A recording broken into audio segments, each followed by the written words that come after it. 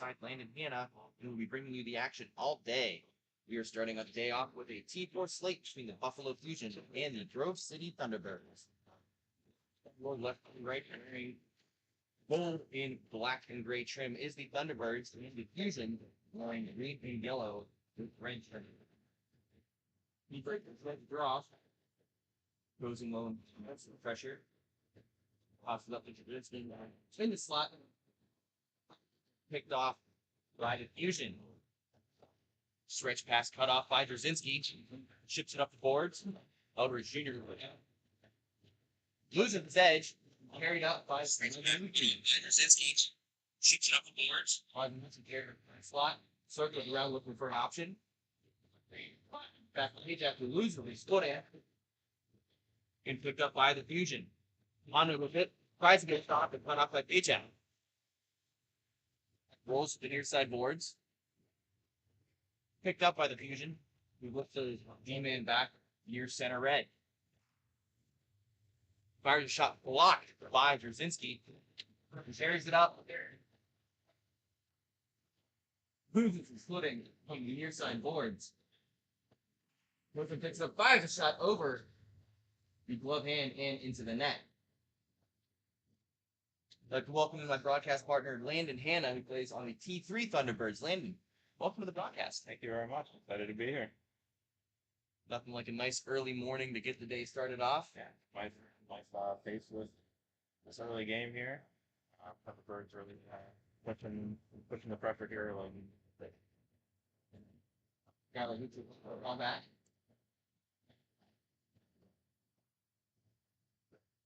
Amick carrying the puck in the middle behind the net. Pressured by two Fusion defenders. He banks it off the board to Drzinski. They look to reach it up the woods.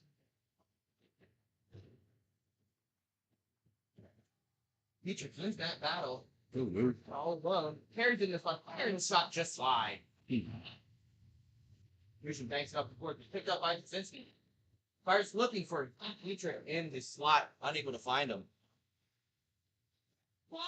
Jordan Amick carrying the puck in his own zone, being pressured by RJ Cicero. Looks for his man, Skylar Dietrich, misses the puck just out of reach.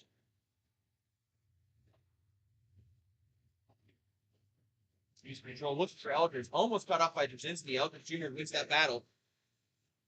Fires a slot, saved by Brandon Britton. Drzinski with an excellent back check. Fusion control the puck in the slot. RJ Cicero with the puck. Carrying around net. Close for the wraparound. Saved by Britton. And Dietrich comes up with speed. Dietrich carries the slot. Fires the shot. Saved. And aimed with the puck. And being pressured by the Fusion. Looks for Paycheck. In his own zone. Paycheck back to Amick. Pressure. Tripped up, no call. Fusion with the shot and score. Number 40, Scott Lighting. With the goal for the Fusion, getting them on the board and start things off. Goal round 3-4. Nice defensive play there. Yeah, not giving up. A little bit of pressure on the point. Takes it back the other way so long. Yeah. Fusion started the day off right with an early goal here on Championship Sunday. T-Birds control the draw. Page I took from the stretch pass to Tyler Warner, unable to control. There's a chip to the right hand piece of the defender, and the Fusion control behind the net.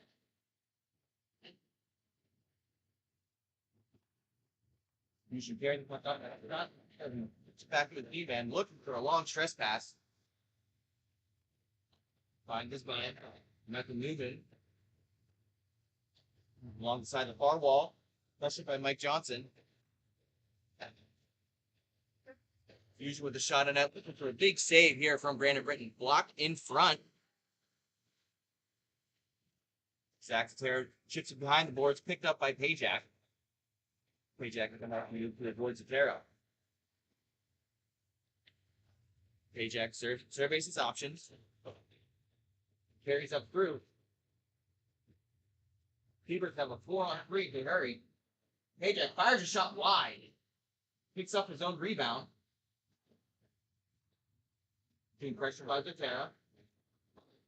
Paycheck able to win that battle in the low corner. Then himself looking for a couple options fast and finds Amick. So Blanco right shot aimed at him. Smart play there by Mike Johnson. He pucked on net. Slowly things to get like a rebound. Finds loose change there. Puts it around.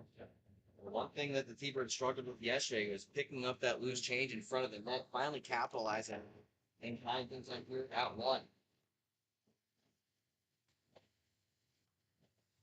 Region controlled the draw, looking for his man up the corner. That's Arctic Cicero. Battles along with Payjack along the right side boards. Cicero carried below the net. Picked off by Jasinski, looks up and banks it up. Luski with 2-on-1. Off pass in the slot, picked up the gun pass. And the team were able to corral that puck. Carry up by number 95, that's Conway. Picked off by Vincent with a 2-on-1. Vincent fired a shot, but picked off and should find to where the net. Usually with that puck, Jackson Harris with the puck. Third thing, chips it up long, stretch backs up to Conway. But Jasinski able to head that pass off and chips behind his own net to Payjack.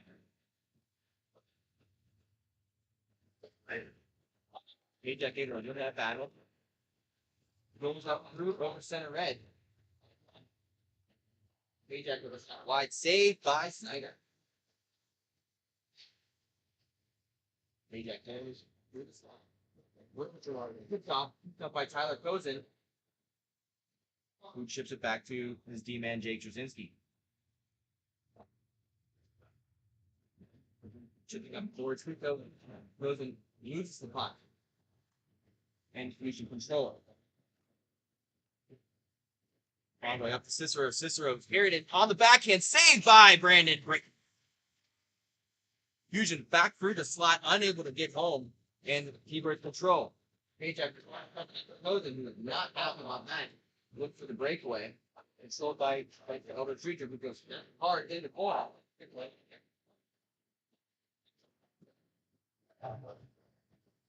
And you have a third down. Hey. Camera center. Tripped up by the jersey.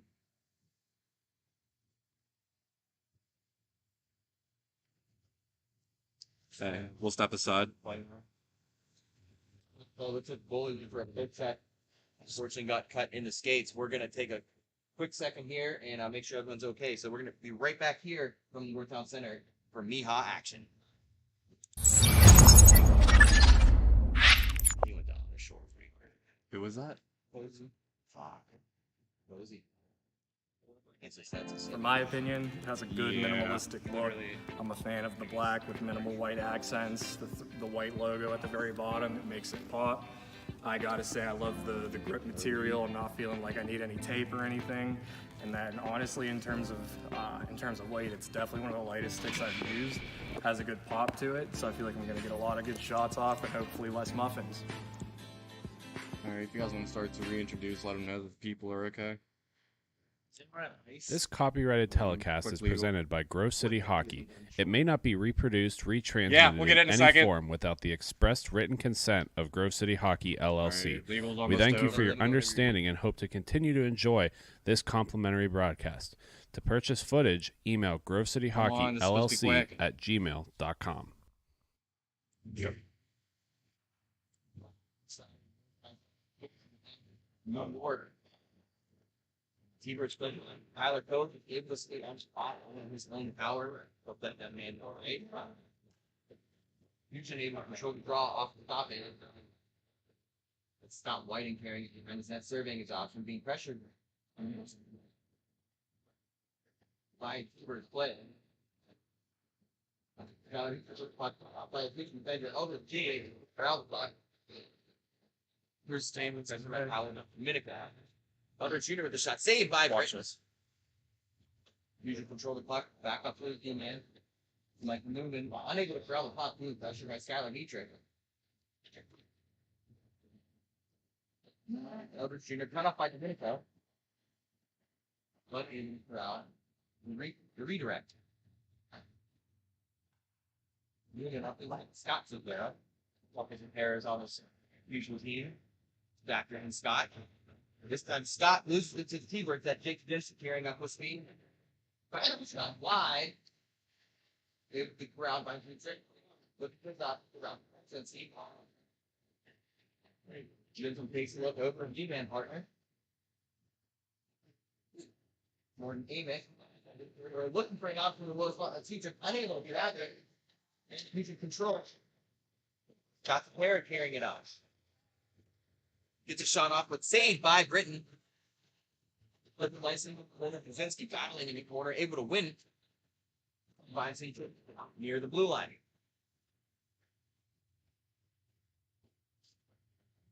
Thunderbirds really getting after it, controlling their play.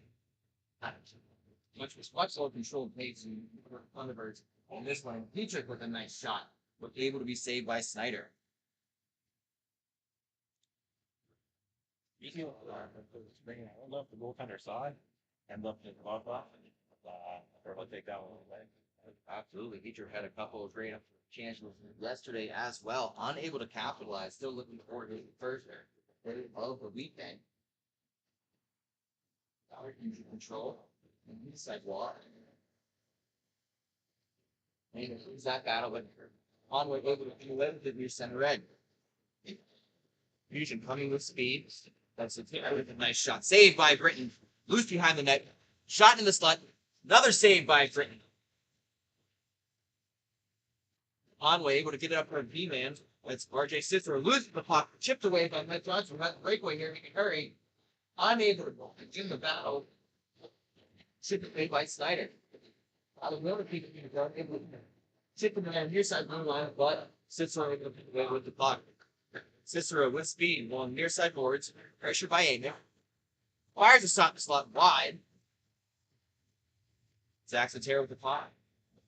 Fires a shot saved by Britton.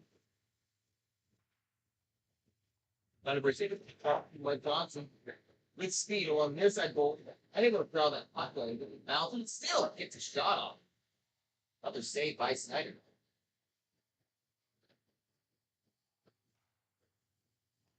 Usually controlling chip up center, but able to be deflected by Johnson. Johnson dropping puck along the other. Shot save, another save. Loose puck, but another great opportunity for Thunder defense. On the confusion going in front, but there is a shot. But it looks like we are going to have a penalty. That puck did go in the net, but it looks like the penalty was called prior to the shot. Looks like we have an interference call here in the slot. Looks like Cicero. Let's take it to the net. In a hold of Peyton. Right, Cicero with the penalty. And it's going to be a rough.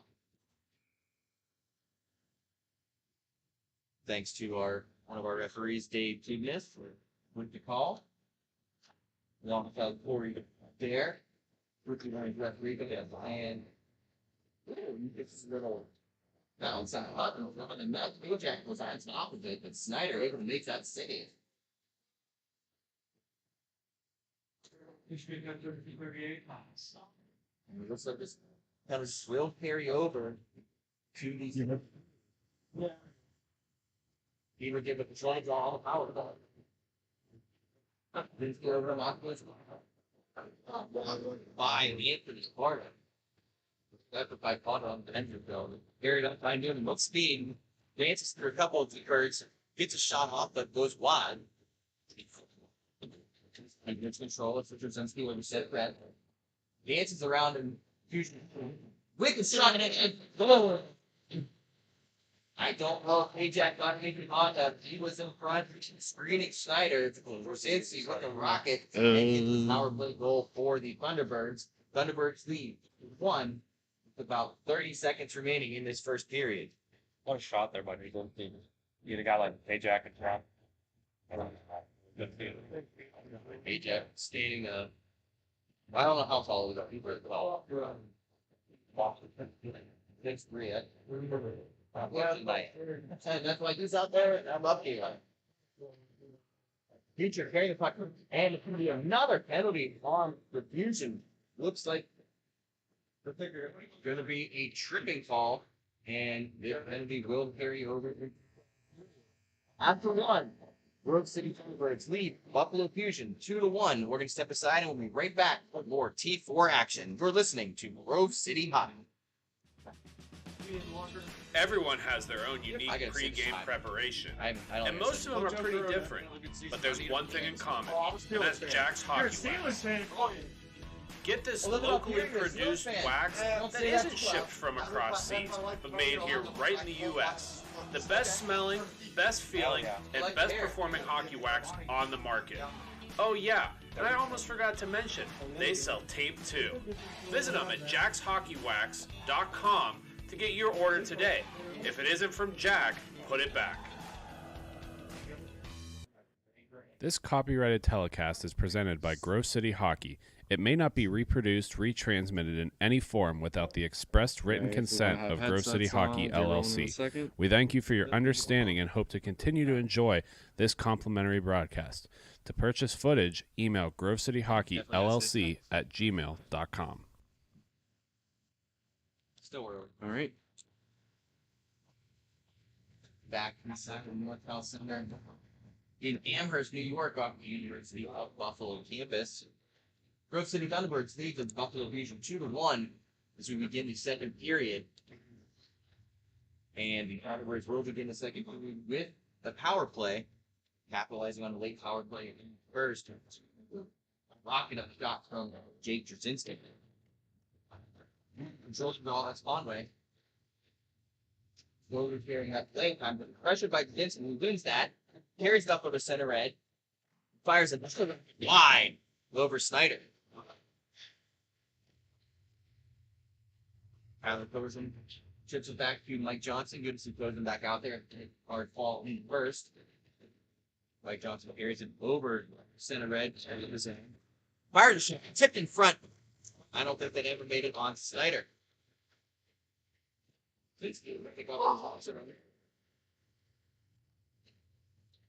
Looks for an option.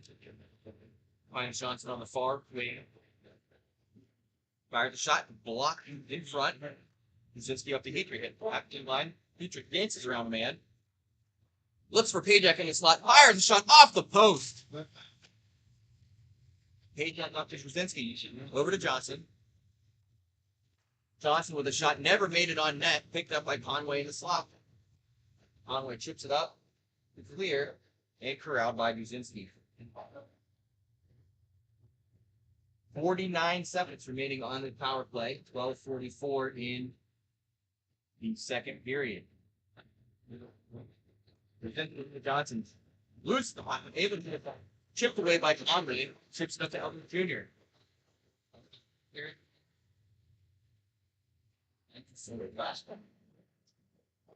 Elton Jr. fires it back to Conway. All the way to the most fun. Expired down there. 20 seconds remaining on the power play. Jasinski up to Johnson. Harrington over center red. Johnson on the near side wing. Looks for his Pajak in the slot and unable to find him. Then picked up by Whiting. Up to Conrad. Pressured by Dietrich from Minden. And that'll do it. Power play for the Thunderbirds. 0-for-1 on the day. Featured low slot, dances around a couple people, looks for Johnson in the slot, finds it, and scores! Mike Johnson puts the Grove City Thunderbirds up 3-1. Time of that goal, 3:20 of the second period. Smart play. Get to the front of the net. Cause havoc. And Mike find himself a rebound or carries it on. Mike Johnson able to find it in the load slot, almost from his T-star, it looked like, in that blue crease. Thunderbirds are rolling here to start Championship Sunday. here in this wood.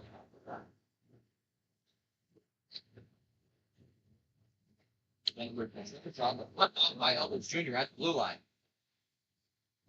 Looks for a man. That's Newman down low. Fired inside and chipped in by Elvis Jr. And the Fusion roaring back. Bring it back within one. Looks like Thunderbirds just got caught in their own disc. Try to stretch this out for a little too much. And Fusion pick it off, turn it the other way, and that's what happened. They're looking in the back of your own net. And much eating goal for Fusion, who stopped bleeding. Wozlowski with the shot saved by Snyder. 10-14 remaining in the second period. Amick unable to corral that, picked up by Newman. The shot wide down at the off the orthodox. In the pocket. And the Thunderbirds from the head. Over to Mark Wozlowski, who fires one chipped up into the netting. And we'll have a face-off on the far side wall. Check that. The near side. 9:40 remaining in the second period. Grove City Thunderbirds lead the Buffalo Fusion 3-2 on an important game to start the weekend. Both teams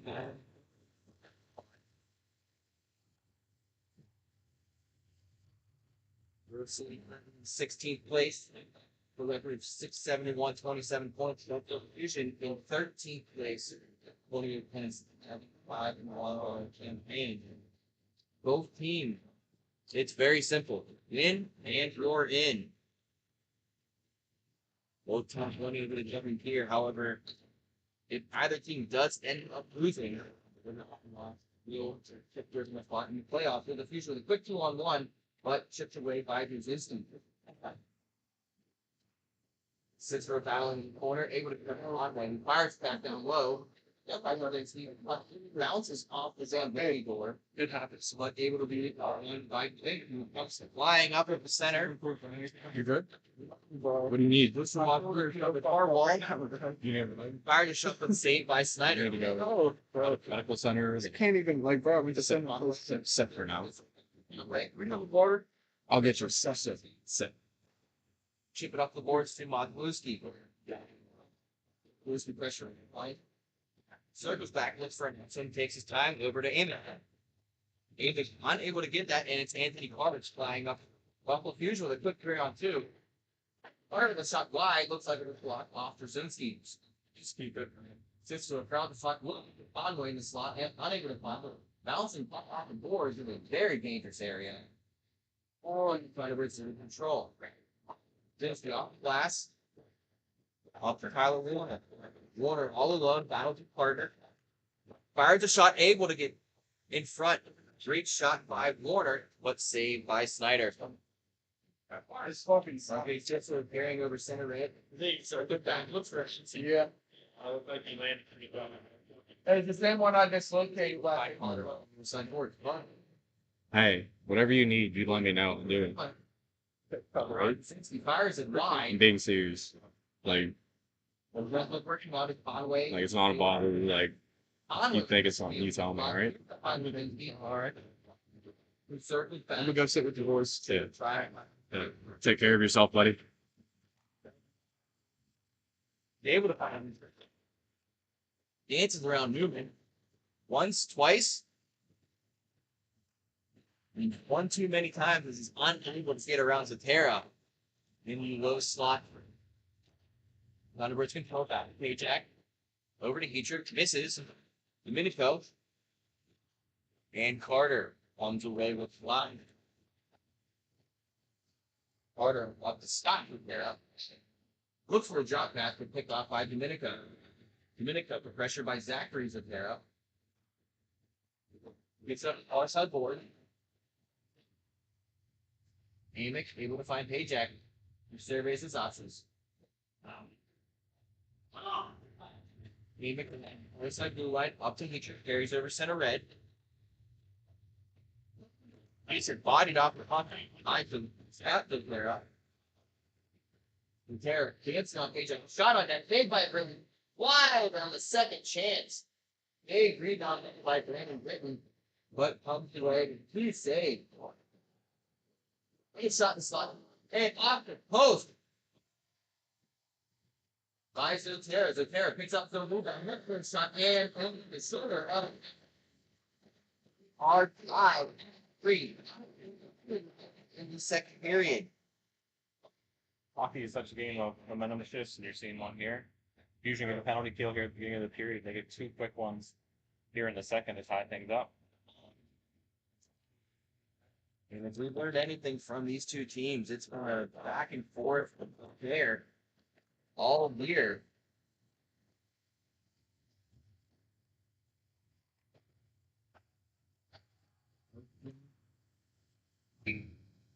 Battling hard, and what we've been hearing talking to Thunderbirds players, there's a little bit of a rivalry forming between the Thunderbirds and the Buffalo Fusion. The Thunderbirds took 2 games so far this session, so the Fusion are looking for their first W against the T4 Thunderbirds this season. Well, this would certainly be an important one for North Fusion.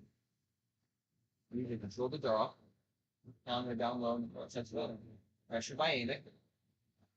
Conway would have been in man. Looks for a man in front. Misses. That's Cicero in front. I didn't even corral that pass. A couple of pieces there bump into each other, and Kajak able to come over the pocket.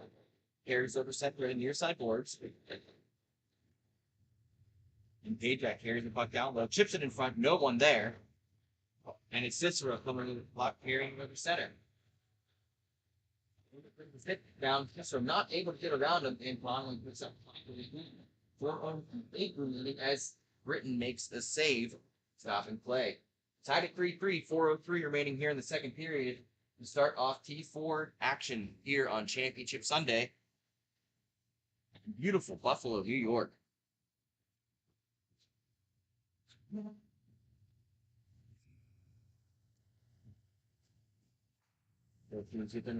And it's able to win that back to Elder. The bounce of the puck carried away by Johnson. Johnson coming up with speed. Gets a shot and saved by Snyder. Johnson looking for that 5-hole, but shut down by Snyder. Johnson crowds the puck, looking for an option. Tries to get the shot, but that's blocked by the Fusion.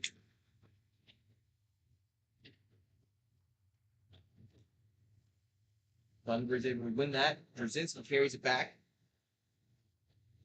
Amick drops it back from him.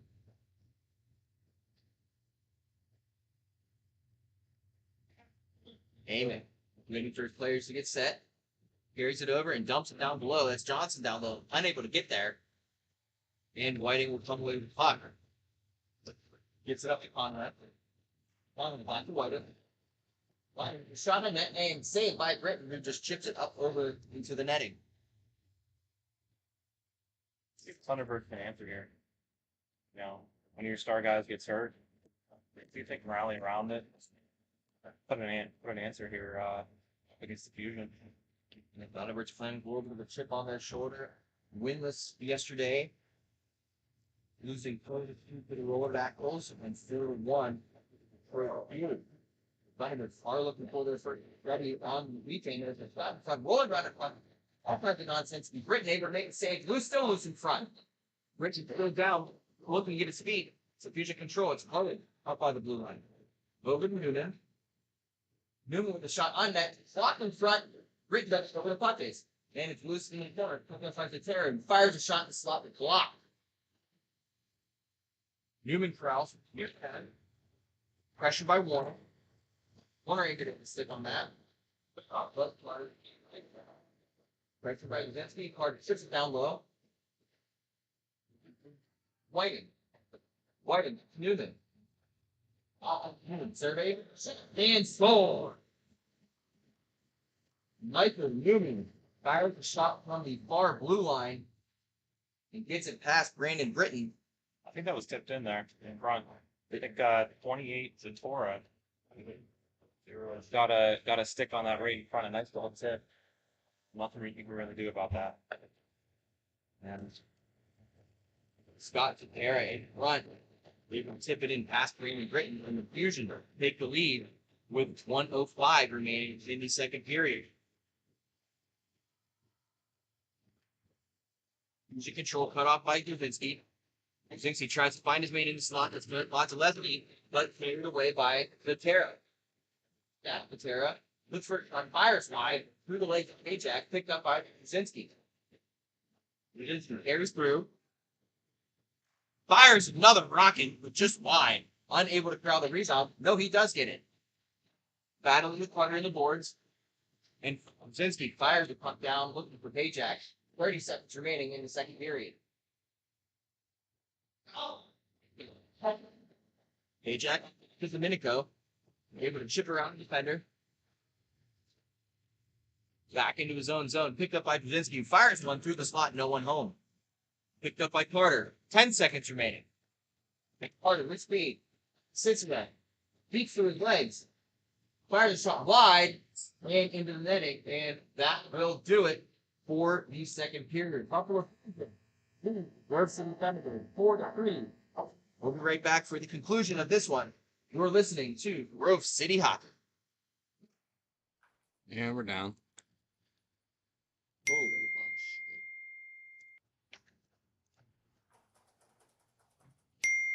I'm bringing a solid shot.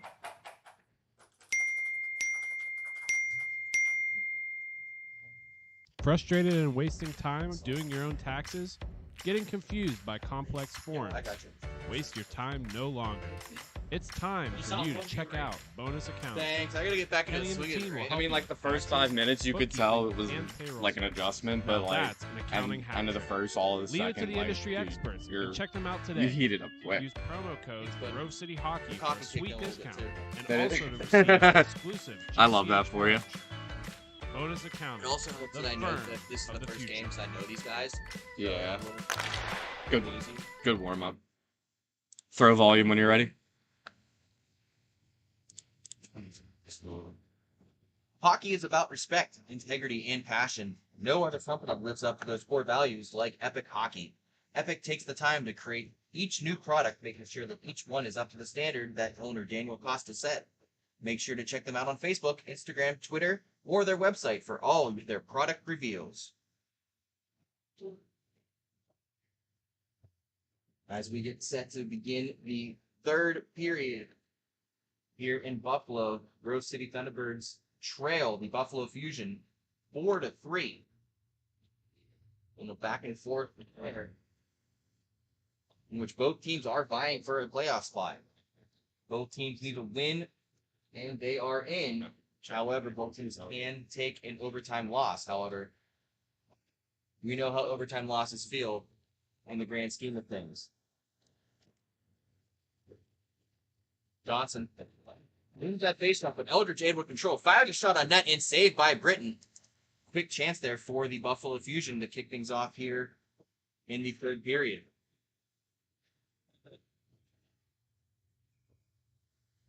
Both teams reset for zone draw. One by Cicero. Back to Whiting. Whiting down low. Able to find Conway on the far side wall. Conway looks back up to Eldridge. Eldridge over to Whiting.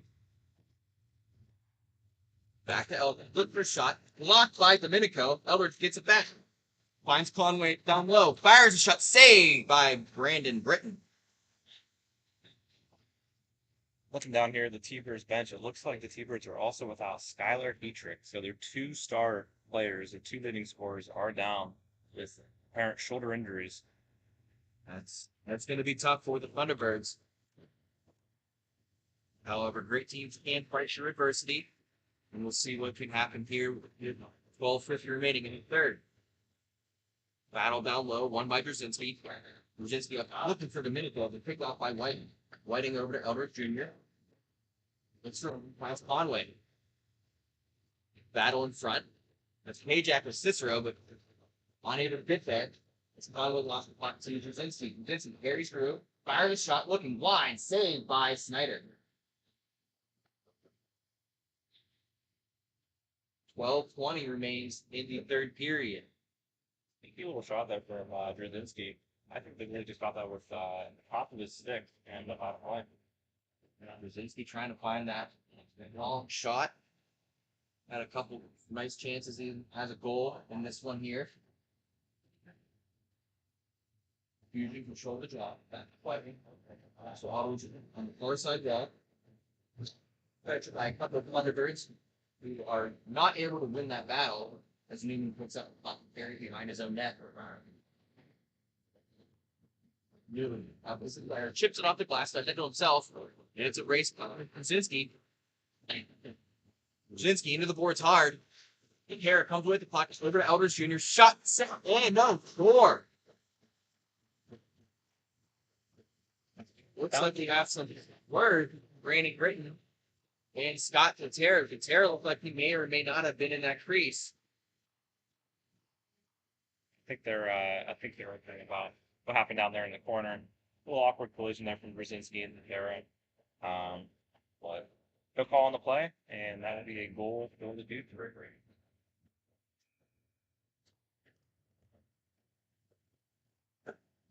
We do have a good goal confirmed. Buffalo Fusion take a 5-3 lead over the Grove City Thunderbirds with 10:52 remaining in the third. Modzuliski pressured by Newman. Back to Paycheck. Smith off the far side of boards. They able to find the Fusion around the clock behind their own net. Tara up to Newman. Newman back to Tara. Tara and his brother both the toes down low, but unable to connect. Dropped by Paycheck after Modzuliski. Unable to control. A Cicero chipped it back to Zatera. For what? I don't know. Tara back over to Cicero. Check out the Cicero stream. shot that save the stream. Yeah, it's not Brandon Gritton. It was a little lively, but I couldn't tell if it was the 10:06 remaining feedback from my computer. in the third period. But so Everything else, Thunderbirds can answer here. They thought take shift. We want to get the momentum back. I only got like 88 pictures. It It is what it is. This next goals if we ever saw for. With the incident that occurred. And Yeah. which We're missing two players. play But really shifted here. And I mean, all of our responsibilities and everything. went to the roundabout. Or zone. Yeah. Mike John, Yeah. great We're all individual good with effort, this. able to get a nice backhander. Okay. I just wanted to make sure Later. if anything I needed to keep an eye on from the transition to the next game. 9:30 remaining here. I'm trying to figure out his next game. Play that by 8:50 and then your game's at 9:40. Yeah, so I'll be good. I'll be for pool and then like my situation there. I would As we try to do. keep the one period. See if we can In a get big people one walk at in like so it's not with mine taking a shit before. It's not exactly like an emergency, so for that, whatever. I hope we lose and we're done. Sounds good with me. Takes an awkward I can at least take pictures from one period and probably of the fusion. just to kind of let you know where I'm at, but like I said, make sure we're all doing things here first and we'll go from there. Mm-hmm. Johnson back to She did real fucking good. Not being biased. Sorry for saying this is the view binder. Ajax with that long stick. Reading havoc for You can't see the screen on it, so it's basically blind shooting behind to his the open net, top. pressured by Conway. So Ajax up to all Amick. things considered, though, Amick carrying one hits down boards over center red. for the standard, I think we're doing well. Yeah, Amick in front, shoots and saves. that's all I need Another from you. taking the low slot and another great save by Jordan Snyder. 8:15 remaining in the third. Snyder keeping his team ahead by 1. Person went back out there. Like we have, I think he just was on the back here. Down on the bench that whole second period. I think we took one shift. Sky took his shirt off. Okay. That's that. He hasn't been out there. That's the Fusion compilating this one.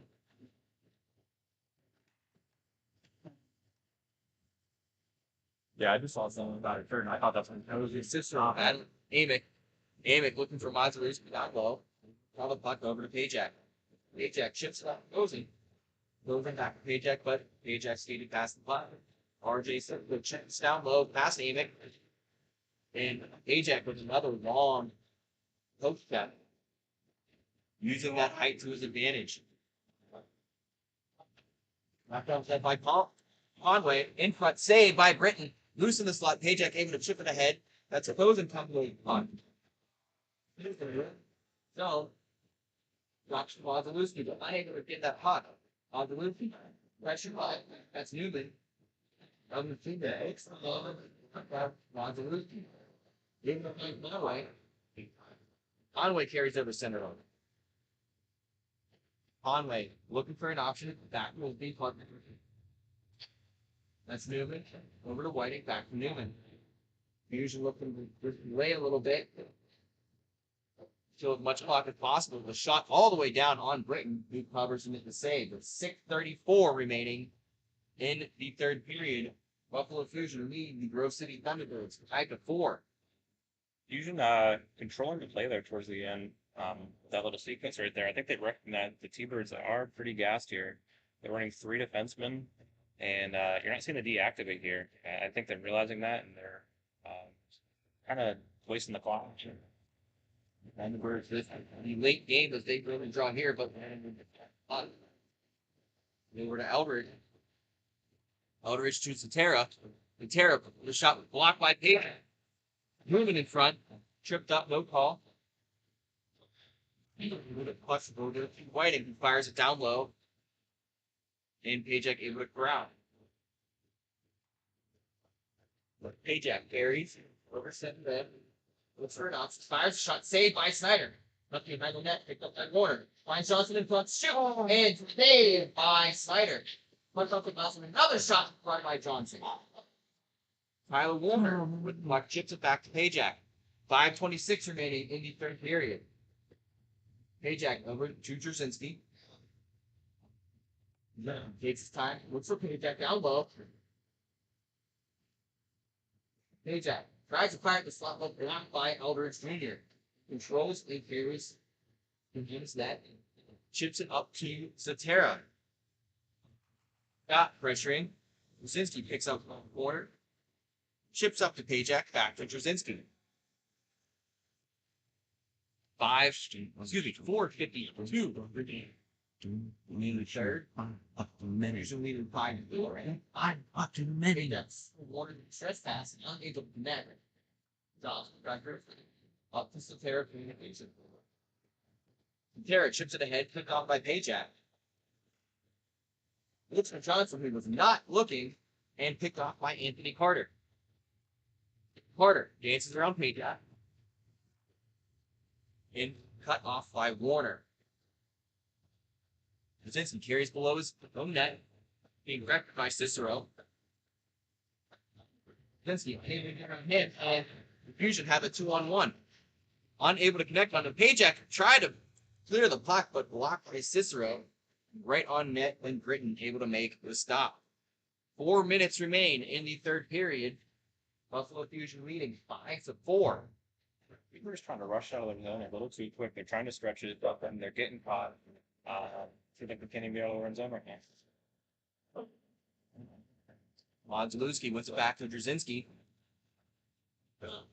Drzezinski looks unable to connect to Wazalewski on their side and far side boards, but carries around below his net. Wazalewski off the near side. Looking out, carries it in the slot. Dancing around Carter. Gets a shot, and we are going to have another penalty.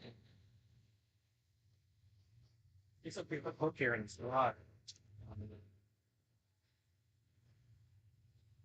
So like Anthony Carter is going to be go to an end.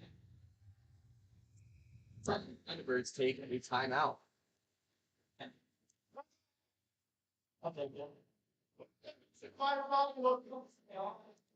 Anthony Carter pushing penalty. We're going to step aside real quick here. T-Birds timeout. You're listening to Grove City Hockey. Have you let office hygiene get away from you? I can't. Place of work starting to stink? Yeah, I'm not used to It's the time to call MagiClean. But yeah, just if you get a time Windows? like that, Check. Injury, if it seems Washing? like Check. feel free to send a break. Or General just cleanup? have to do a quick Check. 10-second leave and Now that's a Magi get Hattie. off things over. Reach out for your free consultation today. Intermission, 30 second Keep the timeout. cleaning to Magic. Long intermission, 30 second timeout, yeah. So they should be going here. You can volume up when you're good.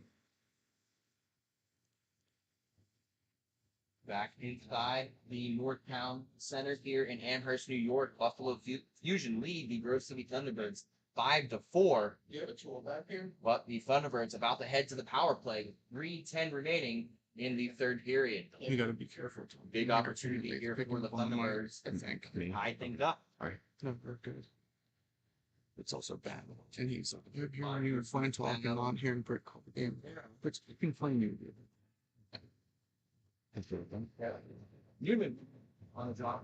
How did you this in the slot for Warner, unable to pull the trigger. Warner up to Johnson, over to the 50. But this fires her back.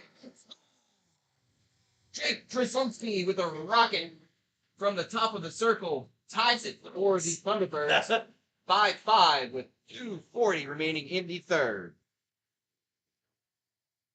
I think pretty sure I mean, probably already had 3 shots.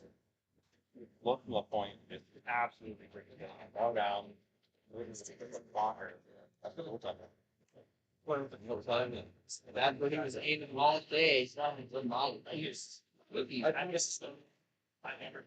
Fusion controlling 2:15 remaining. Newman with speed. Round shot wide, but controlled by Terra in the low corner. By Amex, so Terra looking for a man up front, unable to find Warner crowd. He can just break skates around Newman. They need 5% of the by Newman. Chips it up ahead. Cut off on Krasinski. Fires it off the glass. And back is done. 1:45 remaining in the third. Hubbard Jr. Gets around him. A nice little move. And maybe that for Conway. Fires it over to the Terra. Terra in the low slot. Shoots. And wide. And corralled by Elders by the red line. Back to Conway. Gets around Johnson. Fires a shot. Saved by Britton. 1:20 remaining in the third period. 5-5 your score. And as with MIHA action, stop clock within 2 minutes. Game within 2 goals. So all stoppages will have a stop clock from here on out. Push the draw forward, unable to crowd, pick it up at 5. The Terra over to Conway, chips it down low, looking for Cicero.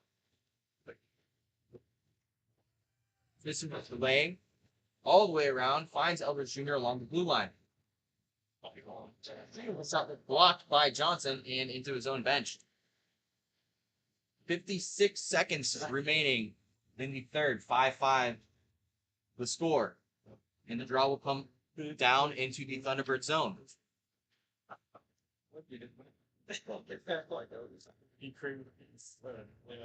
Johnson, RJ Cicero. Cicero wins that back by Johnson. Back to Cicero. Fires a shot blocked by Britton. Conway is here along the near side board. Looks for Cicero below the line. Cicero controls on the far side boards. Fires a shot. Saved by Britton, who corrals the puck. 38.9 seconds remaining in the third. Both teams battling for a spot in the playoffs, a win and in scenario, as Cicero wins it back off the glass, finds Terra. Terra Conway. Conway looking for Eldridge Jr. Able to crowd off the far wing, and another save by Britton, picked up by Cicero, tries to wrap around, gets it back to the near side forward, and another save by Britton. 18 seconds remaining. Fusion controlling play here with another shot, but another save by Britton. Cicero unable to control the puck. 8 seconds remaining. Conway with a shot, saved by Britton, and another, and they score!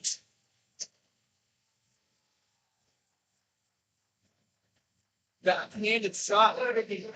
Loose rebound was number 19, Terra, with 2.9 seconds remaining in the third. And the Buffalo Fusion But moving on, here in Buffalo, and they will come away with a 6-5 win over the Grove City Thunderbirds. Up, down, and that will do it. What a way to start off your Sunday here in Buffalo, New York. The Buffalo Fusion coming away with a victory over the Grove City Thunderbirds, and they will take Detroit Fuel. That's worse than 10 p.m. getting like losing in a blowout. Honestly, In the next game between the Cincinnati Hornets and the Motor City Knights. You're listening to Grove City Hockey.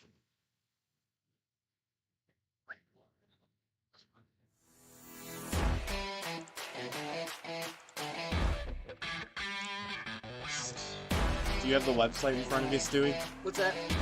Or can someone give me the next matchup? That's a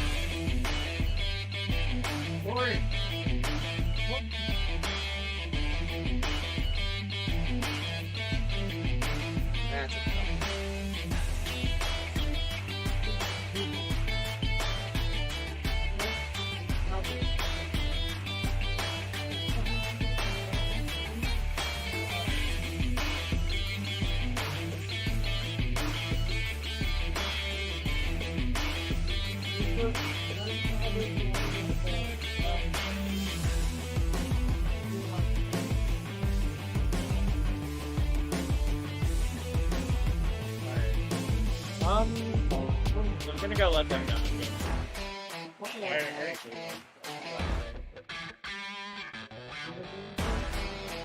Figure they'll probably be out by the end of the first period, and then we can see where we're switching around.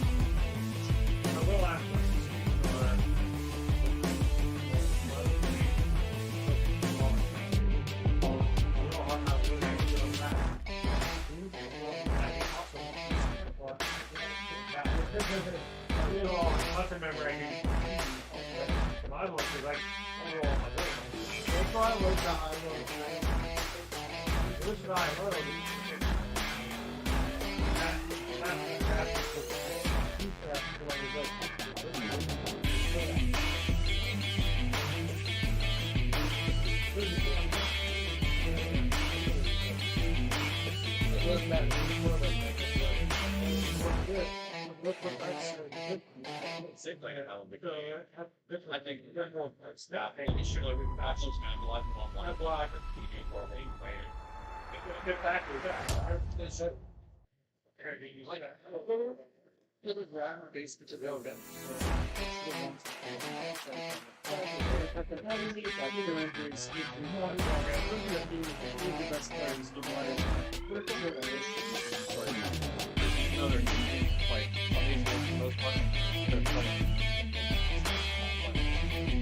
That was a very good game because the winner of that game is going to go to the playoffs. Because it's going to get knocked out. They're not making it. Honestly, They just need one more win. they needed one win. Damn. And they didn't get Damn. the Buffalo Fusion needed one win and didn't. Damn. That was a win to But get in. think of it this way. That's a successful first season. Right? Yeah. Really mean. Especially like. Very somber. I wish it would have ended as the. I mean, I told both. Like, I said the same thing for both teams. It's like if you look back and like the first, like they both like went 0-3 or whatever. Team 3 went like 2-1, like an overtime loss, whatever. But it's like all their games were like 1 goal losses in Team 3. Team 4 wasn't quite as good, but then with 2 championships at falling. It's like if you look back at your first weekend with your fourth weekend in your August, you had a successful season. Like there's nothing to hang these on. But camera's gonna be on whenever you want to mic up Stews. Is anyone hopping on, or you want me to go with them? I can do it. You can go with it. Whenever you're ready. Customers. Welcome back to Buffalo New York Town Center here off the campus of the University of Buffalo. Next game of the day between the Cincinnati Wolverhampton and the Motor City Knights. Cincinnati with the white jersey and pants, and the Motor City Knights in all black. Cincinnati controls the draw. Morton looking to crowd the puck, but unable to get to that. Low chips it back to the line. Fires it up to Colin Cox. Cox carries it over center red. Looks for his teammate who fires a pass into the slot. Unable to get his stick on it was Blow. But the Knights control play below the net. That's Wozniak with the puck. Roy Wozniak dances around a man, dances around another, and gets a shot and a save by Lockman. Is he related to Steve Wozniak? Those was brilliant. We will have to ask him after the. It's very. You never know. It's very possible. But that's a good look. And for those listening, that is my partner for listening, Flannery, also working in directing. So a man of many talents here for game number 2 of the day. Oh, I wouldn't quite call him talents, but I appreciate you, buddy.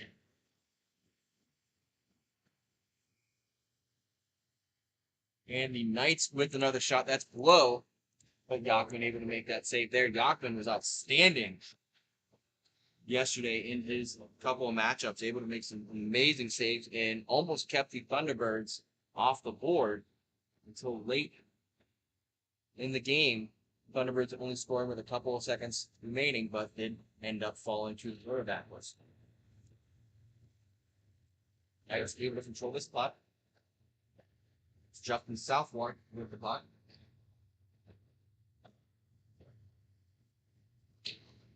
His teammate who fires it back to Colin Cox.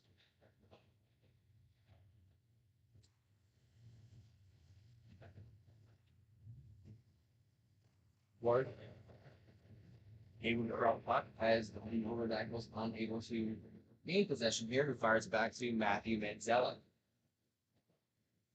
Manzella fires around the boards over Cox. The puck being pressured by Morton.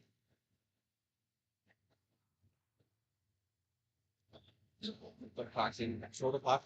Slips in the puck, fires a shot, saved by Yachman, wide, loose behind the net. But Morton able to cut away with it. It's Brett Morton. Fires it over to his brother Tyler. He's able to carry up over center red. Pressured by Bornfish.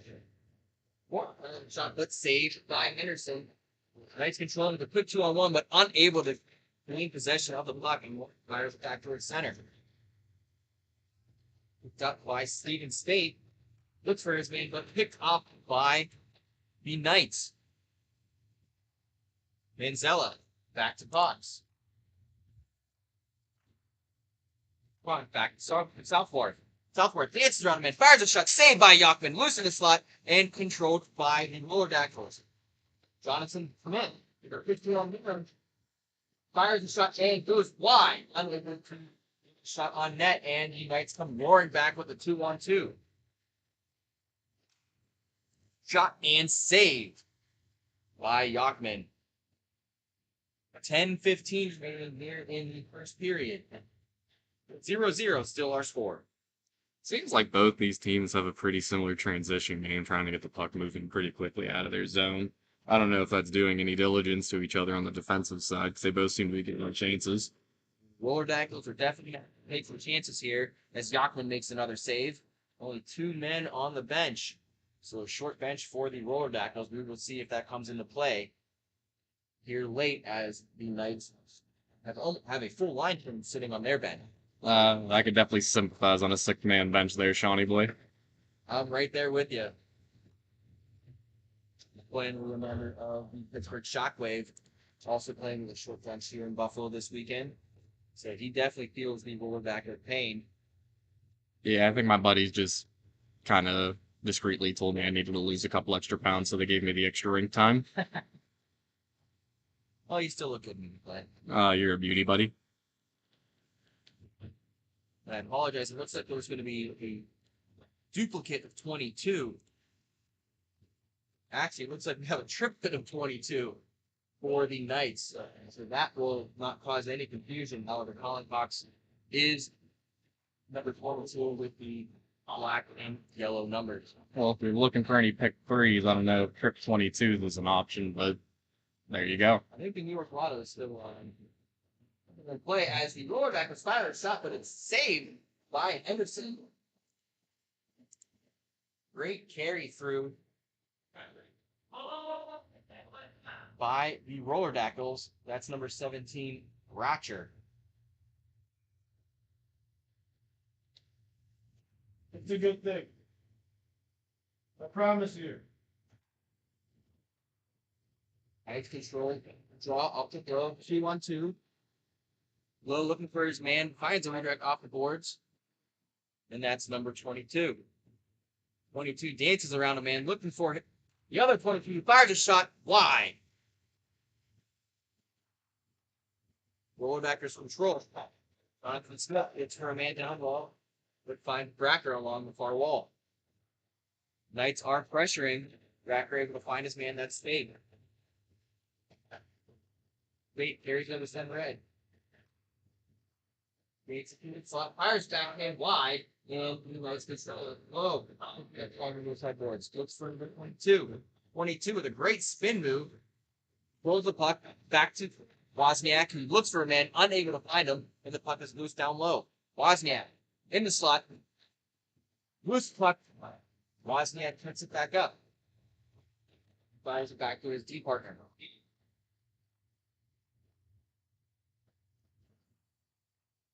We're going to have to figure out a name for all these number 22s. I gotta say, it's probably gonna make your life easy in the call if you only gotta remember dream.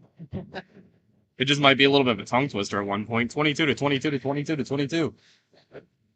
It'll be orange 22, red 22, and then Colin Cox. Make it nice and easy. It says Cox control. Bouncing puck here. Cox able to control along the near side boards and carries down low. No pressure from the roll back, and he's able to pick it up to Justin Southwark. Southwark back to Cox. Cox dances around the lane and the wrist up, fires it back and then saved by Yachman. And Zella with the shot loose and down low. Not sure if Yachman ever saw that one coming in. Here's Southwark. Dances around a man, carries and fires, but blocked by Smith. Southwark grouse one around. Battle on the boards and won by the Zolodactyls. Carried away by John Salati. Salati fired a shot foot side, saved by Anderson. Wayne Cox controls. Cox has one-on-one breakaway here. Dances around and fires a shot wide.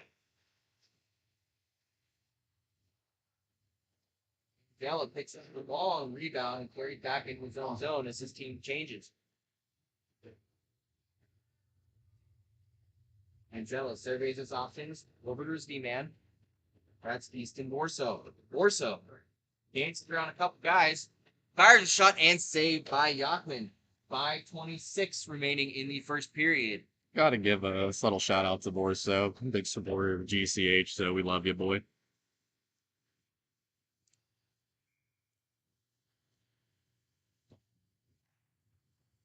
Knights win the draw. That's Southworth along the far side wall. That's for Cox on the near side wall. Cox fired a shot wide, tipped in front by Borso, but goes wide. Southworth looking for Borso back in front, unable to control that puck. And the rollback is on the way with it. It's Spade along the far side wall. Spade carrying through, fires shot, wins. Well, and Lucas is putting there along the little pizza sign. And Manzella carrying it. Southworth fires a rocket and saved by Yachman. 4:33 remaining in the first period. Gotta say, this goalie is definitely showing his colors of the week and continuing his impressive performance. Yachman with another great glove save. as we face off. It's now red number 22 to orange number 22. Here we go, Flan. I figured it out. At least we got a system down. I don't know if it's the best system, but it's better than nothing. Orange 22. Back to Wozniak. That's a good time to throw it to anyone there watching. If you have any indication of name of these mysterious number 22s, let us know. Listen, Speedy, I had the roller that was trying to pound one home, but Anderson strong to his post. Then the deep low carries it up through the slot, unable to get Trout off, as Morton able to get stick on the ball. 22 back to Wozniak. Wozniak fires it deep to orange 22. His low fires a shot saved by Yachman. Loose in front, picked up by the roller tackles. Back to a man. That is Morton with the puck. And ships it over to Jonathan Smith. Smith back to Morton. Dances around Red 72. Able to get around. No, not able to get around Lockport. Good stick was there by Troy Wozniak. Morton finds Jonathan Smith. Smith with the wide. Blow unable to get to that rebound. As it is corralled by Rocker.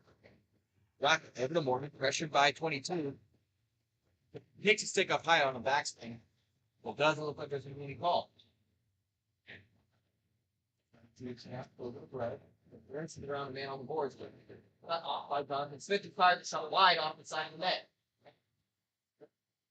22 over to Low. Timothy Low back up.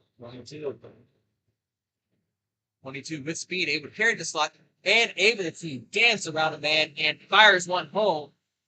2:03 remaining in the first period. And the Motor City Knights takes the lead 1-0. You almost gotta wonder here, Sean, is there some form of advantage, like a power-up if you have 3 22s? Like, does that boost your stats in any shape or fashion?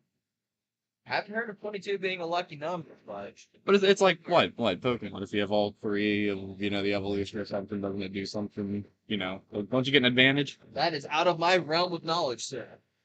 But I will take your word for it.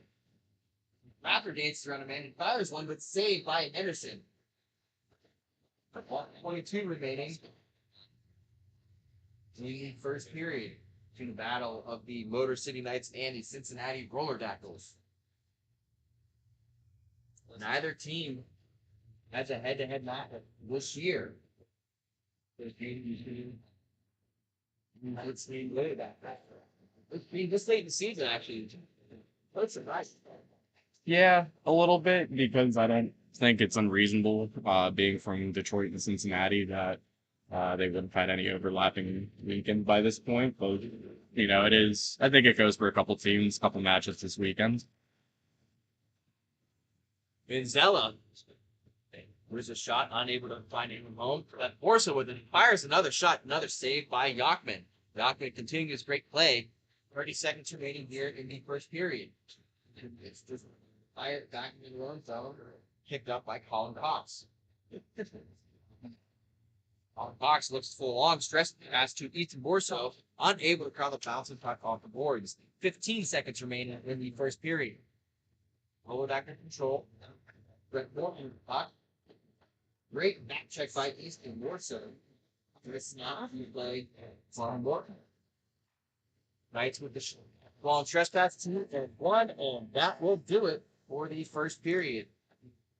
The Motor City Knights the Cincinnati Royals with 1-0. So we'll be right back with second period action. You're listening to Grove City Hockey.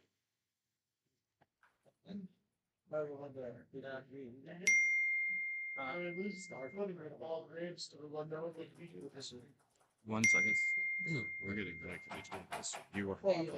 Okay. I don't know if people can. Frustrated and wasting time doing your own taxes? Getting confused by complex forms? Waste your time no longer. It's time for you to check out Bonus Accounting. Kenny and the team will help you with taxes, bookkeeping, and payroll services. Now that's an accounting hat trick. Leave it to the industry experts and check them out today. Use promo code Grove City Hockey for a sweet discount and also to receive exclusive GCH merch. Bonus Accounting, the firm of the future.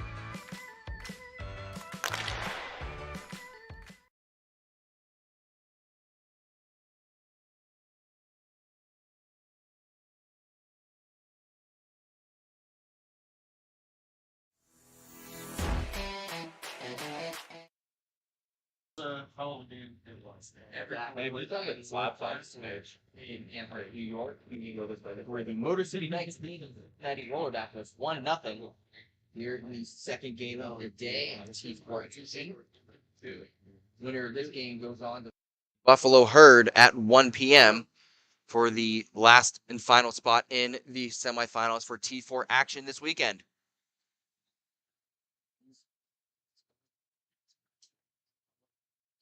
Motor City Knights having a rough go at it yesterday, losing 2. Rolodactyls able to come away 1-1 in defeating our first game's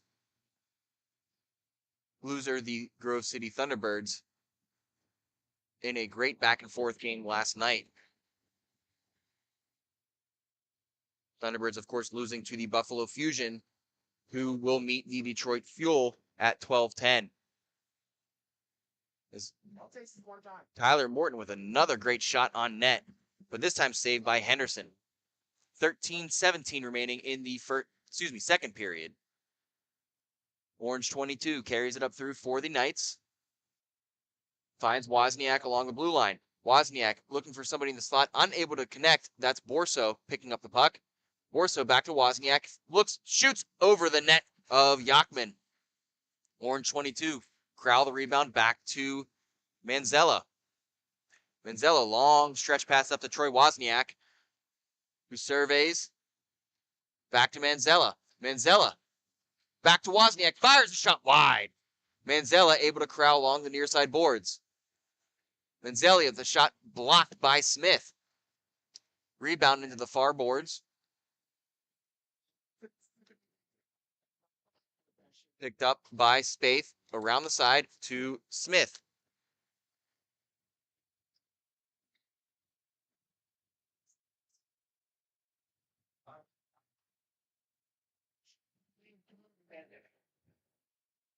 Orange 22 carries the puck for the Knights. Ooh, sneaky shot there, but another save by Yachman. Yeah, Sean, the rebound control of Yachman is going to be really important in this game. It's going to be a really tough battle for the Motor City Knights, but they've had a lot of good shots so far throughout this game, and hopefully they can get a couple more good opportunities.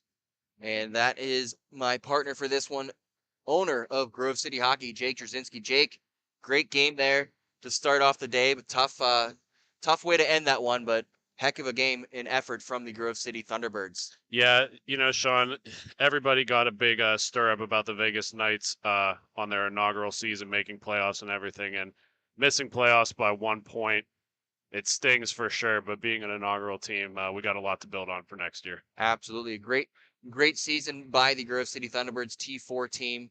And we'll be seeing the T3 team in action later on as Justin Southworth fires one over the glove side of Yachman.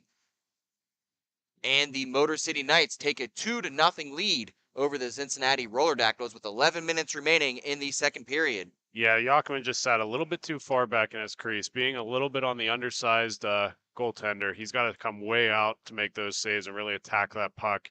But Knights enter the board once again.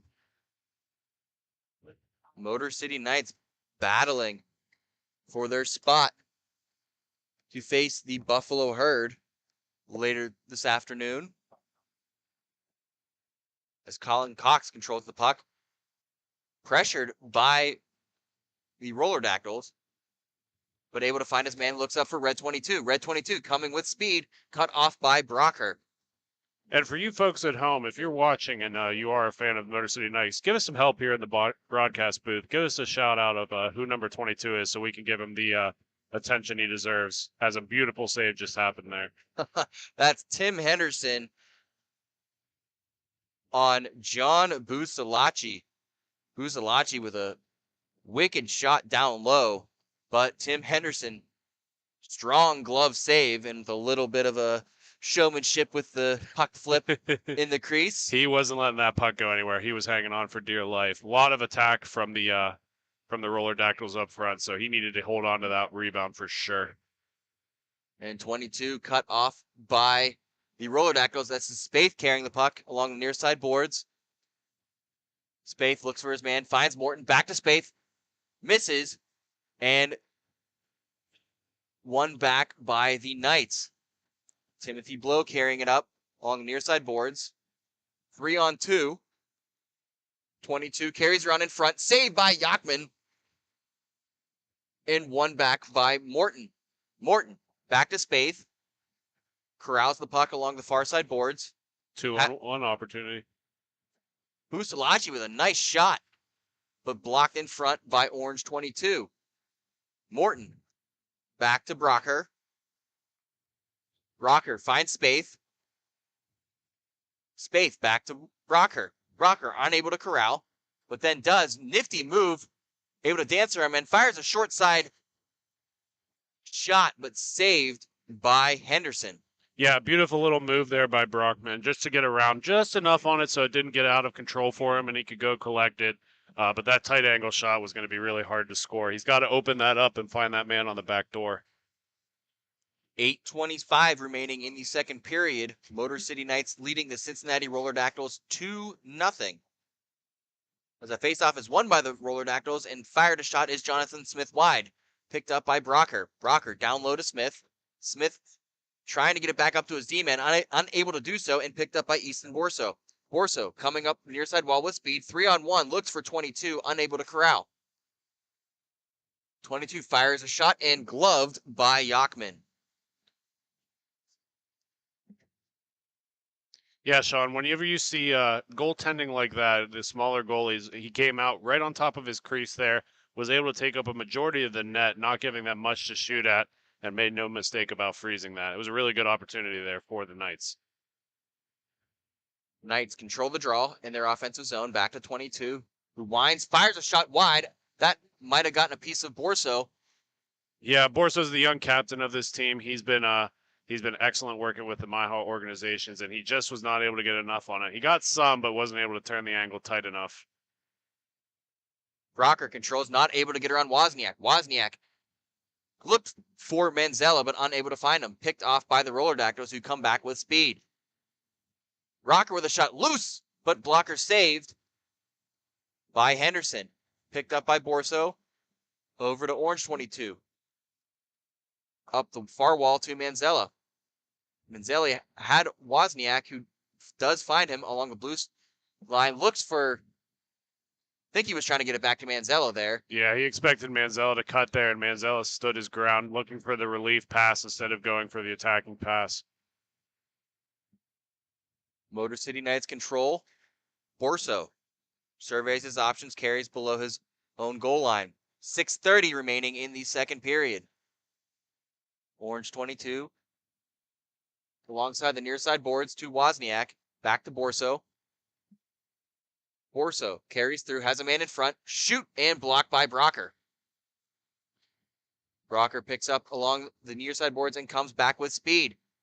Transition game, a big part of both teams' gameplay today, as Brocker with a shot saved by Henderson. Another shot save.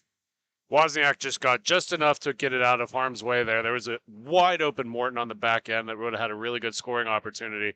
Great defensive effort by Wozniak right there. And the Knights come back with their own 2-on-1 chance, but Borso shot it wide. Roller Dactyls coming back. Another 2-on-0 and a nice tip in by Morton. Yeah, that was almost too easy for the Roller Dactyls there, Sean. Morton didn't even need to move his stick, just hold it out for the easy deflect right in front. It's 1-2 hockey.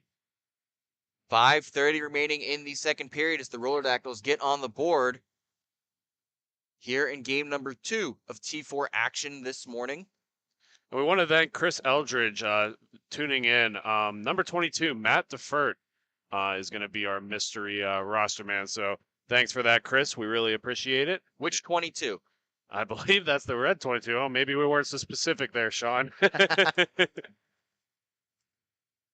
Chris, help us out. We're listening. Rolodactyls control below their own net. Spaeth looking for Brocker, unable to connect. Southworth down low. Nifty move there by the Knights, but the Rollerback was able to come away with it. Fires it up to clear, but cut off by Cox. Cox looking for Blow, fires a shot wide and over the net. He had that top shelf, Sean. He just put a little bit too much mustard on it, cooked it high over the goal. Almost hit the referee in the head. Good ducking by him there. That's Dave Tubness in the far corner, dodging that rocket of a shot with 4:15 remaining in the second period. Southworth waits for his teammates to set up. Back to his D-man partner, who carries it through. Dances around Smith, fires a shot, saved by Yachman. Yeah, look how far out Yachman's coming out now. He learned his lesson early in the second, and he's coming way out to attack these pucks, and he's making no mistake about it. Yachman definitely playing with some confidence here this weekend. And once again, showcasing his talents. And Sean, I have a little bit of insider information from playing against him yesterday. His glove hand is electric. You're not going to score glove side on him. You got to go low, or you got to put it right above the blocker. We'll see if the Knights heed your instructions. As Busalachi battles, but cut off by a couple of Knights players who control the puck. Oh, wow. Blow tries to dance around a couple of Rolodactyl players, but unable to control, and does so. Fires a shot through the slot and blocked by the Rolodactyls. Chipped up ahead and controlled by Cox. Cincinnati now starting to up the pressure a little bit. Cox carries through with speed, dances around Spaeth. Carries down low. Cox still controls the puck. Has a man up high, and that's Orange 22. Well, one of them is deferred. We just don't know which one. All right, we got Chris helping us out once again. Defert is number 22 on defense. That's Orange 22. That makes it nice. That'll help us. All right, thanks, Chris. Huge shout out to you. We appreciate your help. And fans for the future, I'm sure this is not going to be the only roster problem we have throughout the day. So make sure you tune in, subscribe, help us out. We love broadcasting these games, and we want to continue to grow the sport of inline hockey. Absolutely. As the Knights control play with 1:50 remaining in the first period, Cox with a shot wide over the net, controlled by Blow. Blow unable to corral alongside the near side corner and picked off by the Rolodactyls. That's Jonathan Smith carrying it up, near side boards. Smith fakes a shot, carries through the slot, still holds, and fires a shot, and Henderson got a piece of it. Didn't know where that puck was, but it went up into the netting. 1:20 remaining here in the second period. It was the right idea for Smith to fake that shot, but once you come out of that fake, you've got to be churning your legs to create space for yourself. He kind of glided across, and it created an easy opportunity for the D to get across for that. And as we alluded to earlier, the Rolodactyls with a short bench, so we'll see if that has anything to do with the speed of play as the game goes on. As the Knights have a 3-on-2, Wozniak with a shot that went wide, unable to find Mazzella. Yeah, Manzella was wide open on the back door. He just needed to extend that stick a couple more inches, and we had an easy tap-in goal to make this interesting. Spade coming back with speed, finds Brockert, fires a shot wide. But the rebound goes all the way back to center red, and Morton able to pick it up. Dances around a couple of Knights players. Looks and chips it back to his D-man, Spaeth, who's able to win that battle. Spaeth, pressured by Borso, gets around him and unable to dance around Troy Wozniak, who has a quick break. Wozniak Dancing around Brackert, leaves it for Borso. Borso, backhand shot saved by Yachman. That was a good opportunity there for the Knights. They can't get frustrated about that one. They did everything right. It just didn't go their way. Dippert fires it into space as time expires, and the Motor City Knights take a 2-1 lead here into the second intermission. We'll be right back with more MIHA action. You're listening to Grove City Hockey.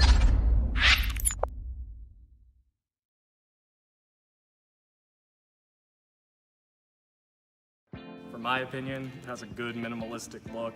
I'm a fan of the black with minimal white accents, the white logo at the very bottom, it makes it pop. I gotta say I love the grip material. I'm not feeling like I need any tape or anything. And then honestly, in terms of weight, it's definitely one of the lightest sticks I've used. It has a good pop to it, so I feel like I'm gonna get a lot of good shots off and hopefully less muffins.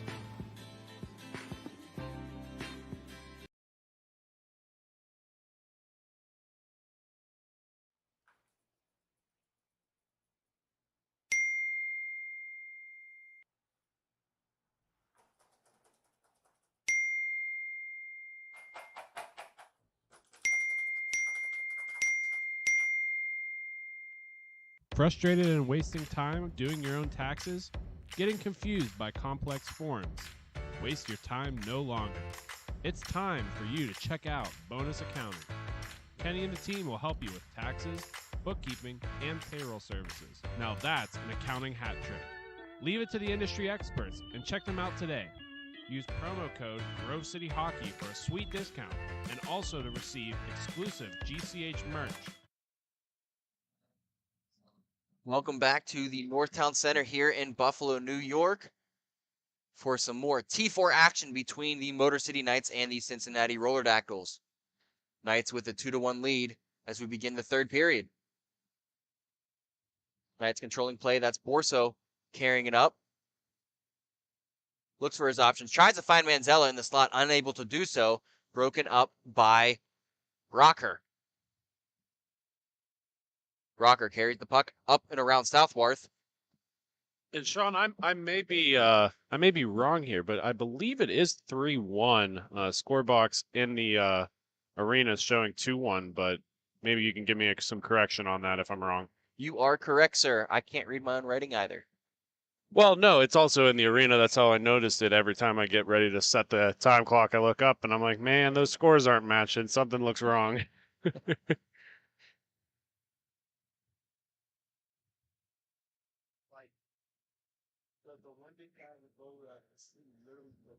Sean, I guess while we're sitting here waiting for the puck to drop, I know you play in some beer leagues. I'll let you make that call while I continue my point. Colin Cox with a rocket of a shot. Gets it past Yachman. Well, Sean, what I was going to say is as I'm sitting here watching my hockey, I'm looking at all of the different jerseys, and all of them are so unique and personalized. And there's nobody better in the business to get in those personalized jerseys. You play ice hockey, Black Biscuit plays ice hockey. You play broomball, Black Biscuit's your place to go. So make sure you visit them at blackbiscuithockey.com for your orders today. John's going to help you guys out. He's an excellent guy to work with, and his designs are sweet. Yeah, both of these teams' jerseys are quite unique, interesting. You name it, they got it. These Roller Dactyls jerseys, the white ones in particular as well, they do have a lighter blue, but I do really, really like these white jerseys with the blue and orange trim. Motor City Knights with a great color scheme, black, yellow, and red. Well, not to mention, Sean, I mean, I can't speak for you, but at least for me, I'm no artist by any stretch of the imagination. People can't read my handwriting, let alone follow my drawings. So they help put the whole design together, and they make it seamless and easy to get your custom jerseys today. We actually just ordered youth hockey jerseys, and next championship weekend, which is at the end of May, you're going to see the refs in brand new MIHA ref uni. So make sure you follow Black Biscuit on Facebook and keep your eyes out for what's coming ahead. 11:06 remaining as the Knights control play here. Shot on Yachman goes wide. Second save made. Yeah, he had the sense of mind to stay down and seal that low end because he knew the second shot was coming in. The rebound was just out of reach from him, but he was able to seal that low and kick that out wide for the breakout. And we do have score correction. Score is currently 3-1 Motor City over Cincinnati.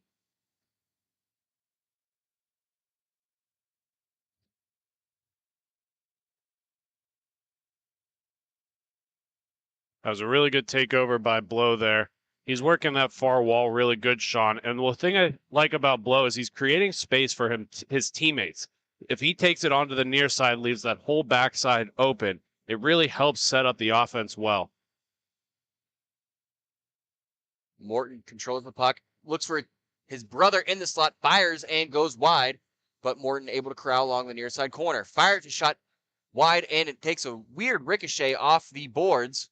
Yeah, those Zamboni doors, Sean, are tough. There's been a couple of instances yesterday, and I know we don't broadcast yesterday games, but just a dump in that's supposed to go around the boards will hit that board and go right in front of the crease. A little scary opportunity there, and yeah, the goaltenders just have to be wary of the conditions they're playing under. Difford able to carry it up through the slot. Through center red. Now through the slot. Fires a backhand, but saved by Yachman. Roller Dactyls control the puck up to Morton. Morton has space. Elects to shoot, and glove saved by Henderson. Yeah, really good save there by Henderson. Unfortunately, not able to hold on to that rebound, giving the Roller Dactyls continuous zone time here, though. But regardless, it doesn't matter where the puck goes as long as it's not in the back of the cage. Absolutely, and with those live boards down on each end, we could be seeing some interesting goals throughout the day. Dayford looking for the other 22. That was a sneaky shot, Sean. That was a little more tricky than the goaltender would have imagined there for Yachman. He really wasn't ready for that one, but got like the weird end of his paddle on it to knock it wide. They don't say how, they just say how many. And Yachman has made many saves in this one here this morning. 8:35 remaining in the third period. Motor City Knights lead the Cincinnati Roller Dactyls 3-1. Brockert carries over the blue line, pressured by Blow. Brockert back to Spaeth. Spaeth dances around a man, looks for Brockert coming back around, unable to connect. Timothy Blow controls the puck, looks for some help, unable to find it, and circles back around. Again, Blow just creating space for the offense to set up the way he wants to, not willing to force it into a bad, precarious situation, and it's worked out well for him. That might be a hook right there. Doesn't look like anyone's going to get the call, though.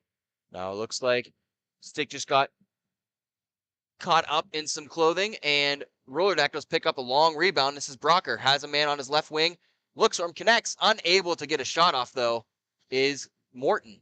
Yeah, it was the right idea, but you got to give that to Morton a little bit early and expect it to come back. If you skate the whole way in, that goaltender knows it's going across, and he can seal it easily. And Dayford with a sneaky little shot short side, but Yachman able to stop the puck with his left pad. Yeah, it looked like it might have actually made it through him a little bit, and he had to like kind of sit on it. Defense doing a good job to get in behind him and push it back into him without it crossing the goal line. 7:05 remaining in the third period. Motor City with a 3-1 lead over the Cincinnati Roller Dactyls as Jonathan Smith clears it over to Spaeth. Spaeth along the near side boards, back to Smith. Smith back to Spaeth. Controls over center red. Spaeth getting it through, a shot on net, saved by Henderson. Manzella able to pick up the rebound. Over to Southworth. 3-on-2 if they hurry. Southworth through the slot, fires a shot off the stick. Jeez. I believe, Sean, that actually went off the post and came back through Yachman. That was a little bit of a scary situation for the Roller Dactyls there, but keeps it out of the back of the cage. And Busalachi for the Roller Dactyls coming back with a sneaky little shot in the low slot, unable to score as Henderson is able to make the save. Yeah. 6:07 remaining in the third. And Henderson's rebound control has been really, really good this period in particular. So let's hope that sticks up for the Knights and they can have a little bit of a breathing situation here where they can take a breath and do things the way they want to do it. Colin Cox controls slowly. No pressure from Cincinnati as Cox is able just to circle around all of the defenders. Over to Southport, fires a shot, saved by Yachman up high. Yeah, Sean, you mentioned it earlier. Shorter bench for the Roller Dactyls. They're going to be a little bit tired here late in the third. As Yachman makes another amazing save, falling back on his keister, able to get something on it as Manzella controls the puck and carries in through his own zone. Manzella able to find Southworth, drops it off for Borso, unable to corral. Rockert carries it up, pressured by Southworth. Southworth wins that battle. Yeah, really good effort there by Southworth. Able to lose the puck and get it back all in a matter of seconds. Really shows his tenacity to keep going after that loose puck and getting it back for his team. Cox looking for Borso, unable to connect, blocked by Roller Dactyls, who control the puck. This is Brocker. Fires a rocket of a shot off the mask of Henderson. Yeah, Henderson looked a little dazed there. He seems to be okay and back in his position, but he was frozen. And a great back check by Morton. That is Tyler Morton. Able to block that shot, and Yachman able to cover for the stoppage. 4:30 remaining in the third period. Motor City leads Cincinnati 3-1. Yeah, hindsight's 20/20, Sean, so there's a whole lot that you can say that doesn't go through the player's mind. But if Borso holds on to that for another half a second, Cox is coming on that back door looking wide open. It would have been a great opportunity for the Knights there. Offensive zone draw for the Knights. 22 wins it back to Dayford. Dayford down to Wozniak along the near side boards. Wozniak fires a shot, blocked by Smith. Wozniak dumps it behind, looking for 22. Morton chips it up, unable to get there. And Blow looking for a D-man partner, unable to find him, and this is Spaeth coming with speed. Yeah, just got deflected just a tad right through the neutral zone and created an opportunity for the Roller Dactyls, but the Knights get it right back, though. Look out here, 2-on-1 for the Knights. 22 over to Wozniak. Wozniak back to 22, unable to connect. Yeah, Dayford was wide open on the back door. He just needed to get a stick on it, and that would have been a goal. Wozniak with another sneaky shot, blocked by Smith. 22. Dances, fires a backhand, saved by Yachman. 3:12 remaining in the third. Wozniak loses it, controls, sends it around for 22. 22 unable to connect, and we have a 2-on-1 break for the Roller Dactyls. Here's Morton. Morton dances around Dayford, finds Spaeth, but loses it in the skates, still gets a shot off, but a great save by Tim Henderson with 2:50 remaining in the third period. Yeah, really good opportunity there. I think Morton held on to it for just a little bit too long, but he was really able to draw that D-man in. Really good opportunity on the back door. Just did not connect. And two great games to start off the Buffalo Championship Sunday weekend. As 2:26 remains in the third. Stop clock after 2 minutes if this score remains. Blow with the shot wide. And picked up by Dayford along the far side wall. Pressured by Morton. Wins the puck. And his brother chips it back to him. He's getting tied up there pretty good by Blow, but he's able to skirt away a little bit. Yeah, Blow using his smaller size to his advantage there and just able to cut him off. 2 minutes remaining in the third. Cincinnati pulling Yachman, bring on the extra attacker. Spaeth along the blue line. Pressure from behind, gets a shot off. Not sure if that made it on net or not. But the Knights control. It's Borso, fires a shot long, but blocked by Morton. Empty net for the Roller Dactyls is key to note as well. Smith controls along the near side wall. Fires a shot blocked by the Knights. Blow up to Wozniak. Wozniak has Borso. Far side Borso off the wall. Fires a shot and scores. Yeah, Sean, I thought that was going to be a little bit outside of his reach, but Wozniak played it smart off the wall just to have it sit in no man's land. And those are easy without a goaltender in net. 1:05 remains in the third. No stop clock now as the Knights have a 3-goal advantage as they lead 4-1 as we carry over a minute. Yeah, and it looks like Yakman's just going to stay on the bench here. So we're going to have a little bit of a 5-on-4 action for the last minute of the game. Roller Dactyls have some tough sledding ahead to come back by 3 with 40 seconds remaining. Brockert does control, pressured by Borso. Borso able to battle, but unable to beat Morton to the puck. Spaeth back to Brockert. Brockert fires a shot and saved wide and picked up by Colin Cox in the high slot. Cox dances around a man and has a 2-on-1 break, and he just takes his time, and that is going to be a goal. I guess if you're going to lose the game, Sean, you may as well lose it in style. That was a funny one. Yeah. He's laughing about it down on the rink. Morton knows that what he was doing. He was just going for it. Figured that was going to be the end, and it is, as the Motor City Knights move on to take on the Buffalo Herd at 1 p.m. as they defeat the Cincinnati Roller Dactyls 5-1. We will be back with T3 action between the Pittsburgh Shockwave and the Armada. You're listening to Grove City Hockey. This copyrighted telecast is presented by Grove City Hockey. It may not be reproduced, retransmitted in any form without the expressed written consent of Grove City Hockey, LLC. We thank you for your understanding and hope to continue to enjoy this complimentary broadcast. To purchase footage, email grovecityhockeyllc@gmail.com.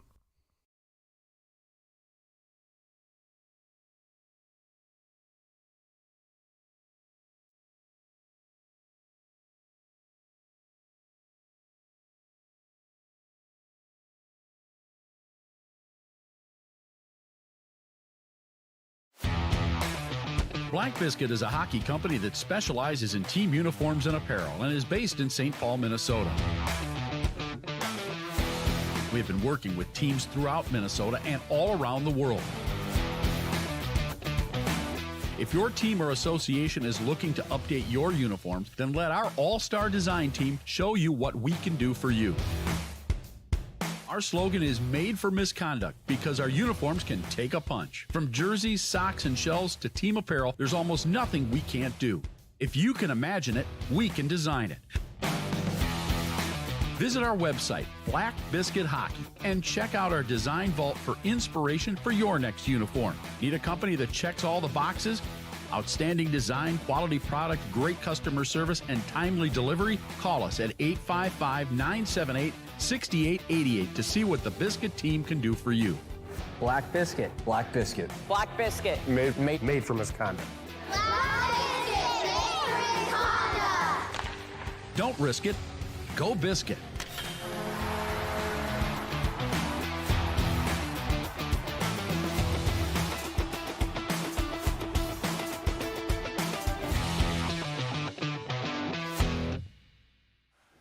Hi, my name is Tyler Warner with the Grove City Thunderbirds. Thank you for watching Grove City Hockey. Everyone has their own unique pre-game preparation, and most of them are pretty different. But there's one thing in common, and that's Jack's Hockey Wax. Get this locally produced wax that isn't shipped from across seas, but made here right in the U.S. The best smelling, best feeling, and best performing hockey wax on the market. Oh yeah, and I almost forgot to mention, they sell tape too. Visit them at jackshockeywax.com to get your order today. If it isn't from Jack, put it back.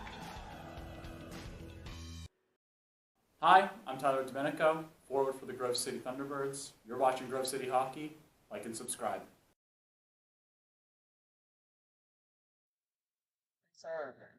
We are back live here in beautiful Buffalo, New York, here at the Amherst Northtown Center.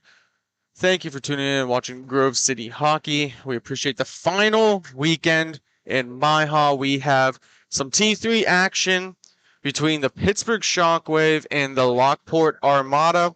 Should be a good one on hand. I'm joined in the booth here with Jake Drzezinski. Jake, how's it going? Well, Sean, it's going pretty good, but I need to correct you, man. playoffs count and playoffs are exciting. We still have playoff weekend, so make sure you guys book your calendars and save the date. It's going to be the second to last weekend in May in Fraser, Michigan, and we always have such a good time there. The big bowl, the nice setup. It's fun for us as broadcasters and as the players like it because it is a little bit of a bigger stage to play on. Not that this isn't a beautiful barn, but there's always something about the bowl. It is, but I think what I was trying to get at is earlier today in your game, it was a play, win, and get in situation, right? We're going to see a lot of those today. Yeah. This game particularly may not be it. Two of the lower standing teams in the T3 division, but they still are playing for pride. Yeah, and Sean, it's not only that, but they're playing for each other, right? After you battle a whole season, you build kind of a brothership, and that's what's so cool about hockey. And these guys are just playing for the logo on the front and the team on the bench. Speaking of that, we are underway as moving from right to left in the black and purple is the Pittsburgh Shockwave. Working from left to right on your screen is the Lockport Armada. They're in the white with the purple trim. Both of these teams actually played yesterday with the Shockwave earning their third victory of the season over Lockport in a very, say close game, but it didn't look close on the score sheet. Yeah, Lockport's been out of the league for a little bit. Making a couple of tournaments here and there. They will not qualify for playoffs. But, again, like you said earlier, they're just playing to enjoy the game, to have fun with their guys. And what's better than morning hockey, Sean? You know, there's not too much else. Maybe afternoon hockey, evening hockey.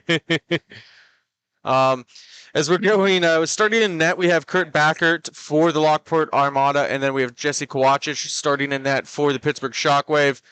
Still scoreless. Only a minute has gone by in this first period, 13 minutes to be exact. If you're not familiar with the rules, it is 14-minute periods. Stick handling with the puck now is Ryan Kocher. He's going to skate it in. Right-handed shot, but it gets taken away. A nice steal leads to a 2-on-2 outbreak through the neutral zone, carrying it in. Trying to get a shot on net, and it does find the back of the net. Yeah, squeaked right under the goaltender, right through the legs. Found the back of the cage. And early in this game, it's important for the Shockwave to get a win. They have been very unsuccessful when they've let in the first goal. And to get the first one up short is going to be really big for them going forward in this game. That was number 22, Channing Gorsak, with the goal. He had the takeaway, should be unassisted. First goal of the game. And the Shockwave take an early 1-0 lead over the Lockport Armada. Stick handling in his own defensive zone, throws a D-to-D, now carrying it through. The Armada looking to counterattack that shot. Hits a skate by Kevin Riglin. Comes right back out to Kochar. He's on the near wall, right in front of our camera setup. Throws it down low, got it to JT Smith, number 10. Stick handling, he's going to carry it in front of the boards and in front of the benches and dumps it all the way back to his netminder Backert. You don't see that very often, Sean, but I like that play. When you're getting constant pressure coming up through the neutral zone from the forecheck, it's really important just to send it all the way back, reset, collect yourselves, and go in hard to the offensive zone. Zechner has it now, the long-time Pittsburgh Shockwave defenseman, one of the few standouts that shows up almost every weekend for the Shockwave. He plays a lot of minutes on that back end, along with our own Matthew Flannery, who's number 94. He's sitting currently on the bench. Yeah, the unfortunate thing for the Shockwave this weekend, really, really short bench for them. Only having one forward and one D for relief, and that's going to be tough to play a whole 42-minute game. Well, we'll see how it shakes out as the Armada only have 3 on their bench, so could be a game of just endurance and resiliency to see who can outlast each other. Skating it in and throws down low is John Tessimer. Gets it to Spara. He's going to stick handle. Goes back to the D-man Smith, and he's going to settle it down. Tries to go in between the legs, and he gets it taken away, and he's throwing his stick, and he breaks it. Unhappy with that play. Well, I'm not sure what the penalty is here. It's, if I had to take a guess, probably unsportsmanlike conduct. Yeah, I get that. I don't know why the freeze would have happened there, as it was Shockwave's possession at the time.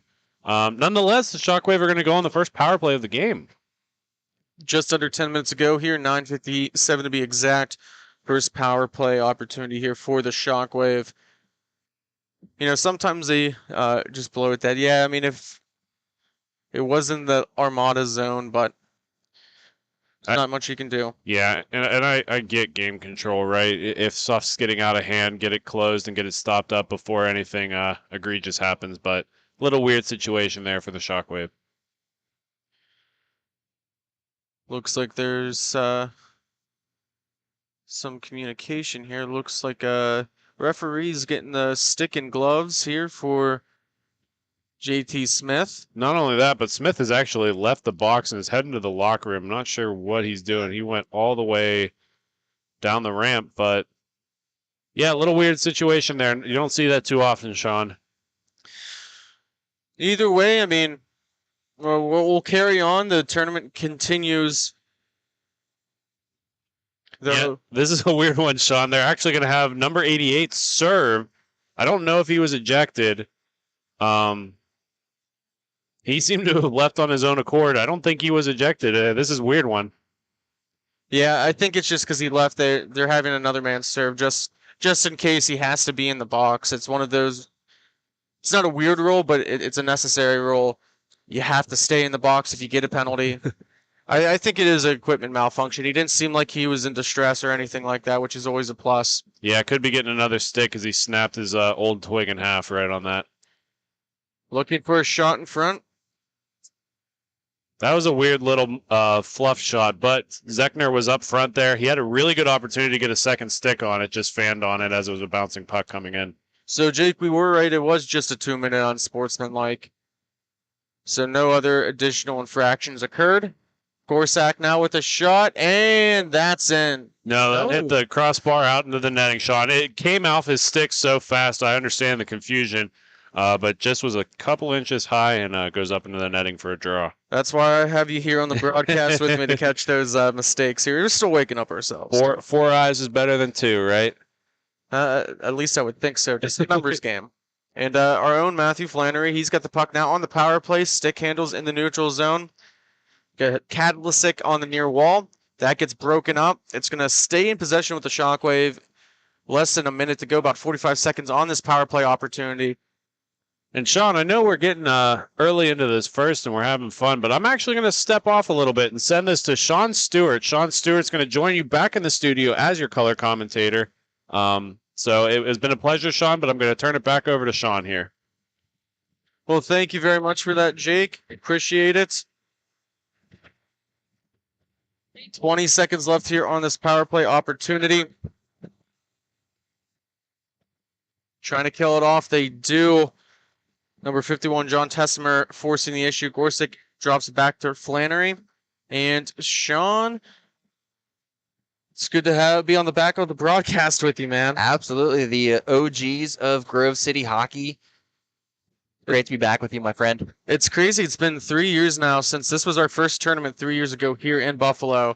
And we're here now, and I mean, come a long way. Yeah, it really has come a long way. Words are hard to describe in this point here now. Just getting on the call with you again, and you know, we had some good times working with the Youngstown Phantoms in the USHL, and now we get to see some more exciting hockey. We get to travel for our job, right? Absolutely. Something we definitely wanted to always do is travel with the Phantoms. We, fortunately, we're not always able to do so. But here, being able to travel for MIHA action with Grove City Hockey has been quite a blessing, and grateful to be back with you guys.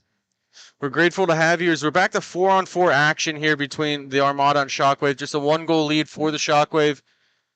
Carrying it through the zone is Nilsson. Drops it off, looking for Brock. He takes a shot. Light save there by Kowachich. Goes right into Gretzky's office behind the net. Carrying the puck on the far wall. Now throws it towards the near wall. Shot missing wide. And Sean, you were here yesterday all day with us here. What have you seen from the teams of the talent since the last time you've been here? Shockwave definitely play a slow, methodical type of game. They have a no goal on that. Wow, I thought that went in. That went crossbar and down. The Shockwave definitely play a more methodical style of play, where the Armada, they do tend to kind of go back and forth. They kind of have a wait and see type of play to their their game. And I guess we shall wait and see as the Shockwave do lead 1-0. Coming up on the 6-minute marker here of the first period. 1-0 is the score. That goal was by number 22, Shannon Gorsick, for the Shockwave. He had it unassisted as he pickpocketed the Armada forward and took it down to score himself. McNaughter throws it across, gets it to Suter. He takes a shot that hits Backert, and Backert's going to cover up the rebound for a face-off to his right in the Armada zone. Let's try to take a look here at the chat, see what's going on. Number 22, Matt Dayford for Buffalo. Looks like that was last game. Yeah, there were 3 number 22s, 2 of which did not have names, 1 of which did. So we got that one on the broadcast. So thanks again for the assist from the fans. Yeah, we appreciate it. We always want to try and be as correct as possible here when it comes to these weekends, and you know, it can be hard sometimes. There's only a couple handful of teams and leagues that give us pronunciation. So if you ever hear us on the broadcast, feel free to type it in the chat when we are incorrect so we can get the correction for it. Sparza now with it, drops it down low. The Armada are going to slow the pace of play down. McNaughter defending. Spar still has it, right-handed shot, backhand feed into the slot. That hits off the boards and goes wide. Still down low in the Shockwave zone. They're finally going to get a controlled breakout. Stick handling is Suter, number 7. Left-handed shot. He's going to curl back. Looks across for Flannery. Catches it off the boards. Now goes back to Suter, but that pass underneath the stick. Just a little too hard. And if I'm not mistaken there, Sean, Kowachich is breaking out the Baby Carlos unit. Yes, he is. For game 1 today for the Shockwave. So great to see Baby Carlos out there on the ice. So I got to tell you a little bit of story about Kowachich with these jerseys because he has a lot of them. So there's a T3 team also called the Chicago Tropics, based off of the Flint Tropics from the movie Semi-Pro. He had a separate jersey that was the Flint Tropics and wore it to mess with the other team. And it was... Love to see it. It was one of the most hilarious situations ever. He's like, do I wear that? He talked to us. He's like, do I wear that against him? I'm like, oh, absolutely. Absolutely. I love to see it. Love to see it. That shot is deflected into the netting and out of play. They're going to have the face-off come all the way back to center. Deflected off of a Shockwave stick, so that'll come back out. Gorsick now on the draw. He wins it back. Flannery hustling after the rolling puck. He's trying to settle it. Stops up on the boards. He's gained pressure there. But Regelin comes right to the slot. He's going to have some support. Trying for curl and drag in. Maybe a takeaway. It's just sitting there. Took a second. And here comes Gorsick. He's got the lone goal in this game with 3 minutes left to go. And he shoots it off the face mask of Backert. He's got it in his glove, but he takes off the mask to double check. And hopefully that young man there is okay.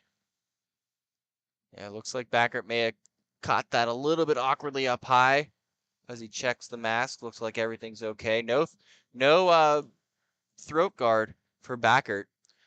Yeah, that's interesting. I mean, a very critical component of a netminder. And Sean, you played a little bit of goalie from time to time here, and not well, but sure. Trust me, when you're a skater trying to play goalie, it's always hard. Couple of opportunities there. Goes into the corner. Kadlasic retrieves it. He's going to stick handle and gets off the skate of Spara. Now, Regelin's going to carry it and slow down. Works it across right in front of the Shockwave bench. Looking for a shot opportunity, and that kisses off the glass and settles down on the near wall. Possession still with the Armada. They're going to pass, going right to the slots, and maybe one too many. Now an outlet pass here to Gorsick. He's all by himself. 1-on-0 on Backert. Goes in. He tried to sneak it 5-hole. Backert with the big right leg save. And now an opportunity for the Armada as they're looking to counterattack. Spara now has it. He's got a man in front. Tap in goal. Blaine Brock, number 71, gets set from the assist of Spara, number 91, and it is tied at 1. A great back and forth action here at the end of the first period. Gorsak almost getting one home to put the Shockwave up 2-0, but a quick turnaround as the Armada able to fly back up the other end. And a great tap-in goal as they tie things up with about 1:15 remaining in the first. Gorsick wins that draw back to Zechner. He's going to race after it as it hits right in front of the door where that Zamboni bench is. Got to be aware of that, too, because it's going to take some odd bounces. And surface has been a little slick at that end, too. So teams are going to have to kind of be wary of that and be cautious when they're going back in for those puck battles down low. Home of the Buffalo Buttes, if you're not familiar with them, in the PHL, Premier Hockey League.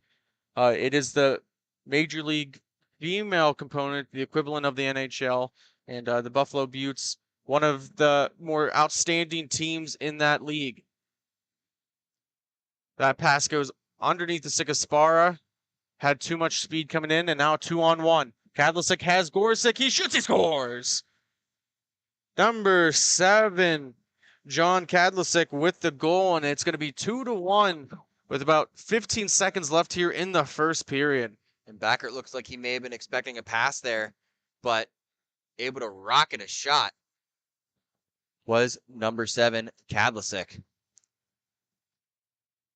And as the period expires, Flannery just throws it towards the net, gets knocked down, and we will step aside. After one period, it is 2-1 in favor of the Shockwave over the Armada. Stay tuned. Thank you for watching Grove City Hockey.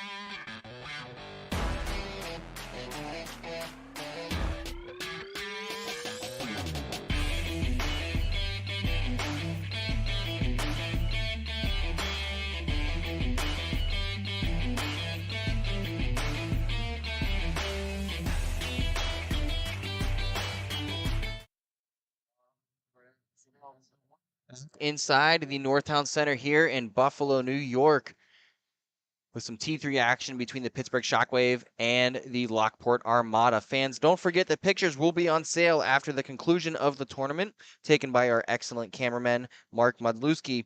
These pictures encapsulate your amazing weekend. Reach out to us on Facebook or email at grovecityhockeyllc@gmail.com. As the Armada win the second period draw, it's Kocher with the puck. And he fires a shot through the slot and blocked down by Gorsak. Kocher able to corral. Wins it back to JT Smith. Smith dances around a man. Pressure by Gorsak. Fires a shot and saved by Kawasachitz. Yeah, Jesse Kowachich was doing a really good job there. He knew that if he tried to glove it, he could have an opportunity to knock it back into the center. So he just lets it hit right off of his wrist and far to the corner. Really good rebound control by him. Kadlicic loses it to the Armada, picked up by JT Smith. Circles back around, leaves it for his D partner. That's Ryan Kocher. Kocher with a drop pass to Nilsson. And controlled by the Armada, back up to Kocher. Pressured by the Shockwave, and the Armada having a little bit of trouble getting out of their zone, and picked off by Gorsak. Great stick lift by Gorsak as he comes with speed. Gorsak loses the puck, able to find his partner, number 13, with a shot on net and saved by Backert.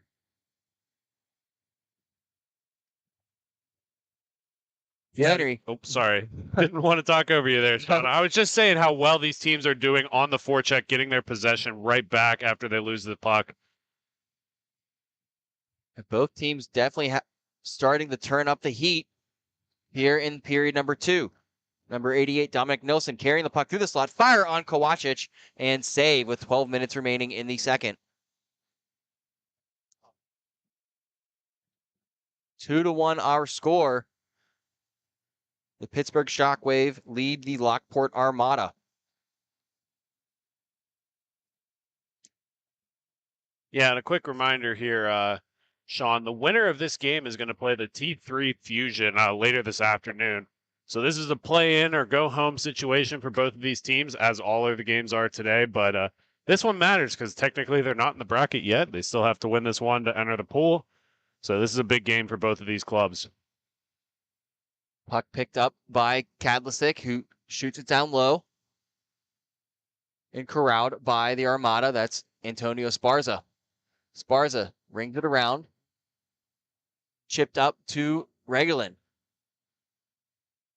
Regolin carries into the high slot, fires a shot, and redirected up into the netting with 11 minutes left to play in the second. Yeah, that was good defensive effort there by McNaughter. Able to get a leg out in front of the shot and put that right up into the netting out of harm's way.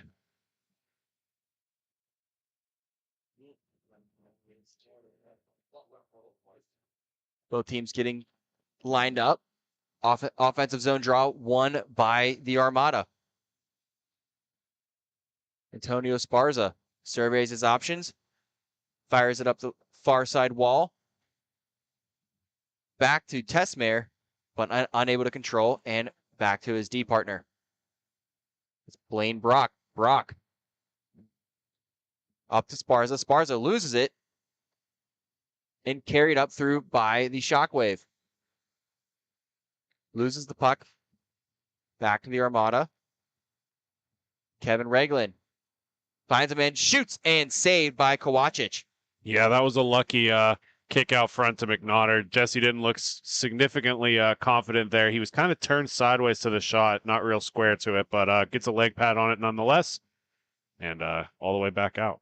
And Armada comes steamrolling back through, fires a shot wide, but redirected in front.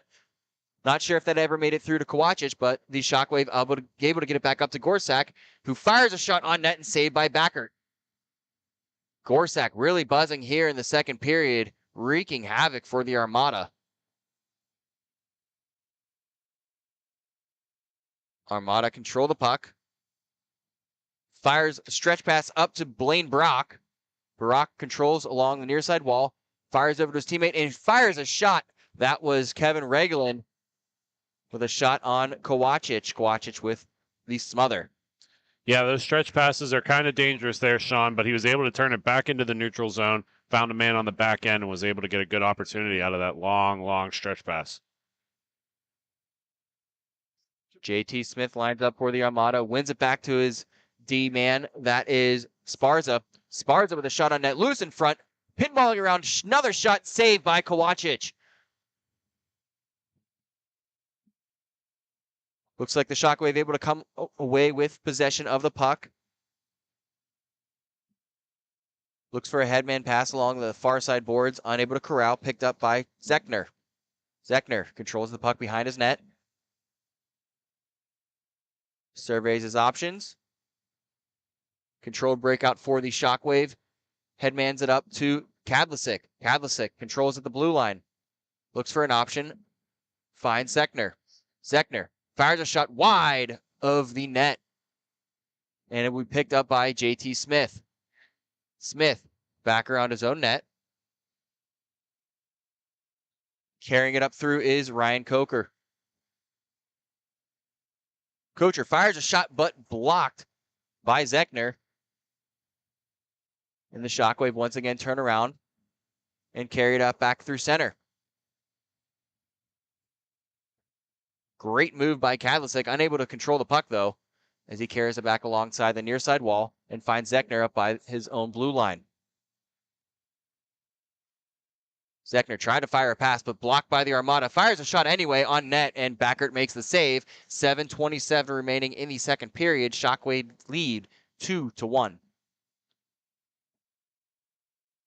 Yeah, both teams getting some fresh legs out here, Sean. This has been a long second period for them, even though we're not even halfway yet through. Both, it's really interesting to watch how these teams are moving so laterally down the rink rather than coming in as a team. It's a lot of back and forth action. Both teams getting some great chances on the rush as the Armada lead on this one. Fires a shot on net. Kovacic with the save. Kocher carries the puck below the goal line, fires a backhand through the crease. JT Smith fires another shot loose in front, pinballing around, still loose and wide. JT Smith in for the battle with Zechner.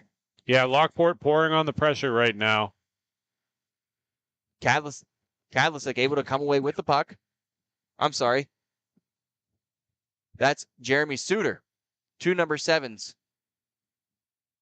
for the Shockwave. So apologies there. Flannery steps up on a man, but great move there by Kocher. Able to get a nice backhand shot saved by Kovacic. Armada back to Kocher. Kocher fires a shot wide.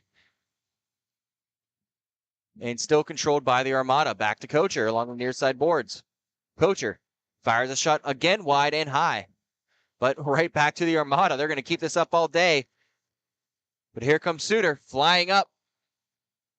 Looks for a man on the far side, unable to connect, and the Armada lead it back. 5:47 remaining as the Armada are on the rush. Here's Kocher. Kocher, pressured by Zechner, tries to get a backhand, loose on the cage. Looks through the slot, unable to get there as Zechner is able to corral the puck. Zechner slows things down, over to Flannery. Flannery unable to corral the puck off the boards, and he'll get it up to Gorsak. Gorsak trying to find a man, not able to get the puck back, and Zechner will pick it up and turn to stop and look for his options. Looks back to Flannery, who will pick it up and slow things back down for the Shockwave as they look to get another controlled breakout. Flannery able to find Gorsak. Stretch pass up to Kadlicic, unable to connect as the Armada are able to pick it off. Here's Sparza. Sparza down low. Able to chip it over to his Dean man. Nice bank pass up to Regolin. Regolin coming with speed. Down to his own man. Backhand shot and loose in front. Great save by Jesse Kovacic. Yeah, that was a really good breakout by the Lockport Armada there. And Kovacic standing tall in that net as he's able to get a paddle on it and get that out of harm's way. Looks like the net may have come off just a little bit too, so even better save by Kovacic not having his footing there. As Sparza comes blazing up the near side wall, fires a shot in the slot, loose. Back behind the goal line, and Sparza picks up his own rebound. Sparza finds Brock. Looking back for Sparza, unable to connect, picked up by Gorsak. Gorsak over to Kadlicic. Fires a shot wide, and picked up by Sparza. Sparza rings it around to Tesmer. Tesmer looking for his man up the front, picked up by number 26, who gets it over to Kadlicic, fires it back for Gorsak, unable to connect. And Gorsak will just throw it all the way back down into his own zone for Flannery to pick up. 3:34 remaining in the second period. Shockwave still lead 2-1 over the Lockport Armada.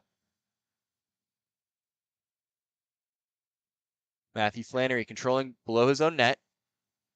Over to 26, who looking for a man up high, able to be picked up by Kadlicic.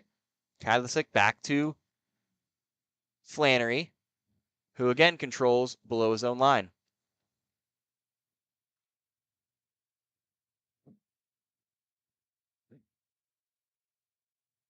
.26 for the Shockwave with the puck, fires it back to Flannery with just under 3 minutes to go in the second period. Flannery looking for the long stretch pass for Kadlicic. Kadlicic feeling pressure from Sparza, able to get it over 26. Gorsak with a nice shot high, saved by Backert.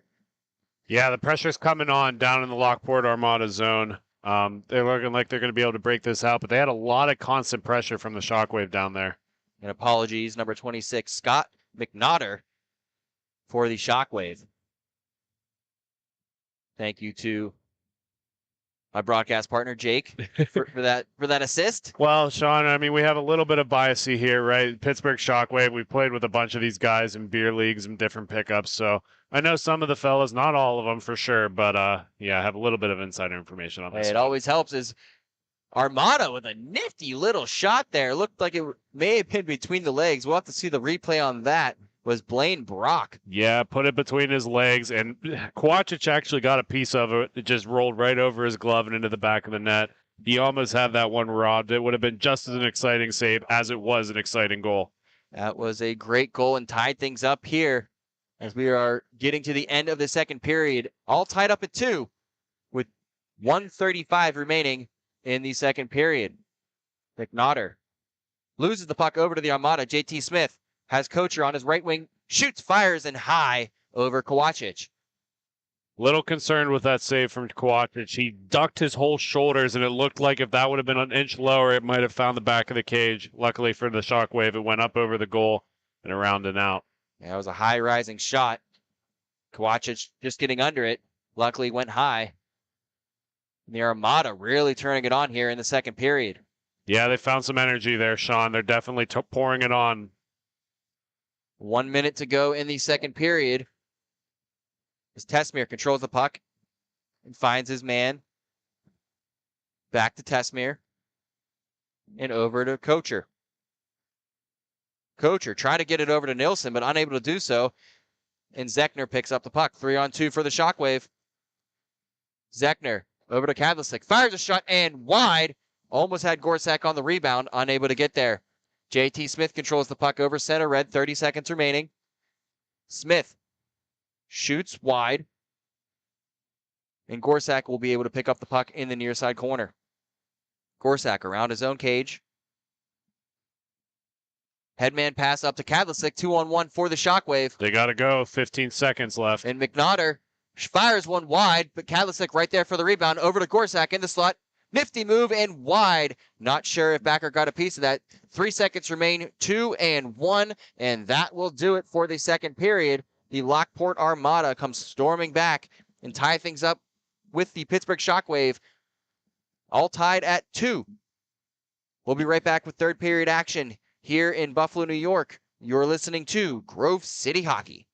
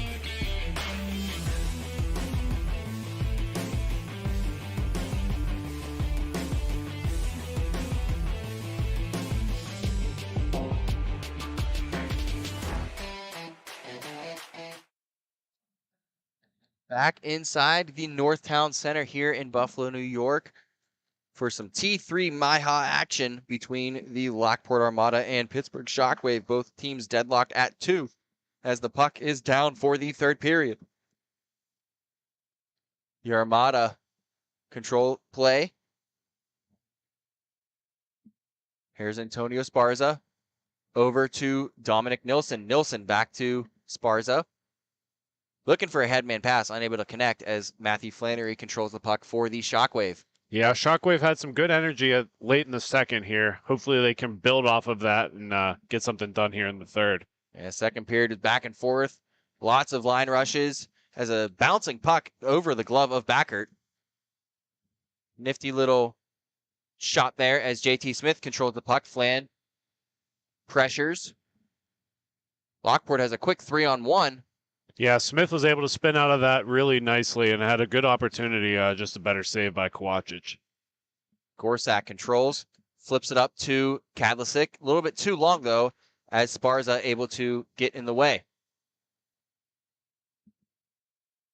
I'm sorry, that's John Tesmer, excuse me. Tesmer down low, looks in the slot, trying to connect with Kevin Regland, does, but Regland backs out of his zone and resets up the offense. Regland pressured by Gorsak. Gorsak comes away with the puck, looks, fires, and just a little bit wide. Weird ricochet there off the end boards as it goes into the far wall and picked up by Kadlasic. Kadlasic back to Flannery. Flannery over to Zechner. Looks at his available options and circles behind his net to set up the controlled breakout. Lockport given a lot of forechecking power up front here. Tries a stretch pass, unable to connect, but Lockport back on the forecheck, able to corral that puck and tried to connect with Kocher. Unable to do so, but Kocher will corral the puck. Just under 12 minutes remain in the third period, all deadlocked at 2. Kocher with a long stress pass up to Blaine Brock. Brock carries through the low slot, fires a shot, and he does score. Yeah, found that bottom corner right outside of the leg pad of Kovacic. He thought he was going to go short side, started to move over, and Lockport found space on the back door. Blaine Brock catching Jesse Kovacic leaning, and the Armada take a 3-2 lead with 11:20 to go here in the third period. This, of course, our first of a couple T3 matchups here. The winner of this game takes on the Buffalo Fusion at 150. Yeah, the Fusion playing very, very dominant yesterday. Fusion getting one over on the Shockwave yesterday. So if they do end up winning this game, they have a little bit of payback to deal. So it'll be an exciting matchup later today. Make sure you guys like and subscribe. And it really does help us out. And if you don't do it for us, do it for hockey, because inline hockey is so entertaining. We want to share it with as many people as possible. So make sure you like and subscribe and help out the broadcast. Armada control. Here's Kocher. Fires it down low. Unable to connect. Gorsak coming with speed along the far side wall. Has Regland on his left side. Stops, spins, fires a shot, and off the cage. Still loose. Looks for a man in front. Unable to connect. Yeah, Sean, I'm not a big fan of that sharp angle shot, especially when you have a man with you to help. Really, really low chance opportunity there for them. But here come the Shockwave firing back. Here's Kadlasic. Kadlasic has Gorsak on his right. Fires a shot wide. Gorsak unable to get there, but McNaughter does. McNaughter down to Gorsak. Fires a backhand off the side of the cage. And the Armada will collect the puck. 9:54 remaining in the third. Kevin Regland drops it for Sparza. Sparza fires nope, looking for a pass, trying to find his man there, unable to do so. That was Kevin Regland. Zechner controls the play. Back to Zechner. Zechner carries over center red. 3-on-3. Fires a shot off the glove of Bachert. Picked up by Suter in front. Oh, loose puck. Kadlasic almost able to get there. Loose stick. Kadlasic tries to dance around a man, unable to do so as the Armada tighten up their D. McNaughter over to Zechner. Zechner to Suter. And Suter back to McNaughter. McNaughter checking out his options. Fires one deep into the zone. And going to be picked up by Kadlasic. Kadlasic up the boards to Suter. Suter steps it off the wall. Fires a shot and saved by Bachert. Great pad save. Closing off that short side by Bachert and the Armada control. 8:47 remaining in the third. Armada lead Shockwave 3-2. As the Shockwave come roaring back, fires a shot and glove saved by Bachert on McNaughter. Yeah, that was a good opportunity for McNaughter. He just put it right into the glove of the Lockport goaltender. Had that back blocker side wide open, but I get it. In speed, you don't really get to have the time to set up and to pick exactly where you want to shoot. You just want it on net, but good opportunity for the Shockwave. Just didn't convert for them. Armada control the draw and come blazing out of their own zone. Kocher almost gets a stick on it in front of Kovacic, unable to do so, and the puck goes wide, controlled by the Shockwave.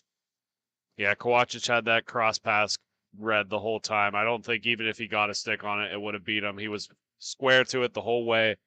Good opportunity for the Armada for sure. Not taking that away from them, but Kovacic had that one read. Kocher slows things down, finds JT Smith along the far side wall. Smith over to Tesmere. Tesmere controls on the near side dot.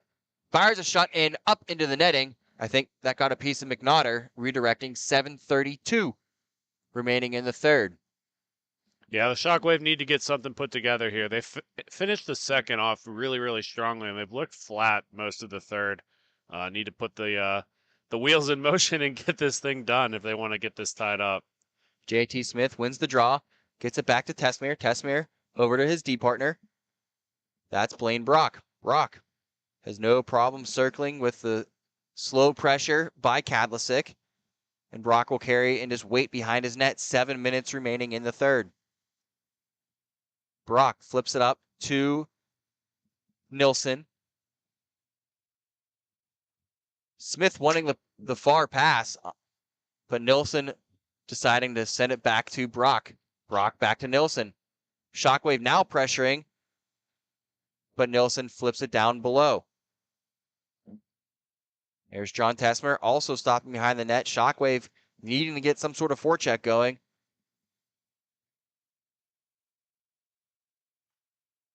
Blaine Brock carries it up into the zone, flips it over to JT Smith. JT Smith fires a shot, saved by Kovacic, flips it up with his own stick, and Kadlasic unable to get there. Really good hand-eye to get that out of harm's way and put it all the way back out towards the neutral zone. Good job by Kovacic there. Suter tries to flip it up, trying to find Flannery. Flannery unable to corral. Picked up by Tesmere. Tesmere down to Kocher. Sorry, that's Nilsson. Nilsson back to Blaine Brock. 5:55 remaining in the third. Armada still holding on to that 1-goal lead.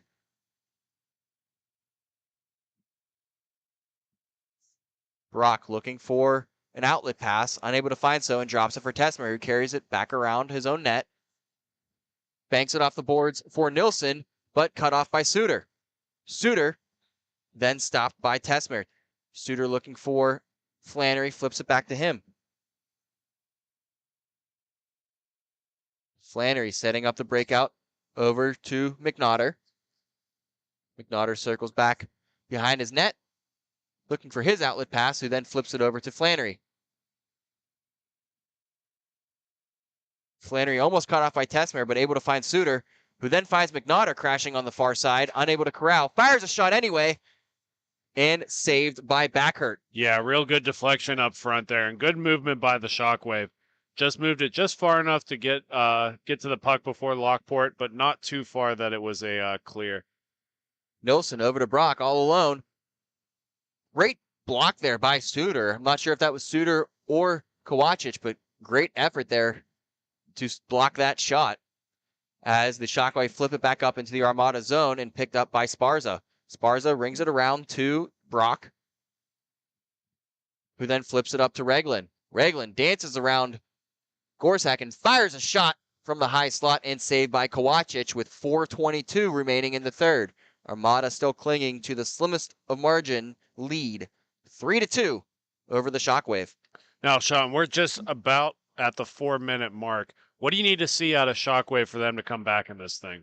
Shockwave got to get out of their zone, and they got to sustain some pressure here. They got to get a good cycle going. You know, they have had some decent zone time, especially at the end of the second, so they've proven they can do it. They just need to do it on a more consistent basis to get back into this one.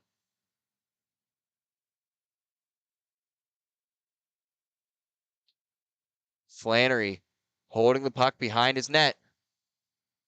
3:40 remain as he sends it up to Zechner. Zechner, pressured by a couple Armada players,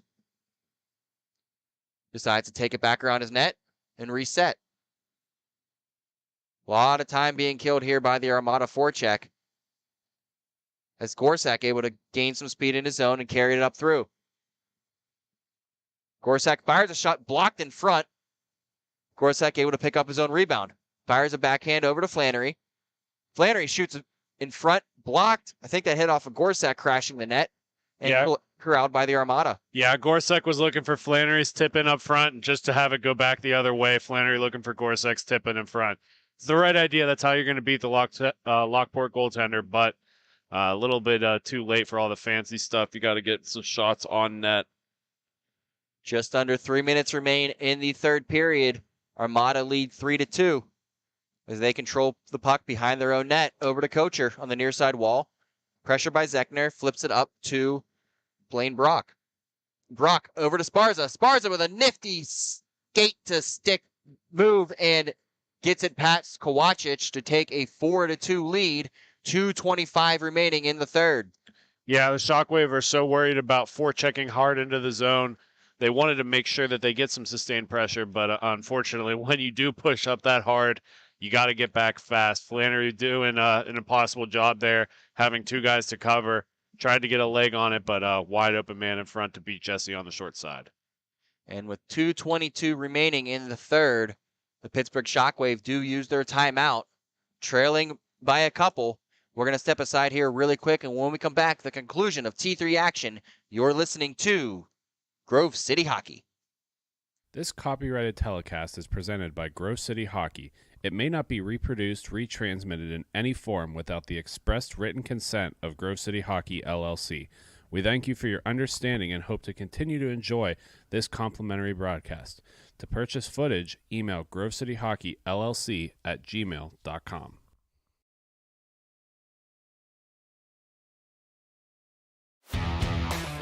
Black Biscuit is a hockey company that specializes in team uniforms and apparel and is based in St. Paul, Minnesota.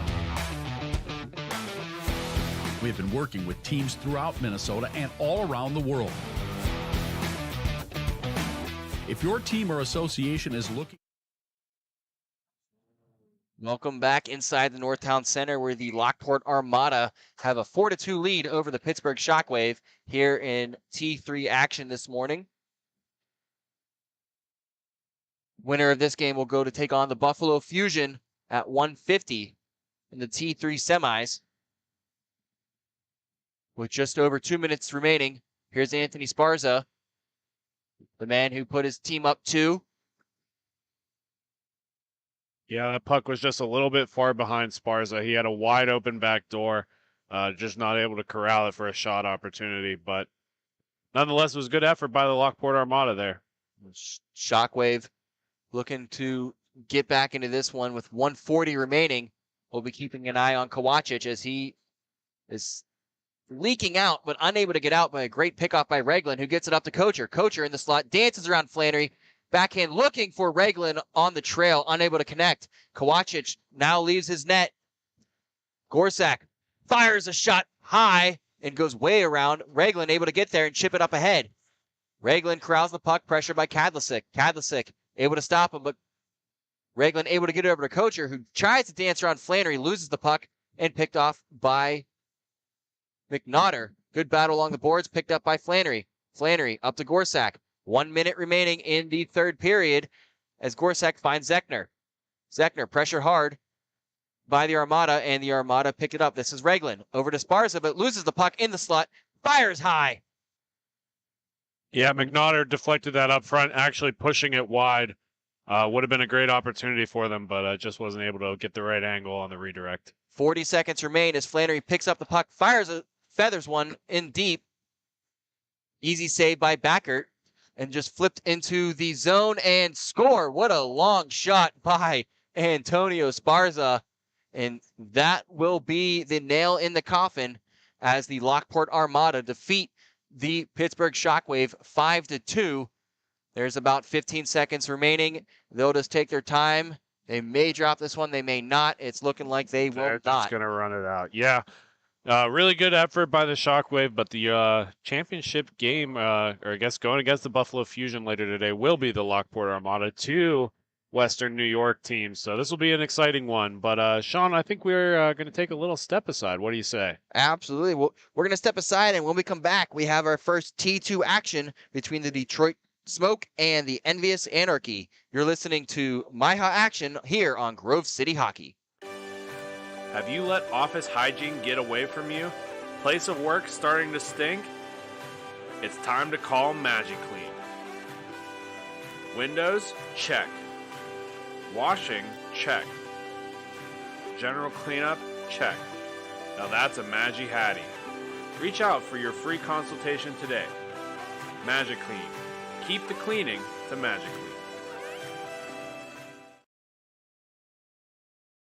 This copyrighted telecast is presented by Grove City Hockey. It may not be reproduced, retransmitted in any form without the expressed written consent of Grove City Hockey, LLC. We thank you for your understanding and hope to continue to enjoy this complimentary broadcast. To purchase footage, email grovecityhockeyllc@gmail.com.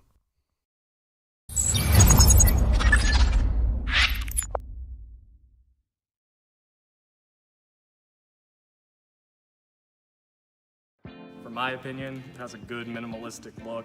I'm a fan of the black with minimal white accents, the white logo at the very bottom, it makes it pop. I gotta say I love the grip material. I'm not feeling like I need any tape or anything. And then honestly, in terms of weight, it's definitely one of the lightest sticks I've used. It has a good pop to it, so I feel like I'm gonna get a lot of good shots off and hopefully less muffins.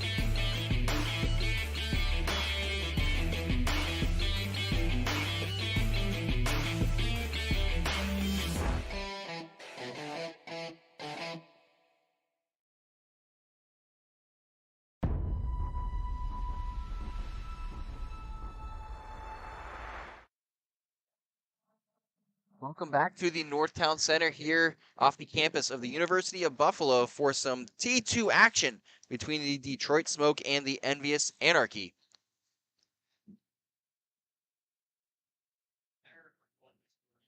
This is the first matchup for both of these teams all year, and it is poised to be a good one with the Detroit Smoke coming in, winning both of their games in Saturday's action, defeating the New Era 8-5 and the A team 9-5.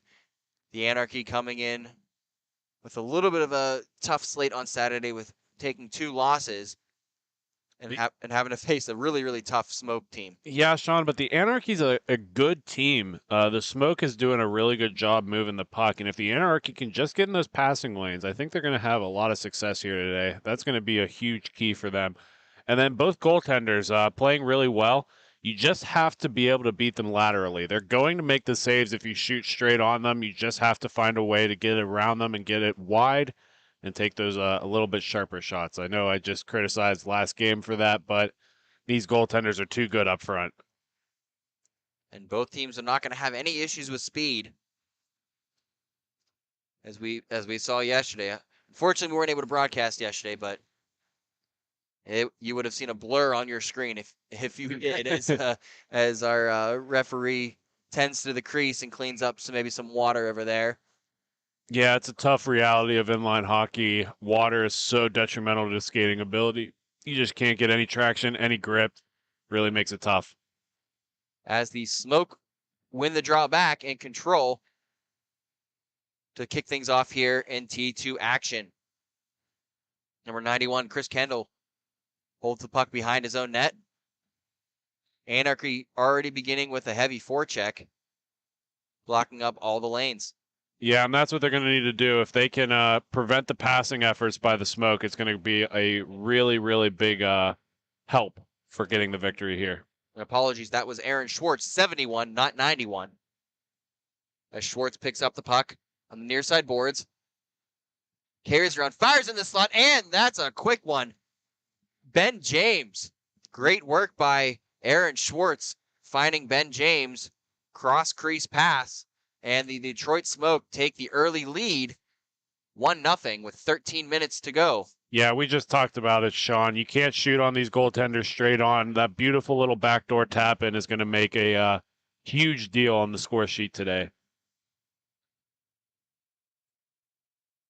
And here is Schwartz once again carrying up with speed. Has a 3-on-2 opportunity. Tries to drop it back for his man. That's number 22, Ben James. That might be a connection we'll be hearing a lot of today.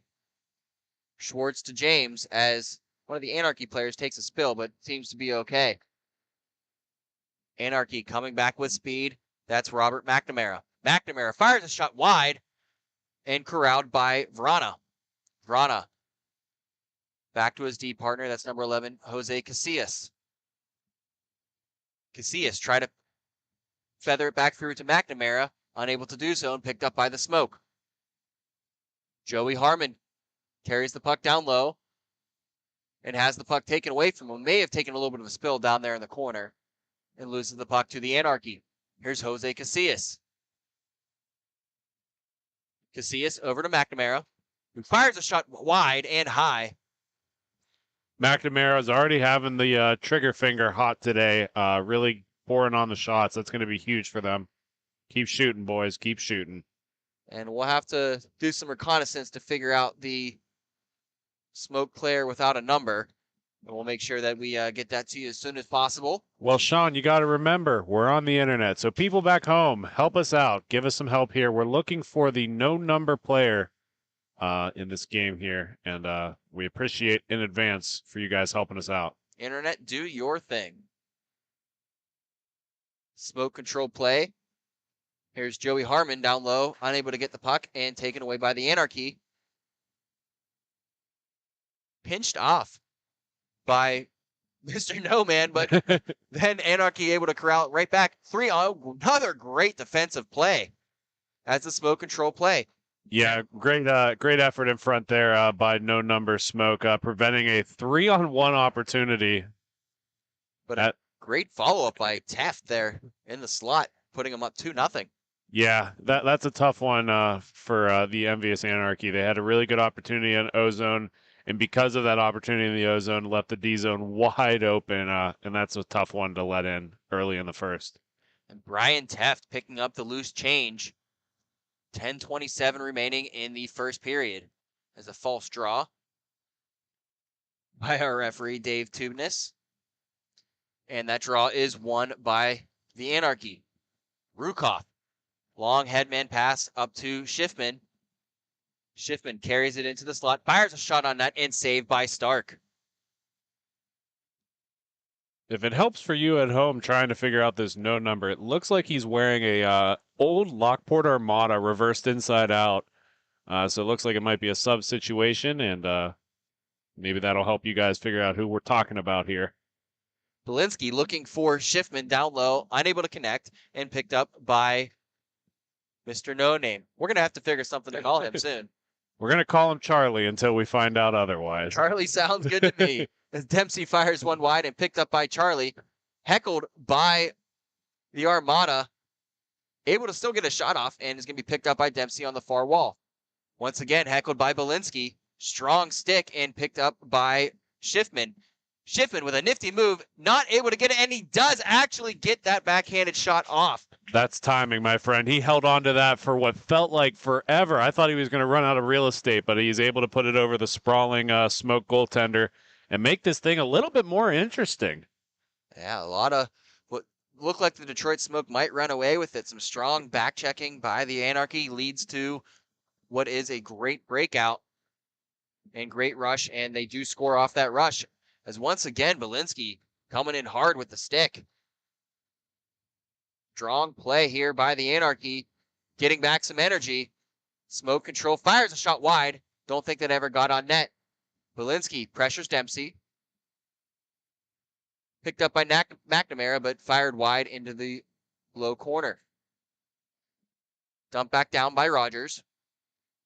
Sean, I don't know if you're going to be able to see this on the cameras at home, but this rink does have some blemishes on it. That dump in was supposed to go all the way around, hit something up front, just kind of popped in the middle of the air, causing a turnover. So both teams got to be a little bit aware of the arena they're playing in. This is a converted ice rink that the Buffalo Buttes play at, and so it's a little bit different. Nice barn all the same, but be a little bit careful on the tile there, boys. It is a little bit bouncy. Smoke Control in their own zone. Here's Joey Harmon looking for his man, finds Ben James. James fires a shot, but blocked in front by the Anarchy. Picked back up by Harmon. Harmon tried to feed it back through the slot, unable to do so, and picked up by Jose Casillas. Casillas cycles through a couple Smoke players, fires on the backhand, but saved by Stark. Ben James picks up the rebound. Feeds it over to Harmon. Harmon up to Schwartz. Schwartz dances into the slot, tries to find, does actually find Joey Harmon trailing, but unable to get a clean shot off as the Anarchy come roaring back. Oh my goodness, hits it right off the post in the rebound. That was a shot off the post. Let me see if I can get his number here. Number 13, Robert McNamara, crushed it off the post, but great follow-up there by Brendan Rogers, able to pick up the loose change and fire it home to tie things up here with 6:49 remaining in the first, all deadlocked at 2. Sean, it kind of reminds me of fishing. You just throw that crankbait out in the water and you're just teasing it. It's bouncing towards you. That fish is getting ready to grab it and it falls right on his stick and he makes no mistake as he puts it up high. As the Smoke get a quick shot, that's Aaron Schwartz. Saved by Armstrong. Both goaltenders still very strong in this one. Couple bad bounces here and there, but overall, great effort by both netminders. And speed's the key here, Sean. They're so mobile in their crease. They're able to click to every single point that they have to. And we were talking to Jesse Kowachich from the Shockwave later, and he said one of the things that screws him up in these games is not having face-off circles to be able to pin your position to. So these goaltenders being so square is important because they don't have those indicators on the rink to be able to use for their advantage. They're gonna goaltenders are gonna have to rely on their instincts here. There's no visual cues, like you said. So definitely will be interesting to see those draws on the face-offs. See what kind of positioning and see if any teams take some chances off those draws as the Smoke carry through. Here's Harmon carrying through the slot, finds Dempsey, try to get it back to Harmon, but great defensive play by Belinsky. Dempsey picked it off down low, tried to get it up to his D-man, unable to corral is Ben James, but he will collect it in his own zone and flip it back to Aaron Schwartz. Schwartz looking to get around Schiffman, carries it in with speed around the net, nobody in front, so he corrals it all the way back to his own blue line. Schwartz just hanging onto that puck. tipped away by Belinsky. But Schwartz still able to get around him. Schwartz finally drops the puck for James, who will then fire it up to Harmon in his own zone. 4:50 remaining in the in the first. I'll deadlock it too. Ooh, and a sneaky little shot there. Yeah, that was a bouncing knuckle puck, Sean. He's able to get a good amount of pressure on it as it goes right off the leg pad of the envious goaltender. Hard shot all the way around, comes all the way back to the Anarchy's bench, who then quickly feed it up to Schiffman. Schiffman with a shot, but saved by Stark. Schiffman trying to get his own rebound, but picked off by Dempsey. Yeah, Schiffman loves that backside. That's a couple of shots today that he's had from that angle. Dempsey over to Teft, and Teft able to rocket one past Armstrong. And the Smoke take a 3-2 lead with just over 4 minutes remaining in the first. That's a no-win situation for Armstrong. He has to read the first shot. He knows that he has to respect it, and he's just not able to get over across in time. The Detroit Smoke once again utilizing their speed and scoring off the rush. Here's Joey Harmon. Harmon with a quick toe drag shot, but goes wide and high, and the Anarchy come roaring back. I don't know if the Smoke have read something we haven't. I'll let you call that incredible save right there. But Steve Stark, great cross crease save on a shorthanded 2-on-1 situation, and the Anarchy collect the puck and come right back.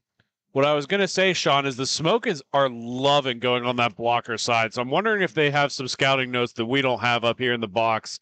Armstrong needs to play a little bit better on that blocker end. Teft looking for a man, unable to get it past Belinsky, picks up his own pass in the low corner. Teft over to Harmon, who looks for an option, unable to find one, and cycles back to his own blue line. Flips it down to, we'll call him Charlie. How great would it be if his name was Charlie? I'd say that would be a win and a half if it was. Teft up to Dempsey, unable to gather it, and chipped up, but right back to Teft. Teft in that far circle, gets into the slot, but unable to get a shot off are the Smoke, and the Anarchy comes storming back. What a move there by Jose Casillas, but unable to get a clean shot off as that puck was sent wide. Yeah, I don't like that shot by Casillas. He had a man up top that he could have worked the puck across to. Trying to score from behind the goal, while possible, is incredibly difficult. So I don't love that out of them. Giving the possession away just like that, especially trailing in this game, you got to work that back across the top and keep it the pressure on out front of the goaltender. Under 2 minutes remain in the first period as James fires a shot off the post, and it comes all the way back out, and the Anarchy collect it. Here's Casillas. Has McNamara on his wing, fires a shot, and scores over the glove side of Stark. Yeah, Stark was reading him. He had a man on the back door, and he was trying to cheat a little bit towards the pass, since that's how the trends of the game have been going, but beats him high and cashes that one in for the tie. 1:30 remains in the first period as the envious Anarchy tie things up with the Detroit Smoke at 3. Anarchy win the draw back. Here's Rogers collecting deep in his own zone. Trying to fire it up to Schiffman, unable to do so as Dempsey made a great defensive play. Dempsey fires a shot just wide. Armstrong being really aggressive on that, coming all the way to like the middle of his body was on the outside of the post, but able to get back in time, and that was a good save by him. Here's Verana, leaves a drop pass for Rukoff, unable to corral it, and here's Ben James. James looking for Dempsey in the slot. I am unable to find him, but tripped up by Armstrong.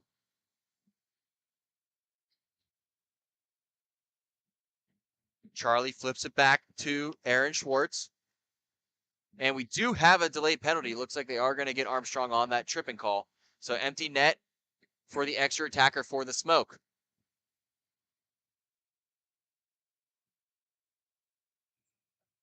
And there's the stoppage with 20 seconds remaining in the first. We'll see if they get a drop here for the power play on the Smoke. Yeah, I don't love that shot by Charlie either. He had a man out front, but on the delayed kill, don't rush it. You got the time. they are going to have the advantage of being able to talk about this before the period starts, as both teams are going straight to the bench. But yeah, hold on to that, Charlie. Don't get rid of it too early. And that'll do it for first period of action here between the Detroit Smoke and Envious Anarchy. All deadlocked at 3. When we come back, Detroit Smoke power play here on Grove City Hockey. Black Biscuit is a hockey company that specializes in team uniforms and apparel and is based in St. Paul, Minnesota. We have been working with teams throughout Minnesota and all around the world. If your team or association is looking to update your uniforms, then let our all-star design team show you what we can do for you. Our slogan is made for misconduct because our uniforms can take a punch. From jerseys, socks, and shells to team apparel, there's almost nothing we can't do. If you can imagine it, we can design it. Visit our website, Black Biscuit Hockey, and check out our design vault for inspiration for your next uniform. Need a company that checks all the boxes? Outstanding design, quality product, great customer service, and timely delivery? Call us at 855-978-6888 to see what the Biscuit team can do for you.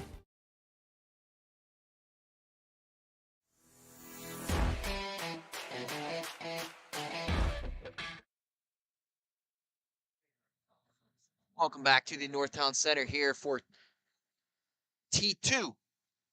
MIHA action is the Detroit Smoke and Envious Anarchy are deadlocked at 3. Detroit headed to the power play for a tripping call on netminder Cody Armstrong, being served by number 39, Jake Schiffman. Smoke getting the cycle going. What a nifty little pass there as they close things down, trying to clamp down on this power play is Schwartz. And Sean, we're getting some information from the box. They actually are not going to give the penalty to Armstrong. They're giving it to Schiffman. I was a little confused by it too. It definitely looked like that was Armstrong's stick. Might have been a missed call, but nonetheless, it will be Schiffman with the penalty and serving. There's, we'll call him Charlie, with the puck on the far side wing.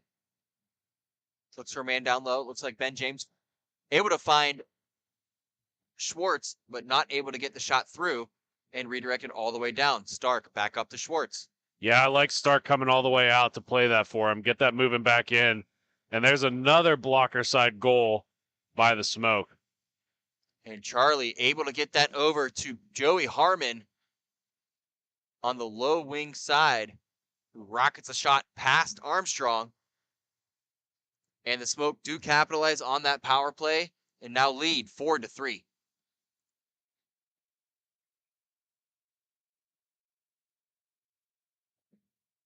Back and forth action here between the Anarchy and Smoke as Balinci carried the puck, sends it over to his D-man, pressured by James. Back to Rogers. Ben James putting on the forecheck as the Anarchy are able to break out. Here's Robert McNamara. McNamara dances through, unable to get a shot off. Weird bounce off the board, still loose. Balinci with a shot, saved by Stark. For goals that have not gone in, that was probably some of the best effort by the Anarchy today. That was just peppering goaltender Stark, and he stands strong and tall in that. They got at least 3 or 4 shots on Stark there. Couple weird bounces off those boards. So like we said, those boards are pretty live on both ends as he got a glove on it. It looked like it might have snuck its way behind Stark, but he does get the glove on it and traps it on the back side of his leg to hold on for the draw. I'm glad you saw that because I don't think he knew where that puck was. Well, Sean, you got to remember, as being part of the broadcasting studio, I see that camera down low that caught it perfectly right in front of me. So it was much easier to call. There you go. Nice and easy for you, Jake. I like it. As Anarchy control with 11:11 remaining in the second period. Anarchy with a long headman pass. Casillas. And Sean, we do have a not the information for Charlie quite yet. We'll hold on for that, but it is Brett Tarpinian in net for the Smoke. My apologies. We'll try to correct that going forward, but Tarpinian has played in the past. I wasn't sure if he was out for the weekend and needed a sub, but nonetheless, Tarpinian making the big saves there. And a big save it was, keeping his team in the lead. Just going to update my notes here with the proper information. Yeah, we greatly appreciate it. Don't ever feel like you're going to embarrass us by calling us out for wrong pronunciations and wrong names. We're just trying to constantly get better, and it's you folks at home that help us do that. Definitely greatly appreciated. Want to make sure we give credit where credit is due, as Robert McNamara battles hard with Teft along the boards. Teft pins him up, and it looks like we are going to have a penalty.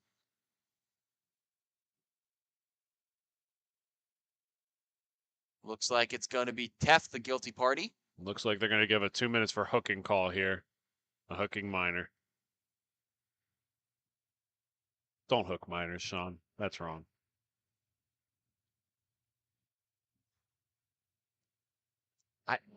I have nothing to say.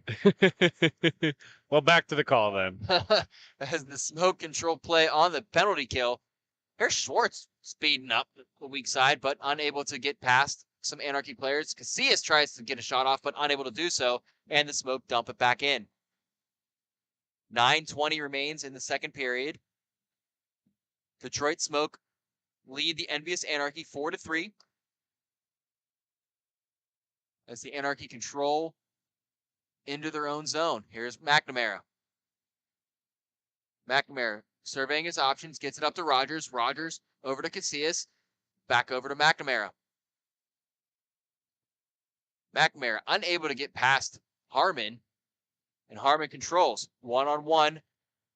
Great defensive play there. Believe that was Brandon Rogers who gets it over to Belinsky. Belinsky looks, fires a shot wide, and up and over Tarpinian.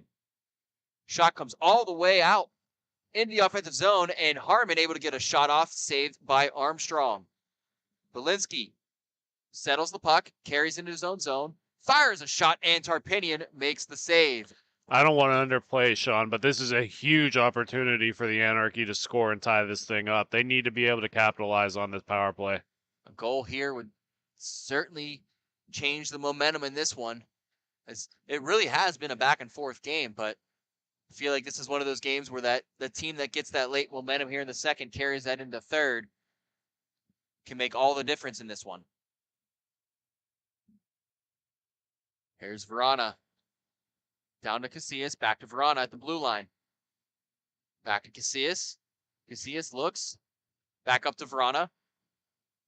And that penalty is now killed. Teft back on the ice. We're back to 4-on-4.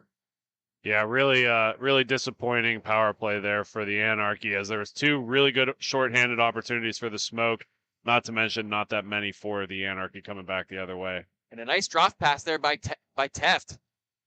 Nice shot by Dempsey as that puck is loose down low. Teft does control. Yeah, over to Schwartz. Schwartz, nice toe drag. Gets it in front, gets a shot off, but saved by Armstrong.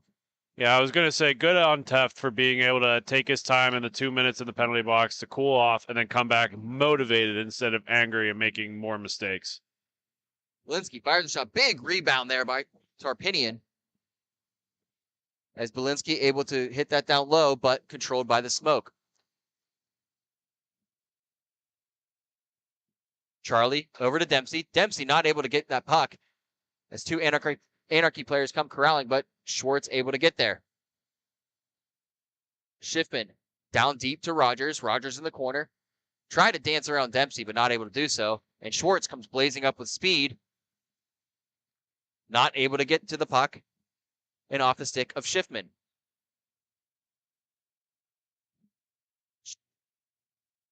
Not sure. Couldn't see who shot that puck. Oh, it was 28 Dan Verana. The puck loose. Dempsey battling with it. With Schiffman. Schiffman able to come away with the puck. Really happy with Schiffman giving no quit as his shot down low tips off the iron and goes back to Charlie. Charlie up to Schwartz. Dances around Casillas. Schwartz backhand over to Teft and scores. Yeah, that's the first one to beat Armstrong on the glove side there, Sean. And Teft was poised and sitting there ready for the shot for what felt like forever. And once that puck came across, he made it count. And Detroit taking a 2-goal lead with 5:40 remaining in the second period. That is a huge momentum boost for the Smoke to carry that late here in the second into the third.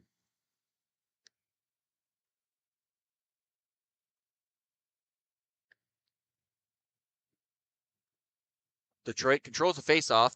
Ben James back to Charlie and back to James. Cycles it in front of his net and then drops it for Charlie. Good forecheck there by the Anarchy, able to cut Charlie off at his own blue line. Nice shot there by Robert McNamara. That almost looked like Tarpinian tapped it in his own net, but he just went right up and over behind the goal. Smoke control behind their own net. Ooh.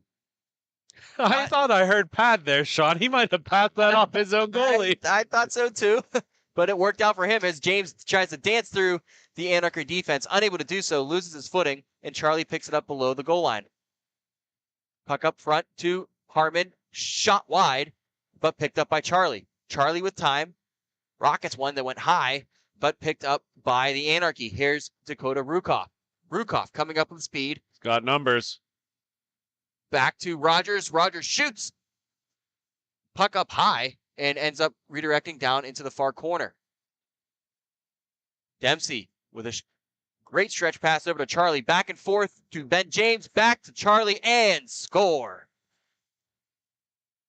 6-3 now for the Smoke as they are really taking control of this one with 4 minutes remaining in the second. Yeah, and coming down on that 2-on-1, Sean, that's how you have to play those 2-on-1s. You get that defender moving left to right as much as possible, and the goaltender moving left to right, and the goaltender is going to have a hard time tracking who's going to shoot versus who's going to make that next pass. Here's Shiffin with a quick shot on Tarpinian. Tarpinian with the save. That's probably one of the biggest difference between ice and roller is that you don't have that same slide in roller as you would with ice. So those, backdoor passes are really difficult for the goalies to make as Teff comes away here with the face-off win. And I think, Sean, that's what makes inline goalies so impressive is how much they do move with the restricted surface. That movement and the flexibility still remains the same. And if you ask me, sometimes those saves that the inline goalies make are almost as impressive, if not more impressive, than the ice goalies. But nonetheless, both goalies playing outstanding in this one, regardless of the score. Yeah, both goaltenders at least keeping this close for their teams. Like I said, the only thing that I really see goaltender-wise is Armstrong needing to get that blocker a little bit more hot right now. He just got beat on the glove side, so it's a little different of a situation for the Smoke, but Tarpinian's been good, man. You got to beat him with passing, not with shooting, if that makes sense. Armstrong with a quick save with 2:30 remaining in the second period. Winner of this one will earn a spot in the T2 Championship later today at 3:30 p.m. So a very, very important game here for both teams. As Dempsey lines up to the draw with Casillas. Won by Dempsey. But the Anarchy do come away with the puck. Here's Robert McNamara. McNamara over to Casillas. Casillas with a backhand try. Saved by Tarpinian. Yeah, Tarpinian just gets that mid on it, and he holds on, follows that puck the whole way across his crease with his glove, and is able to trap that down on the ground. 1:45 remaining in the second period. Detroit Smoke up 6-3 on the envious Anarchy as Teff controls the puck below his own net. And Sean, there's a lot of hockey left. Both of these teams doing an excellent job so far, and we'll see how they finish out the second and into the third. Last 80 seconds in the second period as Belinsky able to dance around a couple players over to Casillas. Casillas looking for McNamara, unable to connect, and Belinsky will corral and send over to his D-man. Yeah, that just skipped right over Belinsky's stick. He had an opportunity down low if he could have got one off of the other, but just gets out of reach of him. As McNamara sends one high, Rogers able to get it back up to Belinsky, back over to McNamara. McNamara looks, fires, and shoots wide. Had the tip man in front, just was missing his stick just by a little bit. Under a minute to go in the second.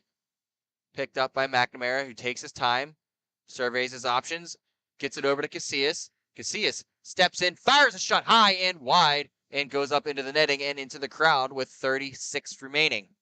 We want to thank Lisa Pepello. I'm going to pronounce that. You're going to correct me on one pronunciation. I'm going to screw up your name. I apologize, Lisa. But Spara, we're going to take that Z right out of his name, Sean. Pretend it doesn't exist. He's had an excellent game so far, and we'll get his name right in the third period.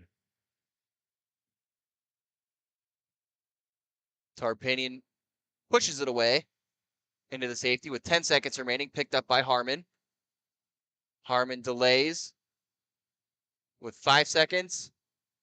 3, 2, and 1, and that will do it for the second period here as the Detroit Smoke lead the envious Anarchy 6-3. We'll be back with the third period here on Grove City Hockey. You know you've always thought about playing travel hockey. Have you ever heard of MIHA? Well, here's the time for you. We're taking registrations right now. So if you're interested, make sure you get your guys together, get a good team, and sign up today. It's never been easier. All you have to do is go online, go to MIHAHockey.com, and look at all of the incredible options that are on this new intuitive website. Visit standings, schedules, registration details, league information, history, and so much more. And if you ever have a question, it's so easy. Just go to the contact page and reach out to Carl, and he'll help you right along. Sign up quick because spots are running out. Visit us at MIHAHockey.com.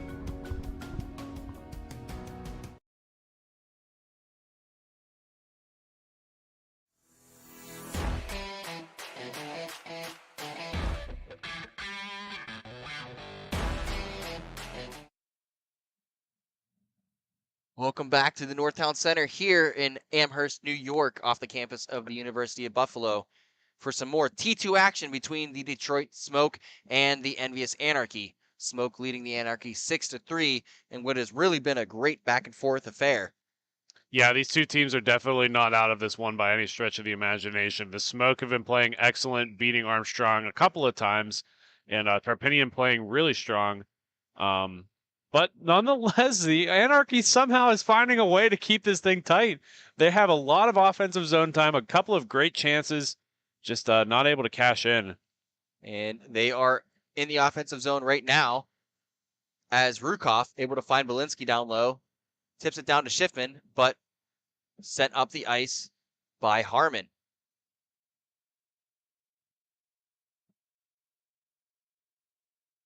Anarchy controlling.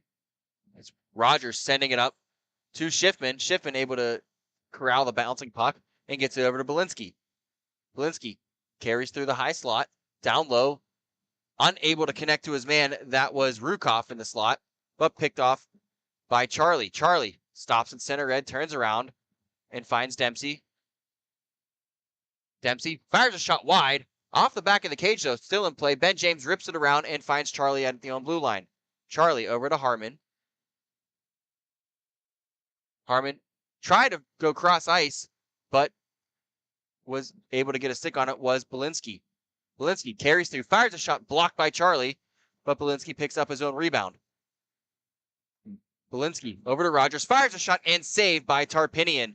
12:37 remaining in the third period. Yeah, that was a good pass out by Belinsky, and I thought we were going to see a goal out of Rogers, but Tarpinian able to gobble that up as it comes right through the center.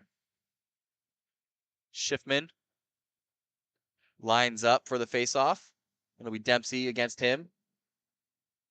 Dempsey able to tie him up and win it back to Schwartz. Schwartz along the near side wall has a 3-on-2. Schwartz carries it himself. Deeks around a man, not able to get a clean shot off, but another rebound and another shot by Teft. Great saves by Armstrong back to back. Yeah, that second one was so underrated, Sean. He caught that with the bottom side of his skate as he was lying sprawled out on his back. Just now picking up his stick as he made the second save without one. There's McNamara screaming up the close wall. Fired the shot, tried to go far side, unable to connect, and went wide, but Schiffman right there to pick up the rebound. Schiffman tried to feather one through the slot, but picked off by Schwartz, who does feather it over to Dempsey. Cut off there by Verana, who ships it up to Schiffman. Schiffman battling on the boards, doesn't come away with it, and here's Schwartz. Schwartz has Dempsey on the far side, but drops it for Teft. Teft back to Schwartz, fires a shot, and saved by Armstrong, way out of his crease to make that save. Yeah, he was screwed if that was a pass instead of a shot, but he was able to find the puck and cover it up for the draw.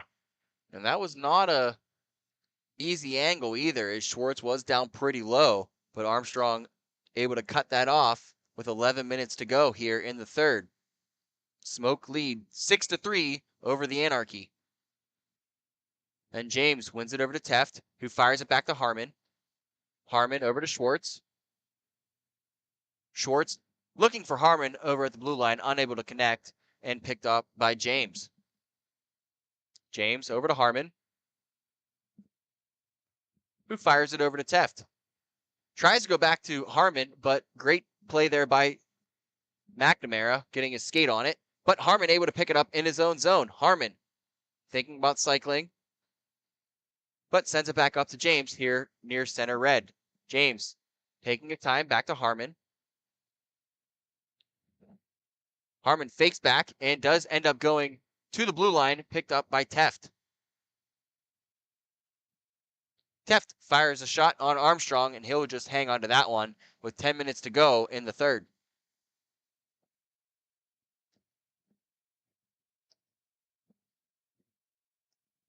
Want to remind you this action is brought to you by the Midwestern Inline Hockey Association. Established in 2010, MIHA has been growing the travel league for top competition in inline hockey, ranging from Michigan, Indiana, Ohio, Pennsylvania, Illinois, and New York. Is another great save by Tarpinian. MIHA action brings you hockey from all different walks of life. MIHA is a proud sponsor of Grove City Hockey. Yeah, a couple of north and south plays here, Sean, as you were doing that live read. Not a whole lot of action really happening. A great save by Tarpinian early in that, as he lets that one go right by the leg pad. That's a big goal for Casillas to bring it back within two. Just over 9 minutes to go in the third. Anarchy still buzzing. They do have the advantage of having a deeper bench than the Smoke. Yeah, and there's no quit in this Anarchy team. They know that they can crawl their way back into this one. They're fighting tooth and nail the whole way through it. Yeah, this is not a team I would count out at all. A lot of time left in this one as they trail 6-4. Belinsky up to Casillas, chips it back to McNamara. McNamara dances around Charlie. Corrals it deep, but unable to find his man, and tries to chip it all the way back into their own zone, picked up by Verana. Verana, pressured by James, pumps the brakes and over to Belinsky. Belinsky tries to drop it for Casillas. Bad communication there. Is James able to pick up? Fire shot saved by Armstrong, and the Anarchy are able to pick it back up in their own zone. What a save by Armstrong there. Point blank, no defense in front of him, and he gets that one easily knocked away. That's one where the defenseman goes back and gives him a tap on the pad saying, "Thank you for bailing me out." As Belinsky able to find McNamara, has Casillas on the far wing. Casillas corrals it, gets a shot on net, and saved by Tarpinian. Tarpinian just able to get a toe on it, and I thought that was a for sure fifth goal for the Anarchy. Huge save by the young man. 7:45 remaining in the third. Anarchy trail by 2.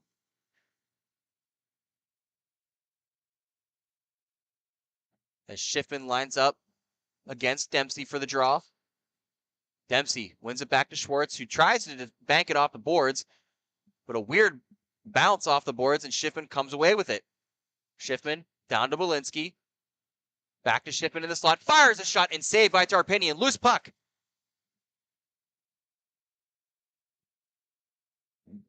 And a little bump by the referee, unfortunately, causes the Anarchy to lose that puck. And here come the Smoke on the rush. Yeah, there's nothing you can do about that, Sean. The refs are there for a reason, a very important job, a very unappreciated job. Absolutely. But yeah, they've been doing an excellent job today, and certainly no ill will meant by that deflection. Oh, no. The way the puck's been bouncing off the boards here, too, you almost can't anticipate the angle that puck's going to take as the Smoke come on a 2-on-1. Schwartz back to Dempsey, fires and saved by Armstrong. Schwartz held on to that too long. He had Armstrong wide beat, and he just held on to it for another 3 or 4 seconds instead of ripping that puck. Belinsky in deep, chips it back to his man. That's Rukoff. Back to Belinsky. Try to get it back to Rukoff, but just a little bit wide and picked up by Schiffman. Schiffman over to Rogers. Looks, fires one on net, looking for that old POP, but unable to connect, and Teft picks up the rebound. Pressured by Belinsky. Fires one into the slot, and that'll be picked up by Schiffman.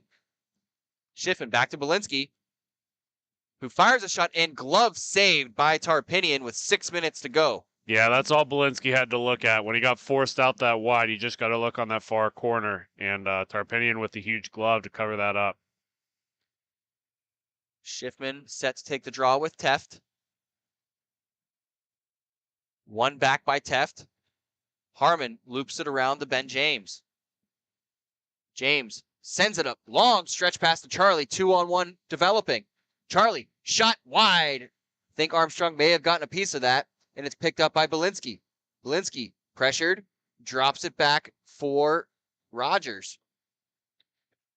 Rogers over to McNamara. Dances around Teft. Shot.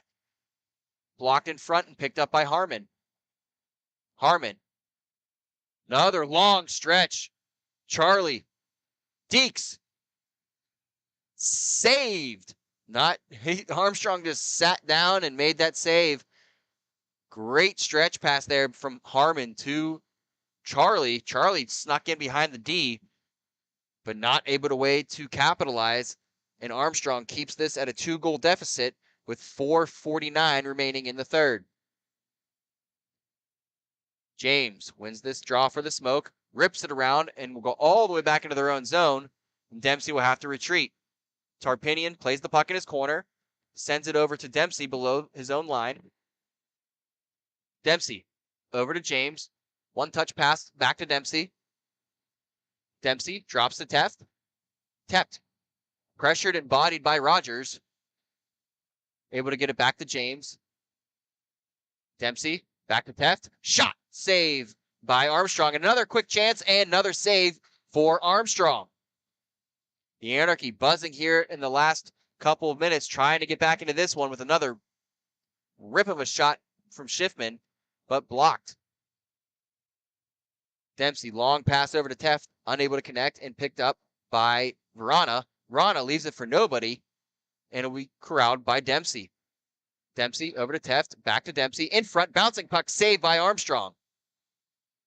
McNamara banks it up for Rogers. Rogers over to Verana. Verana with a shot and glove save. Bouncing puck still loose and picked up by the Anarchy, who do get a shot on net, but goes wide and below the goal line. Yeah, Schiffman had a great bat out of midair, but he's just not able to put it on the 4x6 as he sends it wide. But huge hand-eye coordination there for the big man.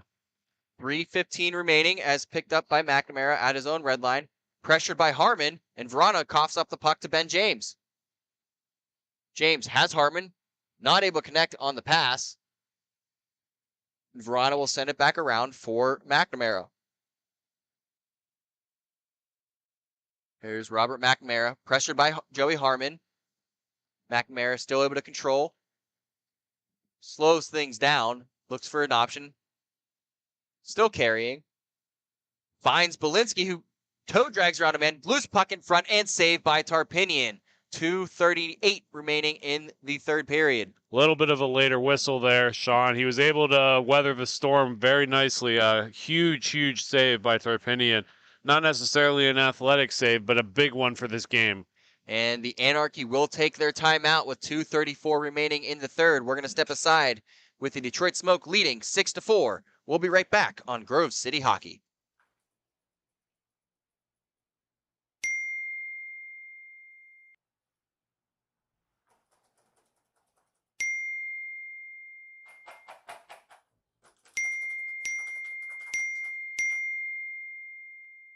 Frustrated and wasting time doing your own taxes? Getting confused by complex forms? Waste your time no longer. It's time for you to check out Bonus Accounting. Kenny and the team will help you with taxes, bookkeeping, and payroll services. Now that's an accounting hat trick. Leave it to the industry experts and check them out today. Use promo code Grove City Hockey for a sweet discount and also to receive exclusive GCH merch. Back here for the conclusion of the Detroit Smoke and Envious Anarchy. 2:34 remaining in the third period. Smoke lead 6-4. As the Anarchy are looking to pull Armstrong. Armstrong slowly heading over to the bench and will do so as Belinsky controls. Belinsky carries it up through. Over to Casillas. Casillas over to McNamara. Shoots! Just wide, but rebound picked up by Casillas. Casillas down to Rogers. Rogers carries the puck. Looking for Belinsky. Belinsky fires a shot. Still high. And over to Schiffman.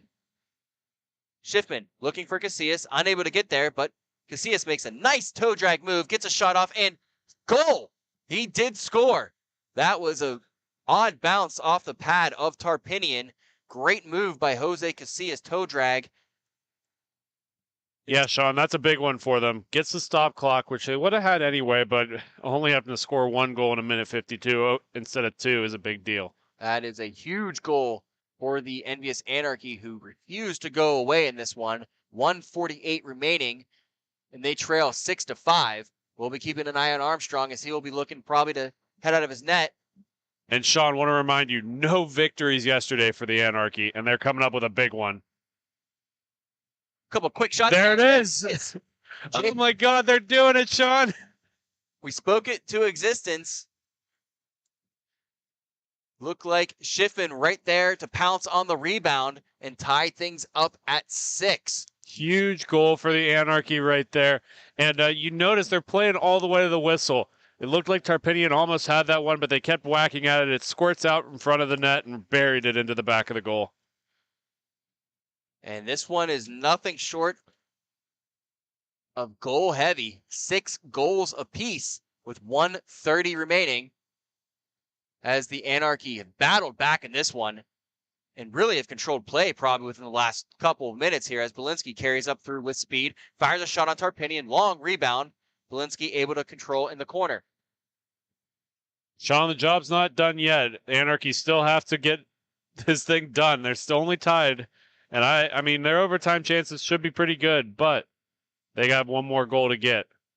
Here's Rogers backpedaling over to Casillas. Casillas shot blocked, but Rogers able to pick up the rebound. Odd angle shot picked up by Harmon, who gets it over to Teft. 49 seconds remaining as Teft carries in for the Detroit Smoke. Drop pass for Harmon. Tried to get one on net. Looks like they hit off a stick and went over the goal, but picked up by Ben James. James battled by Casillas. Smoke able to come away with this one as Harmon just sends it up to Aaron Schwartz. Back to Harmon. Harmon steps in, dukes around a man, dukes around 2 men, tries to find somebody in the slot, unable to connect with 15 seconds to go. Teft over to Schwartz. Schwartz steps into the zone, fakes the drop, over to Teft, back to Harmon. Harmon with the shot, save by Armstrong. 2 seconds and 1. And we are headed to overtime. Sean, let's keep it right here because I have some things I want to talk about here. We try to stay impartial to all of these games, but the Smoke was unbeaten yesterday, and for the Anarchy to crawl their way back, claw, fight, tooth, and they have done an excellent job taking advantage of the ozone that they got, making Tarpinian pay. Sean, I have to say, I think they're going to get it done in overtime. How do you not? What a storybook ending here we have. And you think about it too. Smoke short-handed. They only have a couple guys on the bench where the Anarchy have almost a full bench. So will fatigue come into play here as we will play 3-on-3 action for 5 minutes. Sudden death overtime. I don't know, Sean. The Smoke do really well with space too, though. This could go either way. This is going to be an exciting overtime to watch for sure. And here we go Overtime is underway. Belinsky.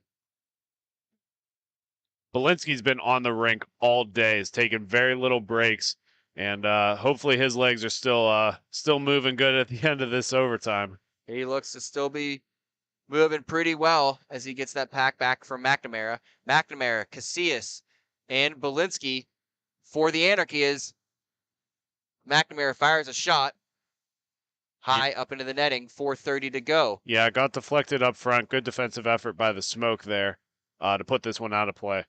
And it's Dempsey, Schwartz, and Charlie for the Smoke. Clean win back by McNamara. Controlled by Belinsky. And back to McNamara. Charlie over to Aaron Schwartz. Controls. Back to Charlie. Back to Schwartz. Anarchy pressuring. Under 4 to go. Long pass out of the reach of Dempsey, who hustles back and chases. McNamara controls behind. Fakes one way and goes the other. And finds Casillas. Both teams will be looking for a change here soon. As Casillas tries to dance around Dempsey. Pumps the brakes. Little body by Dempsey. Gets the puck off of Casillas. And Schwartz comes away with the loose puck. They're going to let the boys play here, Sean. Absolutely. There's two Overtime penalties two penalties going back and forth the other way. Neither one of them called. They're just going to let the boys have at it. Belinsky battles along the board. And Schiffman able to come away with it. Schiffman in all alone. Schwartz gets a stick on a shot. Shot goes wide. Loose puck going to be picked up by Schiffman. Handed down by Casillas, who's been out there this entire overtime period, just under 3 to go. Weak shot on net, swept away by Tarpinian. Over to Schwartz. Yeah, that's not going to get it done, Sean. If you're going to shoot that shot, you may as well hold on to the puck and regroup. Schwartz carries in slowly, gets around Schiffman. Thought about wow, I thought he was going for the wraparound, but ended up getting up to Harmon, who had a nice shot, but it did go wide. Yeah, really good draw by Armstrong to seal that edge and prevent that wraparound, as you put it, Sean. Absolutely no space to squeeze that low. Casillas with a nice spinner Emma finds McNamara, tries to go between the legs, unable to do so. And loose puck goes all the way back into the Anarchy zone. 2:10 remaining in the overtime period. We are deadlocked at 6. Rogers finds McNamara. McNamara carrying up into the zone. Looked to drop, but broken up by James. Yeah, just got a little too fancy with that. Probably should have pitted it against the wall and let the man skate into it. Bouncing puck seems to be causing some problems, but the Anarchy are almost able to come away with it. Smoke might have a chance here. Here's Ben James. Fires a shot, and he scores! Short side blocker. Shocker, Sean. That's probably their 4th or 5th goal that has been on the blocker side. Really disappointing ending for the Anarchy as they had battled all the way back into this one to put it into overtime. Just not able to finish the dance off. Great effort by both teams, and the Detroit Smoke coming away with the victory 7-6 in overtime, and they have earned their place in the championship game at 3:30. We are going to step aside and we will see the next 2 T2 teams, New Era and A team, coming up next on Grove City Hockey.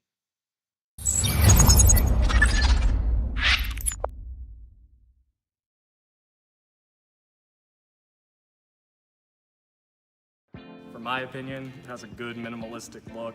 I'm a fan of the black with minimal white accents, the white logo at the very bottom, it makes it pop. I gotta say I love the grip material. I'm not feeling like I need any tape or anything. And then honestly, in terms of weight, it's definitely one of the lightest sticks I've used. It has a good pop to it, so I feel like I'm gonna get a lot of good shots off and hopefully less muffins.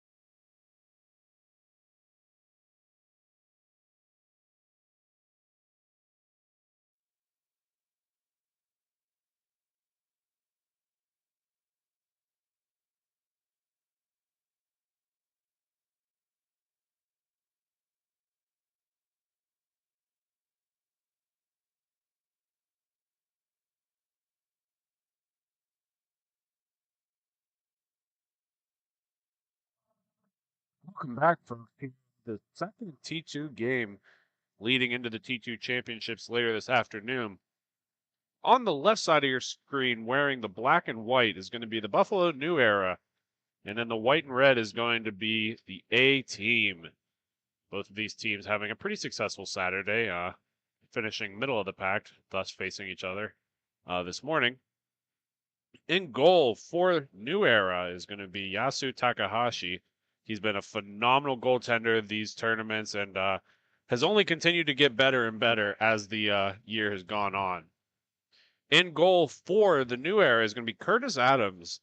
Again, most of the A team being from Canada, all these guys having a nice easy trip across the border this morning, and here to play hockey in beautiful Buffalo, New York.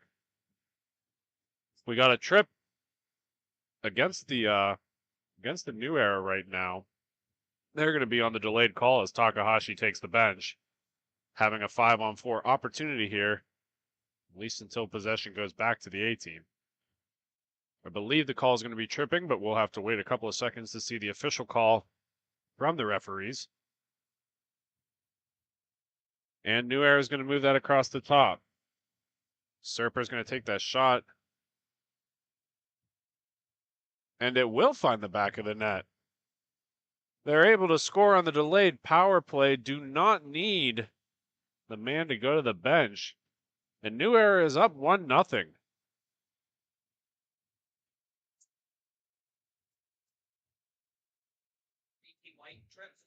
Faceoff's going to come back out to center. Radzawan's going to take it for New Era. He's going to tie up his man at center and is able to kick that puck down to Swift. Swift's going to go back up along the near wall where it'll be picked up by Junik. Junik is going to move that across. Suzeki is going to lose that puck over as the A team is going to get it on the near side.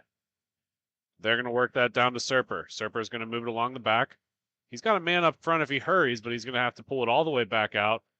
As he finds a lane to tuck it in, he's got an opportunity on Takahashi, but Takahashi with the paddle to get that out of the back of the net. Beautiful save by the young man, standing strong for this New Era team. Serper's going to have the puck for the A team. He's going to move it up to the far side. That's going to be picked up by Hiley. Hiley's shot's going to go wide and sit behind the net. That'll be picked up by Ocampo and moved all the way to the top. Serper with the puck. He's going to pull it back into his own zone. New Era with a nice little fake to create some space along the near side. That's going to be Ocampo with the puck. Ocampo going low. He's trying to force it out front, but he's going to be forced wide. Finds a man up front, kicked away by Takahashi, and the Era is going to go the other way. New Era with the puck.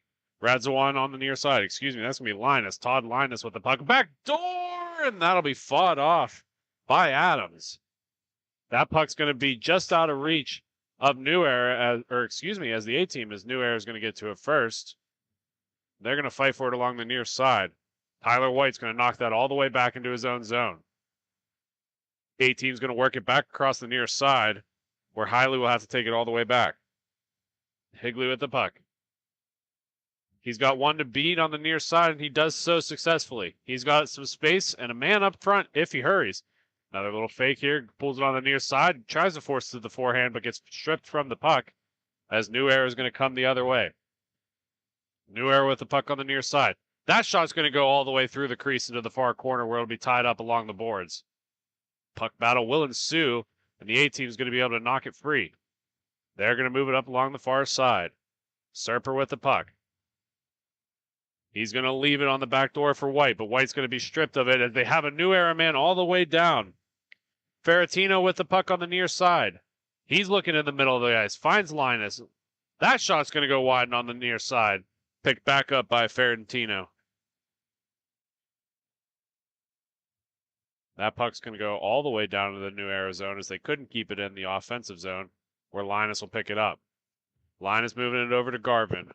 Garvin's got a man up through the center, but he's going to take it himself instead. Garvin with the puck. Tries to push it on his backhand, and he just misses as that's a beautiful save by Adams on the front door. These two teams playing very well going north and south throughout this game. Only one of them able to score so far. Face-off's going to be on the right side of Adams. We seem to have some rink repairs going on here. They're picking up some debris off of the surface and making this cleaner and safer for the players. The A team's going to win that along the far side. They're going to work it through center. Has a lane. Husey with the shot. Misses the man on the back door. Rebound out front is going to squeak all the way behind the net. New Era is going to come away with it. Coming down through the zone is Swift.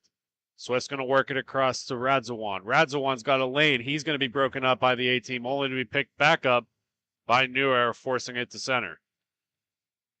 Ferrantino's going to come in tight. He has a man on the near side.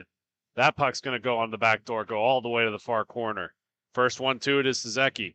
He's going to work that up top, but it's going to be met with a heavy resistance from the A team. He's able to fight through that, trying to pull it on the back door, but he's forced all the way to the corner. Stops up tight, looking for a man up front, finds it off of a rebound, and forces it to the near side. Serper's going to work that back up top. Suzeki with the puck. Suzeki's going to play it on the near side for Junik. Junik trying to make free. Gets through one, gets through a second one, has some space on the back door, and that shot's going to hit the side of the cage and go on to the far corner.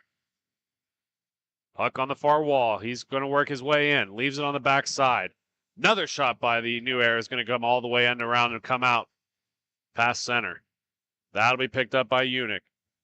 Unic's going to work it along the near side to Linus. If Linus hurries, he's able to turn back in. He's met by two new A-team players who force it all the way back down to Unic. Unic on the near side. He gets turned back in tight. He's got some space now. Has a man coming up through center. Wheeler with the puck on the near side. He's going to cut tight and finds the back of the cage over the glove of Adams. Beautiful goal by New Era. John Garvin is going to tuck that in to make this game 2-1. 2-0, excuse me. As we get ready for the next face-off draw, I want to remind everybody that photos of the games this weekend and the future championships, as they'll be coming up later in May, are available on our Facebook page. What we do is we make sure all the pictures are out there. We do watermark them so nobody steals them, but you will be able to preview all of the photos on our Facebook page. Just send us an email or message us on Facebook, whatever picture packages you want, and we'll get those orders fulfilled. That goal is going to find the back of the cage as the A team finally enter the board. I believe that'll be number 18, Calvin Higley, with the tuck as he goes high over the glove of Takahashi. Face off at center. It's going to be tied up, and New Era is going to win it back. Suzeki with the puck as he's turned back into his own zone. He went to play it up, but that's going to be forced all the way back down around where he'll pick it up. He'll continue going around the far side to Austin Unick, most recent goal scorer for New Era. Excuse me, that would be Jarvin with the most recent goal. That puck's played all the way back to Suzeki. He's going to stop up tight and work it up through the center is Austin Unick. Unick with the puck on the far side, cutting onto the near side. He's got a man up front. That's kicked away by Adams, but sits on the doorstep to be broken out by Serper. Serper's going to work that across to Higley. Higley pushes that in front, and Takahashi does a good job of kicking that free. That's going to sit on the back door and be kicked around onto the near side. Picked up by Garvin, coming down one-on-one. He pulls it on the near side, forcing it back across, and that shot's going to beat Adams cleanly as Todd Linus sits tight, waits for the pass to come back across, and buries it into the back of the cage. 3-1 the score, 4:33 left to go in the first period. Little back and forth action, but most of the time it has been New Era's advantage. Speaking of, they're going to win that back. That'll be picked up by Wheeler. Wheeler's going to be forced behind his own net where he'll stop up short. Reinforcements cycle the zone as he finds a man on the far end. With speed coming through the center. He's going to work it onto his backhand, trying to cut across. That'll be broken up by Adams, and the A-team will get to it first. A-team working along the near side. That stretch pass isn't going to make it all the way through, as that's broken up by Wheeler. Wheeler on the backside. He overskated a little bit, and it's coming the other way for Serper. That puck's broken up in the neutral zone. Nice little corral by New Era as he hits it out of midair, and he finds a man on the back door and kicked away by Adams. That puck's going to be held up behind their own net with just about 3:30 to play in the first. He cuts wide, is Serper. Serper's going to pull it through, and he tries to force his center, but that's broken up by Wheeler, who's going to play it off the wall to himself. Wheeler with the puck, coming in on the far side. He's got one to beat, and that's the goaltender, but Adams stands strong and kicks that away. Coming up on the near side, Tyler White. Tyler White with the puck. He's going to be forced all the way around. Wanted to wrap it around, but keeps getting forced wide by defenseman Razawan. Razawan's going to play that up to Wheeler. Wheeler on the near side and kicked away by Adams. Another opportunity for New Era is fought off by Adams, and he'll hold on for the draw. Once again, want to thank all of our viewers at home. We appreciate the viewership, and we would like to ask you to please think about liking and subscribing. It really helps out what we do here and continues to showcase the great game of inline hockey. So if you're not going to do it for us, do it for inline hockey. Make sure to like and subscribe Grove City Hockey and stay up to date on all MIHA action the rest of this year. That puck's going to be forced all the way out to center, where it will be picked up by Garvin. Garvin's going to play that back to Unick. Unick's forced back into his own zone by a good forecheck of Ocampo. Linus with the puck. He's going to keep pulling it back into their own end. New Era struggling a little bit to pull that onto the near side, so they're forced behind their own net. Good pressure by the A-team here. Recognizing the situation, needing to create a little bit of pressure, as New Era has been really good at moving this puck around the rink. Sezeki with the puck. He's going to pull it on the near side. Tries to play it to himself, but that's fought off by the A-team. They're going to be the first ones to it. Has a man up front in Serper. Serper on the forehand, pulls it to the backhand and just can't corral it as that goes all the way to the wall. Trying to turn it back in. Another opportunity for the A-team. They're pouring on the pressure now, looking pretty good. A-team trying to cut on the backside. Nice stick by Takahashi to keep that clear of the front of the crease. Puck still in the A position as they're going to shoot. And that's going to go directed off the, looks like the blocker of Takahashi and come all the way back out to center. Serper is going to leave that for Ocampo. Ocampo for Higley. Higley with the fake draw finally unloads. And that's going to be fought off. And there's a break for New Era. New Era all alone. John Garvin with the puck on his stick, and that's denied by Curtis Adams. They are saying that went over his glove and into the back of the net. He looked like he had that red the whole way. As New Era does finally get another goal in the last 30 seconds of the period. 4-1, the score of this game as we get right around the first intermission. Another chance for New Era is fought wide and comes all the way out. 10 seconds left to go in the first. A-team 3-on-2. They shoot. Takahashi fights it off. Pushing it back in. Another opportunity misses wide, and there's an opportunity as it sits on the doorstep, and Takahashi finds the loose Biscuit to cover it up for the end of the period. When we come back, we'll have more second period action, but the score 4-1 in favor of the Buffalo New Era. You're listening to Grove City Hockey.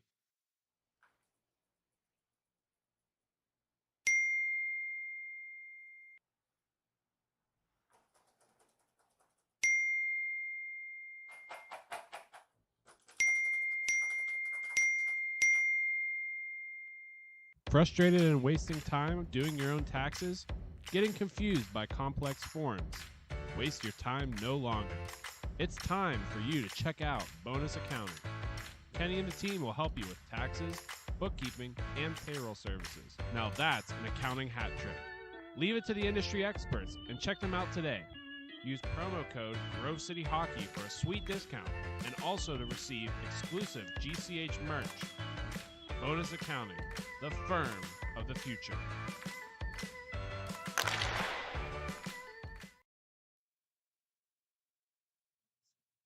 Welcome back, folks.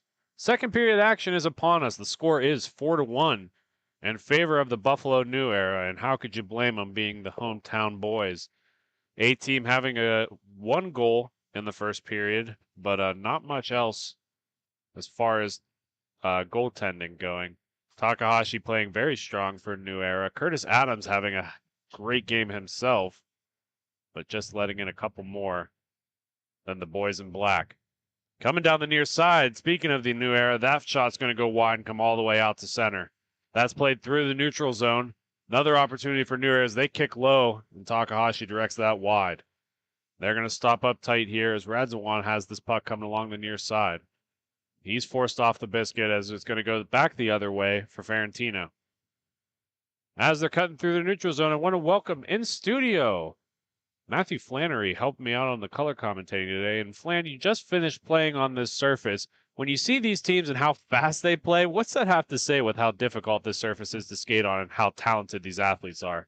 I mean, with these tournaments, it's nothing to the rank of the management, but unfortunately, wheel shavings, dust, all the like, it's going to accumulate pretty quickly. And with these long days, it definitely adds up. These guys are just so talented and such strong skaters that they seem to be able to minimize on the damage that that's going to be causing to them, and just playing terrific hockey all around. It's a great game so far. That puck's going to find its way to the back of the net. And we have a huge collision behind the goal and a snap stick for the A-team. They are going to score, though, as they make that one behind the back of Takahashi and into the back of the net. Not sure who they're crediting with the goal yet, as I'll be honest, Flannery, I got a little distracted by the huge collision down low. Yeah, I was just making sure everyone was okay. Everyone skated away on their own power, which is what we want to focus on the most. It was a big body down there, and you can tell by how strong these sticks are, and it snapped that like it was a toothpick. But I got to say, I don't know if you're noticing a trend here with the A-team and broken sticks in games. But I might be seeing something. Well, we'll leave that up to the conspiracy theorists. Let us know. A-team working along the near side. He's going to leave it for the follow man, which is Serper. It'll be Michael Serper. Steve and his brother wearing 66 today. That puck's going to squirt out to the far corner and be met by McKinnon. McKinnon's going to be forced off the puck, leaving it for Tyler White. White's going to have to circle back in, leaves it for Serper. That'll be the other server, Steven Serper. He's going to hold it in his D zone, and he's going to continue to retreat as he's looking for an outlet pass. Finally makes his way all the way behind his net as he's going to use that as a stationary screen. Almost forced off the puck by Linus, excuse me. White with the puck. He's going to try to make a move around Linus. Does so well and finally takes the zone. He's got space on the backside, but he's forced off the puck and all the way out and around. He stops up short, using the wall to help him break. Tries to pass it through center, but that's deflected wide and will be forced to be picked up by Michael Serper. Michael Serper off the near side. Tries to kick it around, and that sits in no man's land as we picked up by New Era. On the back door, Todd Linus. His shot spot off by Adams. Goes to the backside, looking for the wraparound attack. Continuing to move it. Nice stick handling work by that big man. Finally picked up by Campo, and Campo's going to pull it behind his own net. Referee Alan Chapman fixing the moorings, as it's very uncommon to have moorings in inline hockey. This rink actually does, which is very strange, but nonetheless is helping the goaltenders stay square and stay positioned. I think they did it right with these moorings, keeping them pretty shallow just to do enough. Just a little bit to hold them pinned down. I like it. Big collision down below again. Taking exception is the A-team, as he's giving the referee an earful in Calvin Higley. That's a nice little move by the A-team to work it back along the near side. And Campo's looking for a man down low. He's going to do a little give and go pass as he's going to get it back on the near side. He'll continue to pull it low, stick handed, looking on the back door, but just out of reach of White. And White's going to pull that back up towards the top. White over to Campo. Campo's going to work that back down. That's going to go to Husey. Husey's going to force it back in, but out of reach of the streaking offensive forward, Campo. That's forced back to Husey. Husey over to Campo. Campo cuts onto the far side, looking for a man up front, but that goes all the way through the crease and down into the corner. That puck comes all the way back up top. Trying to find a man on the near side, but that's going to be fought off by Wheeler, and he's going to leave it forward. One-on-one opportunity for New Era. Reinforcements coming for the A-team as they're making his job much, much more difficult, but he'll take it behind his own net. Continue to have pressure. As Campo finally strips the puck off New Era and brings it up for their own rush. That stretch pass is just out of reach, and the first one to it is Ferrantino. Working it down low is New Era. Give and go pass, and that'll be off the glass. Stays in play. Working it down low, another opportunity, and that'll be broken up by the A-team. Able to get back to it is Wheeler, and Wheeler's going to try to fight that out and around. A little bit softer, and that'll be picked up by the A-team, and they're going to race for it. White's going to pull off and let them continue to play down as Takahashi's playing it along the near side. New Era looking for a stretch pass. They'll just dump to get the legs and change. And A-team will pick it up. Unmanned stick loose on the rink. He almost skated over it, saw it at the last second. Had to stick handle around it a little bit, making his job easier or harder than it had to be. White with the puck on the near side. Trying to push the center. Has a man up front, and that'll be directed wide and forced back along the near side to be picked up by Suzeki. Suzeki with the puck. Works it over to Linus. Linus with a shot. End around, and that's going to come all the way out towards the near side, where it'll be picked up by White. White with the puck on the near side, forcing it across the middle and back over on the near side, but that'll be broken up by New Era. Unic with the puck down low. He's going to work it all the way up top, broken up by White. White's going to evade the first defenseman, trying to get around the second, but that'll be broken up coming the other way. Garvin on the puck. 3-on-1 opportunity presents itself. Shot by Linus, and he doesn't make any mistakes on that. Linus with that heavy shot. If you watch him, he routinely shoots it from that right side wing, usually streaking down, but just in his office on that one. Puck on the tape doesn't get any better than that. Doesn't mess any time about stick handling or settling, just puts it right into the back of the cage, and it's 5-2 hockey. Face off at center. It's going to be one all the way back. New Era is going to have to force it even deeper into their zone as the A-team's starting to pour on the forechecking pressure. They play it back down, and it'll be picked up by Unic. Unic's going to use that goal as a little bit of a screen and come around the near side. He's going to be forced wide. He's got a lot of speed coming in tight. Another opportunity cross crease. That shot's going to go off of Adams and picked up by the A-team. A-team with the puck off the near side. That'll be picked up by Husey. Husey's going on the back door, and that's going to go all the way out and around towards the top. They're going to move that puck across, but a little miscommunication as Husey has to step back for it. Husey's going to hold up tight, play it along the near side. Serper battling for it. New Era's going to break that one up, though. Little sauce pass across crease over to Unic. Unic's going to line up for the draw. That shot's going to go off of Adams, and he's got that covered up under his leg pad. 5:30 left to go in the second period. The score 5-2 in favor of the Buffalo New Era. The A-team having a little bit of a resiliency here as they've got to get something figured out just around the 5-minute mark of the second. You still have to think they have a chance. They're causing headaches around the net whenever they're getting their shot opportunities. New Era is just digging the puck out and going the other way pretty quickly. Puck's won back by the A-team, and they're going to play it along the near side. They work it down low, and that's going to be forced back out. Okapo is going to push that down.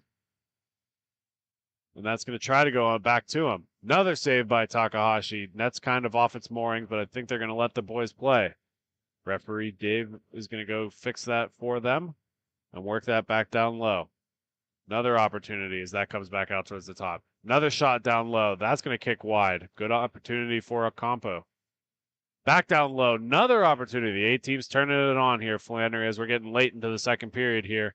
Linus is going to be sprung free. Linus all alone and kicks it right past goaltender Curtis Adams. Pulls it from his backhand onto his forehand, back to his backhand, and slides it right past the foot. I mean, if you're the A team, that's the last person you want to see with the puck on their stick on a breakaway. He's been good this game. I believe that's the hat trick for the young man as he gets his third, bringing his team to lead 6-2, 4-minute mark of the second period.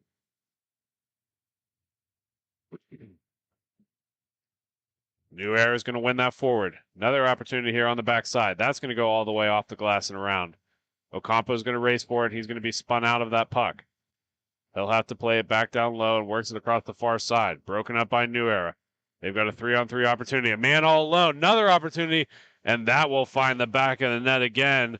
Andy Ferrantino gets Curtis Adams to go down low and then just walks around him as though it was a boulder sitting in the middle of the crease. I mean, if it's not broke, don't fix it. I mean, the forehand backhand seems to be working for him. It's the second time in a row it's worked for them. Why change anything? Faceoff's going to come back out to center. Score is 7-2 in favor of the Buffalo New Era. The A-team following in this one pretty early. They have not really been able to get any traction going back the other way. Buffalo's going to work it across the top. Has a man up front, but that's going to be deflected wide by the A-team. Kicked all the way out and around. They're going to turn it back in for another attempt here. Forced all the way up towards the top. He's going to leave it on the near side. Picked up by Suzuki. Suzuki's shot's going to miss wide. Only to be picked up by Husey. Mitchell Husey's going to force his way back in and take it all the way out himself. Passes that up to Tyler White. Tyler White to the forehand. Shot off Takahashi, and he's going to make no mistakes about that. So he dives out on that loose puck and covers it up for the draw. Hey, Jake, you see that breakout pass? The puns are electric today, folks. Make sure you guys follow all of the MIHA action throughout the day, as this is the last regular season tournament. A lot of games here determining who makes the cut and who misses. New Era's cutting it on the foreside, trying to pull it on the backside, but can't do so. And the A-team is breaking it out the other way. Serper with the puck on the near side. He's cutting middle. He overskates that puck. He looked like he wanted to rip that thing and just took his eye off of it for a little too long. Swift up to Suzuki. Suzuki around one. Falling shot. Doesn't have much danger there as the A-team pick it up. They're going to work it along the near side to Radzawan. Radzawan taking the zone. He's got a little bit of space. Works it around one. Tries to go between the legs, but overskates it. Little play off the back of the net. The old Flannery special, as the New Era is going to break it out, coming back the other way. Yeah, well, he did it a little bit prettier than I would have, Jake. Garvin with the puck down low. Going to wrap it all the way back out and around, and Suzuki will go chase for it. A little bit of pressure for Ocampo, but he's not going to get to it first. That's going to be left over for Unic. 1 minute left to go in the second. A lot of hockey still to play. Score is 7-2. Linus with the puck. Linus is going to go to his fourth side, hits the crossbar, and that's going to kick all the way back out. If the hand is hot, you might as well feed it. That'll be picked up by McKinnon. McKinnon's going to try to play it forward to Ocampo. Ocampo's shot's going to miss wide and go to the far side. First one to is going to be Tyler White and forces it back into Ocampo. Ocampo over to McKinnon. McKinnon off Takahashi. Sits on the doorstep. Still there. Backhand. Another one fought off by Takahashi. Still there as they're going to be forced to the far corner. Ocampo to it first, and they're going to blow this dead, Flannery, as it slips underneath the Zamboni door and has become an unplayable puck. Yeah, that seems to be a little bit of an issue here throughout the day is while my team was on the floor earlier, I know we had a little bit of a delay caused by that. Seems to be one of the pegs are missing to keep the last part of it sturdy enough to prevent that, but we do what we can here. The 18 trying a wraparound attempt. They're going to continue to try as this is going on to the far side. They've got a certain sense of urgency all of a sudden, and they are turning on the pressure. Love to see that from these teams. That shot's going to go high, and Takahashi's just going to reach up, calmly grab it as time expires for the second. When we come back, third period action is almost upon us. The score is 7-2. You're listening to Grove City Hockey.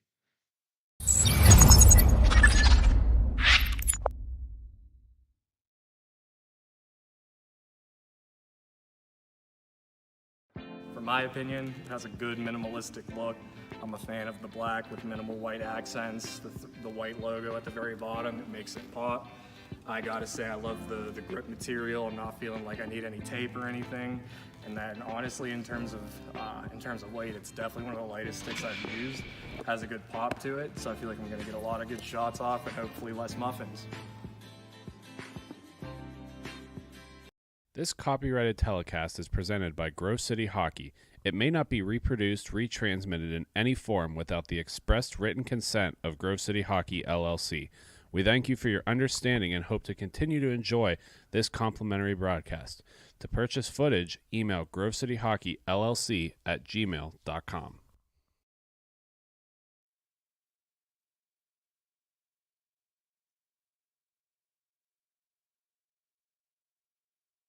Welcome back, folks. Third period action, and maybe it might be the final period. We're going to have to play through to see. The score is 7-2 in favor of the Buffalo New Era. The A-team having a sense of urgency late in that second as they seem to turn on the pressure, just not able to capitalize on the opportunities they did have. New Era doing an excellent job on the breakouts as they've had a couple of 1-on-2s and 1-on-0s, really able to capitalize on those short breakouts. In studio with me once again, Matt Flannery. And Matt, what do you see from, if anything, what do you see as a chink in the armor for the New Era that the A-team can capitalize on?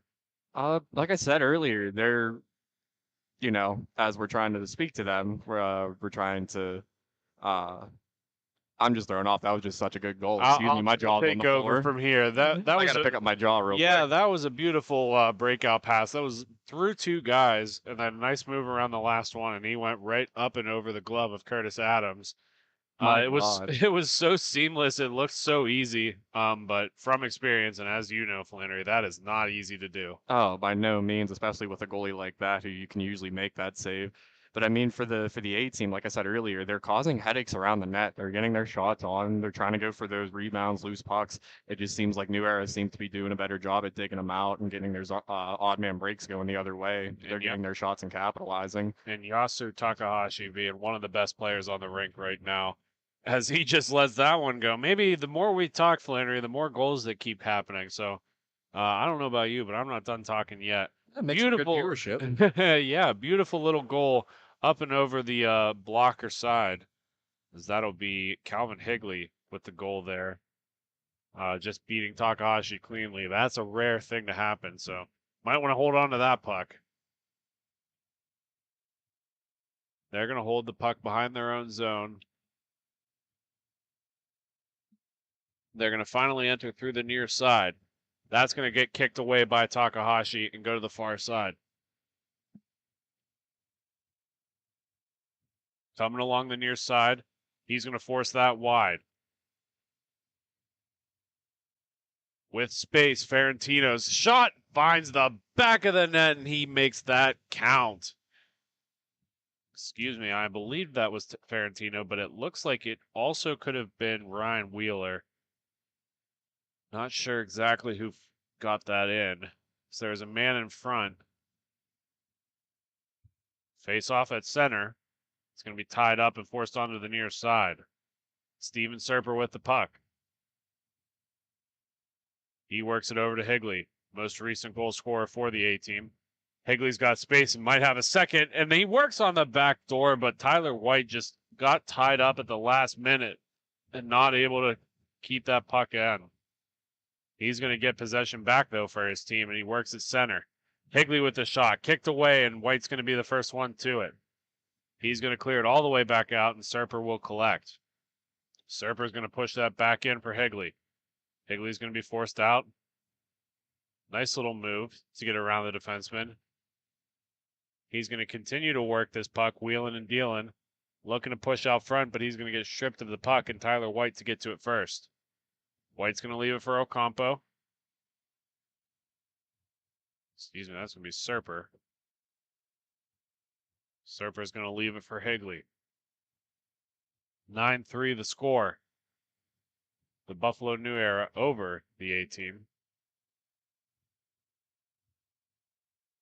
That puck's going to be forced in front, and Tyler White will capitalize over the leg pad of Takahashi to make this 9-4. And Flannery, I'm not ready to call it a comeback yet, but these are certainly the right signs that you need to see for the A-team to come back in this thing. All right, if we're going to do some math, 10 minutes left, 5-goal differential, 1 goal every 2 minutes. Let's see it, boys. Well, you heard it here, folks. Flannery, the mathematician of Grove City Hockey. I know it's not that easy, but that's my prediction. Serper to Serper as they work it across the top. That's going to come along the near side. Another shot in front is going to be fought off by Takahashi, and Ocampo is going to have it. He's going to work that towards the front, broken up by New Era. They're going to come along the far side and stripped of the puck. Ocampo on a 2-on-1.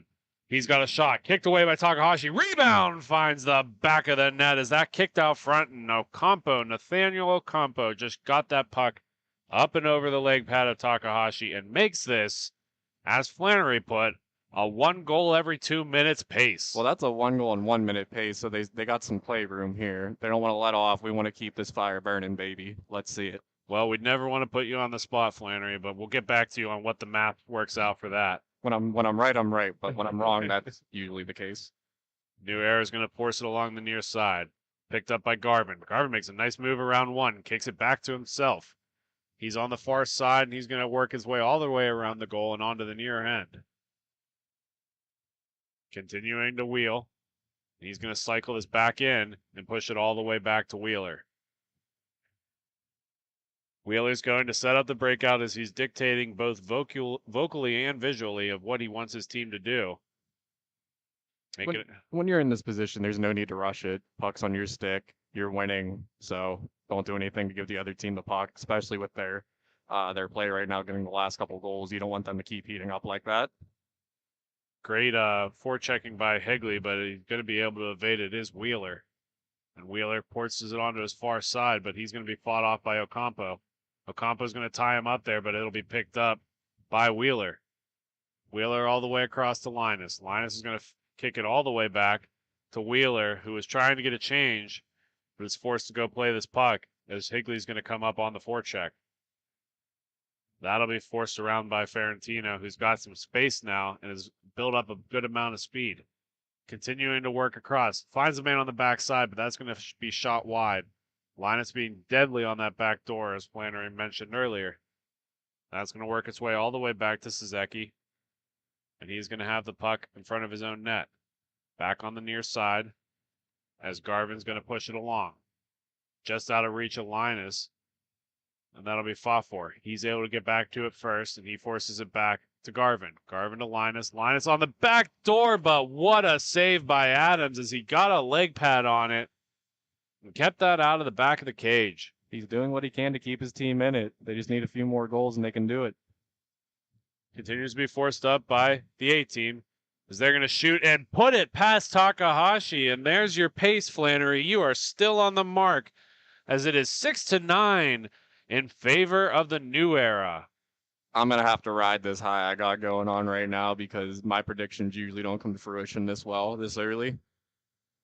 Well, Flannery, I want to remind you that if there's people like you at home, what we're going to try to do for the first time ever during championships in late May here, we are going to have a betting competition. We'll have various prop bets throughout the day, and the winner who has the most correct bets is going to have some kind of special prize by Grove City Hockey. I'm thinking a jersey, but let us know what you think the prize should be. And also, hopefully you all have as much participation as possible. I was going to say, let's leave it up to the fans. If we see things heat up, I think a jersey is definitely in order. New Era trying to hold on to the lead they have. As you can tell, they are fatigued. Yeah, the A-team has sudden life in them as they are continuing to battle down low for this. Higley forcing it in front, and that's almost another one to make it into the back of the net, but Takahashi able to get a leg on it, forcing it all the way back down. Adams trying to play it out, but plays it a little too far, as that'll be picked up by Radzawan. Radzawan's shot's going to go wide and be forced all the way back up top, where it'll be picked up by Ferentino. Ferentino's going to force it back into his own zone. Plays it off the near side for Linus. Linus has a man up front. Leaves it back for Linus. Nice little give and go pass. That shot beats Adams on the glove side and makes it 10-6. You don't see a give and go better than that one. The vision, the passing, tape to tape, that was crispy. We're going to step aside for a timeout. Score is 10-6 in favor of the Buffalo New Era. You're listening to Grove City Hockey. Everyone has their own unique pre-game preparation, and most of them are pretty different. But there's one thing in common, and that's Jack's Hockey Wax. Get this locally produced wax that isn't shipped from across seas, but made here right in the U.S. The best smelling, best feeling, and best performing hockey wax on the market. Oh yeah, and I almost forgot to mention, they sell tape too. Visit them at jackshockeywax.com to get your order today. If it isn't from Jack, put it back. This copyrighted telecast.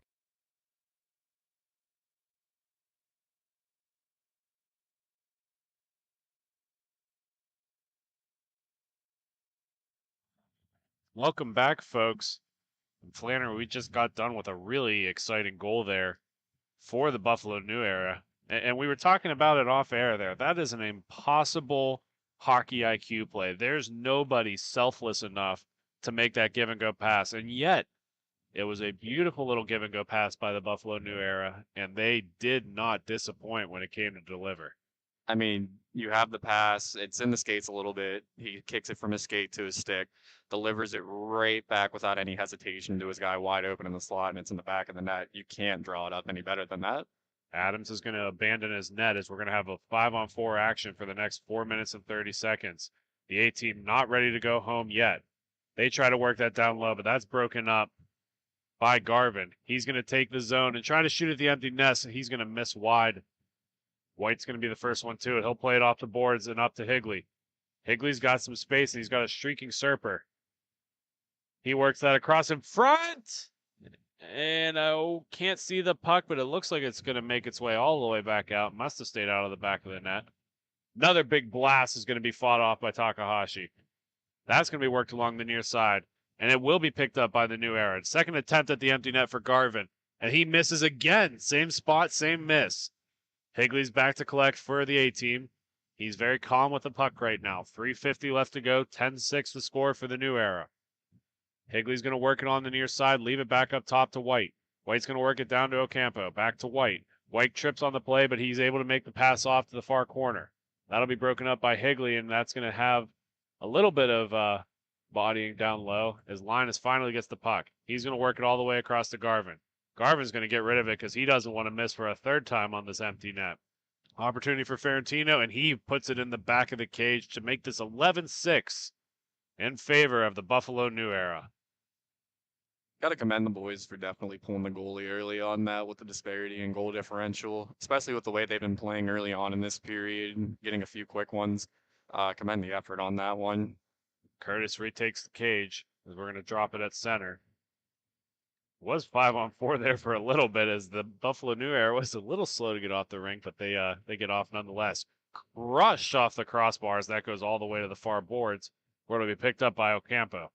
Ocampo leaves it for Higley. Higley cuts middle, looking down low for Ocampo. That's on the back door, but broken up, and it's still loose as it finally makes its way all the way back. And there's another empty net. As my color commentator was pointing to me, hey, dummy, the goalie left the cage. Notice it. And the only time I noticed it is when the puck finally crossed the red line. And the goalie just said, "Up, I'm out of here." He's got better places to be, I guess. But in a situation like this, there's nothing else you can do. You got to give it your all. Yeah, it's good. Win or go home for both of these teams. When you have such a long drive for, most of these guys are from Detroit on the Canadian team here, and what I mean by that is that's where they cross the Canadian border, is up by the Detroit area. Another opportunity here. Adams able to actually save that one as he did not abandon his crease to get the extra attacker.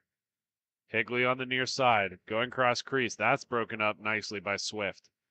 Swift's going to be on the far end. He's got help on the near side. 2-on-1. Shot. Snagged by Adams. Adams is going to play this out by Quigley. I guess if you're going to go for it, you may as well have assistance by your goaltender. Higley's going to be on the near side. Working in with space. He's going to fake a shot, pull onto the back side. Up in front. That's going to be an opportunity. Hit off the crossbar and onto the far wall. Played forward by Suzuki. He's going to overskate it, and that's going to be forced in deep. Puck battle will happen on the far side. Broken up and won by Husey. Husey's going to work that up to Serper. Serper overskates it and just passes it along to Higley.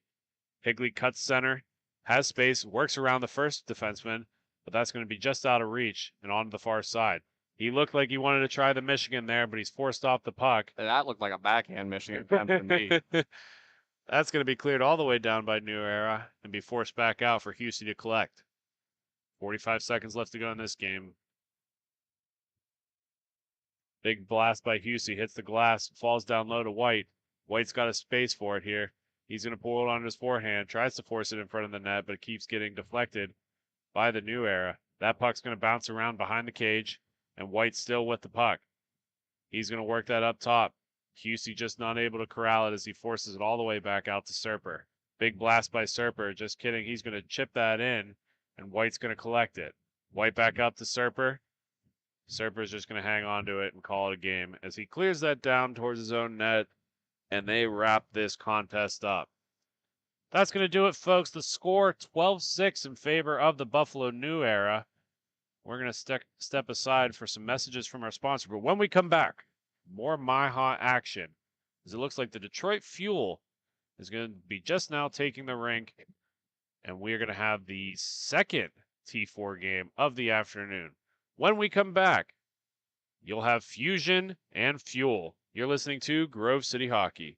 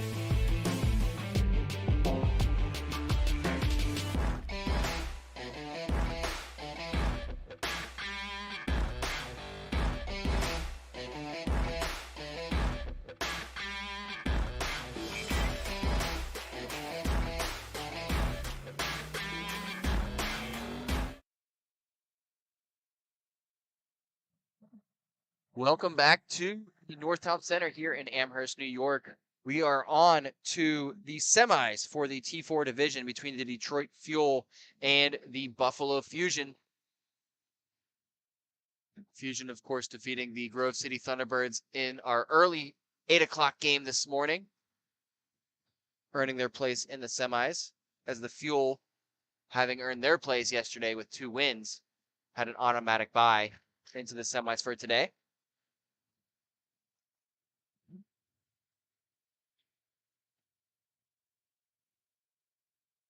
Fuel controlling the play early as Eldridge Jr. corrals the puck for the Fusion. The Fusion in their all black and the Fuel in white with purple and orange trim.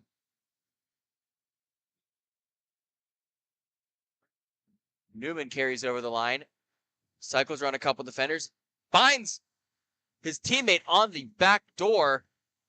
Great pass by Newman, and get you the number here second. That was number 28, Scott Zotera, pounding one home to give the Fusion a 1-0 lead. 12:50 to go in the first period.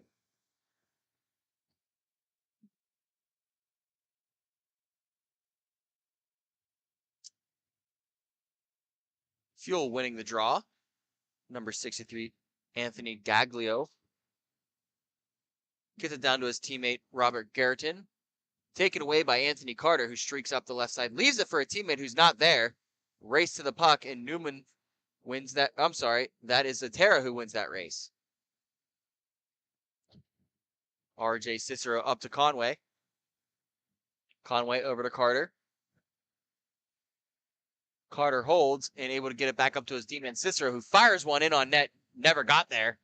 And Fuel have an odd man break if they hurry. They do not. Slams on the brakes and back to his D partner. Apologies for the lack of names for the Fuel. Their numbers are a little bit light, so once we get better feel for the faces and players, we will definitely have the names for you.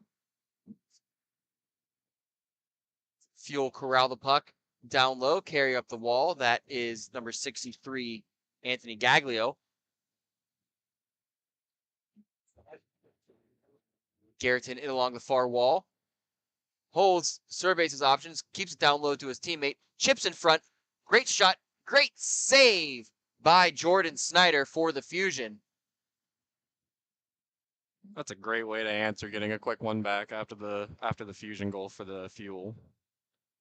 I actually thought Snyder held on to that, but I stand corrected. It sounded like it caught some form of padding. I didn't have the best sight of it myself personally, but it sounded like it caught him. But after you hear that celebration, there's no mistaking that noise.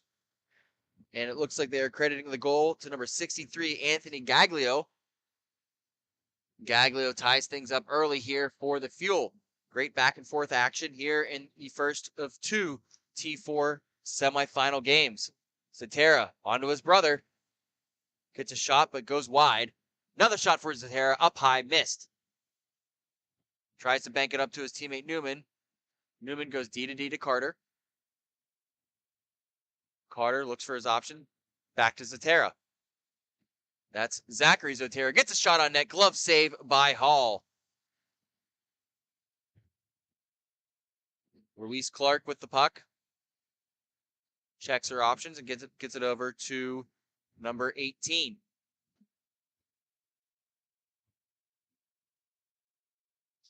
Gets it in the slot.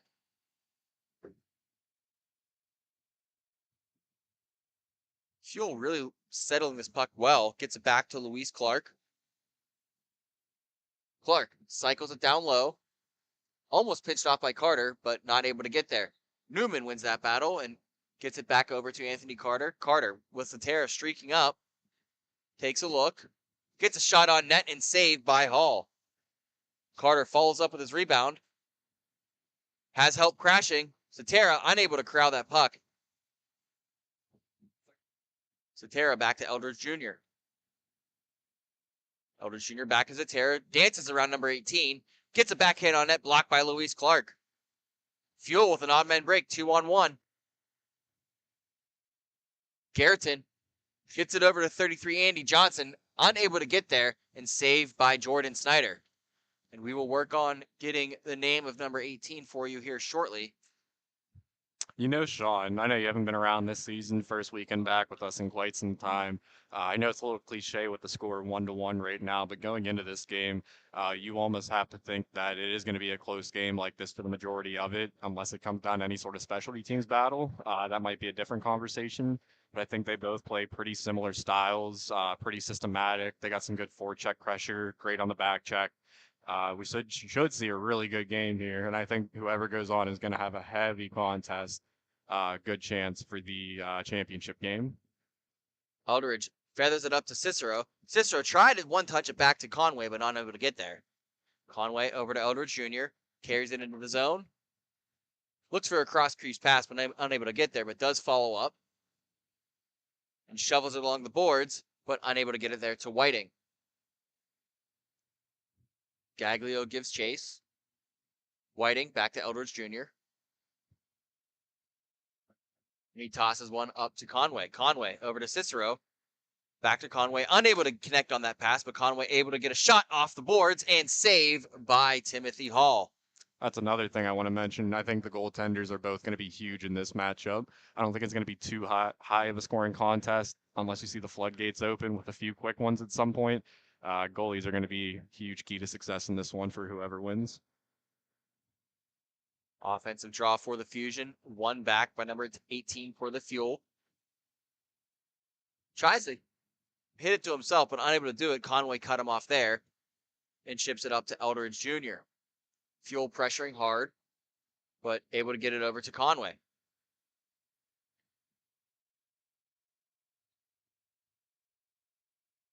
Conway pumps the brakes.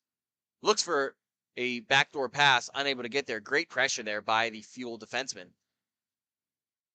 Conway does cough up the puck. And it's number 14, Robert Garreton, streaking up the half wall and unable to get a solid shot. And looks like he just mishit that and went wide. Long stretch pass up to Conway. Has Cicero streaking. Conway fires one on net, saved by Hall. Hall tries to stick it out, unable to get there, goes behind the net. Loose puck still. And Fuel able to settle behind their own zone and clear it out. 6:30 remaining in the first period, all deadlocked at 1. Eldridge Jr. looking for his D partner, did not find him. Fuel snag one and get a shot on net but wide. That's number 33, Andy Johnson. Eldridge able to crowd that rebound, get it up to Conway. Long stretch patch up to Cicero, broken up by a Fuel defender, but Cicero still gets it. Cicero slows things down behind the net. Puck got caught up in Johnson's skates, and Fuel regained possession. Nicholas Wojcik with the puck. Gets it over to his D partner. It's number 14, Robert Garreton. Garreton streaks up. Gets a shot, goes wide. And Fuel not able to get that bouncing puck off the boards. That's one thing we've seen all day is the boards have been very, very live. Puck's been bouncing like crazy. Makes it very difficult to connect on those long passes. Yeah, that's the one thing. I think this rink stands out a little bit more than most rinks. Within line, it's really not uncommon to have your funky bounces. A little bit different every rink, but I think this one is a little bit more of the stankier style with these with the way these boards play. Fusion carried into the zone, but picked right off by the Fuel. Fuel have a man streaking if they can get it there. They cannot, and that is Scott Zatera battling along the boards. Zatera chips it ahead to empty space, gets it to himself, tries to get a shot on net, but goes just a little bit wide behind the goal. Fuel settle things down. Clear up to Louise Clark, but another odd bounce off the board, picked off by Newman. Newman has Zatera. Zatera shoots, saved by Hall. Great kick save. But Newman picks it right back up. Zatera right in front, shoots, and right into the breadbasket of Hall. These tendies are heating up. I'm telling you. They're going to stand tall. They're going to perform. It's just if one cracks, I think that'll be a good indication. But other than that, I think they're both going to play pretty well. Goalie standing strong in this one. You got to ride that hot goalie in both teams, proving that goaltending can make the difference, especially come playoff time. Pitch and catch between a couple of Fuel players. Cetera pressuring. Fuel able to clear. Garreton streaking up through the middle, gets a shot on net right into the chest of Jordan Snyder. If I'm the Fuel right now, I think I want to see a little bit more possession with the way they've had to play in their own zone pretty recently here for the majority of it. I think you want to take your shots a little bit more timely. There's so much hockey left in this game. Work it, build that chemistry, get your opportunities when you see them. You hit that nail right on the head there, Flannery, is Anthony Carter. Looks like we're going to have a delayed penalty here against the Fuel. And this is unfortunately what you don't want to see in their case. Carter able to keep the puck. Uses that free hand to protect over to Eldridge Jr. Empty net for the Fusion as they get the extra man on for the delayed penalty. Newman carries it into the zone. Back to Zetera, over to Eldridge. Eldridge Jr. gets a shot on. No.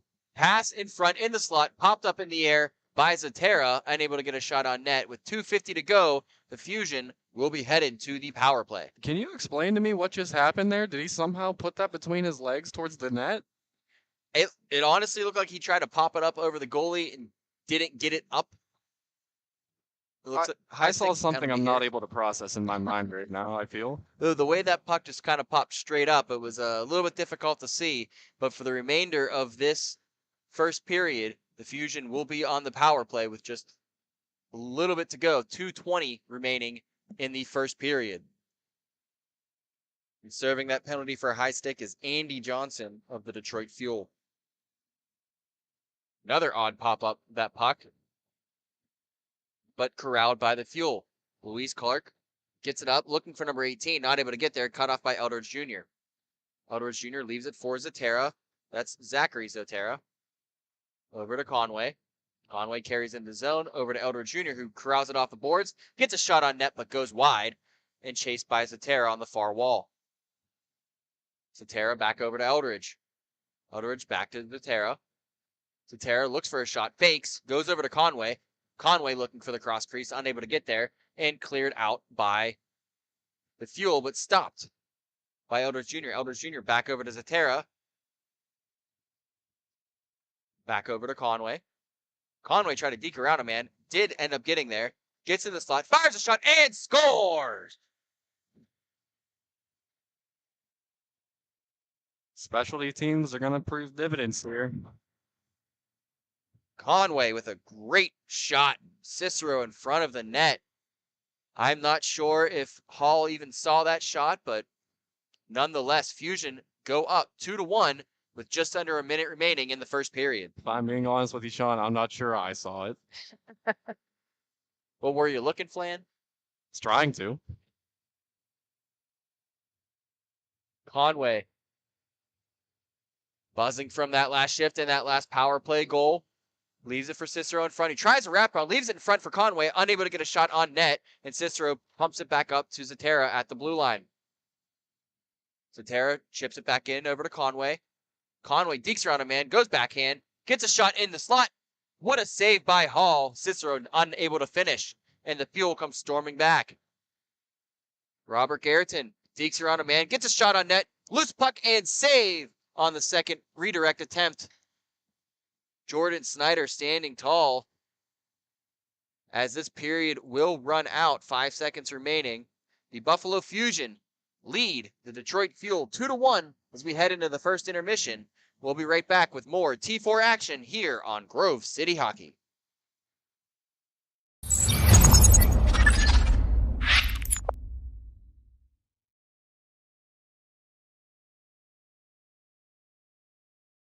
For my opinion, it has a good minimalistic look. I'm a fan of the black with minimal white accents, the white logo at the very bottom, it makes it pop. I gotta say I love the grip material. I'm not feeling like I need any tape or anything. And then honestly, in terms of weight, it's definitely one of the lightest sticks I've used. It has a good pop to it, so I feel like I'm gonna get a lot of good shots off and hopefully less muffins. This copyrighted telecast is presented by Grove City Hockey. It may not be reproduced, retransmitted in any form without the expressed written consent of Grove City Hockey, LLC. We thank you for your understanding and hope to continue to enjoy this complimentary broadcast. To purchase footage, email grovecityhockeyllc@gmail.com.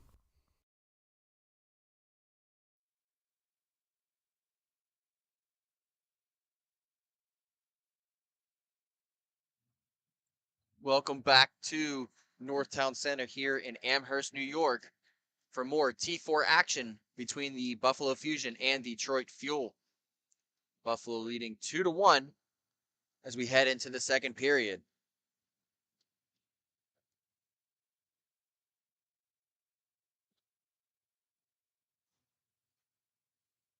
Both teams taking their time as they get set to go for the second. Don't forget, fans, Grove City Hockey merchandise is now on sale. We offer t-shirts, tumblers, beanies, and more.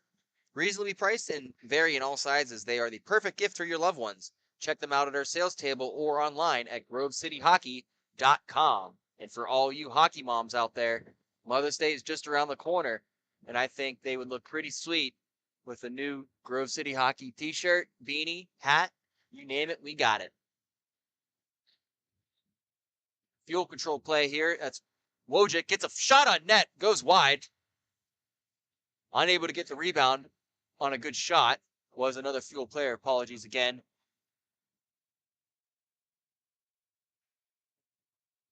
Anthony Carter able to get to the puck. Pops straight up in the air. Careful for the hand pass. Picked up by number 18 for the Fuel. Circles around low. Gets it up to Anthony Gaglio. Gaglio back to 18. Gaglio right in the slot. What a save there by Jordan Snyder, just off the glove. I don't want to jinx them, but it seems like they had a pretty successful conversation on the bench and then the intermission there for the Fuel coming out, all pistons firing. Yeah, they really need to get things going here. They're going to have a tough battle against the Fusion in this one, as the Fusion have really been buzzing the past couple of games. Here's Zatera. Back to Newman. Unable to get it back to Carter as it's picked off by a Fuel player. That's Gaglio. Gaglio carries it through, tries to dance around Carter, not able to get there, and loses the puck along the boards. Picked up by Newman. Gets it up to Zatera. That's Scott Zatera, but picked off by Gaglio. Gaglio has some space. Lays a ripper and big rebound and blocked by Newman. Scott Zatera streaking up, bouncing puck, able to settle. Backhand pass, couldn't connect with his brother. And Fuel able to get a long stress pass up to Luis Clark, but unable to get a shot on net as it goes deep into the zone. Clark trying to feed Andy Johnson, but unable to connect. And the Fusion able to control. That's Cicero. Cicero pushes it ahead. Not able to get around the Fuel defenseman and carries it low into the boards. Good board battle there by Cicero and able to get loose to Conway, who pumps it up to Zatera. I'm sorry, that's Whiting. Whiting feathers one in, high stick played on the puck, and we'll get a whistle. 11:27 remaining in the second period. If you're the Fuel, unfortunately having that defensive zone draw, you don't necessarily like that, but getting caught in your zone a little bit, a nice little reset. If you can win this draw, it might not be the worst thing in the world. And win it they do. That's Robert Garreton. Takes a look and gets it over to Clark. Clark with a nice move to get around Conway. Clark carrying in. Dekes around Conway once again. Gets a shot and goes wide. Able to be collected by 18 for the Fuel. Tries to get it back to Clark, but unable to do so. And Cicero comes streaking away one-on-one. Cicero tries to go through the skates. Not able to do so. And corralled by the Fuel. Fuel coming up with speed. It's Robert Garreton. Garreton pumps the brakes and slides it over to Johnson. Johnson misses the net completely and goes all the way out and corralled by Conway. Conway settles. 2-on-2, but he's taking his time, waiting for his team to gather. Conway chips it back to Eldridge. Eldridge back to Conway. Conway gets a shot, but goes wide. And Clark will win the race to the puck. Clark tried to feather it, but picked off by Cicero, who just pumps it back to Whiting, and Whiting takes it behind his net and resets. Under 10 to play here in the second. Fusion lead 2-1. Whiting not able to get around number 18. 18 picks it off in the low slot near side wall. Tries to feather one in the shot. Unable to do it. Eldridge is down, blocking everything coming his way. Nothing made that one on net. Commend that selfless effort, giving up the body. A couple of the Fusion players there. Newman carrying it up all alone. Fires a backhand on net, but loses his footing and not able to corral the rebound. Fuel back on the break. 3-on-3. Garreton slams on the brakes and gets it back to Clark. Clark gets around Newman. Not able to finish the move, and we're on a 2-on-1 break. Here's Whiting. Whiting, shot, blocker side, missed. Rebound corralled by Clark.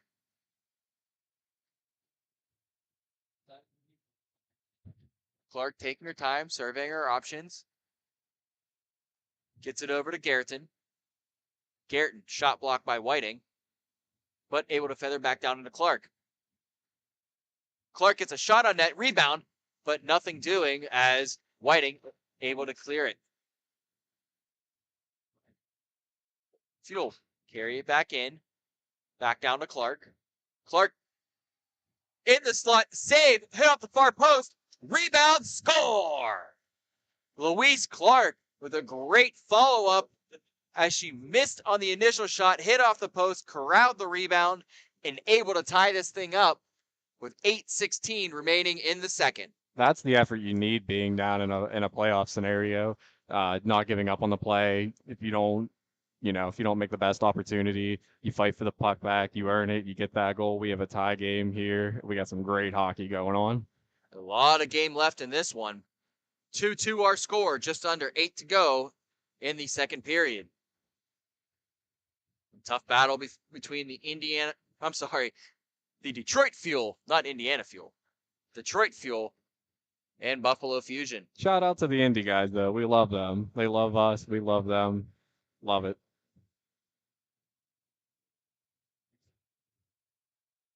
Fuel taking their time, surveying their options. That's Garreton. Garreton dances around a man, carries into slot, gets a shot, but goes wide. And corralled by Cicero, who just chips it up and into the bench area, and we'll have a stoppage of play.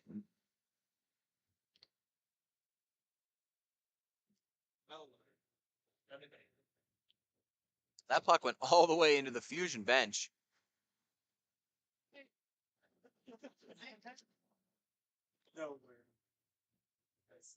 Thanks, man.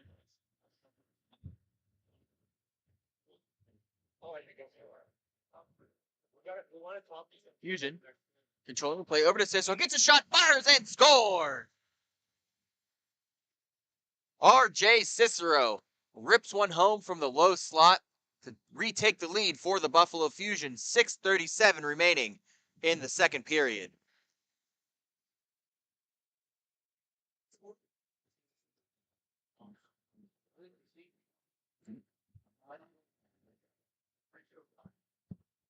Fusion win the draw, but immediately picked off by the Fuel, and they have a 3-on-1. Off the post, what a rip of a shot. Rebound corralled by number 18 for the Fuel. Cicero battles along the board. Fuel still control. Wojcik back to Garreton. Tries to get a shot on it, does. 18 lifts the puck, still saved, kept out by Snyder. If I'm a betting man, Sean, I don't know who I have my money on right now with this back and forth action. Well, I know you are a betting man, but I don't know if I'd put any money on this one. Don't entice that, please. Back and forth action between the Detroit Fuel and Buffalo Fusion. 5:36 remaining in the second period. Puck sent all the way down, corralled by Hall and left for Garreton.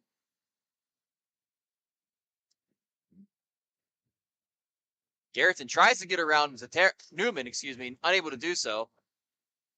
And Newman holds, wait for his team. Now gives it to Cicero. Cicero tried to get a feather pass through, unable to do so, blocked by Garreton. Garreton gets around Newman, streaking up the close wall, shot on net, tried to go 5-hole, unable to do so. Loose puck still behind the net. Looks like Stripes are letting the boys play. Absolutely. Semifinal game, T4 action. Well, looks like he checks to make sure he's okay. Good battles here. Very good battles. Nice clean play as the Fuel settle the puck coming on the streak. Tried to get it over to Conway, not able to do so was Zatara. And sent up ice and corralled by Newman. Newman over to Carter. Carter banks one up to Zatara. Goes in along the near side wall, looking for somebody in the slot, but nobody home. Fuel corral, that's Andy Johnson. Johnson tried to get a pass over to Gaglio, unable to do so, and we are going to have another high stick. 4:10 remains in the second period. I know it's baseball season, Sean, and it seems like we have a good batting average right now going on with all these high sticks. And us here in, from Pittsburgh, we actually have something to be hopeful this year with baseball, something that we're not quite familiar with. I wouldn't get ahead of yourself too far. I mean, for what it's worth, it's more than what we're used to, so I'll take it. That's fair. That's fair. Derek Shelton just getting signed to an extension of the Pittsburgh Pirates. Buffalo has a team of their own up here, Buffalo Bison, AAA affiliate of the Toronto Blue Jays. The more you know. Zatara shuffles it down to his brother. Over to Cicero. Turns, fires, goes wide. Zatara tried to get that one back on net from a sharp angle, unable to do so. Puck bouncing around in that far corner. Fuel Corral able to get it up to Clark, but she's unable to hang on, and it's corralled by Anthony Carter. Carter takes it behind his net, pauses, sends it up surface to Zatara, who gets it over to his brother. Zatara waits, fires, goes wide. Picked up by Cicero. Cicero carries down low, looks for Zatara, catches, fires wide over the blocker side of Hall. 2:40 remain in the second period. Fusion lead 3-2. Clark tries to get it up to Johnson, but unable to corral the puck. A lot of bouncing pucks here on the surface today. Very difficult to corral those long stretch passes as Eldridge takes behind his net. Pauses, holds, banks it up to Cicero. Cicero gets it up to Conway. Conway has Carter streaking. Carter unable to corral that puck in his skates and leads to a chance for the Fuel. Clark gets around Conway. Carries it down low, feathers it in front. Blocked by Eldridge. Eldridge tried to get it up past Gaglio, unable to do so. Gaglio in the low slot. Loses possession and corralled by Carter. Carter waits. Sends a stress pass up to Conway. Conway unable to gather it and poked away by Nicholas Wojcik. Eldridge picks up the loose puck. Pressure by number 18. Still possessed the puck. Gets a shot on and blocked away. Good rebound control, getting it to the corner there by the Fuel tendy. Thought that one might make it up to the net. It did not, as Whiting dumps the puck in. Cicero takes a look. Takes his time. Looks for the slot, but nobody home. Number 18 for the Fuel. Carries around Whiting, gets a shot, goes wide. It'll be picked up by Conway. Under a minute to go in the second period. Eldridge Jr. up to Cicero. Cicero with a shot, but blocked by Clark. Cicero takes a look. Battling on the boards with Andy Johnson. And the Fuel will come away. Here's Gaerton. Gaerton takes a look, fires, blocked by Whiting. Picked up by Eldridge. 30 seconds to go. Cicero able to catch up to that. Past Clark. Goes back in. Save by Hall. Great sprawling save there by Timothy Hall to keep this at a 1-goal game. Eldridge fires one on net, but just wide. 10 seconds to go. Fuel on a 3-on-1 break. Just a bit far for Andy Johnson. Still time. 5 seconds to go.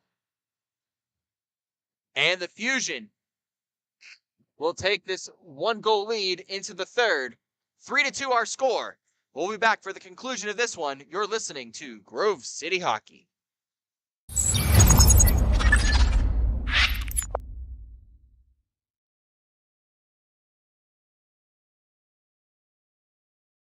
For my opinion, it has a good minimalistic look. I'm a fan of the black with minimal white accents, the white logo at the very bottom, it makes it pop. I gotta say I love the grip material. I'm not feeling like I need any tape or anything. And then honestly, in terms of weight, it's definitely one of the lightest sticks I've used. It has a good pop to it, so I feel like I'm gonna get a lot of good shots off and hopefully less muffins. This copyrighted telecast is presented by Grove City Hockey. It may not be reproduced, retransmitted in any form without the expressed written consent of Grove City Hockey, LLC. We thank you for your understanding and hope to continue to enjoy this complimentary broadcast. To purchase footage, email grovecityhockeyllc@gmail.com.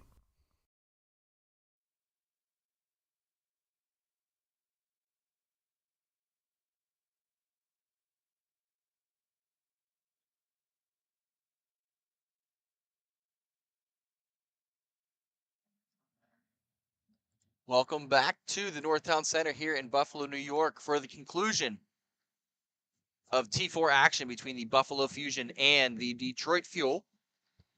Winner of this one moves on to the T4 Championship at 4:20 this afternoon. This is the first of two semifinal T4 matchups. Coming up next, we have the Buffalo Herd taking on the Motor City Knights. Winner of that game will take on the winner of this game. Currently leading the Buffalo Fusion. Looking to secure their spot. Here is Zatera. Not able to get a shot on net as that puck just trickled wide. Keeps it low. Looks for his brother Zatera. I don't know if that was a save or not, but what a shot there by Zatera.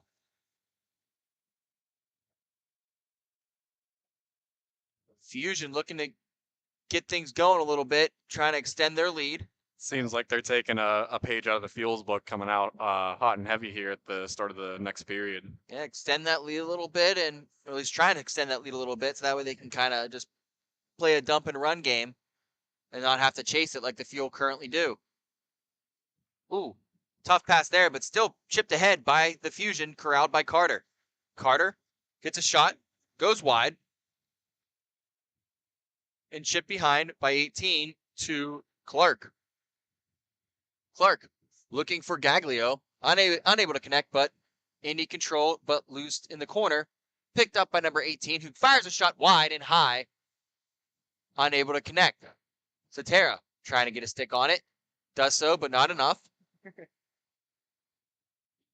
Chipped ahead by Zatera to Newman, and Newman will just go ahead and dump this all the way down.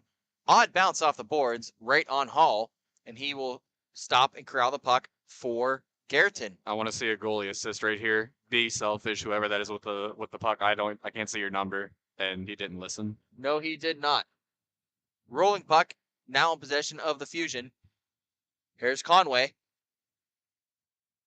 Conway, unable to get it to his teammate Cicero, but ends up getting there anyway. 12 minutes to go in the third period. Fusion lead 3-2. Slow board battles. Fusion able to get it loose. Puck rings all the way around. And the Fuel will get there. Carter unable to do it. Gaglio gets around Carter. Has a man in front. Unable to get it there. And great save by Jordan Snyder.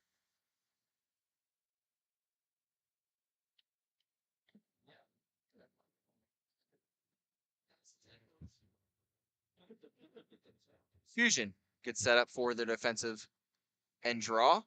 Clark to take the draw against Cicero. And Clark wins that draw back to her D-man. That's Garreton. Garreton dances around Cicero, fires one on net, saved by Snyder.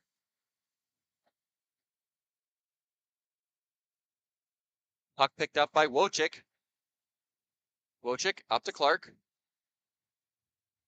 Clark gets it around, fires one glove side, and nabbed by Snyder. Some say that Snyder has the quickest glove hand east of the Mississippi. That was definitely a quick glove, and a little bit of a screen there by a Fusion defenseman. Clark had a nice sneaky shot, but Snyder got the better of it. Face-off won by the Fusion to Zatera, who tries to ring it around to Carter, unable to get there, and cut off by Garreton. Garreton gets it back to his D-man, Wojcik. Wojcik back to Garreton.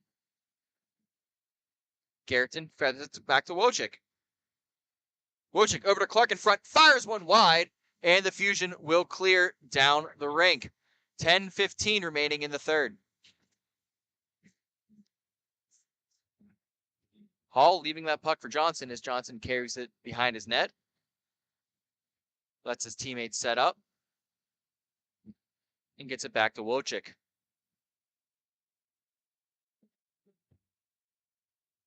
Wojcik chips it ahead to Garreton.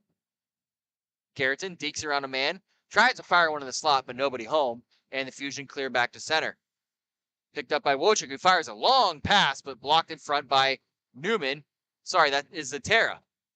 Cicero taking his time, fakes, dekes in front, fires one top shelf over the blocker of Hall. And that gives the Fusion a 4-2 lead with 9:27 remaining in the third period.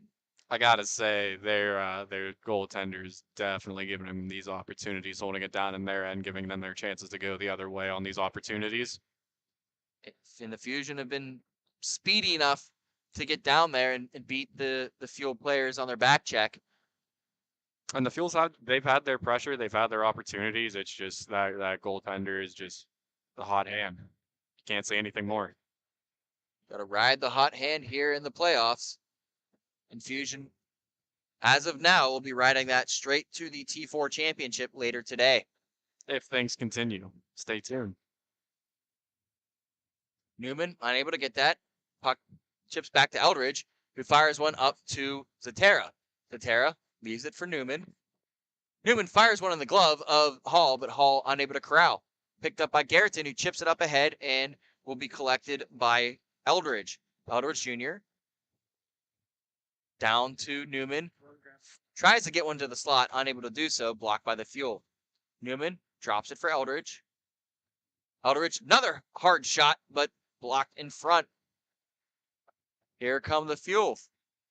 Garreton pumps the brakes.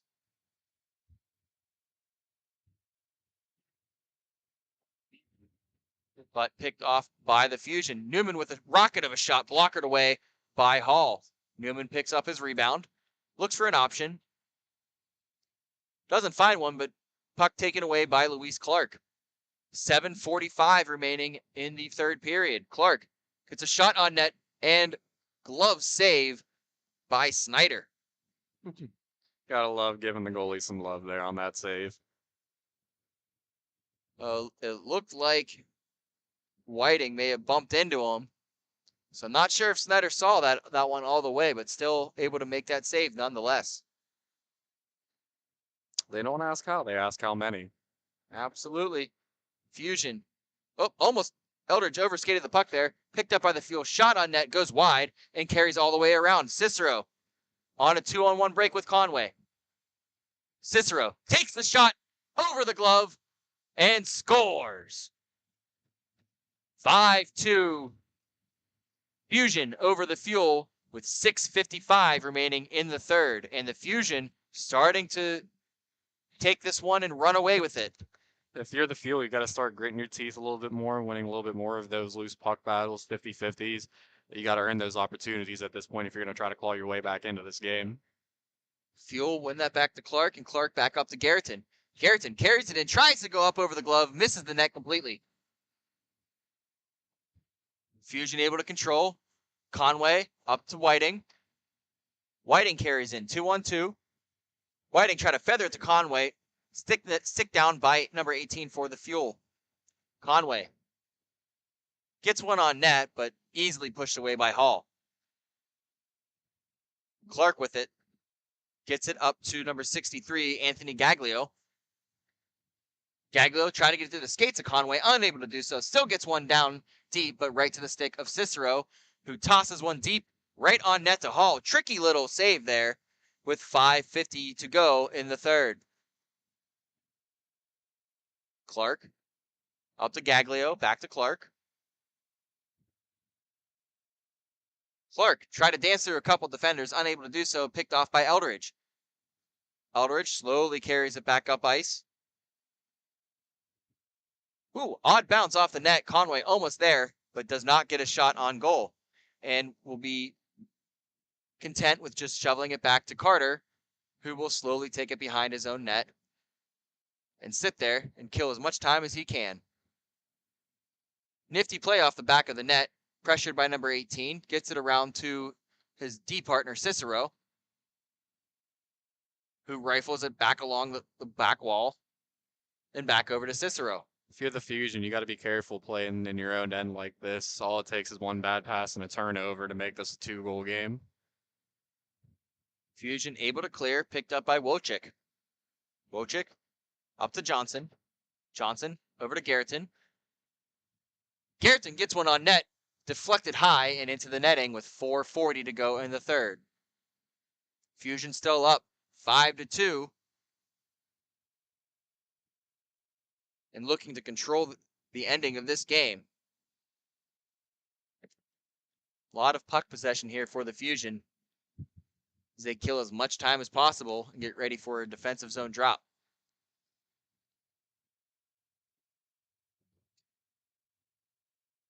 Face off, one back by the Fusion.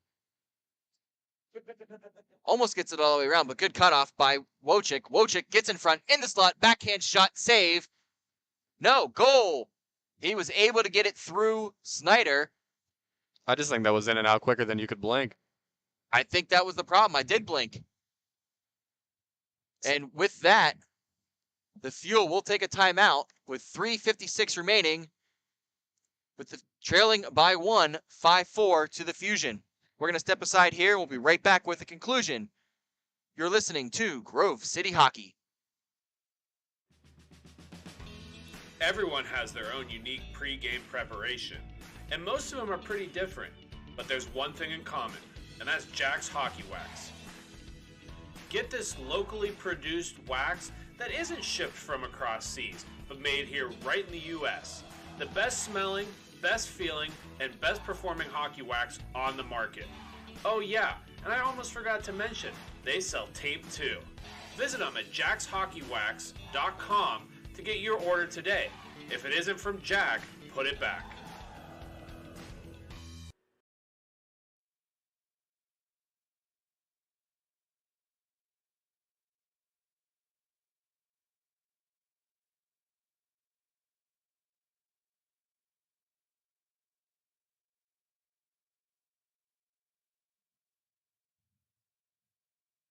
Welcome back to the conclusion of T4 action between the Buffalo Fusion and Detroit Fuel. Fuel just got back within 2 with 3:49 remaining. Remember, stop clock. Within 2 goals, under 2 minutes. The old 2-2. The old 2-2 as Carter loses the puck to Wojcik. Wojcik able to dance around Carter, get the puck up, almost up to Garreton, but unable to do so. And will be shuffled back down by Newman.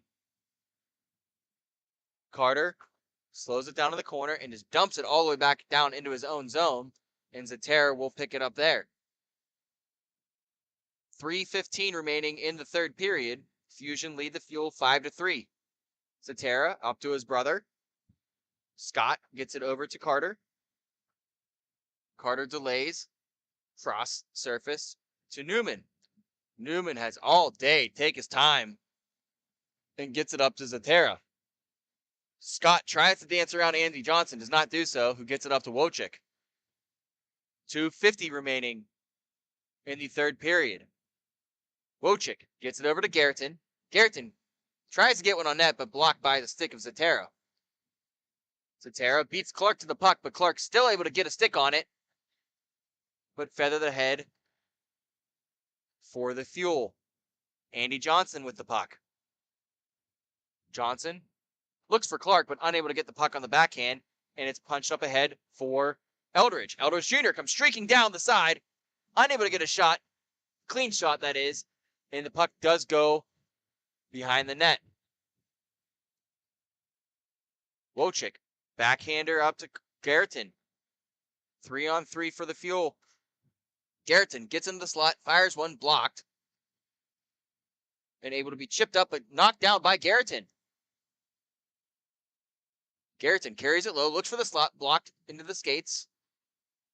Johnson able to get it up, but Eldridge beats the man and gets it around. Races the puck, and Hall is going to beat that.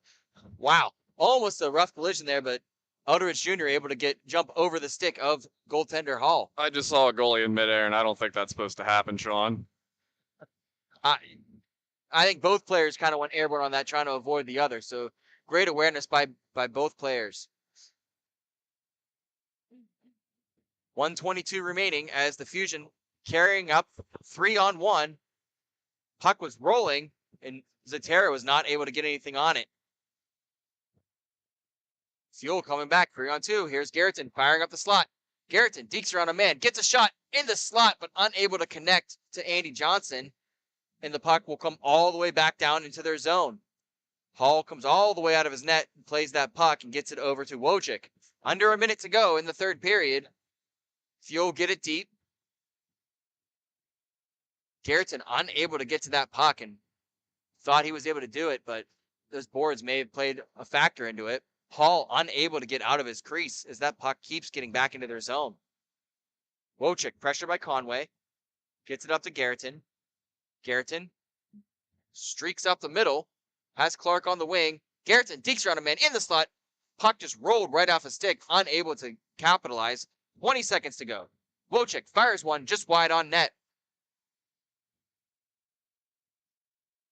Fuel try to clear. 15 seconds to go. And here comes Newman. Fires on the almost empty net. Great save by Hall. Jumped up in the air to catch that. He was looking at the bench trying to come out. That is twice in as many minutes that I've seen a goalie in midair. You are not wrong there, Flannery. And the Buffalo Fusion will take this one and earn their spot in the T4 Championship later today at 4:20. They will take on the winner of the Buffalo Herd and Motor City Knights. We'll be right back for more T4 action here on Grove City Hockey.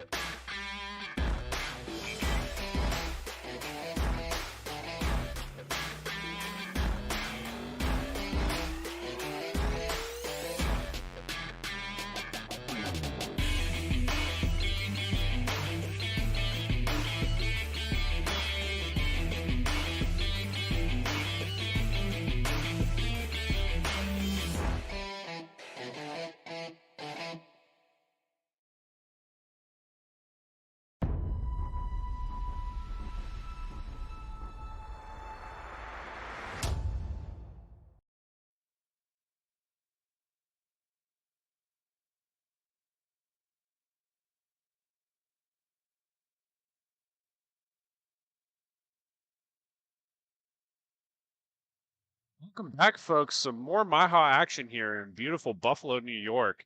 We had a little bit of a crazy weather day today, or yesterday, but today sun is shining. It's nice and warm out, and what better way to spend the beautiful weather than watching some hockey indoors here?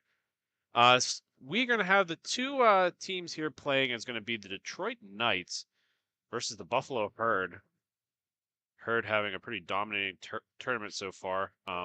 The Knights making it in, beating the Roller Dactyls this morning.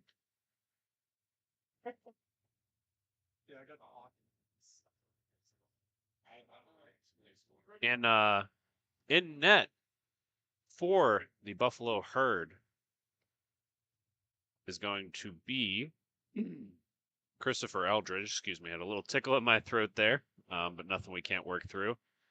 Eldridge helping us out earlier this morning on the broadcast, able to give us some names, and it's been excellent so far having all the support from you guys at home helping us make this production even better. And as I'm getting our rosters set here, I have to welcome into the studio captain of the T4 Grove City Thunderbirds, Skylar Hetrick. Skylar, disappointing of a loss this year, but as an inaugural season, what did you like to see out of the guys, and what can we improve for next year? All right. First things first, I would like to congratulate us, T-Bird boys. We had a great inaugural season. I cannot be too mad about it. The one thing I do want to point out is we did win 2 plaques, which is something I feel like doesn't happen too often. So like, I feel like that's a big thing right there. And I think for next year, I think we're gonna come back with some heat. You know. Well, I appreciate that, Sky. That's good insight. And make sure you guys at home, if you have any interest in playing in this league, registrations are throughout the summer. If you're interested in playing, or if you just want to play as a sub, make sure you reach out to Carl on the MIHA page. Go to MIHAhockey.com for all the information, rules, different tournaments throughout the year, costs, all that fun stuff. Carl's a great guy to work with. And at the end of the day, Sky, all it is about growing the game of hockey and having more and more people play this wonderful sport. That's for sure. That's all we're trying to do here. Grow the game. We just got to grow the game, get the word out there, have more people play, because honestly, through the years, it seems like there's more and more people playing inline hockey. Honestly, it might be because it's a cheaper choice. For me, I honestly have more fun playing this than ice hockey, and it's a grand old time. It's easier on your body too, and as we all are getting older, and the injuries become more and more, helping the back and neck in the morning is always a plus side. We're gonna have a big save by Tim Henderson, the goaltender for the Motown Knights, or excuse me, that's gonna be the Detroit Knights. There's so many Knights, Skylar. I swear, in T4 alone, there are 5 Knights teams in MIHA, and all of them have a different precursor, and it's easy to confuse them, but really strong organization over there in Detroit. Speaking of where hockey is huge, the Detroit area is pretty hard to beat in that regard. Yeah, those Detroit teams always come buzzing. They definitely have great programs over there. I know the teams out of Taylor and Fraser definitely they bring a punch, and whenever you see them on the schedule, it's something you got to plan for. That's for sure. Herd's going to bring it into the zone. Smith's going to have the puck. He's going to leave it for Finlayson. Finlayson's going to be fought along the boards. Try to clear it towards center, but that's going to be fought off by Southworth. Southworth with a nice little toe drag. He's going to have it on the backhand, trying to pull it across. He's going to be taken down in the process. Nothing will be called. He's looking at the refs trying to get something, but Sky's what we talk about in the locker room. Once the decision's made, the referees aren't going to go back on it. There's no Toronto here, man. Sometimes, you know, you wish there were, but we're just a little roller hockey league out here. But you can always voice your opinion, but you got to make sure it's after the whistle, right there, Jake? Right, sir. And Cox is going to have a beautiful opportunity on the doorstep. Eldridge getting an arm on it, stealing that low side. Cox is going to take that back over for the Knights, only to lose it. Herd with the puck coming in. Finlayson with the puck on the near side. His shot's going to be knocked down by Henderson, kicked to the wall. Herd are going to keep possession here. They're going to try to push it on the far side, losing a stick in the process. Nice little stick handling move around that twig. They're going to be forced to pull it all the way back. Low with the puck. Excuse me. That's going to be Allen. Allen with the puck. Steps into one. He's going to miss low wide. That's going to come on the near side, picked up by Smith. Smith's going toward the center, and that'll be kicked away. And the Knights are going to get tripped up on the play. That'll be the first power play of the game. And this is a problem we were having this morning, Skylar. I know you were going around, but we have 3 number 22s for the Detroit Knights at the end of the day is what I'm trying to get to. All of them having different names, obviously, but struggling here. I believe we realized that was Matt Defer, who's going to draw the tripping minor there. Sent to the box is going to be number 3, Joe Finlinson. And he's going to be off for tripping there. A little bit unfortunate there for him because it did not appear intentional whatsoever. Just a little bit of a miscommunication between his stick and the other guy's leg. But that's sometimes how it goes. It's just one of those plays you can't avoid. You know, you can try to keep track of your stick as much as you can, but in the end, like sometimes you're just gonna get caught up in those scenarios, and you're just gonna have to go to the bench and just sort of think about what you did. Cox with a nice shot. It's going to go off of Borso's stick, hang out in the near corner. He's going to work it all the way back out to Cox. Cox on the far side. Has Wozniak. Wozniak's trying to go to Borso, but that's going to go through him into the corner. Borso plays that back up top to Cox, over to Wozniak. Wozniak steps into a rolling puck, and that's going to go into the ceiling. And we will have a face-off in the Buffalo Herd zone. 8:57 left to go in the first period. The score is 0-0 currently, both goaltenders being perfect. We have 54 seconds left to go on the Finlayson minor as Detroit's going to re-enter the zone.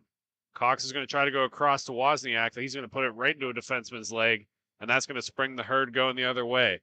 Just out of reach of Cifarelli's stick as he's going to go on the backside, and that just escapes Nate May, who is trying to come back across, and it springs Detroit going the other way. 2-on-1 for Detroit. Cox with the puck on the near side. Shot is going to go into midair. That was a blocked out of midair into the back of the net. The official call is goal, but Skylar, I don't know if you noticed that. That looked a little high to me over the bar. It did look a little high there, Jake. I mean, in our league, you're going to be missing some things. And honestly, you know, you just got to take that goal and just try to bounce back from it at this point. I believe Troy Wozniak is going to be the goal scorer on that first one, deflecting it out of midair beautifully and with authority. He didn't just waver on it. He smacked that right into the back of the net. Wozniak's going to work it around the near side to Defert. Defert's going to try to go all the way across. That'll be broken up, but Blow will pick it up for the Knights. Wozniak with the puck's going to play it up the near side. One of the other number 22s that we're not sure of is going to chase in after it, but the Herd will get to it first. They're going to play it around that precarious Zamboni door. That shot's going to be going all the way wide. He's going to cut in middle on the opportunity. Henderson's going to have the first one and deflect it off the back side of him. And it'll be a 1-1 hockey game, Sky. I don't know how that went in the back of the net. That's one thing I've noticed about playing at this rink this weekend is that puck loves to bounce. And in the end, the Buffalo Herd benefited on that one. It was bouncing around like a pinball.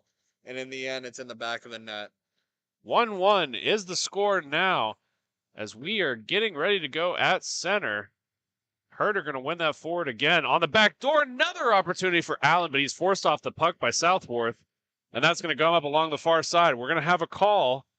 It's going to be against Detroit. They're going to call hooking against Southworth. And the Herd are going to give their hand at the power play. One thing about Southworth that blows my mind is no cage with glasses. That's a move, I guess. I guess you need to see to play the game, but yeah, that's certainly a wild one. I guess glasses would be hard to readjust under a cage or a visor, so you may as well go shieldless. Herd's going to win that puck on the backhand. That's going to be kicked away by Henderson. Stays on the doorstep, but he'll finally cover that up for the draw in the Knights zone.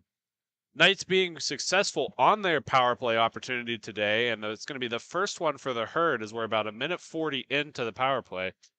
Or remaining, I should say. And Herd seeing if they can get a success on their end. Works it across the top. Big blast goes off the chest of Henderson and sits on the doorstep. That's going to be played along the far side, just out of reach of Blow as it goes back down in. DeFert's going to be the first one to it. He's going to chip it along the near side. The other number 2 skating into it is going to play it off the boards to himself, but just out of reach. That's going to be picked up by May. Nate May's going to have a nice little shot, soft shot in. That's going to be kicked away by Henderson, trying for the wraparound attempt. It's on the front door. Another opportunity is fought off. That's a beautiful defensive effort by Detroit. Puck's going to come up along the far side, where we've been picked up by Mileto. That's going to go down low. And another opportunity is going to go through the crease and stays out of the back of the cage somehow. Detroit with possession. They're going to be fought off the puck as Blow's going to try to work it down low. Back out to DeFert, and he's going to lose that puck to the Herd. Blow's going to strip it of him into the corner and send it all the way around where DeFert will pick it up. DeFert with the puck, 4:38 left to go in the first. Leaves it on the far side for Blow. Blow's going to try to race to it, but it's going to be too late as he's going to be forced down low behind the net. Blow with the puck, trying to push it forward, but no reinforcements on the doorstep as they still are on the penalty kill. DeFert forechecking hard, but that's going to be going down to Eldridge, who's going to send it the length of the ice. What a pass by the goaltender down there. Christopher Eldridge is playing great this game, and he's been tall so far. Herd's going to keep moving that in their zone, but that'll be broken up by the Knights and forced down low. He's going to leave it behind, but that's going to be taken over by the Herd as the Knights go full strength. Herd with the puck in close. Forced onto his backhand, trying to wrap it around pass, but that's going to go off the end of his stick into the corner. DeFert's going to play that along the near side, but the first one to it is Font. Font's going to play that down low. With options in front, that'll be broken up by the Knights. Borso with the puck, works it up to DeFert. He's going to let one rip, and that's going to hit the near side and come all the way back out for Borso. Borso's pass is almost broken up by Allen as there's some confusion along the near side. DeFert's going to come away with it for the Knights. He's working down low, going across to Borso. Borso mishandles it, and that's going the other way for Cifarelli. Cifarelli and Allen on a 2-on-1 coming down. He's going to pass it across this. Allen and Allen with a nice little Keith Yandel wrap around. How do you do goal? And it's 2-1 Herd. You know, Jake, I've seen the Herd play a couple times. We played against them once ourselves, and Allen is definitely one silky player. You never know what he's gonna pull out of his sleeve whenever he's coming down with the puck. And for such a short guy, he's got quite a reach to work that out and around Tim Henderson and take the lead for the Herd. Herd trying to get through again. That'll be broken up on front. Far side to Wozniak. Entering the zone is Wozniak. He leaves it back for Borso. Borso's shot's kicked away by Allen, the most recent goal scorer of this contest, and he passes it up the wing. Smith not able to get to it in front of the net, and he's forced down below.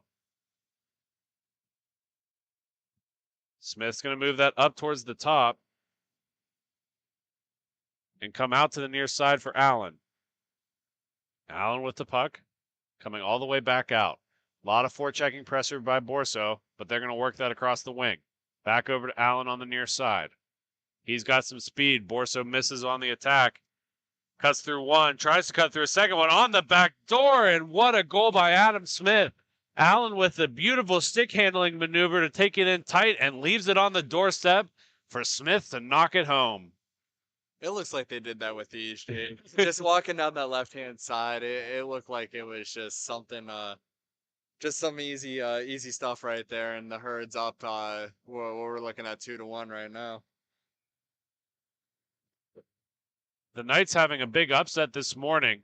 It might be outclassed by the Herd right now, but they've been playing solid so far, and there's another one for the Herd as they squeak it just under the blocker of goaltender Henderson.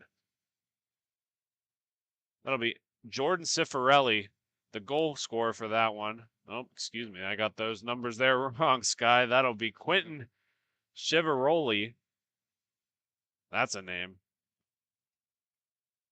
He's going to be met at faceoff. Have to win that puck back. It's going to come right back on his stick. Chivaroli with the puck. He's going to be forced to the corner and have to turn in back tight. He's going to try to find a man up at the top in Font. Font's going to be stripped of the puck for Southworth, and they're coming the other way. Blow coming down in one-on-one. Big draw, blast off the wall, all to the way to the far corner. Tried to be forced back in, but the Herder going to intercept that and forcing it back up top for Chivaroli. Chivaroli's got help on the back door. He beats the first man looking on the backside, and Henderson gets across with the legs to cover that out. What a save there by Henderson, just going side to side, even though it looks like it went off escape, but that's just a heads up save right there. Detroit unsuccessful with the breakout as the Herd are coming back in the other way. Herd been dominating all in this first period. In the last seconds, he tucks it before time expires. Beautiful goal by the Buffalo Herd. Late in that will be Adam Smith with his second back-to-back as we end out the first period. We're going to step aside for a quick commercial break, but when we come back, you'll have more MIHA action here in Buffalo, New York. You're listening to Grove City Hockey.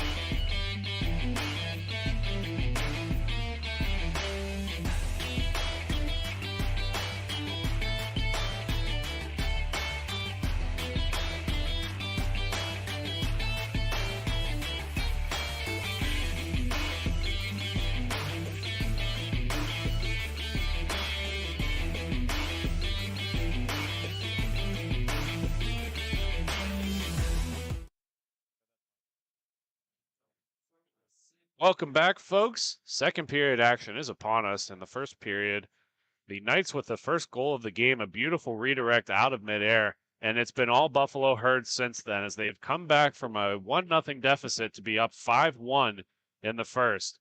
Notable goals by Adam Smith and a beauty by Matthew Allen. But as we continue to go here, Buffalo Herd are going to continue to maintain really good pressure in the offensive zone, as that's where they're at right now. Chivaroli's going to take that puck on his backhand, trying to force it across. That'll be broken up by the Detroit Knights. Timothy Blow is going to be turned back into his zone, create some space on the near side, and he'll take advantage. He's coming in. He leaves that across. Cox with the puck in the far corner. He's forced down below the goal. He's going to come up along the near side, looking for a cross-crease pass, but not able to connect. It'll go off the boards, and that'll be picked up by Cifarelli. Cifarelli with the puck. He's going to be taken down past the goaltender. Nothing will be called. The Knights are going to come along the near side. DeFert's going to have that puck. He's going to be forced wide. He tries to leave it on the near side, but that'll be just out of reach and go off the end wall. Beautiful save by Eldridge there. Knights are going to move that back up to Blow on the top of the wing. He's looking for a man on the cross side. He's going to get a little pressure in front. That puck's going to be bouncing off as it hit a stick coming in. Going to be taken down low on the doorstep, and they score. The Knights are going to get their second of the contest. Both of their goals early in the periods. That'll be Matt DeFert with the goal. Yeah, that was just a very good example of being at the right place at the right time. He had that puck squirted out to him right in the center, and he just banged that home real quick. 5-2 the score as we're just nearing the 12-minute mark in the second period. Both teams in a win-or-go-home situation here today, Sky, and both teams showing that they don't want to go home. They want to stay here in Buffalo, New York with us for the rest of the day. Yeah, that Detroit team, I don't think they want to go home early after making the drive out here, Jake. Yeah, Buffalo might not want to drive home even though it's a 20-minute ride. But yeah, you definitely don't want to have to deal with going across the border into Canada just to come back down on the other side of the lakes. That's a rough one. Smith's going to have a nice little heel drag to pull it in tight. Oh, looks like we got forced a into the penalty. corner. They're going to have a penalty here. And Buffalo's going to go on the 5-on-4. Eldridge making his way to the bench. It's a long stretch when you're in the second period. He Superman dives over the boards. Eldridge always a character. It reminds me of one of the first games playing with one of our buddies, Damon Pajak, in net, and he got a delayed penalty. And yeah, his exit was a little less graceful there than Eldridge, but they are going to call that a good goal, as it just kind of bounced around the doorstep. I thought it was saved by Henderson, but apparently made it into the back of the net and exited the goal so quickly that we couldn't catch it from up here. No, that came in and out so quick, and it looks like they're still calling them even after. I believe what happened here, Sky, is they're going to say that kick out by the goaltender killed the delayed penalty, so it's just the penalty time going up on the boards. There was no goal there. I didn't think it went into the back of the net, but I didn't know what was happening there. Yeah, it looked like he signaled for a good goal. That's what sort of confused us here. But yeah, it was weird. In the end, it looks like the Herd's on a power play, and their power play unit's definitely a nice one. So we'll see what they can do with it. Score in the arena still reading 5-1. It is 5-2 for you folks at home, as the Knights scoring a second one early in the second period. Score inside just now adjusted, as that puck's going to go behind the end of the net, picked up by the Herd. The Herd are going to take it through the center here. They have a man on the far wing. Let's see if they utilize that cross. Coming in is Cifarelli. His shot's going to go on the near side. Another opportunity. He's going to hit off the far post and in. Beautiful little goal by the Buffalo Herd there. Let's see for him to turn so we can get a goal number. And that appears like that is going to be number 97, Schifferoli. Just such a fun name as butter. He just flows off the tip. Quentin Schifferoli. Talking it over as both teams are coming towards the center here for the draw. That's going to come along the near side where it will be picked up by Schifferoli. Most recent goal scorer for the Herd. 6-2, as there's just 9 minutes left to go in the second period. Overskating the puck a little bit is the Herd, as it's getting a lot of pressure from the Knights. The Knights clearly not getting ready to quit on this game, as they've got a breakout of their own. Onto the short side, he's trying to force it in, and it comes all the way through Eldridge and goes to the corner. Knights still battling for it, but the Herd are going to beat it first. They try to have a stretch pass coming out, but it's going to evade everyone, go all the way into the D zone of the Knights. Knights with a nice little behind the back, no look pass, as that shot's going to go wide and low. That puck's going to be forced onto the far corner. They're going to battle for it, but that's going to get kicked out to the Knights. Nice shot is going to be off of a knuckle puck and be forced all the way around where the Herd will get to it first. Little give and go along the near side, as the Herd are moving this puck beautifully in the neutral zone. Far wall pass is going to go all the way out to Schifferoli. He's going to stick handle it in lower. The Knights doing a little job of camouflage as they were tapping the stick for the pass, but that's the oldest trick in the book, and unfortunately for us hockey players, Sky, it works more times than it doesn't. Yep, that's a fact. That's one thing that will never die, Jake, is that calling for it or tapping your stick. Like, you're gonna try to do anything to throw them off. Little tricky shot, almost fooled Eldridge, but he's able to get enough on it to clear the zone. And the Herd's coming back the other way. That high-rising shot's going to go over the goal and out and around the near side. Nice little give-and-go move to himself by Schifferoli. He's going to lose that puck. The Knights are going to try to clear it, but the Herd get it back on their stick, and it's on the front. No whistle. That's still playing live, and Schifferoli's going to have to kick that all the way out wide. Another little give-and-go pass to himself, as he's just a one-man wrecking ball crew right now. Big shot's going to hit down low on Defert and go all the way up into the ceiling. He's looking like he's banged up a little bit, as that was a rocket right off his ankle. Yeah, I bet that didn't feel great, but honestly, if that shot got through, that's definitely a high scoring opportunity right there. So a great block by Detroit. Stephen Font with the excellent drive there, just not able to go physically through a defenseman. Face-off's going to be tied up inside the referee's skates. And they're going to pull it all the way back as the Knights will get possession. All the way around to Southworth as he's got it on the far wing. He's going to work it along the near side to Borso. Borso's going to pull it down low. His shot's going to be fought off by Eldridge. That's going to go high but stay in play as the Herd are going to pick it up. The Herd working it along the far side. They leave that pass back for Chivaroli. That is going to find the back of the net. Excuse me. That's going to be Stephen Font with a rocket under the blocker of Henderson and extending the Herd's lead even further. Honestly, Jake, on that one, you have Allen cutting down this right-hand side, and if I'm the Knights, I'm thinking that puck's going to him the entire time. So whenever he drops it off back to the defenseman, that's a hard one to keep track of, and that defenseman buried it home. Allen's been a pest all weekend for the Knights as he's have a goal and having many opportunities with some nice assists. The Knights are going to keep working this as they work it up along the near side. DeFert's going to take the middle of the rink and try to find somebody across. He works it down low to Borso. Borso's shot's blockered away by Eldridge as Allen's going to try to knock this up to himself. Just a little too far out of reach as it goes all the way to Southworth. He's going to move it along the near side. Right back to him and just out of reach as it's going to be collected by May going the other way. May's going to play it all the way around the boards where it'll be picked up by Cox and spun back into the neutral zone. Off the boards, and that's going to be misplayed a little bit by Manzella and come all the way out to the near side. Cox is going to pick it up along the end boards, getting a little bit of pressure from Day, and he's going to be able to evade. Cox is going to keep going up the near side. Beats one, can't beat two. That shot's going to go through the crease and all the way onto the near side where it will be raced for. First one to it is Borso, and he's going to work it around where it'll eventually end up on Manzella's stick. Manzella's going to pass that through Borso, but he's able to turn back and collect it in time. He plays it along the boards to Southworth. He's got a man in front. That shot's going to go high and rising, and there's no traffic in front to deter Eldridge as he hangs on for the draw.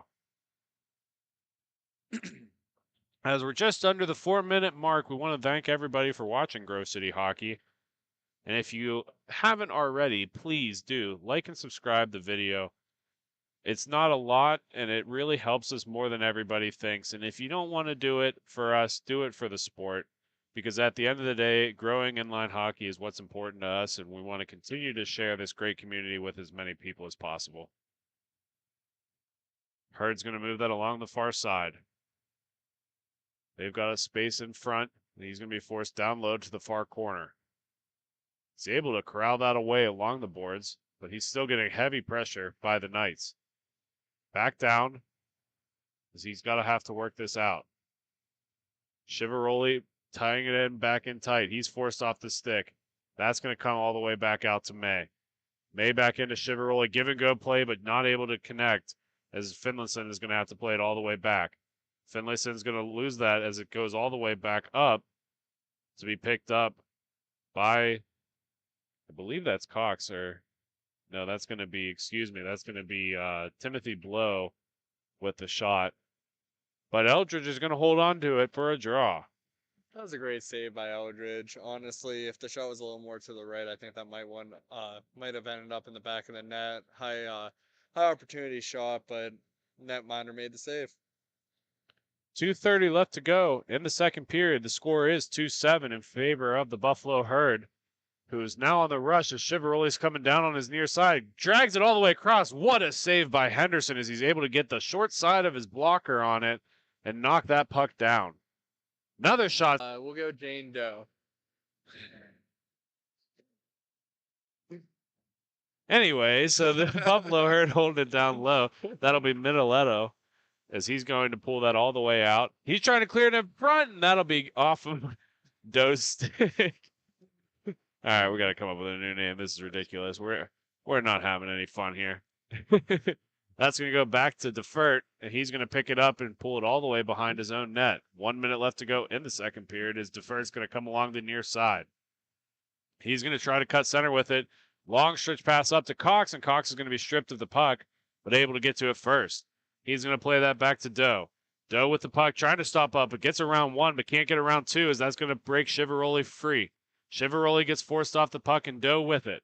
Doe's going to try to play up the boards, but he's forced off the puck, and back in is the Herd. Herd's shot's going to go off of the glove and onto the glass, and we're going to break free for the Knights. Just out of reach of blow as the Herd are going to get to it first. Font's going to play that up around the near side, but it's going to be outstretched, and Chivaroli will collect. 18 seconds left to go in the second. That's going to be dropped to Font. Font with the puck. He makes a move around one. Shot's going to go up into the netting, and they will stop this for a draw. As time expires, I expect them to end the period here quickly, Sky. But before we do, we're going to have a quick message from our sponsors and third period action to follow. You're listening to Grove City Hockey.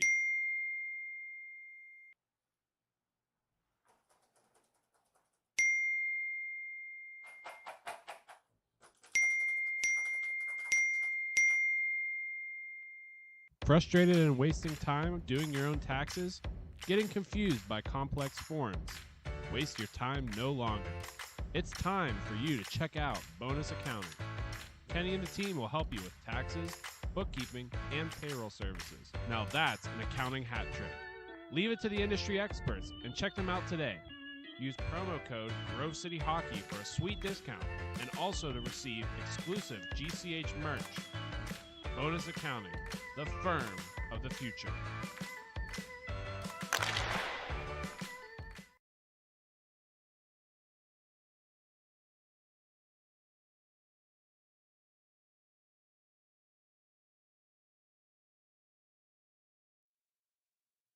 Welcome back, folks. Third period action. A recap from the second. Both teams potting at least one. The Buffalo Herd potting multiple in that period, as the score is 2-7 in favor of the Buffalo Herd. The Knights having some good pressure and some good opportunities, just not connecting. And hopefully that'll change for them in this third. Allen with the puck, looking for the backside. Little contact up front, as Henderson was a little bit upset by that. Little miscommunication between a backdoor pass and goaltenders. Another backdoor pass is going to try to go through Henderson, but miss wide. Smith forcing that puck all the way up to the top. That's going to come near side to Font. Font to Allen. Allen's going to lose that puck, but it's going to be picked up by Font. Font's going to be forced low with it. He's going to go all the way down below the goal, play it off the boards to himself. He'll work it up along the far side, leaves it on the short side for May. May with the puck back to Allen. Allen cutting in wide, but he's forced off the Biscuit. And that'll be taken away by Borso coming the other direction. Easton Borso on the near side. He's got two to beat, and that pass is going to make it all the way out to Cox, who's going to meet some heavy pressure, but be able to spin out of the defense. He's able to evade two so far. He's looking for the third, but that backdoor pass was not able to get to Easton's stick before Allen comes up the far side. Allen coming down to settle the puck with his glove. Makes it through one, and Henderson had him red and pokes that away, but it'll be picked up by the Herd again. May with the shot. Henderson blocks that on the near side. Henderson being very alert and awake this period so far. Going all the way back for Chivaroli. That's going to come along the near side. Font with the puck. Font's shot gets off the leg pad of Manzella and go over to Wozniak. Wozniak drops it for Southworth, back to Wozniak. Wozniak finally enters the zone, tries to get Southworth, but that's going to go along the boards where Borso will pick it up. Borso trying to smack it towards center, but fans twice on it, as that'll be picked up by Chivaroli coming the other way. Chivaroli works it back down low. That goes on the near side for Cifarelli. All these Ellies on this team, as the Knights are going to take the puck away just to lose it again. That's going to come all the way back out, and it'll be on the stick of Militello. Militello with the puck. He's going to drop that back to Chivaroli. Chivaroli has a nice little chip to himself, and he's going to meet Blow with some pressure. On the back door, the one-timer fans the second time misses, and the Knights get the puck. Sky, I keep looking down through this Buffalo Herd roster card, and I feel like I'm reading an Italian menu. You're not far off on that one, Jake. There's definitely some Italians on this roster, and they came to play today. I'll tell you that. Blow's gonna hit the outside of the post, and it's gonna bounce off of Eldridge into the back of the cage. What a wild goal there, but nonetheless, the Knights are gonna get another one early at the beginning of this period. 3 goals, all 3 early in the period. They need to get a couple more than that if they want to make this game interesting. Yeah, they're definitely keeping within means right here. The Knights need to just get their possession going and get more shots on that, generate more shots, because the Herds definitely had more possession this play or this game in general, and just getting more opportunities. But the Knights still have a chance here. Defert's going to play that ahead to Blow, but just can't connect on the stick, as it'll be picked up by Militello. Militello's pass up front is going to be deflected by the Knights, and a skirmish will happen on the near side. Wozniak to come away at the puck. He's stripped at the puck and falls down in the process. That's going to come on the near side for the Herd, who's going to work it across the top. Chivaroli with the puck. He has 2 today. He's trying to get his 3rd, misses wide. He's going to be forced down below the goal, but not before Defert can get to it. Defert's pass is broken up in front. The first one to it is Chivaroli. Chivaroli's going to clear it all the way back down to Militello. Militello's going to come along the far side of the goal. Back up to Chivaroli. Chivaroli's got Smith on the backside, but can't connect the pass. Good pressure by Timothy Blow as he gets around one, but can't get around the second one. That puck is going to sit on the doorstep where it will be picked up by Blow, who's going to move it all the way back. Manzella with the puck on the far side. He's going to work it along the near side, and that'll come down to Timothy Blow.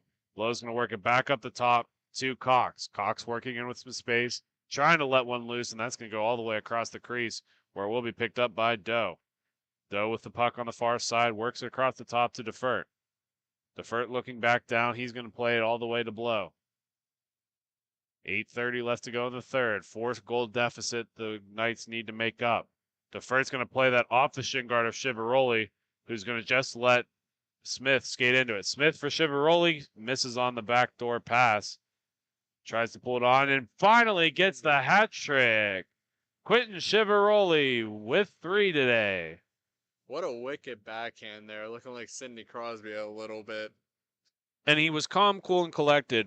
Fanned on the first shot, and rather than giving up on the play, got right back into it, got the puck on his stick, and buried it in the back of the cage.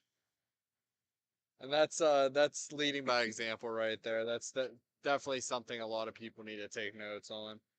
Allen with the puck, off his skate, but gets broken up by the Knights. That's going to be played up to Borso, coming in with speed.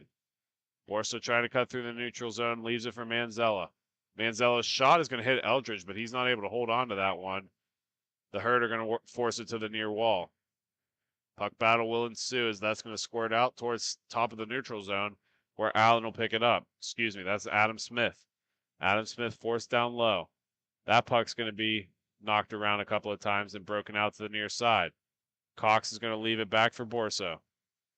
Borso is going to turn back in towards the center, force it across to Manzella. Manzella was going to fake the shot, but hold on to this puck.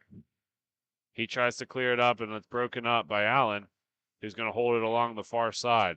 Allen with the puck. He's going to leave it up for Cifarelli. The first going to be taken down in the process. Ref's arms are down. I think that was a 1-for-1 trade there, Jake, if you ask me. Cox with the puck on the near side. Trying to work through one, gets forced off the Biscuit, and that's going to go all the way down into the Knights zone. Defert's going to go back to collect. He gets forced off the puck, but is able to recover nicely as he comes along the near side. Defert trying to work it along the near boards. Gets around one and is trying to get around two. He's going to force that back to Manzella, who's going to play it across for Borso. Borso on the near side. He's going to wind up for a drive, but that's going to go off the end wall and out to the near side, where it'll be picked up by Militello. Militello on the far wing. Working it down low to his forehand, but off the helmet of Henderson. Manzella's going to play that back down, but that's going to be broken up by Allen, who's going to leave it for Militello. Just say something Italian. I can just hear the accordions playing already, Skylar. Off the near side. Cifarelli picking this one up as he's going to cut through one. He's going to shoot, and that's going to be just through the legs of Allen, but played off of Henderson. and out to the near side. Allen first one to get to it. Plays it down low. Cifarello not able to connect. Near side for Defert. Defert's going to play it up to Borso, and Borso's got to turn and go. He gets met with pressure, and the puck's going to be held in by the Herd. Borso's going to have to go back to pick it up for the Knights to try the entry once again. 5-minute mark in the third. The score is 3-8 in favor of the Herd. Manzella on the far side. He's going to be spun out, but keeps the puck as he works it over to Defert. Defert along the near edge. He's going to be forced wide. Pester one, but gets taken away by the second and will have a call. Looking like the second penalty of the game. It looks like he's calling a holding. It seemed to look like a hook to me, Skyler, but they're saying he was actually holding the stick under his arm and no hooking. So they're going to have another power play for the Detroit Knights. Yeah, interesting call there, Jake. But, you know, the ref saw what the ref saw. Looks like that's going to be number 7, William Styslowski. He's going to have 2 minutes for holding. That puck's going to go all the way to the top, where Cox is going to work it down low. Wozniak on the near side, leaving it for Blow. Blow's trying to bank it off of Eldridge's back, but that's just going to sit behind the net, and the Herd will get to it first. Herd are going to play it across the wing, and that's going to be outstretched of everyone, and all the way back for Henderson to play. Yeah, if the Knights want to try to stay in this game and make it close, they definitely need to score on the power play, and they need to do it soon. Over to Borso as Borso's on the wing. He's going to leave it back to Cox, who's going to corral that with a skate. Down to Wozniak, and Wozniak's going to go back over to Borso. He's a little high on the pass, so it goes off the wall, and Borso collects. Off of Eldridge's glove, that was a good opportunity for the men. As it goes down for Cox to pick it up. Cox cycles down low. He's got a man up top. He's just going to hold on to this on the far wall. Over to Borso. 3:13 left to go. 58 seconds of penalty time against the Herd. Borso with the puck. His shot's going to go off of Blow in tight, but be shot all the way down, and Cox will collect. Cox coming back up through the neutral zone. He's on the near side, forces it all the way out top to Borso. Borso's going to work it even in tighter, and that's going to be broken up by Chivaroli. Chivaroli coming in on a 2-on-1 with Militello. Militello trying to hit it out of midair, but that's going to go all the way to the near side, where Borso will have to race for it. Cox will be the first one to it for the Knights as he's coming in with pressure on his backside. He fights off one, tries to fight off second one, and is not able to beat was not able to beat Eldridge as that just sat right on the line. That puck did not want to go in the net right there. No, there. Invisible force field as this is going to spring Slysowski out of the box. Styflowski's going to try to shoot, and Henderson will hold on to that. 1:56 left to go in the third period. The score is 3-8 in favor of the Buffalo Herd. And as we're waiting for both of the gentlemen to join the rink, we'd like to recognize one of our wonderful sponsors, Bonus Accounting, and no shortcome of knowing that we always shout out Kenny and one other person with the bonus ads, and that would be you, Mr. Skylar Hetrick. That's your full-time job, and if you had to say one reason why somebody should pick Bonus Accounting over another accounting firm, what would that reason be? Honestly, we're very personable with our clients. We always, you know, just make sure everything's done correctly, and we're very close and personal with everybody. So I would say that's the reason. If you want an accounting firm that sits here and is very like in touch with you, and you know, for all your accounting needs, we're the people to choose. Well, I couldn't have said it better myself, Skylar. Speaking of personal, these teams are getting a little personal as there's some choice words being said between number 8 for the Herd. That'll be Adam Smith. And basically the whole Detroit Knights team. Wraparound attempt is forced wide. And that's going to be cleared all the way down for May to play. May's going to pull it around the back of his neck as the last 30 seconds of the game dwindle down. On the near side, he's going to take a nice little soft clear in. That fooled everybody except for Henderson, as everyone's back was turned to that soft shot in. Southworth for the Detroit Knights. Pulls it in tight behind his own zone. And he'll hang on to it as the last 10 seconds tick off the clock. Well, Sky, as this game is over, we're going to get ready for yet another game as we got MIHA action all weekend here. But we're going to step aside for a quick break, and when we come back, more MIHA hockey today. You're listening to Grove City Hockey.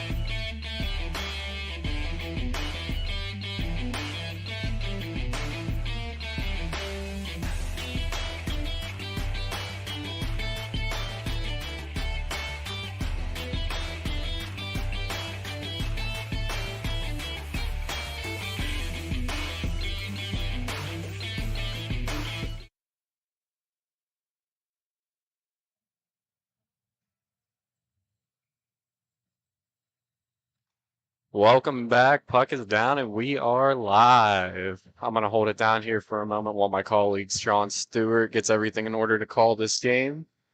We got a matchup between the Lockport Armada going from left to right, wearing the white with purple trim, and the Buffalo Fusion in the black with green trim, as we have a save for the Fusion's goaltender.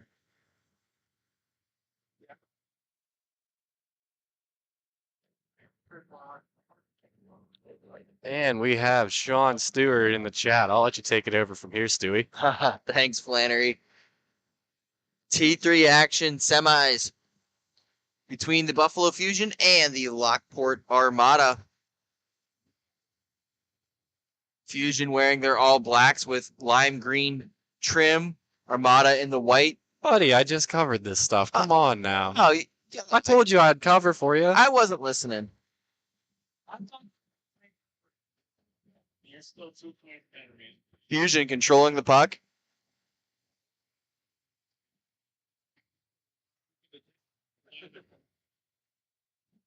And I just realized this is not the correct roster.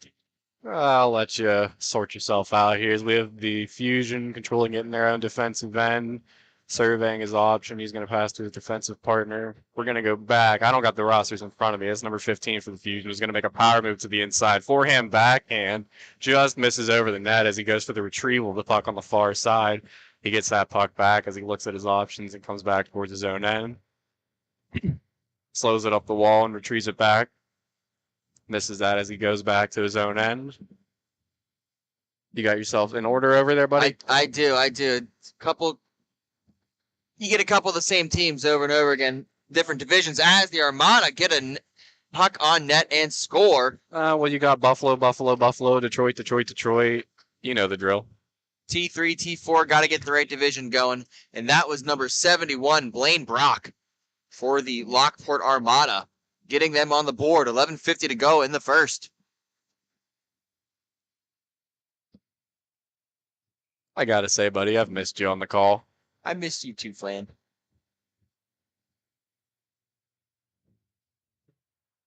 Kocher crowds the puck on the boards, being pressured by number 14, Matthew DePalma. Gets it up to number 91, Antonio Sparra. Sparra, backhand shot, redirected on net, and save by Backhurt. Number 91, is that Sparra? Is that who you said?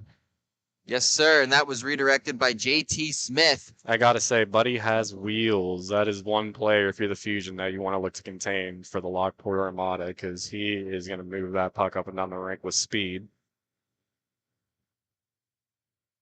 Back to Sparra. Over to his D partner, Kocher. Kocher finds Nilsson. Nilsson circles back, being pressured by Fusion. Nilsson, Sparra. Sparra carrying it below the goal line. Gets out into the slot, but nothing doing as the Fusion get the breakout. Slams on his brakes. And pass just out of reach, and JT Smith cuts it off for the Armada. Smith over to Sparra. Sparra over to Nilsson. Shot on net high and wide off the glass and into the bleachers. 10-11 remaining in the first period. Armada leading this one 1-0, just 4 minutes in. One thing you got to note about this Lockport Armada team, especially that you would have saw earlier, is they have a pretty good forecheck. So one thing you got to watch is playing with the puck in your own defensive end if you're the Fusion. Likewise for the Fusion, I think they have a pretty good forecheck as well. They're going to come at you with speed, not give you much time. So whoever's going to minimize on those errors going out of their own end, I think is going to have the best chance of winning this one. It's number 51, John Tesmere, being pressured by Jacob Plew of the Fusion. Plew able to get that puck loose, but picked up by Ryan Kocher. Kocher streaking up the far wall over center red. Gets the puck in deep, almost to the Zamboni doors. Puck gets stopped up there and intercepted by the Fusion, but picked off at the blue line and right back to the Fusion. Fusion on a 3-on-1 break. Shot, rocket, and score. If you're going to answer, you got to answer early if you're going to make a statement. Absolutely. And the Fusion tie things up. And we'll get you that number of the goal scorer here shortly. Number 15, Matthew Mans, with a laser of a shot over the glove. I'm just going to give a little shout out because that man's got a heck of a muzzy on his face. No, I can't grow a mustache. Neither can I. That's why I have to compliment others. Goatee I can do. Mustache not so much. Although I will certainly try for Movember. Fusion. Corral the puck. Get it into their zone. Controlled by Jacob Plu. Shot into the low slot. Mans with another shot just wide. And here come the Armada. Number 71, Blaine Brock. Carries it up. Gets in the slot. Stopped by Burton. Another quick transition for the Fusion. That's Plu with another shot, but redirected into the netting by Burton. Sorry, Backert, excuse me. Shout out to Burton, though. If he's watching, we want to show you some love out there. He's watching at the other end of the ice. Now you got me confused. That's what happens when you say the wrong name. My fault. Number 7, Mitchell Smith set to take the face off against Kevin Reglin. Smith wins it back to his D-man and right into the glove of Backert. I mean, technically he is watching. He just has a different vantage point. We're closer, though. Touche. Smith once again wins it back. Into the slot, that's Matthew DePalma. DePalma looking back to go to his D-man, Anthony Grassi. Grassi carries it low. Cycles down, looks for the wraparound, unable to get there. Backhand shot in the slot, and save by Backert.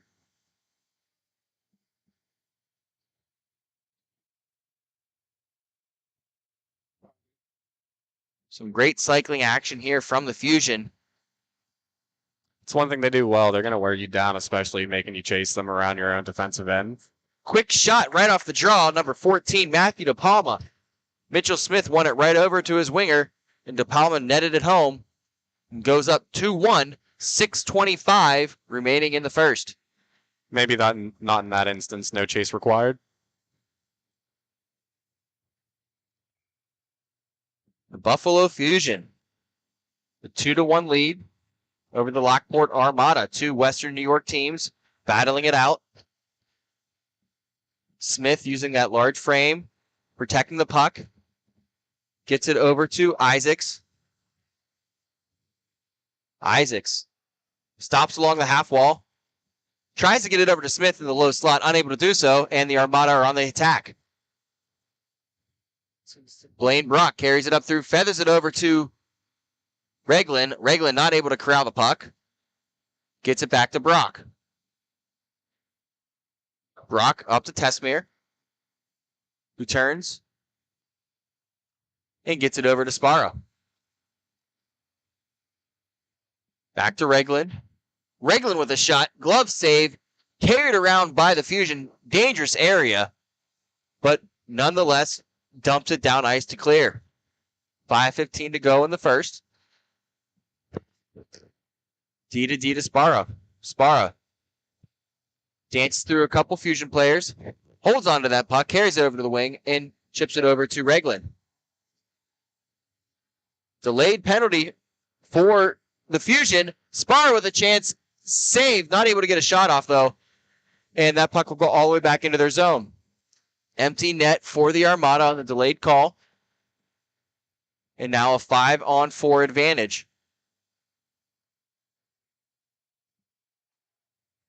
Kocher dumps it back to Sparrow. Sparrow back to Kocher. Kocher in the near side corner. Feathers it over to Sparrow. Sparrow over to Brock. Brock down low to Reglin. Reglin up to Sparrow. Unable to corral the puck off the skates. And the Fusion dump it all the way down. And we will have a penalty call on number 14, Matthew DePalma. That's an unfortunate bounce for the Lockport Armada off the skate there because they display great patience with that that extra attacker on that delayed penalty call. You definitely want to take a look and get your good opportunity on those situations. A couple of good chances there on the delayed call and high sticking the call onto Palma. 3:50 to go in the first. Battle on the draw, corralled by Mans. Mans gets it over to Musacchio. Musacchio holds and fires it up ice and gets it over to Plu. Plu over to Mans.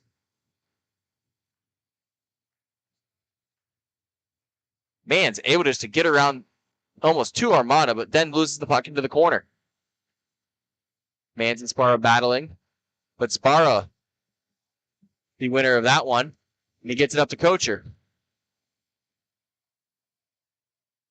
Kocher and Nilsson in the zone. Kocher by himself tries to get one on it, stuffs it home, loosen the crease, covered up, and what a job by Jeremy Burton. Stopping Sparrow close in on the crease.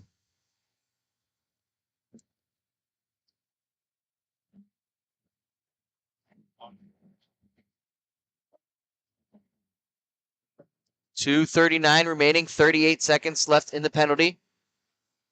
As that puck gets lifted up into the Fusion bench.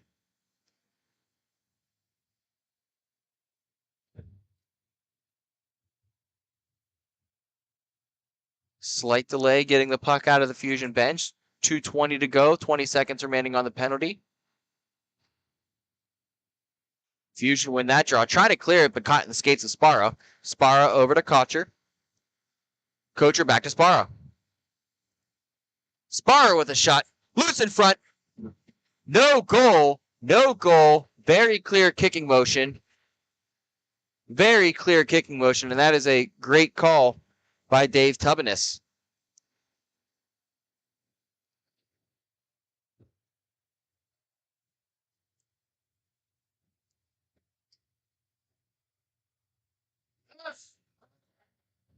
And we'll be even on the drop.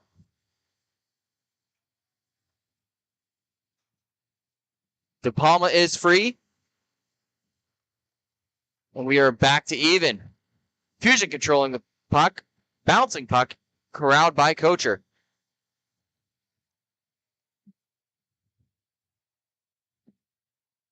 Matthew Mans fires it in the slot. And almost a great shot by Ryan Miller. Just a little bit wide.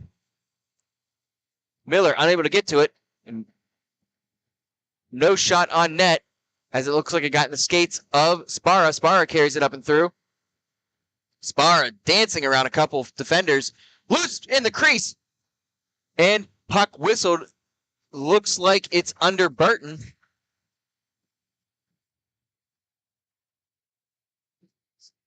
No goal is the call. We'll have a face-off. 40 seconds remaining. Armada up 2-1 over the Buffalo Fusion. Fusion win that draw. Up to Ryan Miller. Miller back to Isaacs. Isaacs with a shot fired. Loose in the crease and save by Backert. 20 seconds to go in period number 1.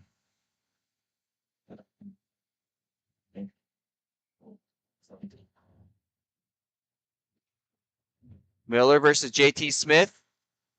Smith able to win that and cleared by Sparra. And that'll go all the way down, and that'll do it for the first frame of this one. Lockport Armada lead 2-1 over the Buffalo Fusion. We'll be right back for period number 2 of T3 action. You're listening to Grove City Hockey.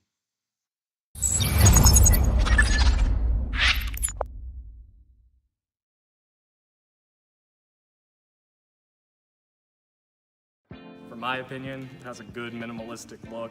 I'm a fan of the black with minimal white accents, the white logo at the very bottom. It makes it pop. I gotta say, I love the grip material. I'm not feeling like I need any tape or anything. And then honestly, in terms of weight, it's definitely one of the lightest sticks I've used. It has a good pop to it, so I feel like I'm gonna get a lot of good shots off and hopefully less muffins.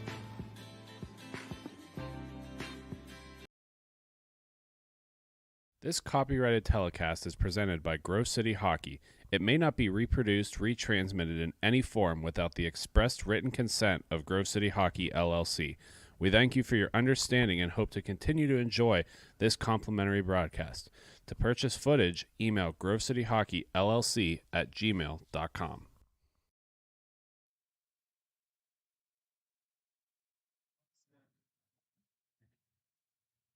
Back inside the Northtown Center here in Amherst, New York, for some more T3 action between the Buffalo Fusion and Lockport Armada. Armada leading the Fusion 2-1 as the puck is dropped and controlled by the Fusion. Mitchell Smith looks for his D-man, but nobody home. Picked up by Regland.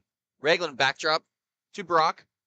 Brock turns and looks and gets it back to his D-man. Long stretch pass up to Regland, but picked off by Matthew Manns. Manns over to Smith. Smith carries, fires, and saved by Backert.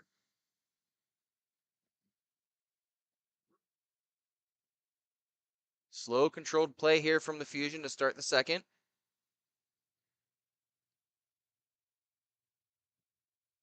We'll have Blaine Brock and JT Smith in the faceoff dot. Faceoff won by Smith. Shot on net by Michael Musacchio. Right in the breadbasket of Backert. I think the Armada called mulligan there. They wanted a redo. Looks like they may have just wanted to face off from the other circle. Smith loses this one to Brock. Seemed to have worked out. Regland chips it up, and we have a 2-on-1 for the Armada. Here's Kocher. Kocher, loose puck in front. And controlled by the Fusion. Fusion, long stress pass, but cut off by Regland. Regland carries it over the blue. Fires it on net, and right to Blaine Brock goes the rebound. Brock along the half wall, looking for his D-man, and gets it back to John Tesmere. Tesmere over to Kocher. Back to Brock. Brock with the shot. Kick save by Burton, and cover with just under 12 minutes to go.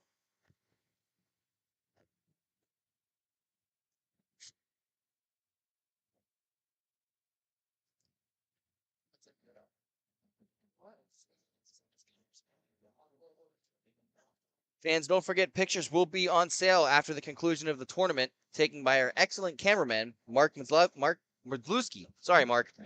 These pictures encapsulate your amazing weekend. Be sure to reach out to us via Facebook or email at grovecityhockeyllc@gmail.com.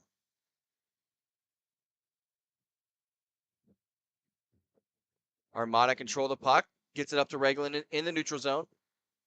Regland dances around a man. Carries it low. Looks for an option to slot. Right there was Sparrow, just unable to knock it home. Regland back to Sparrow. Sparrow back to Brock. And Brock decides better of it and turns around with pressure from Ryan Miller. Sparrow takes a look. Cuts through center. Gets it over to Regland, back to Brock. Shot! Save by Backert. Sorry, Burton. Too many B's in these goalie names. I couldn't do it. That's why you're doing it. And shot redirected up into the netting. Gotta say, Burton's not the most orthodox of goalies, but it works out in his favor. Yeah. Each goalie has their own style, and, some flop around more than others, but to each their own. If it works, it works. And so far, it has been working for Jeremy Burton. Except on that, JT Smith rockets one off the draw and ties things up at 2.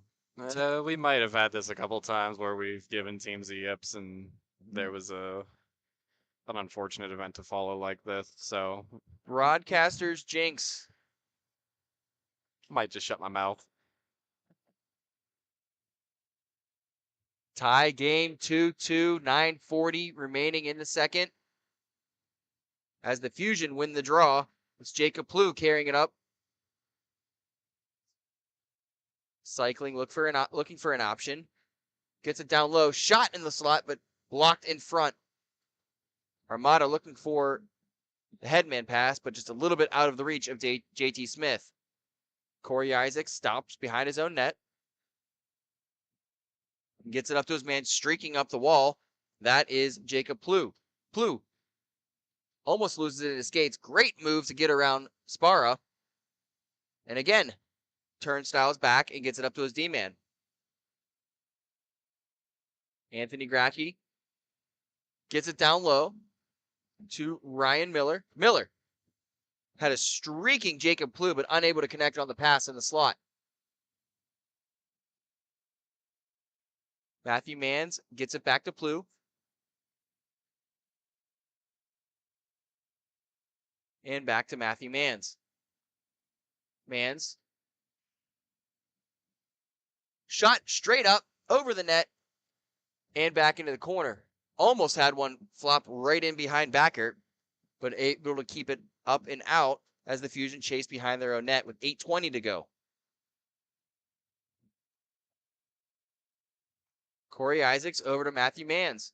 Mans streaks up, has Miller, misses wide, and the Fusion will carry all the way back into their zone. Plew gets it over to Isaacs, who gets it over to Matthew Mans, carries over center red, looks for Plew, tries to get one to Miller in the slot, but Backert there for the save.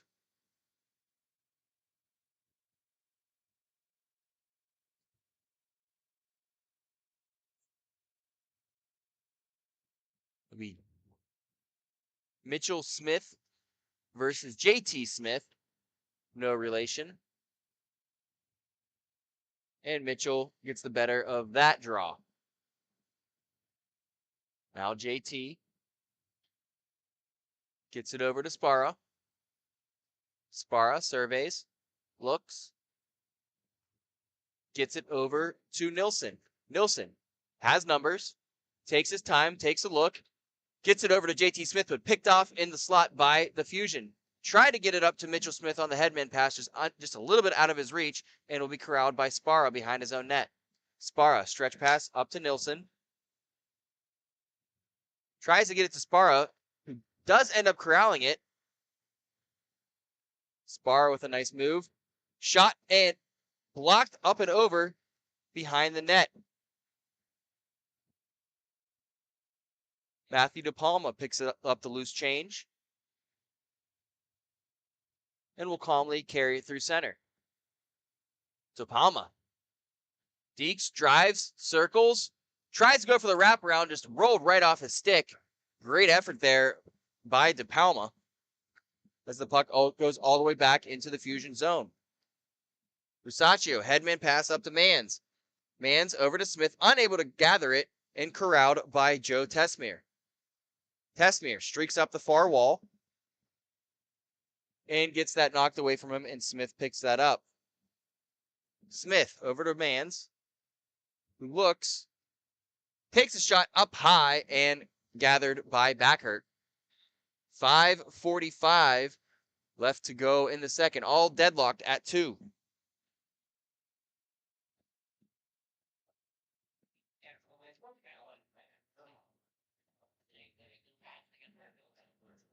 This being the first semi in the T3 division between the Fusion and Armada. We have the T3 Grove City Thunderbirds taking on the Detroit Fuel coming up at 2:40. Well, we're at 2:40 now, so we're a little bit behind. But that is the next T3 matchup. Winner of both games plays in the T3 championship later today. That'll be the final game of the Buffalo MIHA tournament. And with the way things are ramping up, Sean, I think we're in for a good finale. It definitely is. It's been some great action here in Buffalo, especially these last couple games, back and forth, hard fought. Couldn't ask for some better hockey to close out this weekend. Shot blocked by Reglin and captured by Backert with 4:30 to go in the second.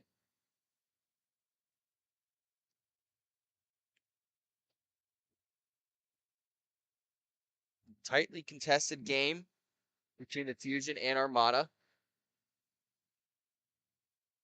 Face-off draw 1, but then picked up by the Armada. That's Kocher streaking up the near side wall. Gets a shot off. Not sure if Burton ever saw that, but the Fusion comes streaking right back. Blue gets one just by Backert. It'll sneak right in front, and he'll throw his glove on it and cover it up. Just under 4 to go.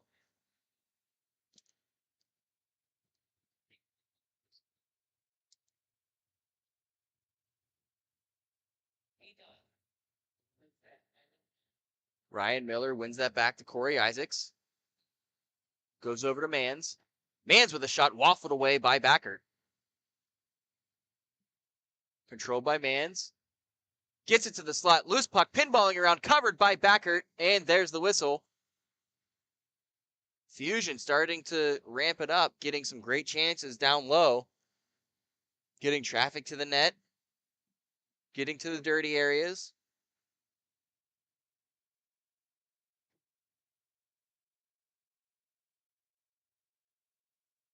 Three minutes to go here in period number 2, all deadlocked at 2.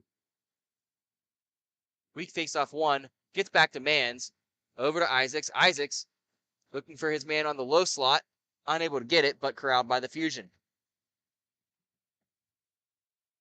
Fusion get it all the way back to Mans, who headman it over to Isaacs. Isaacs to Plu, gets a shot, but wide, and corralled by Kocher. Kocher with speed, but knocked away by Plu and corralled by Reglan. Reglan over to Tesmere. Gets it up and goes right back to Reglan. Reglan went for the saucer pass, but knocked down by Plu and corralled by Mans, and right back to Plu, who gets it into the Fusion zone. Good intercept by Kocher, who's able to get it up to Nilsson. Dances around Mans. Nilsson still battling. Gets the puck to Kocher. Kocher back to Nilsson. Nilsson fighting off a couple Fusion players and eventually does lose the puck, and the Fusion enter the zone. Here's Ryan Miller. Leaves it for Mans. Over to Isaacs. Back to Mans. Just out of his reach, and he knocks it down low. And still holds the puck. And he feathers it back up to Isaacs.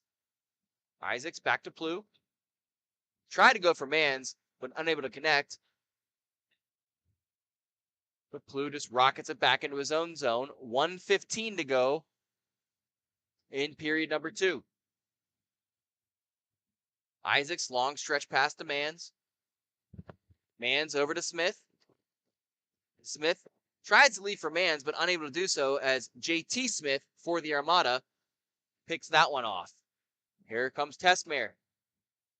Gets a shot, but through the crease and through some traffic. Nothing doing on net. Here's Isaacs. Dances around Smith with 45 to go.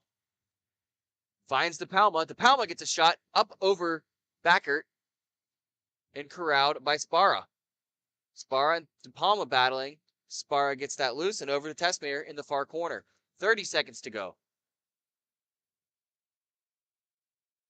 Tesmere takes his time. Back over to Sparra. Sparra battles. With 15 to go, carries it low. Sparra gets it back up to JT Smith. Smith carries in low. Fans on a shot, but knocked away by Burton. 4 seconds to go.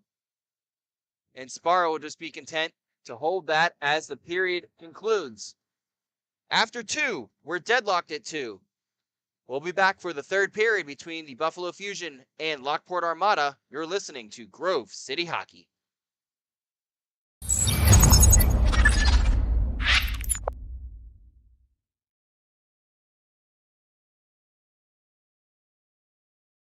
For my opinion, it has a good minimalistic look. I'm a fan of the black with minimal white accents, the white logo at the very bottom, it makes it pop. I gotta say I love the grip material. I'm not feeling like I need any tape or anything. And then honestly, in terms of weight, it's definitely one of the lightest sticks I've used.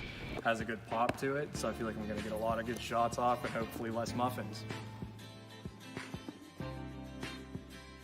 This copyrighted telecast is presented by Grove City Hockey. It may not be reproduced, retransmitted in any form without the expressed written consent of Grove City Hockey, LLC. We thank you for your understanding and hope to continue to enjoy this complimentary broadcast. To purchase footage, email grovecityhockeyllc@gmail.com.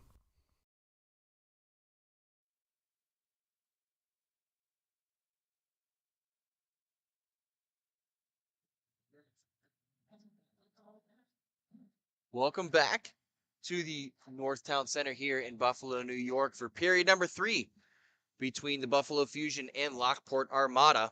We are deadlocked at 2 in what has been a thrilling affair between two great teams vying for a spot in the T3 championship. The winner of this game will take on the winner of our next game between the Grove City Thunderbirds and the Detroit Fuel. Well, we have a moment. I want to give a shout out to Alan Chapman, not just him, but all the referees here, Corey Dare, the other gentleman that I unfortunately have not gotten to know his name Dave yet. Kubinis. Oh, appreciate you. So thank you. So shout out to those guys holding it down, boys in stripes. Appreciate them. It's been a long weekend for all, and they've had to deal with quite a few kerfuffles. Kerfuffles is a good word for it. So they've done so with grace and has kept things in check, kept players as safe as they can. As the boys they let the boys play though. That's one thing that I can say is that they have tried not to interfere and let the boys, in the game speak for itself. As the Fusion kind of caused some issues. Puck sitting right in the crease, another shot, but kept out by Backhurt. A little scary there for the Lockport Armada as the Fusion get a great chance, just unable to capitalize. JT Smith slowly over to Kocher. Kocher pressured by DePalma. DePalma gets the better of him and comes away with the puck. Over to Mans. Good spin move, pick up. Takes a look, gets it over to Palma, but just behind him and not able to get it. And here come the Armada. Up to Kocher. Kocher slams on the brakes, gets it over to Spara, who's unable to get a stick on it. I think Mitchell Smith may have got a stick on that, but Kocher comes away with, nonetheless, shot on net, backhand save. Great job by Jeremy Burton, keeping that one out of the net. So Palma gets it over his teammate and fires a long shot. Easy save there for Backert. Again, like several of these games have started off today, battle of the tendies. A couple of them that we've seen the score get a little bit out of hand later on, but for the most part, the start of all these games have been really close and really competitive. Fusion win the draw. Isaacs with a shot wide. Fusion sent it back around and all the way down, and Isaacs will retrieve.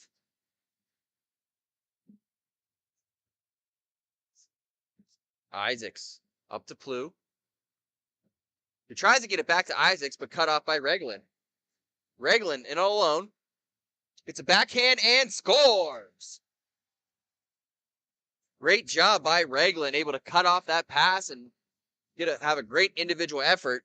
Faked the forehand, went backhand, and caught Burton leaning and gave the Armada a 3-2 lead. We've seen a lot of those forehand backhands this weekend, Sean. Getting the goalies moving side to side a little bit. It's working out well.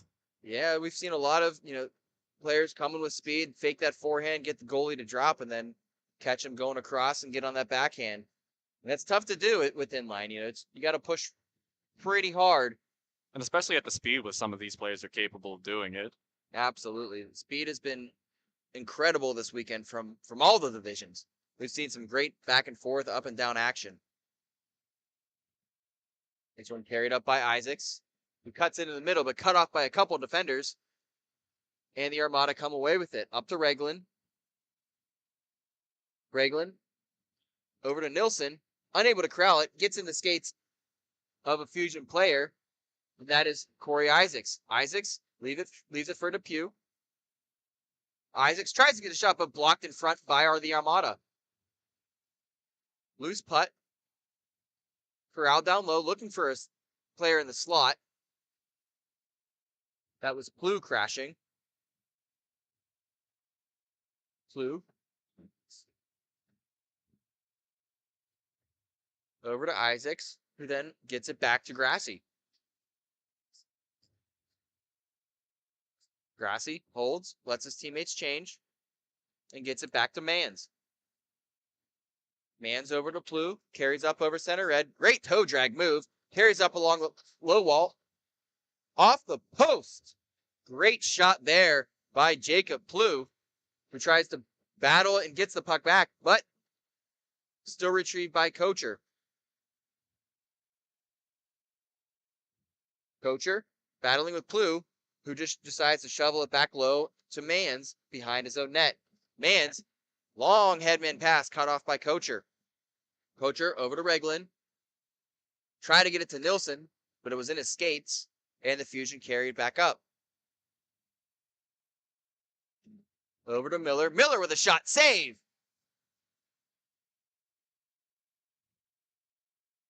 Great job by Kurt Backert catching that one. Looked like he had that in between his pad and his leg with just under 9 to go. Seemed like he had to fight it off a little bit, but nonetheless, he made the save, and that's all that matters. Yeah, definitely an awkward save, but like you said, that's all that matters. He kept that puck out of the net and keeps Lockport 1 goal ahead. Fusion win that draw back to Mans. Mans, fans on the pass, and almost picked off by Blaine Brock, but then recovered by Mans. Mans backhands it to Masaccio, who gets it to Plu. Plu takes his time. Great pass up to Mans, and who rips it over the glove hand of Backert, and the Fusion have tied this up with 8:15 to go in the third. Great pass there from Jacob Plu up to Matthew Mans, who rocketed a shot over the glove of Kurt Backert. What a game this has been, back and forth. As Plu takes this one, streaking up the middle, gets a backhand shot wide. Gets it over to Masaccio. Masaccio with a shot wide. Fusion really ramping up the pressure here as the Armada are able to cut it off. Spara gets it over to Tesmer, who slips down, still battles and comes with the puck. Tesmer settles the puck down, gets a shot on net and gloved down by Burton. 7:20 to go in the third, all deadlocked at 3.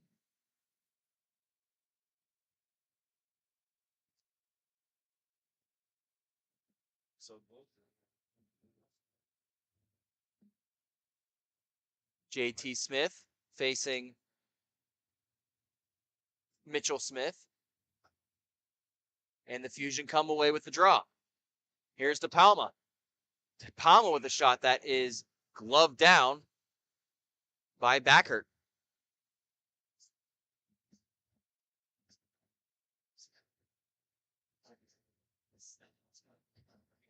Smith on Smith for the draw. And Mitchell comes away with the win. Mans banks it to De Palma. De Palma carries in the zone, back over to Mans. Mans fakes, shoots, glove down by Backert.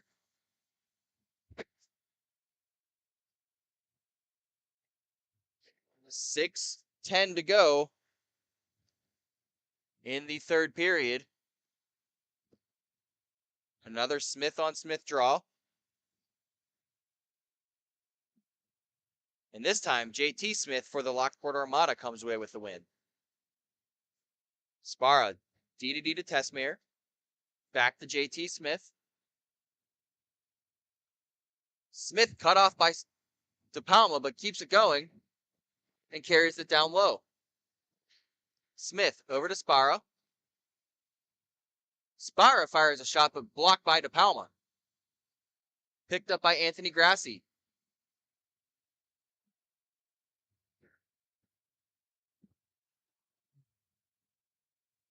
JT Smith with a shot that goes wide, but the rebound goes all the way back to the Armada zone and recovered by Spara, who gets it back to Tesmere and back up to Reglin. Reglin over to Spara, who gets a shot off, but blocked in front. I don't think that Burton ever saw it. Spara back to Tesmere. Under 5 to go. Redirect in front and save by Burton.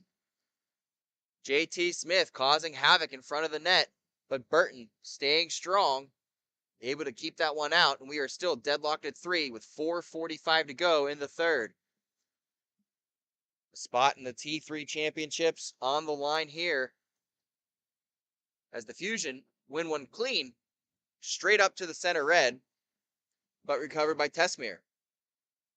Tesmere over to Spara, pressured by Fusion, who gets it up to Reglin. Back to Spara, shot wide. Rebound picked up by Nilsson. Nilsson, down low. Tries to get it up to Spara, but weird redirect off the boards, but Spara able to corral. Back to Nilsson. Nilsson, down low to Spara. Spara, able to sauce it up to Tesmere, who slams on the break along the half wall and gets it back up to center red to Reglin. Reglin, back to Spara. Spara with a shot, redirected in front and goes wide. That puck is stuck on the back of the net, knocked loose by the Fusion. Nilsson with a shot to Spara. Nothing doing on that. But the Armada still able to control, but knocked back to center by the Fusion. Nilsson. Back to Spara. Spara with a shot. Glove save by Burton.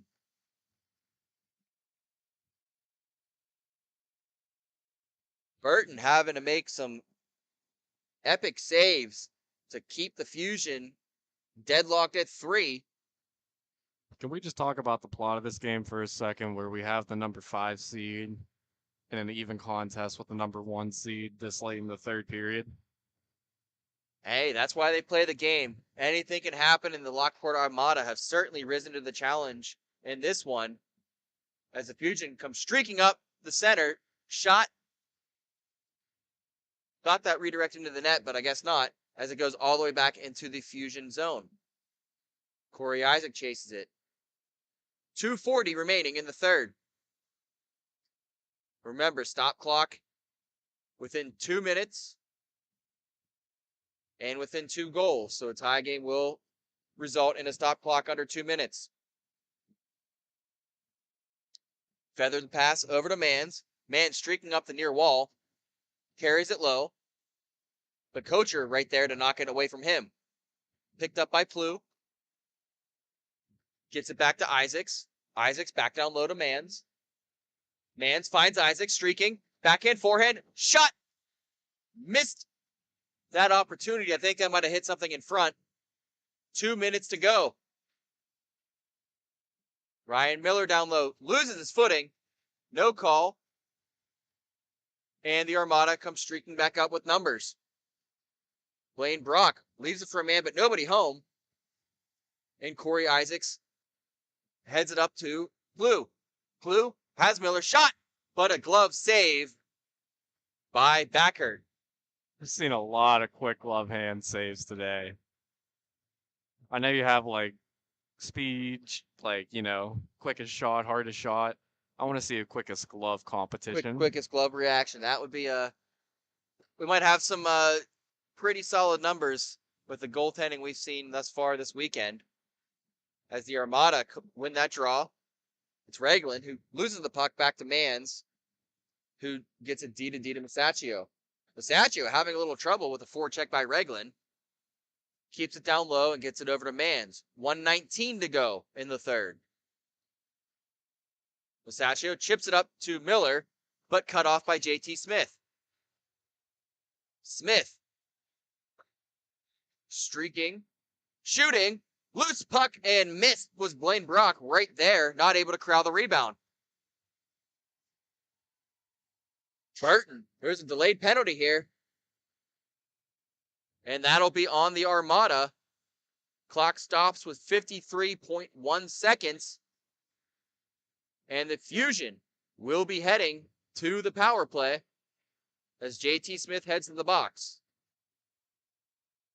This isn't what you need this late in the game, but I feel if they're able to overcome it going into overtime, take the momentum off that, they might not be in bad shape, but they got to definitely grit their teeth, grind hard on this one, wear it out.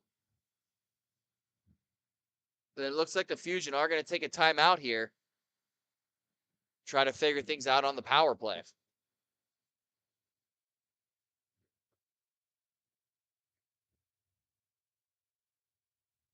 And Smith not happy with the call, because he was called for a high stick. I mean, no one's going to be happy at this point in the game with any penalty call, no matter how guilty you are. You can't blame them for that one. Oh, no, of course. Apologize for anything that might have overflowed from the rink onto the broadcast. Some things are unfortunately out of our control in these environments with how close we are. But, we're close to it. No 7-second cough button on this one. So, yeah, definitely apologize for the language. We are right behind the penalty boxes. But we are close here to bring you all the action. Absolutely. Yeah, you're catching everything with us here at Grove City Hockey. So, thanks for sticking with us. We have a great tight 3-3 game here between the Lockport Armada and Buffalo Fusion. 53.1 to go, and there will be carryover time if this does go to overtime. You'd have to think with the scorers that the Fusion have on their roster that specialty teams are definitely going to be well within their favor. Obviously, for every team, it's going to be in their favor, but you almost think that there's not going to be any extra hockey, but in a game like this, you want that extra hockey. Absolutely. Ryan Miller, Corey Isaacs, Matthew Manns, and Jacob Plew out on the power play for the Fusion.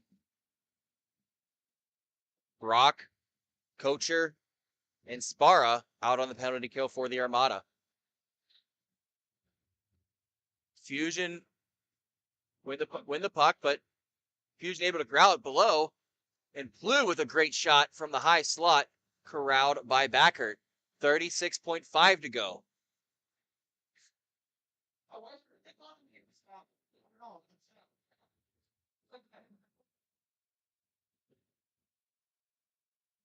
Fusion win the draw. Get it back to Matthew Manns. Manns cycles. Gets it over to Plew. Over to Miller, who blasts a shot, kick save. Fusion get it back to Miller, who tries to get to Manns, unable to do so, but Manns does corral the puck along the half wall. Manns with a quick shot, redirected by Plew, 10 seconds to go. Fusion ring it around. Manns corrals the puck on the half wall, shot up into the netting with just under 2 seconds to go, 1.8 to be exact, as we are deadlocked at 3. And unless something crazy happens on this draw, it looks like we will be going to overtime. I mean, if you're the Fusion, do you consider pulling your goalie with 2 seconds being, is that enough time for the puck to make it down? Well, it does not matter, as Sparrow able to tie up his man on the draw, and we are headed to overtime. We're going to step aside real quick, and when we come back, the conclusion of the Buffalo Fusion and Lockport Armada, you're listening to Grove City Hockey. This copyrighted telecast is presented by Grove City Hockey. It may not be reproduced, retransmitted in any form without the expressed written consent of Grove City Hockey, LLC. We thank you for your understanding and hope to continue to enjoy this complimentary broadcast. To purchase footage, email grovecityhockeyllc@gmail.com.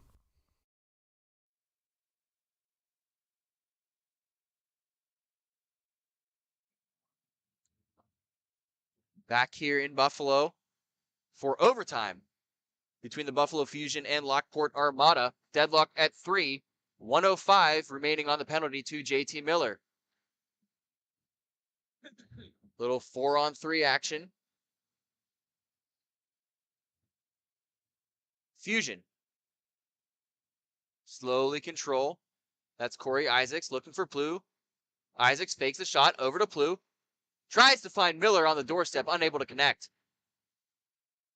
Puck picked up in that by the Zamdor by Kocher, who's able to feather it all the way down for the clear. 30 seconds to go on the penalty, 4:25 remaining in the overtime period. Plu carries with speed. Over to Mans, fires a shot and scores! Matthew Mans rockets one home for the win, and the Buffalo Fusion are in the T3 championship here at home in Buffalo. Kudos to them. That was a perfect play. You draw it up like that every time. It doesn't work out like that, but in this instance, it does. Beautiful goal to end this match. Kudos to both teams. Don't get a better game than that, Sean. Tough luck for the Armada, who definitely battled all the way through, facing the number 1 seed, but eventually losing in overtime. But the Buffalo Fusion earning their place in the T3 championship, taking place later on today. And they will take on the winner of the next game between the Grove City Thunderbirds and Detroit Fuel. We'll be back for more T3 action here in Buffalo. You're listening to Grove City Hockey.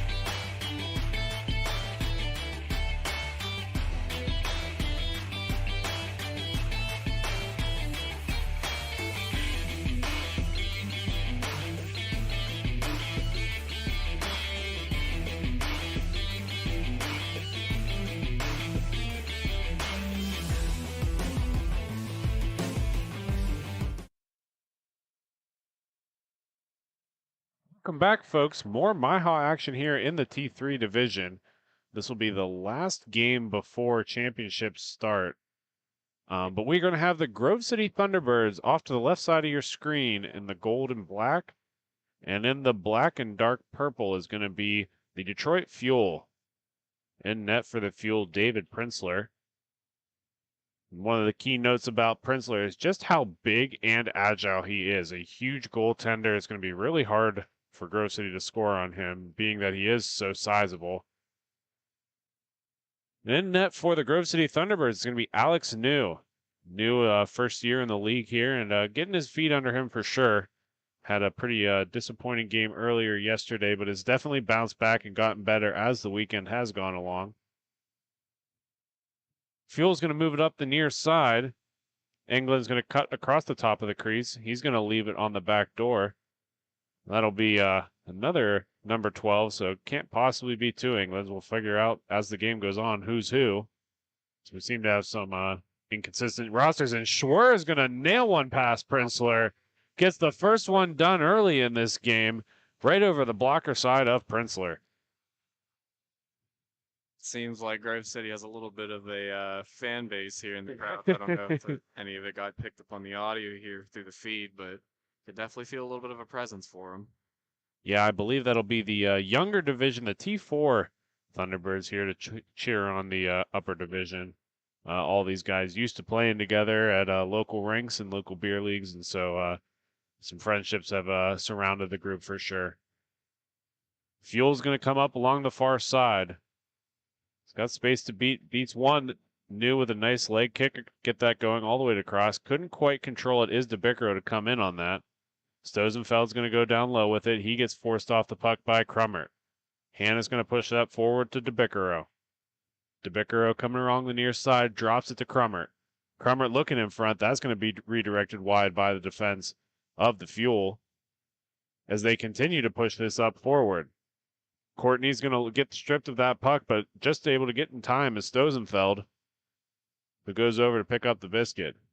That puck's going to be finally worked back towards center, where it will be corralled by Courtney, who's going to go wide with it. Courtney trying to push it on the near side, and that one's going to go over the blocker of New and be the first goal for the Fuel. A little bit of a defensive collapse there for the Grove City Thunderbirds. Quick answer by the Fuel. Gotta like that for them. We'll see who gets this next one and get the party started. That'll be number 17, Ray Bankeroff. Just puts it right over the blocker of Alex New and ties this thing up. Leon with the puck. He's going to push that wide. A little bit of pressure from Zahn. That'll be Jesse Zahn of the two Zahn twins. And it's always easy, Flan, to check out the Zahn brothers. They wear those big, bright red helmets, and you know they're coming before they know they're coming. You'll have to talk to Stuart. We had a game with triple 22s and no names on the roster, so yeah, we were trying not to get tongue-tied. Yeah, I remember that one. We had a couple of those this morning of harder rosters, but nonetheless, we're going to keep going on this one as Zahn works his way up through the middle, finally cuts onto his far backhand, looking to turn in for his brother, finds Cam, but Cam can't quite corral it. Cam quite corral it? Yeah, Cam quite corral it. Fell's going to try to come in on this one. He's going to shoot into Prinzler's chest. And that's going to sit on the doorstep a little bit longer than I think the Fuel would have liked. But nonetheless, they're going to be able to exit the zone here as they're coming up through the neutral zone. Great stick handling maneuver by England. And that's going to be forced all the way out where Leona let it continue back to be picked up by his D partner. England with the puck down deep. He's going to clear that the length of the ice. Is he going to get to it first? Zahn's going to be able to break that up, but not before Bankeroff can get to it. Bancroft crosses across the top of the rink and pushes that back to Leone. Leone's trying to go back down, able to communicate well as the Fuel is able to make this long stretch pass. He's taken down in the process, pestered by Zahn, and works this up along the near side. That's going to go back to England, who's going to take it on the near boards all the way back down, broken up by, I believe that'll be Jesse Zahn. He's going to turn back into his own zone. Zahn with the puck for Grove City. Passes it over to Shipley. Shipley takes it behind his own net. Shipley working along the far side, just turns right back in to evade the D. He's going to have a long stretch pass, misses both Schwer and DeBickero as that goes all the way into the zone to be picked up by Bankeroff. Bankeroff works along the near side, but that's broken up by Schwer. Schwer up to McGowan. McGowan back down to Schwer, but that's taken away by the Fuel going the other direction. England with the puck. He's going to work it on the backside, and that's going to go all the way out where it will be raced for. First one, too, it's Bankeroff, and Bankeroff up to England. England's shot goes into the chest of New, and he'll smother that puck for the draw. Grove City Hockey merchandise is on sale, and as the season's winding down to an end, things are going to start to go on clearance. So if you're lucky enough to make it to playoffs and you're up there in Fraser, Detroit, later in May, we'll have all kind of clearance sale items, and make sure you also keep in mind custom team uniforms as well. So send us your logo and get some team unis for the season. Detroit Fuel working that way all the way back up. Stosenfeld's going to take it along the near side. He's got some space, but elects to pass it all the way back instead, where it'll continue to be worked all the way deep into their own zone to be picked up by Crawford. Crawford is getting a little bit of pressure by DeBickero and forces that pack back on the near side for Stosenfeld to pick up.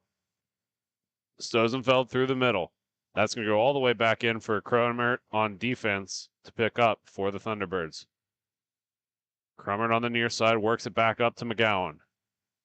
McGowan overskates the puck but is able to get back to it, but just out of reach of Cromert.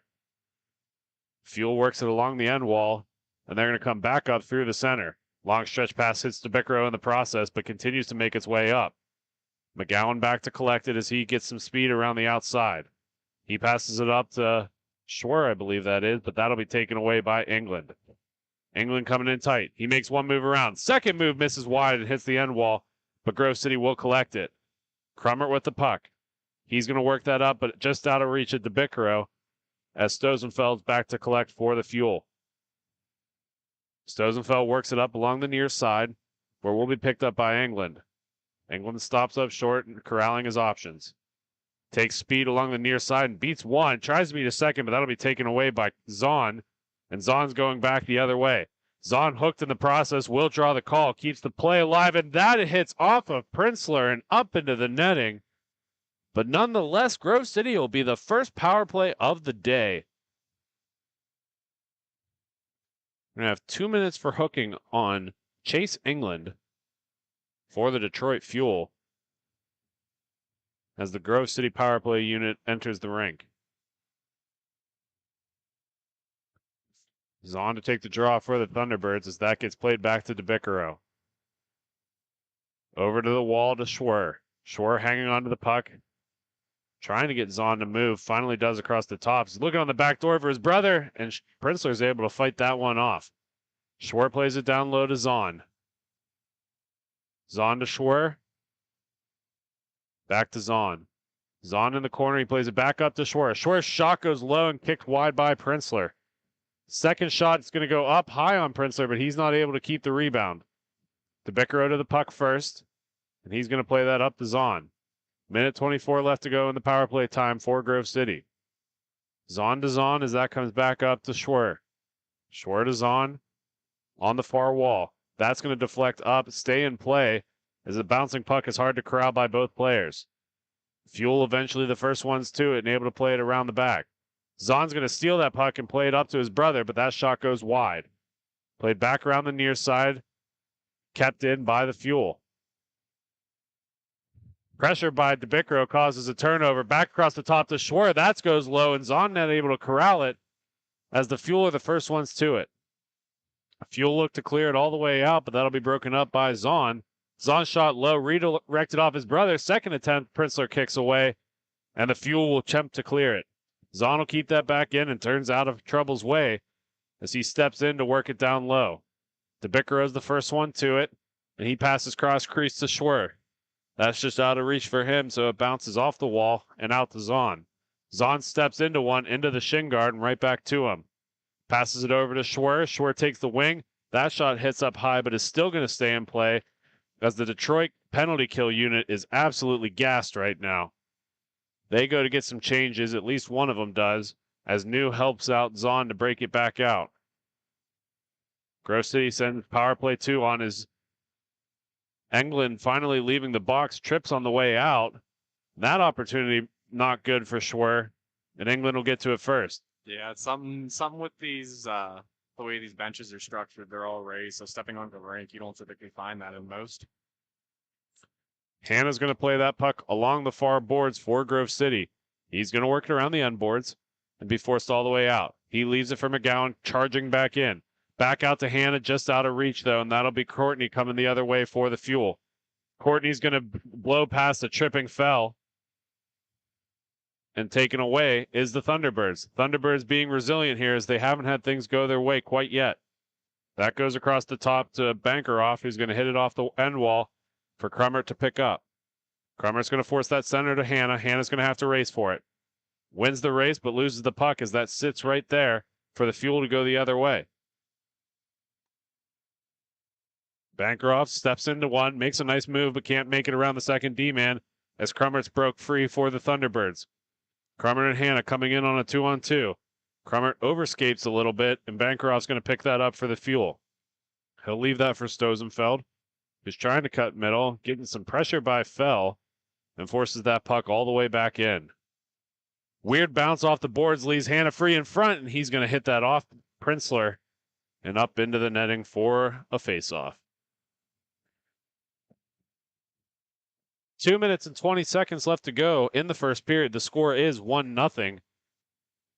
As both teams getting a goal in the first period, Grove City getting the first, followed up shortly after by the Detroit Fuel. The faceoff sends the puck high and flying as the Fuel will be the first ones to it. England drops that back for Stosenfeld, who plays it up to Crawford. Over to England. England cuts through. Makes a nice toe drag, and that'll be covered up by New. And the faceoff will stay in the zone.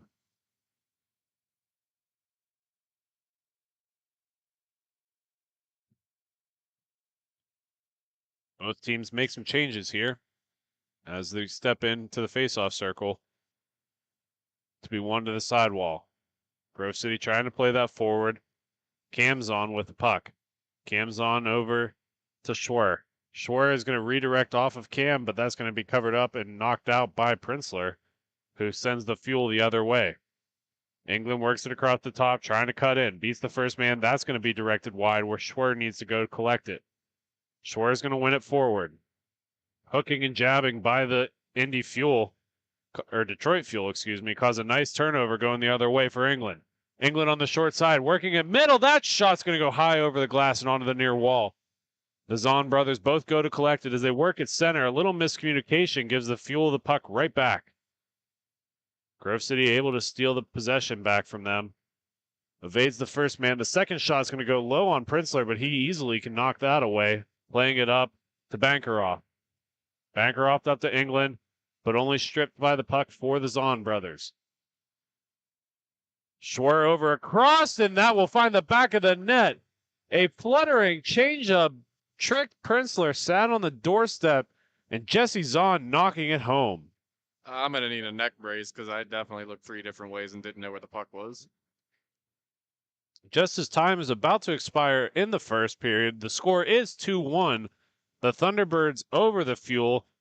5 seconds left to go in the period as we are dropping the puck. They're going to hold it in tight. One long blast is going to miss wide. I guess if you're going to waste the player's time dropping the puck, they're going to shoot on the goaltender.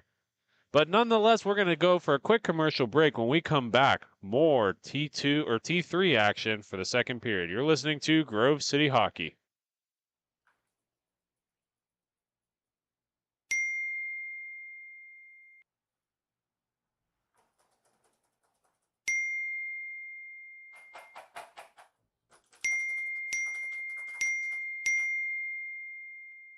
Frustrated and wasting time doing your own taxes? Getting confused by complex forms? Waste your time no longer. It's time for you to check out Bonus Accounting. Kenny and the team will help you with taxes, bookkeeping, and payroll services. Now that's an accounting hat trick. Leave it to the industry experts and check them out today. Use promo code Grove City Hockey for a sweet discount and also to receive exclusive GCH merch. Bonus Accounting, the firm of the future.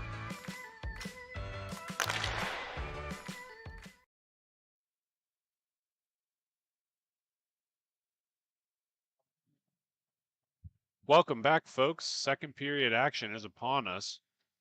The Detroit Fuel tailing 2-1 as the Grove City Thunderbirds put one in late in the first period. Both goalies have been playing well, although neither one of them perfect so far. Fuel are going to work it up the near side. England with speed and the puck. He cuts in center, forced off, and all the way back. He stops up short and enters into the corner. That's going to be over to Courtney. Courtney's going to try to force that out, but DeBiccaro is going to intercept.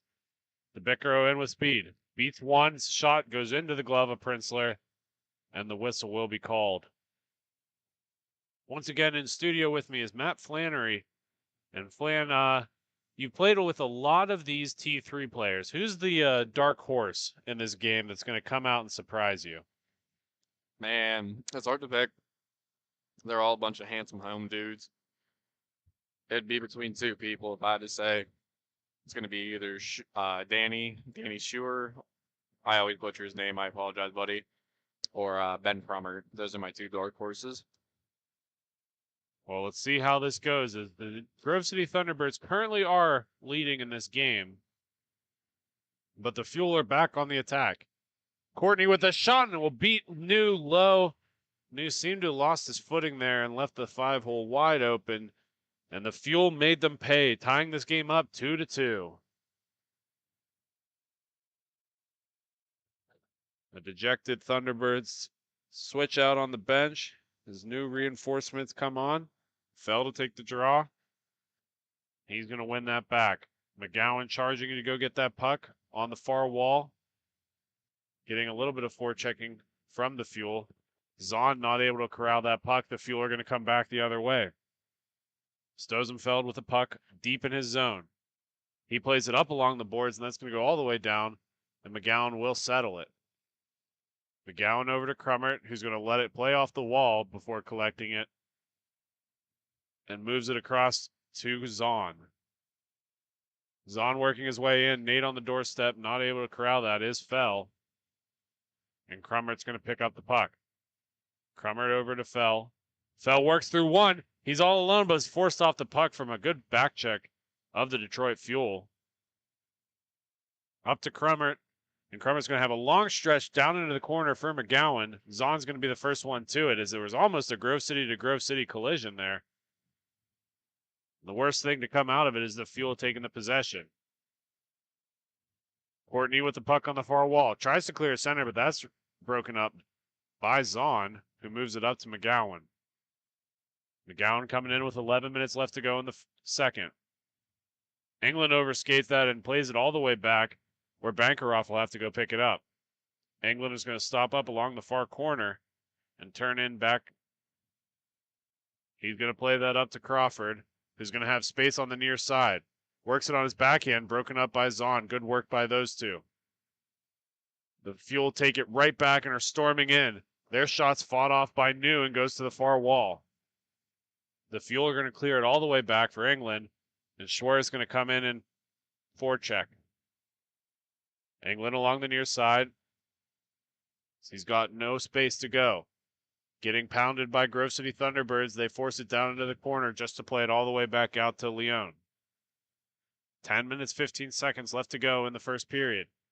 Leon's going to play that down to England, who's going to fight for it, but DeBiccaro will come away. DeBiccaro trying to clear it up, England to take the puck off him. He breaks the first defenseman, and he pulls it to the foreside. That's on the doorstep, but played away nicely by Zahn. Zahn goes to play it outside, but that hits off of referee Alan Chapman and stays in. Jim Shipley to pick up that loose puck. Is going to work it up to DeBiccaro. DeBickero coming back cross crease to a wide open Jesse Zahn. Down low to Schwer, but that's just off his stick as he has to go behind to collect. He cuts back to the near side, leaves it for DeBickero, but DeBickero gets stick checked at the last second. England playing it up to himself. Breaks away from Shipley. 2-on-1 opportunity for the Fuel. England's shot fought off by New. He gets to the puck first, though. He leaves that down for Bankeroff. Bankeroff up for England, but his high-rising shot's going to come all the way out to center. Another shot fought off by New. New's been solid so far this second period. That puck is broken up by Schwer going the other way. Schwer's got reinforcements for a 3-on-2. Leaves it for DeBickero, who went right back to Schwer, but Schwer not able to control it. Zahn went to go pinch, but fanned off the shot as the Fuel come the other way. 8:53 to go. That squeaks through New and finds the back of the net. He's looking at his leg pads because he has no idea where that puck went. They're saying it went in under the towel. So the Fuel take the lead for the first time today. That momentum's definitely on their side. Clearly getting the 3-2 go ahead, but getting both the last 2 goals, just in general, I think that gives them a really good push moving forward here. So we got to see what the T-Birds got to do to readjust to make it a little bit more of a contest.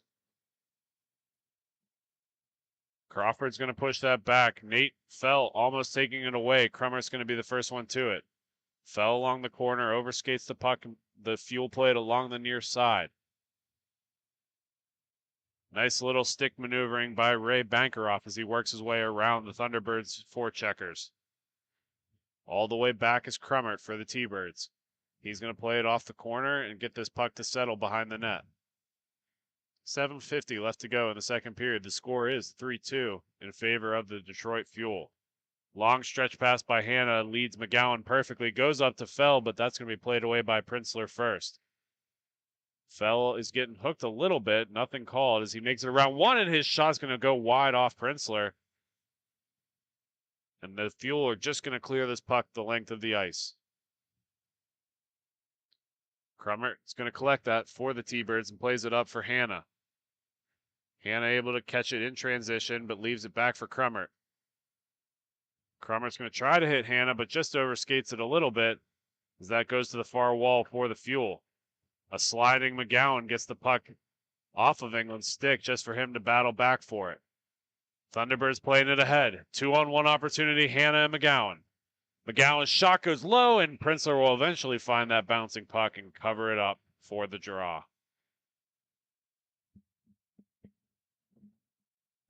As we are winding down the last minutes of this game, this will be the official last game of playoffs, and then all of the division's championships are going to get ready to start.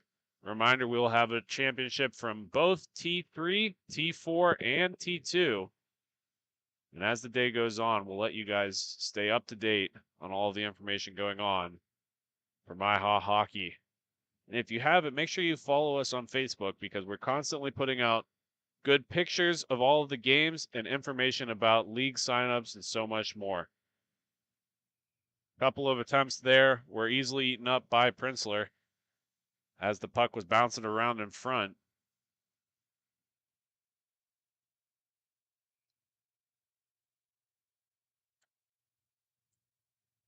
Puck's going to come up along the far wall. Zahn coming in against England, and England's going to break free of Zahn. He forces that center, but that's just going to be eaten up by New.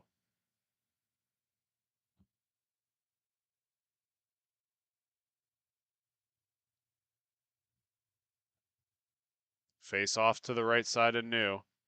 Puck drop one forward, played up by Zahn. Zahn's got to have some speed here as he's cutting through middle. He gets one whack, but he's all alone, and his shot is going to be beautiful right off the back of the back bar and down as he puts it right over the blocker of Printzler, coming in with speed.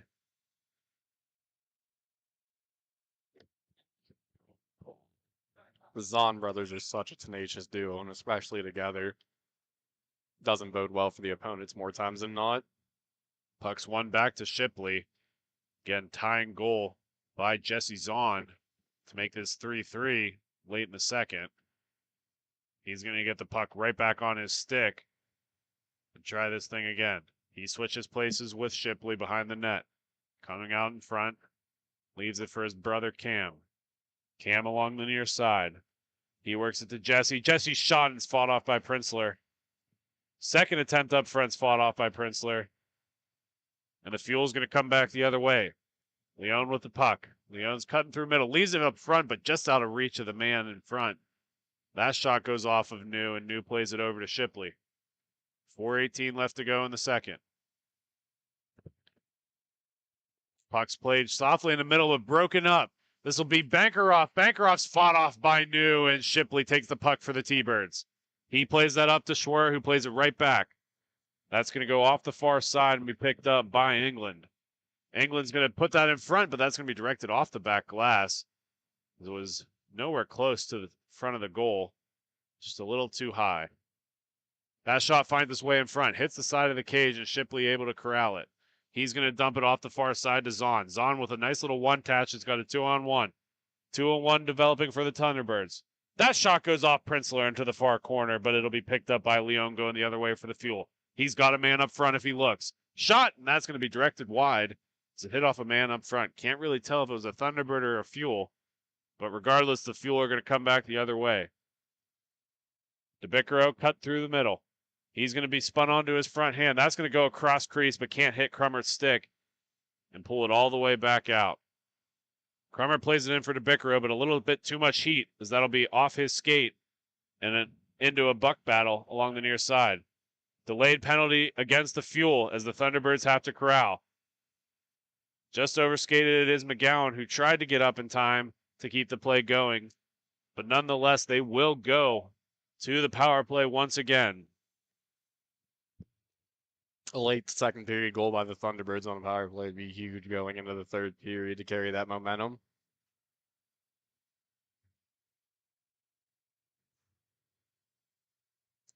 Minor roughing is going to be the call. It's going to be against number 12, Chase England, as the Thunderbirds put their power play unit out once again. One thing I think we can look for from the Fuel, if they gain possession of the puck while they're on the penalty kill, is that they're going to look to maintain that and try to kill as much time. I even wouldn't put it against the Fuel to go for a shorthanded goal here. They've been pretty dominant in the zone, and they've done a good job getting back on defense. But let's see. Thunderbirds are going to move it around the top, down to Schwer. Schwer's got Hannah in front, right off the leg pad of Prinzler. As suspected, they're going to hold on to it and eventually dump it down when pressure amounts. Schwer's going to go back to collect for the T-Birds. Minute 47 in the period, minute 28 on the penalty. Schwer plays that up to DeBicaro. DeBicaro along the near side. He's got McGowan up front, back up to Schwer. Schwer to DeBicaro. Shot is going to go high. Almost hits the head of, I believe that's going to be Andrew Crawford. Mind you, Flannery does not have a visor or a cage. Crisis averted. Definitely best case scenario on that, but makes you hold your breath whenever you see something like that. Yeah, that could actually happen. It's a scary situation, and for adult league hockey, you never want to see that happen to anybody. Yeah, I've been on the other side of a stick, namely with my face, so definitely would recommend facial protection. Thunderbirds keep zone protection or possession during this power play as that goes through the crease. Schwer's going to race for it, gets to it first, but leaves it for DeBicaro. Over to Hannah. Hannah turns back in as the Thunderbirds reset. Down to Zahn. That'll be Jesse Zahn. Most recent goal. Over to DeBicaro in front. And that'll be in the back of the cage. DeBicaro to Schwer. A beautiful little tap-in goal for the Thunderbirds power play. Tony's just a menace in front. I mean, all over the ring. Forecheck, back check, anywhere, but parking him in front, going after any loose pucks, that is not a bad strategy by any means. Face-off's going to go to center as we have the last 10 seconds of the period. Thunderbirds win it back. If they hurry, they could go for one. Zahn does the old Murphy dump down to Hannah. Hannah struggles with the bouncing puck a little bit, leaves it in front, but the Fuel are the first ones to it. And they will dump this for the period. Third period action is coming up next, but for right now, we're going to have a couple of messages from our sponsors. You're listening to Grove City Hockey.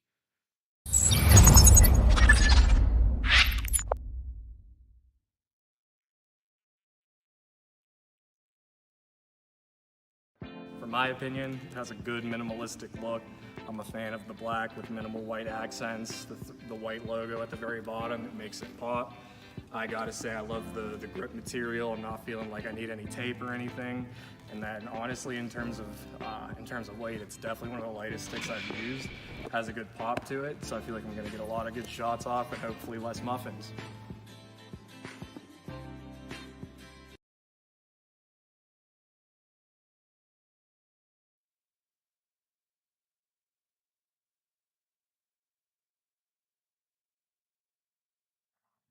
Welcome back, folks. Third period action is back for the MIHA weekend here in Buffalo, New York. We have a 4-3 lead for the Grove City Thunderbirds over the Detroit Fuel. The Thunderbirds was trailing right around the middle point of that game, but got it tied up in the period and then eventually overtook on the power play late in the second. That shot on Princeler was fought off twice, and the Fuel's going the other way. Leon with the puck. He's going to take it through center. Sees a man across the wing. He's going to shoot down low. That's going to go off the side of the cage. Another attempt out front is broken up by Shipley, who's going to leave it back for Zahn. Zahn trying to get around England, but is stripped of the puck. They works it back center, and Shipley and Zahn able to collapse on that. Mishandled by Fell as England grabs it once again. Bancroft's going to push that across the top to England, all the way on the near side for Leon. Leon is going to play that down. Bancroft trying to force that center. Broken up by Shipley again, but he's got the puck back on a stick. Bouncing efforts kicked away by Noon, goes to the far corner. Zahn breaks that up and leaves it for his brother Jesse. Jesse and Zahn coming in with Fell on a 3-on-2. Little drop pass goes in the back of the net as Cam puts it right over the blocker of Princeler, and it's 5-3 T-Birds.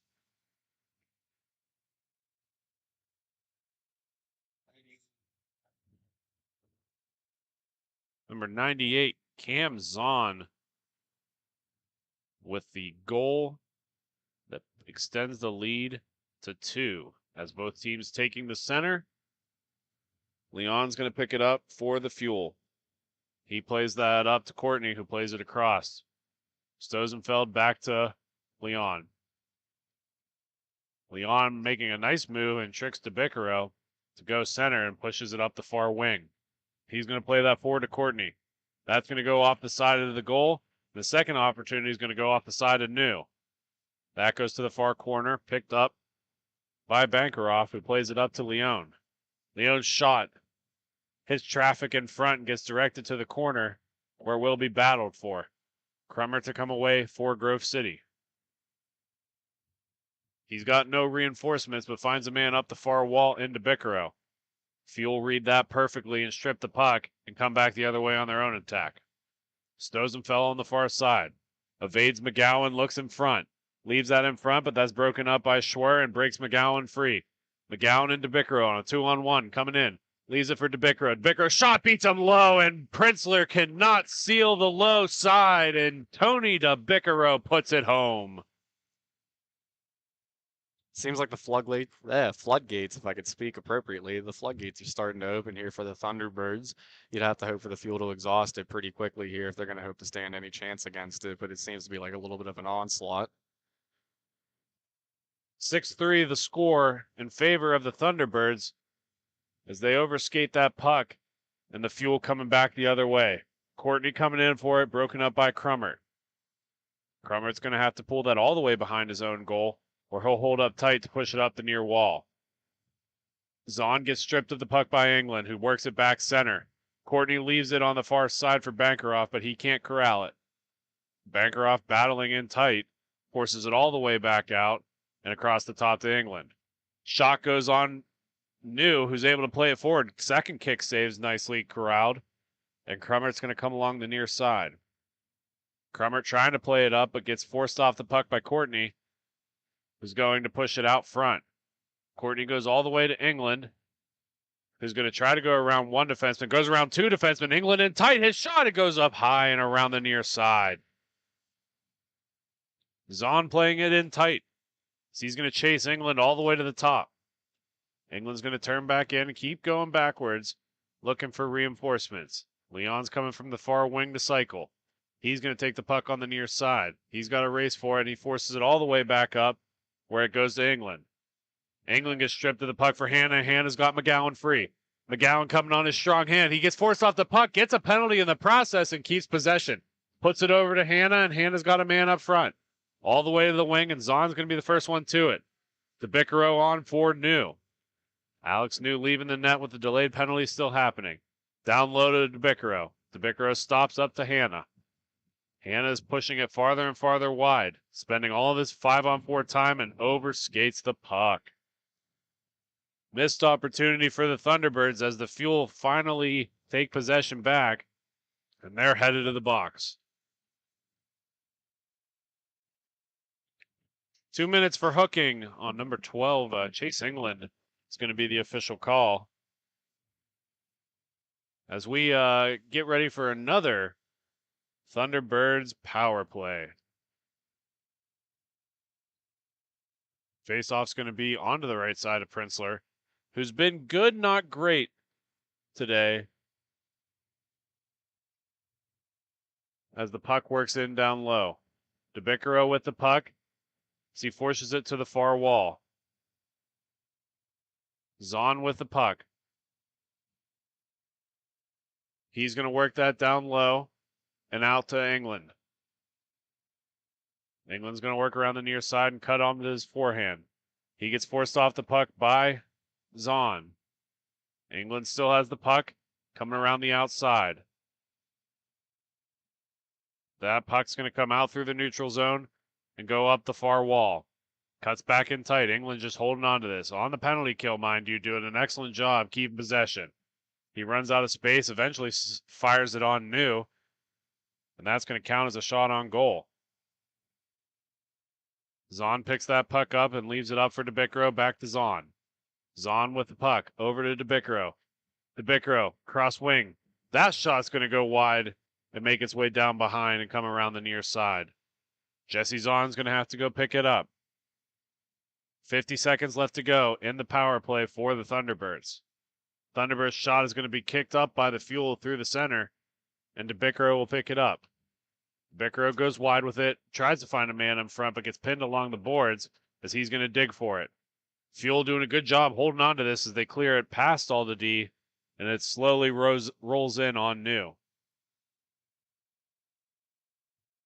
Up to Schwer. Schwer is going to come through the neutral zone. 20 seconds left to go in the power play for the Thunderbirds. DeBiccaro comes in, gives it over to Schwer. Schwer on the back door.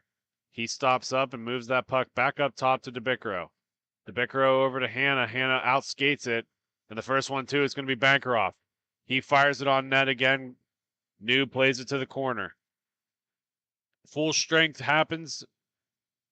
And we're going to continue 4-on-4 here. Schwer plays that over to Zahn, and Zahn shoots, fought off by Prinzler, who's able to get that long reach and pull that puck into safety. 6 minutes left to go in the third. The Thunderbirds leading 6-3 over the Detroit Fuel. Both teams are going to make some changes here, get some fresh legs on. A little bit of a power play and penalty kill action, tiring out the first line. That puck's one center.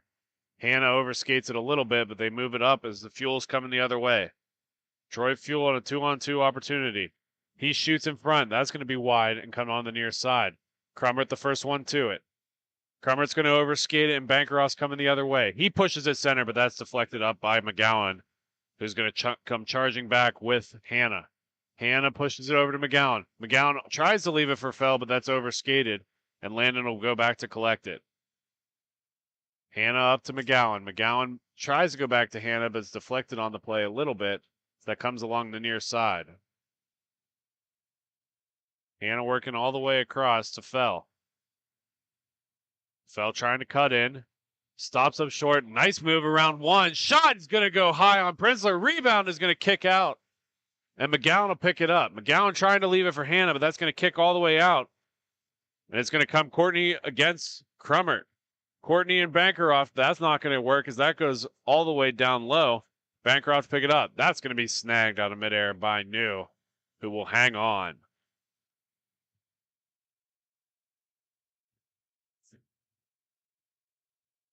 Both teams getting some fresh lines out there.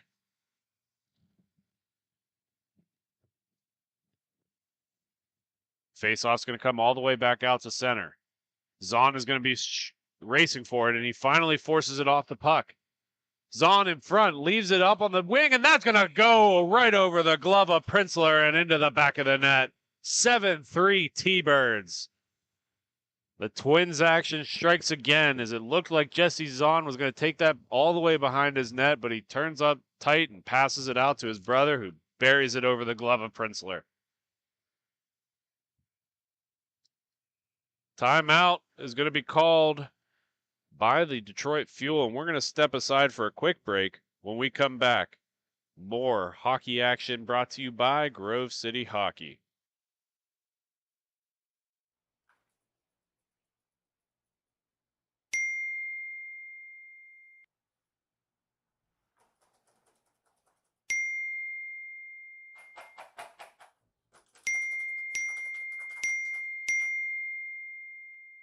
Frustrated and wasting time doing your own taxes? Getting confused by complex forms? Waste your time no longer. It's time for you to check out Bonus Accounting. Kenny and the team will help you with taxes, bookkeeping, and payroll services. Now that's an accounting hat trick. Leave it to the industry experts and check them out today. Use promo code Grove City Hockey for a sweet discount and also to receive exclusive GCH merch. Bonus Accounting, the firm of the future.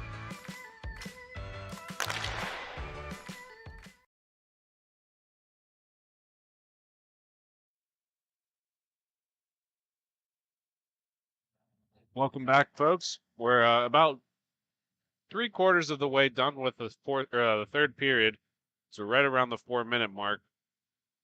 Thunderbirds currently leading 7-3 over the Detroit Fuel. Zahn for the Thunderbirds is going to pull it on his backhand. He's going to shoot that into Prinzler. And Schwer's showing that he got slashed, but nothing's going to be called from it. Leon going over to talking to him, apparently apologizing for the mishap. And it doesn't seem like any more words were going to be said on the matter. Face-off in Prinzler's zone is going to come all the way out to Shipley, whose shot is going to go wide. Sits on the doorstep for Zahn. Second opportunity. Finds the back of the net. Zahn puts it home. 8-3 Thunderbirds over the Fuel. I don't think we would have been able to predict this after the way the outcome of yesterday's game occurred with the Fuel taking that one. Seemed to be Grove City showed up. Seemed to be a little bit more of a Sunday team than a Saturday team.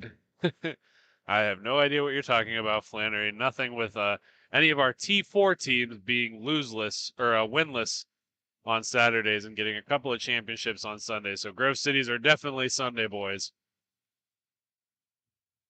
Puck's going to be in the Thunderbird zone. Zahn to Zahn up on the far wall. He's got Schwer with him. Leaves it across. That puck finds the back of the net. And we are a couple of goals away from a mercy here, Flannery. As you had talked about some of the dark horses, and it seems like there's no dark horses with 9 goals. Everybody's getting a piece of the pie. Yeah, I mean, you definitely have to think that the love has been shared all around. It's hard to imagine that anyone's going to be left off the score sheet in a situation like this. So, kudos to the fellas there. Long blast by the Fuel goes off the blocker of New. That's going to be forced around. They're going to work that back up, talk to Stosenfeld. Stosenfeld to a nice move by England. The second attempt is going to go wide, and Crummer's going to collect for the Thunderbirds. That puck goes up to DeBicro. DeBicro's got Hannah knocked down in front. by Leon. Nice little defensive effort by him. England tries to play it up to himself, but that's going to be fought off by McGowan. McGowan over to DeBicro, and DeBicro's got Hannah up front. Finds Hannah on the front side, and that shot finds the back of the net. 10-3 Thunderbirds.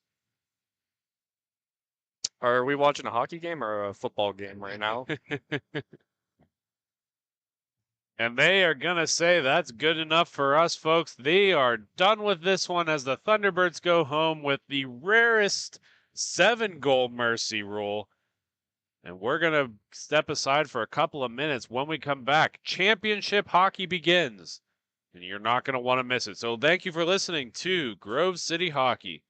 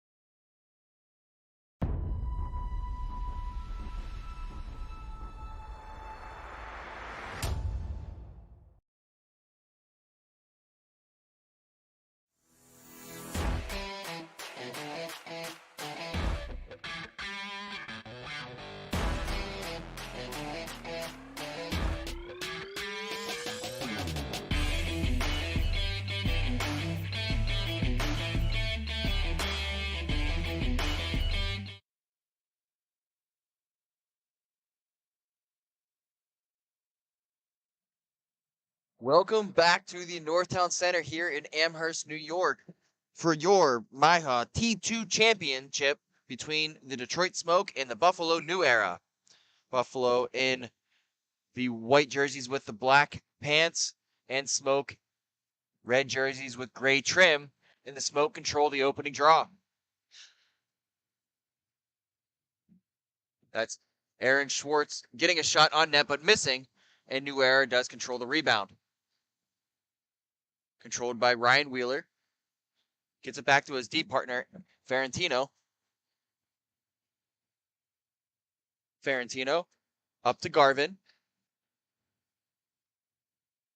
Over to Wheeler. Deeks and dives, but not able to get a shot on net. New Era really buzzing to start off this championship matchup. Wheeler up to his D-man. Ferrantino carries down, pressured by a couple of Smoke players. Gets a shot, but rockets all the way out and recovered by Ben James.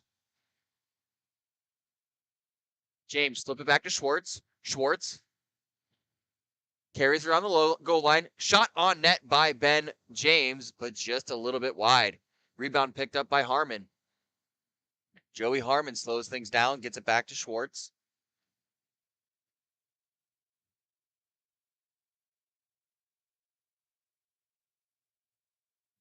Schwartz, headman pass up to Kendall. Kendall pressures Ferrantino, but Ferrantino holds the puck behind his net. Couple of teams that can really fly between the Smoke and New Era. Speed going to definitely play a factor into this one as a long headman pass up to Swift. Swift takes a shot on net and stopped by Tarpinian.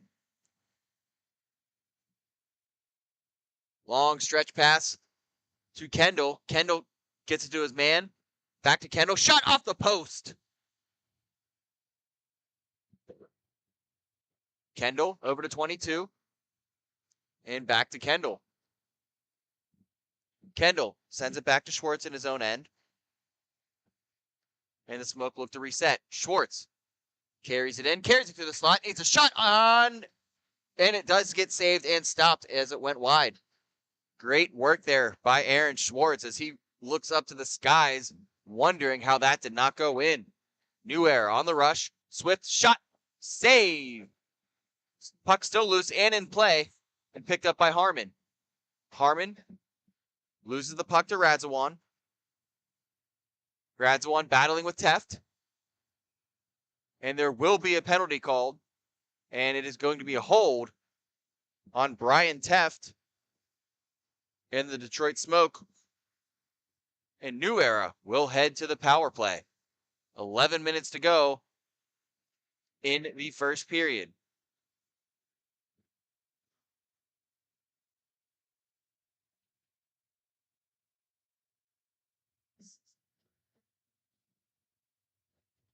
Todd Linus wins the draw back to Ryan Wheeler, who's not able to corral the puck, and goes all the way to Yasu Takahashi. Takahashi up to Wheeler. Over to Ferrantino, back to Wheeler. Wheeler controls to the point. Back to Wheeler. Buffalo just content passing it around the zone. Cross ice pass. Up to Wheeler, who breaks his stick. The stick goes flying. And the Smoke control. Ben James carries it shorthanded. Sends it all the way back to Schwartz in his own end. 1:17 remaining on the power play. Schwartz up to Kendall. And the Smoke just dump it all the way back down, and Takahashi chips it up to his D-man.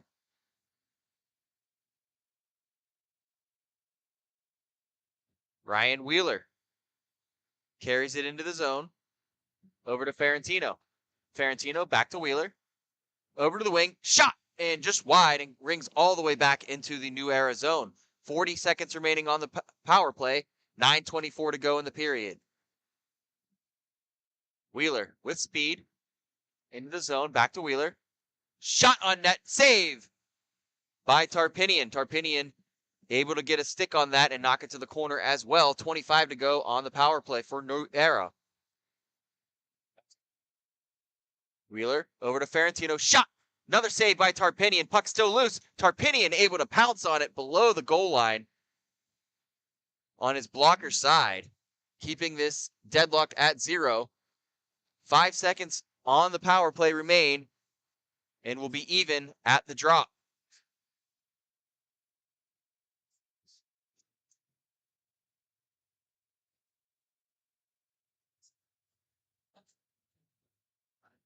Tangled up on the draw, but New Era actually comes away with the win. That's recovered by the smoke. Headman pass up to Kendall. Kendall back in his zone to Ben James.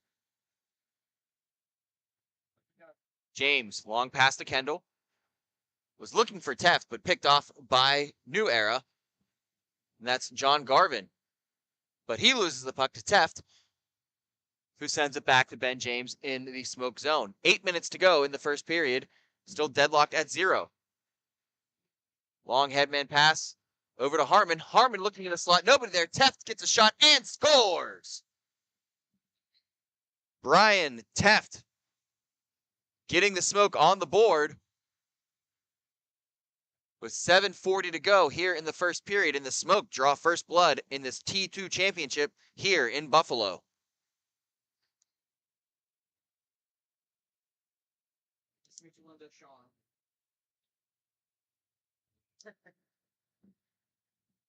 Teft, the aforementioned goal scorer, on the draw. And they're going to call a false draw. And actually, they're going to kick Teft out of the circle. And Harmon comes in and wins it back to Teft.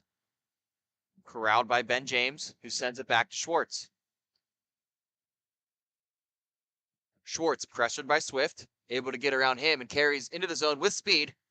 Into the slot, shot saved by Takahashi. Schwartz goes down a little bit hard on the boards. Gets up slowly, but appears to be okay.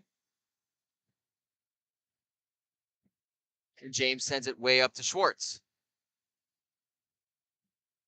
Schwartz back to Harmon. Being pressured by Radzawan. Harmon able to get it up to Schwartz, who carries it through the zone and into the O-zone. Schwartz still handling the puck.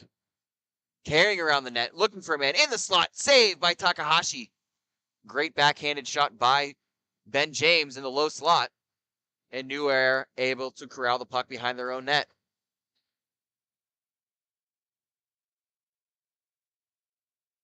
Corey Swift carries it into the offensive zone. Sends it to Siki, who sends it back to Ryan Wheeler. Wheeler being pressured by Harmon.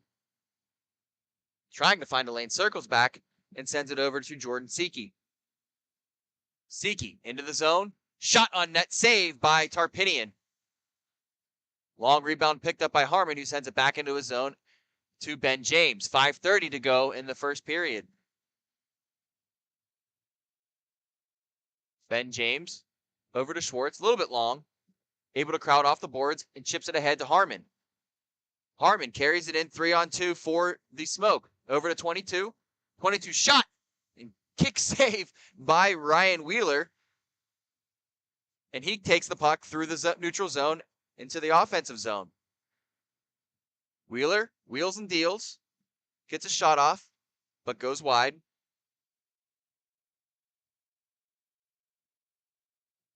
Linus got it over to Garvin, who lost the puck, and Smoke have a 2-on-1. Pulled up by Kendall, looking for a man in the slot. That's Harmon. Shot and save by Takahashi, coming way out of his crease to make that save. And looks like that may have caught him in a precarious position. As we're going to take some time here and make sure he is all right. With 4:31 to go, the Detroit Smoke have a 1-0 lead over the Buffalo New Era. We're going to step aside as they take a look at Takahashi, and we'll be right back. You're listening to Grove City Hockey.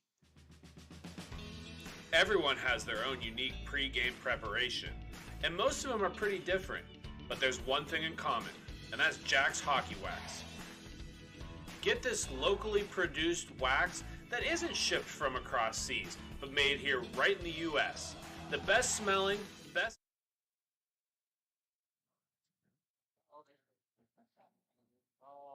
Back inside the Northtown Center for T2 action. Yasu Takahashi, everything A-OK. He gave a little breather after he took that long shot. New Era comes back screaming with a ripper of a shot on Tarpinian, but nothing doing. Ryan Wheeler able to get her on Harmon. Carries into the slot. Shot, kick save, long rebound, and score. And New Era gets themselves on the board and ties things at 1. And Todd Linus from Ryan Wheeler ties things up with 3:45 to go in the first.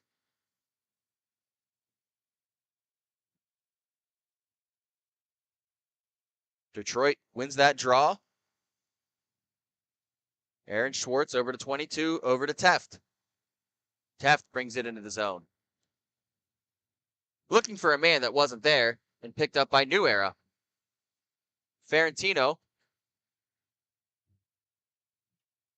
Pressured by Kendall, gets it back to Wheeler.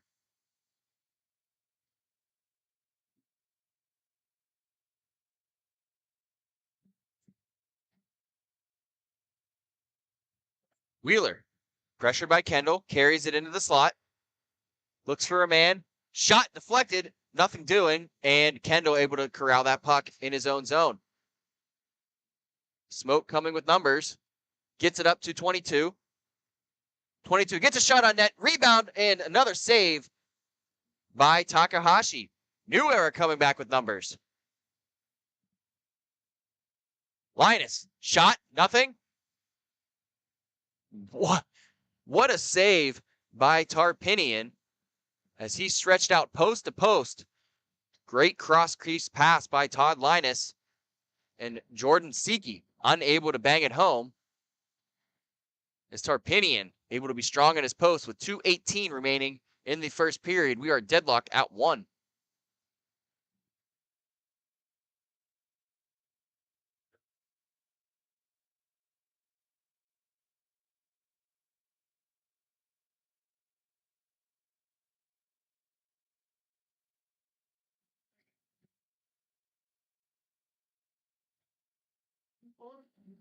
And we do have a correction for number 88 on New Era. Jeff Hackett. Apologies. Jess. Jess Hackett. Excuse me.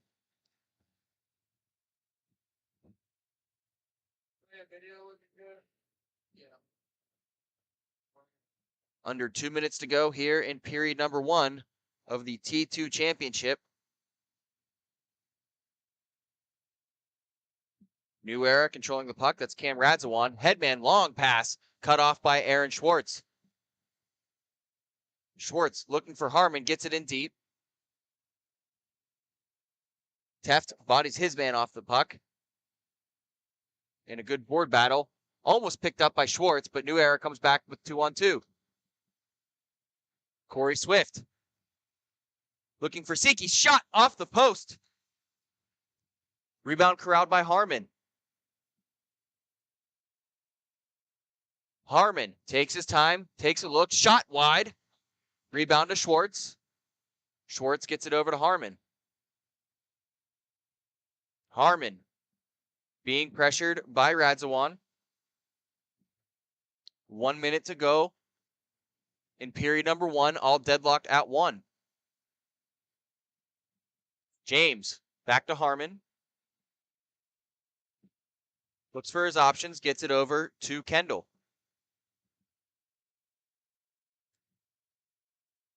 Kendall cycles through his zone, carries through the neutral zone. Fakes to go to Harmon, carries it through a couple New Era players, and cycles around the net. Kendall, still with the puck. Drops it down for Teft. Teft has a man. James in the low.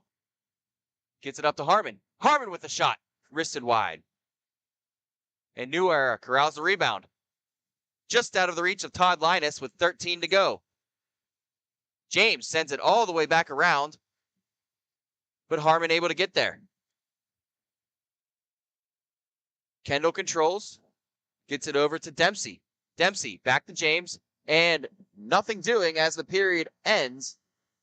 And we're deadlocked at 1 after 1. We'll be back for period number 2 of T2 championship action. You're listening to Grove City Hockey.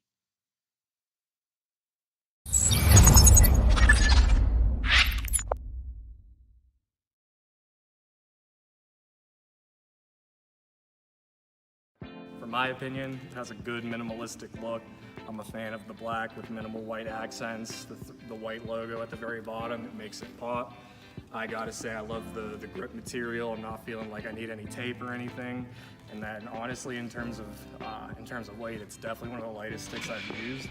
It has a good pop to it, so I feel like I'm gonna get a lot of good shots off and hopefully less muffins.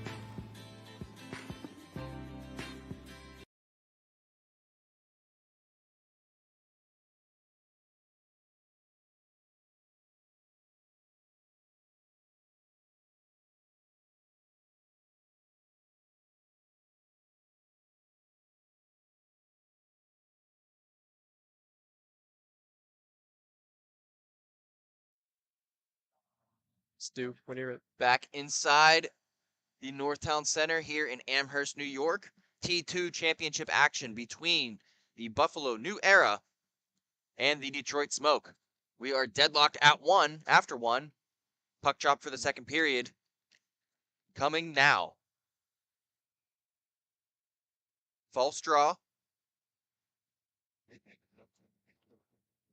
Referee Corey Dare looking to space out the wingers on the draw, giving everyone a fair chance. And Detroit wins this back into their zone. It's controlled by Schwartz. He's pressured by Jess Hackett.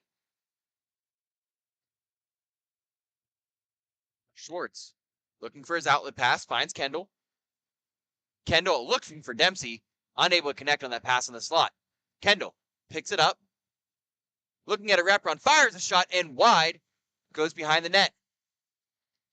New Era controls the rebound and gets it back to Jess Hackett.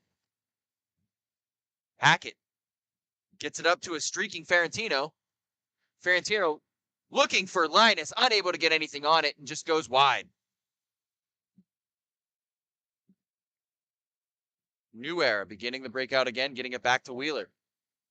Wheeler carrying through the neutral zone with speed. Looking for Linus, but nothing doing. Linus still able to corral the pass. Ferentino slows things down. Gets it over to Wheeler. Sends it over to Hackett. Hackett tries to dance through a couple of Smoke defenders, unable to do so in the Smoke control. Schwartz leaves it for James. James back to Schwartz. Fires a shot just wide. New Era streaking on the rebound. Ferentino over to Linus. Shot! Saved by Tarpinian. And puck out of play. 12:24 to go in the second period. We are still deadlocked at 1.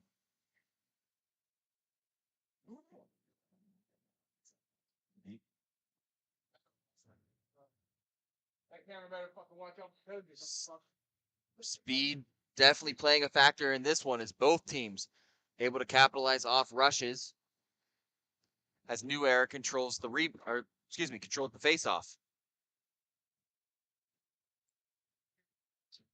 Lack of communication there in the neutral zone. Puck is recovered by Teft. Teft gets it over to Schwartz.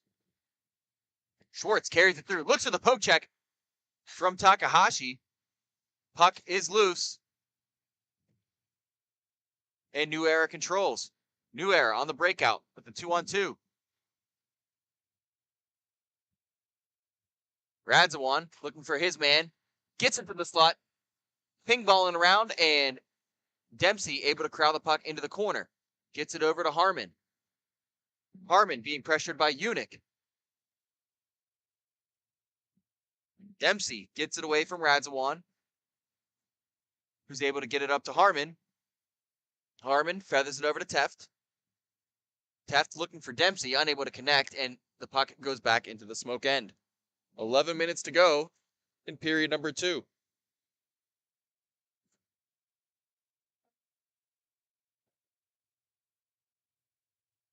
James gets away from his man.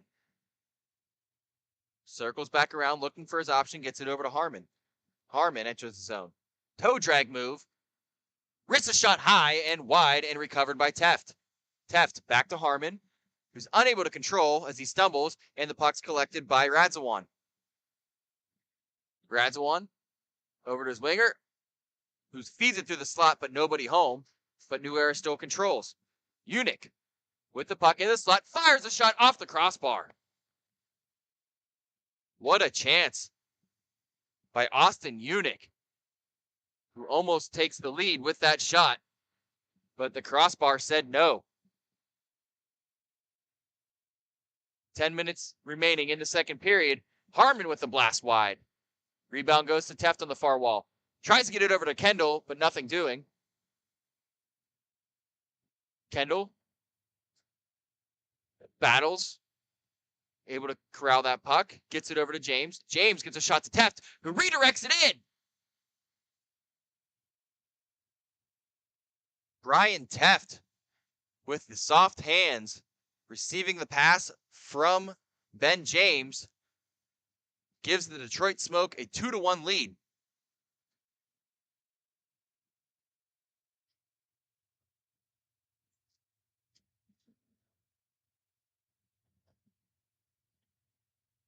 New Era controls the draw.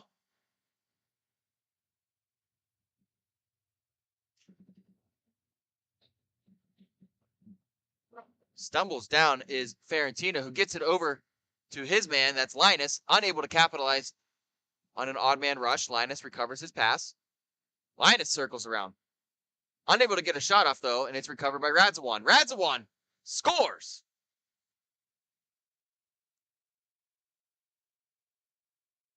That puck was in and out so fast, the Smoke players didn't even see it, but Radzawan ties things up for New Era, and we are deadlocked at 2 with 8:35 remaining in the second period.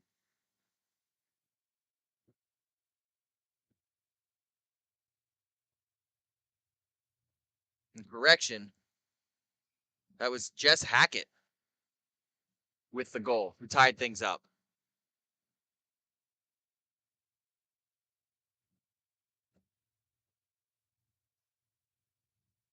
New Era coming back with a vengeance. Here's Ferrantino. Ferrantino carries it in, fires a shot, looking for Linus, side of the cage on that shot. And puck is now corralled by Wheeler. Wheeler over to Hackett. Pressured by Dempsey. Gets it over to Linus, shot wide. And recovered by Tarpinian on that rebound off the boards. 7:40 to go in period number 2, and we are deadlocked at 2.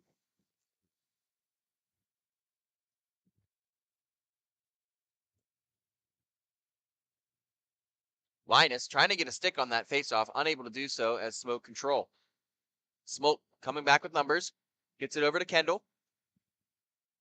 Great defensive play there by Ryan Wheeler, able to poke that check away.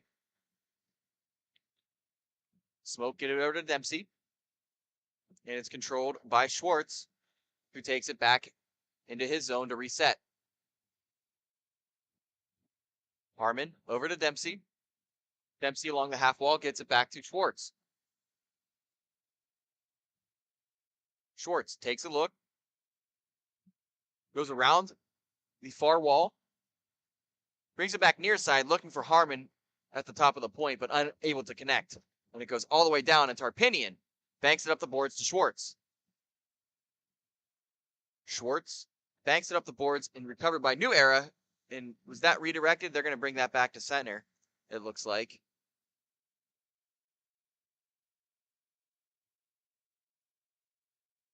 We'll have a neutral zone drop here with 6:20 remaining in period number 2.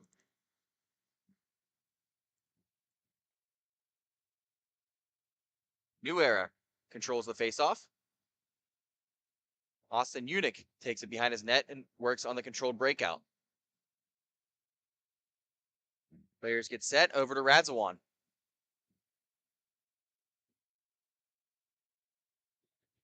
Radzawan carries it down low and sends it back up to Unick.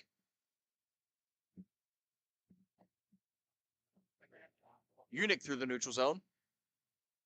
Leaves it for Swift, who stumbles, not able to corral the puck, but looks like Unick able to corral that puck in his own zone, brings it back. Sends it over to Radzawan. Radzawan back to Unick, but Unick was not expecting that pass and has to take it back around his own cage. 5:24 remaining in period number 2. Pass off the skates is recovered by Detroit and sent up to Harmon. Harmon with a nice move. Carries the puck into the offensive zone. Leaves it for James. James can't stick handle through a couple of New Era players and then sends it back up into the neutral zone and recovered by Kendall. Kendall back to Harmon, who circles back and dumps it into the zone. Kendall battling with Radzawan in the corner, sends it back up to Schwartz. 4:40 remaining in the second. Schwartz sends it over to Kendall, back to Schwartz, who has time and space. Makes a move, backhand in the slot, loose, and goes around the cage. Schwartz sends it back through, but nobody home, and New Era on the rush. Austin Unick with some speed. Sends it over to his wing and shot and score, and we'll get that number in just a second, but great score off the rush by the Buffalo New Era. And that was number 18, Cam Radzawan, with a heck of a blast from the far side wing. And the New Era take a 3-2 lead with just under 4 minutes remaining in the second period.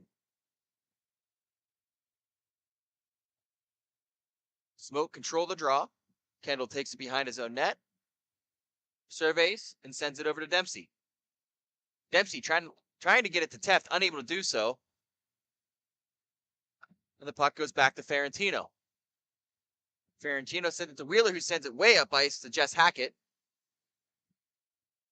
who takes it in himself. Shoot! Just a little bit wide.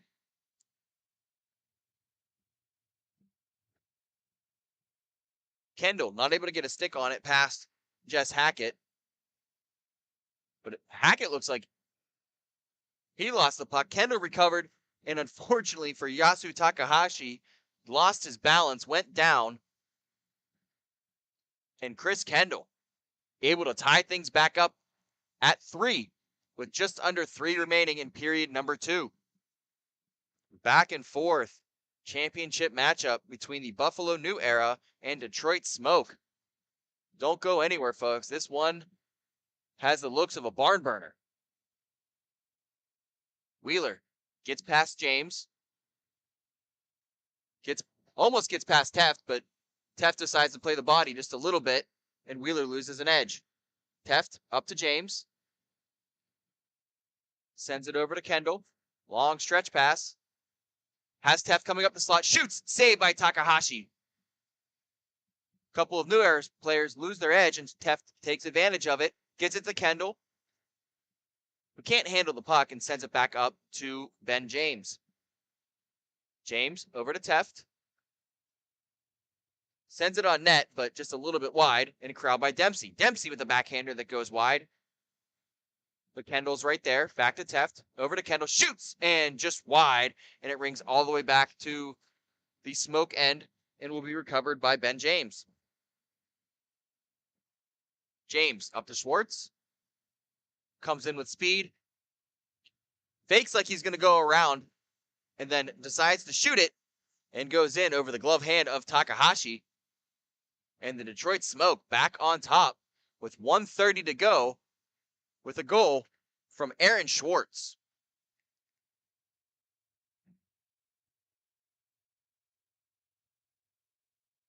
You have to think New Era has a full bench. The Smoke only 2, but so far The Smoke showing that they have the cardio to stand up to a full bench for the Buffalo New Era. No signs of slowing down, and there's a quick shot and score. Redirected in by Dempsey. Schwartz sent that into the slot, and Dempsey was right there at the top of the crease. Got a stick on it, and right over the glove of Takahashi. And that puts the Smoke up 2 with 45 to go in the second period.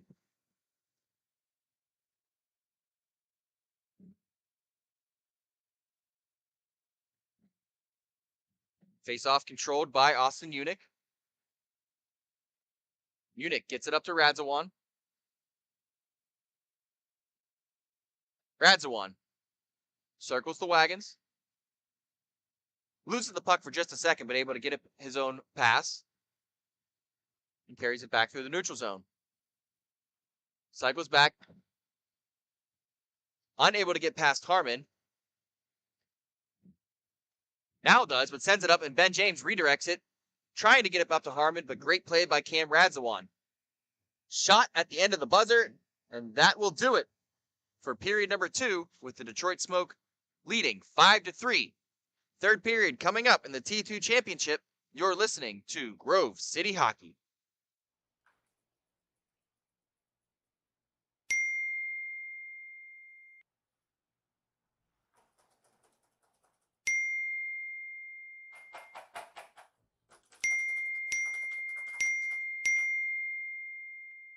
Frustrated and wasting time doing your own taxes? Getting confused by complex forms? Waste your time no longer. It's time for you to check out Bonus Accounting. Kenny and the team will help you with taxes, bookkeeping, and payroll services. Now that's an accounting hat trick. Leave it to the industry experts and check them out today. Use promo code Grove City Hockey for a sweet discount and also to receive exclusive GCH merch. Bonus Accounting, the firm of the future. This copyrighted telecast is presented by Grove City Hockey. It may not be reproduced, retransmitted in any form without the expressed written consent of Grove City Hockey, LLC. We thank you for your understanding and hope to continue to enjoy this complimentary broadcast. To purchase footage, email grovecityhockeyllc@gmail.com.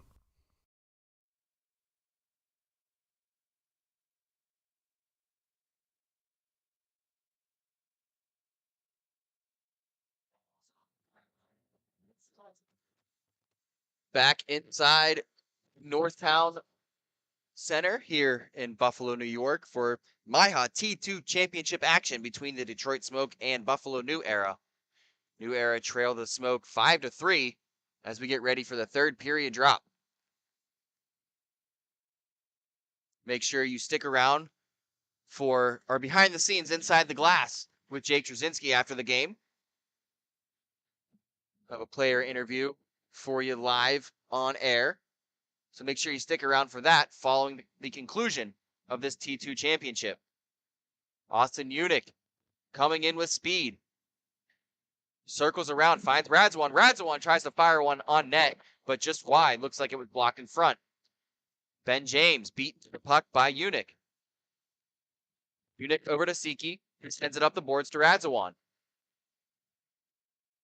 Radzawan down low to Ferentino, who fires one just wide, ricocheted all the way out, and corralled by the Smoke. Kendall stops, sends it back to James, over to Teft. Teft thought about shooting, but overskated the puck. Ben James in the low slot, fires, saved by Takahashi. 1-2. Great 2 saves there by Yasu Takahashi. New Era back on the rush. Corey Swift takes it to the net. Taken down. Nothing doing. Puck still loose and controlled by the Smoke. Schwartz turns on the burners. Sends it up to Kendall, who sends it over to Teft in the slot. Fires a shot and saved by Takahashi. 12:35 remaining in regulation. The Detroit Smoke with the 5-3 lead.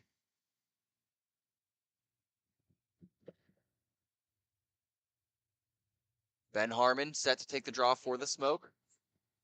And Todd Linus wins it back to Hackett. I'm sorry, that's Wheeler. Wheeler sends it up. Linus carried through. Linus with the man blocked. Pass by the smoke. Covered by Ferentino. Ferentino takes a look. Sends a cross crease to Radzawan. Radzawan, top shelf backhand shot. What a goal by Cam Radzawan. Taking that puck in the low slot and able to backhand it over Tarpinian. And the Buffalo New Era still in this one.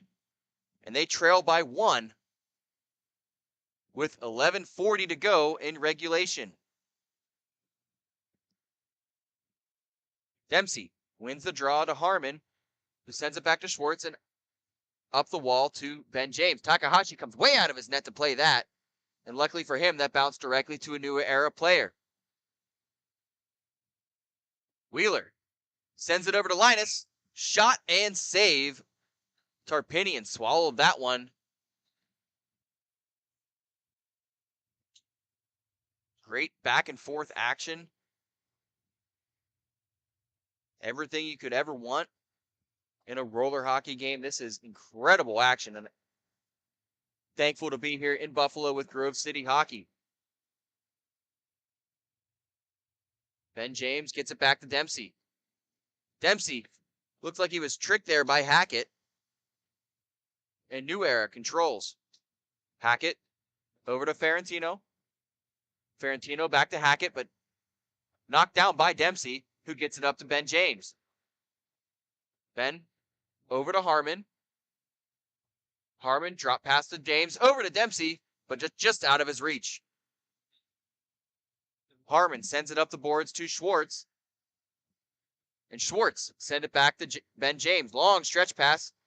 James with a shot. Blockered away and into the netting with 10-10 remaining in regulation.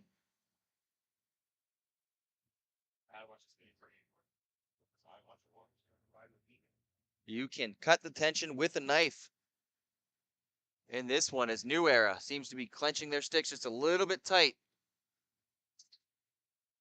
Trying to get that T2 championship here in Buffalo.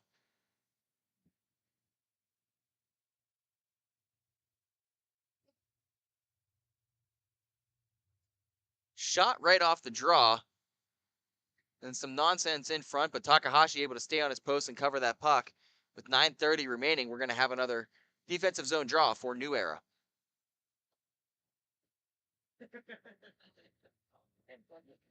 The Smoke win this one, and it goes back to the blue line to Kendall. Kendall sends it down to Teft. Takes a look. Dekes around Swift. Teft with the shot just wide. And here comes New Era roaring back. It's Corey Swift. Swift with the shot. Saved by Tarpinio. Who gets it up to Swift. Over to Dempsey. Dempsey with the shot. Glove saved by Takahashi.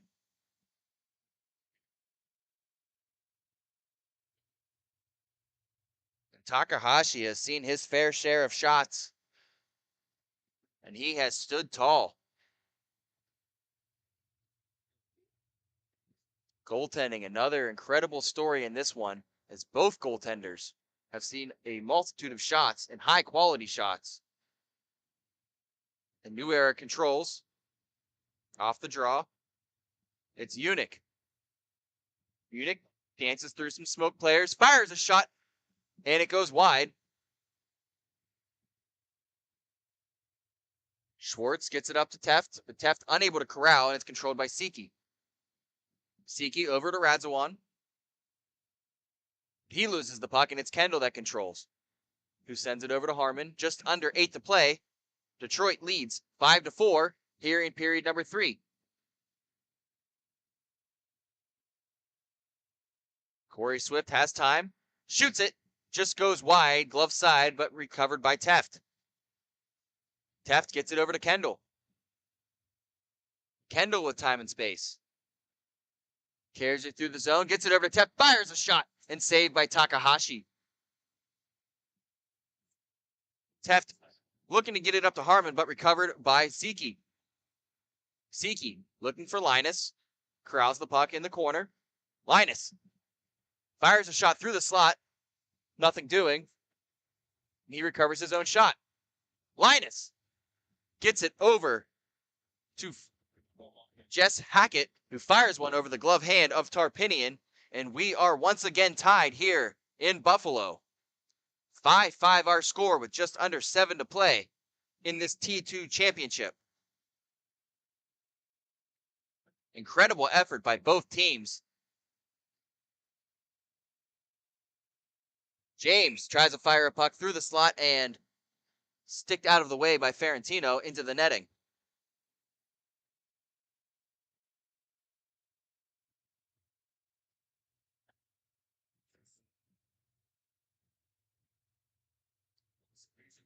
Dempsey lines up for the draw. Won by Ferentino. Gets it up to Linus, carries it up through the neutral zone. Linus tries to deke around James, but loses the puck in doing so. Linus gets it back to Wheeler. Sends it over to Ferentino. Ferentino with a rip. Saved by Tarpinian into the netting. 6 minutes to go in regulation. We are deadlocked at 5.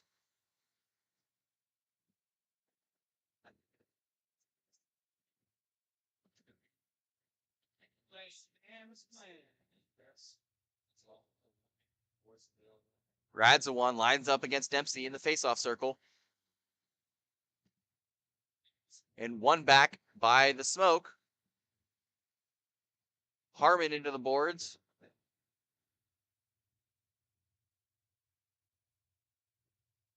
And puck knocked loose. It's Corey Swift that handles it. Over to Wheeler, who fires a shot and scores. And the Buffalo New Era have battled their way back on this one and now take the lead 6-5 with 5:10 remaining in regulation. In the way this New Era team has played, it's no wonder they were able to battle back. There's been no quit in this team, and it's been an incredible feat to watch in this back and forth game between the Detroit Smoke and New Era. New Era now seem to be buzzing with 2 quick goals, and they control the puck in their offensive zone.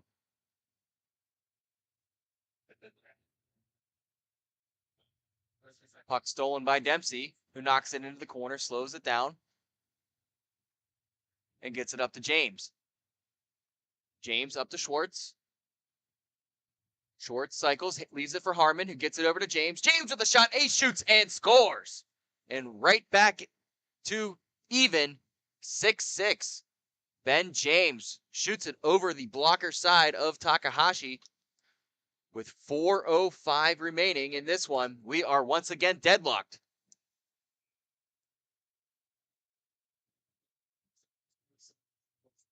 This one has all the fields of an overtime finish.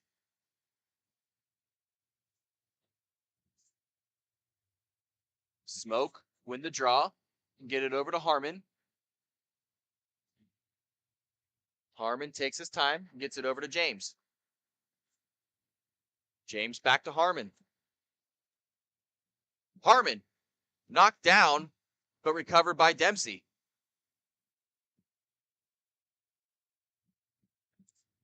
Dempsey gets it over to Schwartz, who sends it back to Dempsey. 3:20 remaining in regulation. Dempsey takes a look, leaves it for Harmon. Harmon carries it in his zone. Spinorama gets a shot off into the net off of Takahashi. Great effort there by Ben Harmon. Or excuse me, Joey Harmon.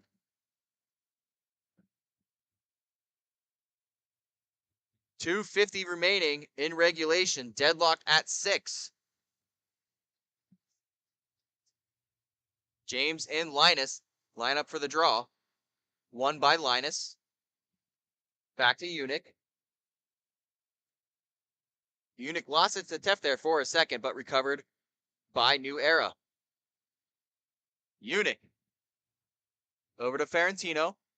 Ferentino to Linus. Linus loses footing, loses the puck, and we're on a 3-on-1 break for the Smoke. Schwartz trying to do a little bit too much but corrals the puck, circles back, carries it through the slot, gets it over to Teft, who's unable to get it home against Takahashi.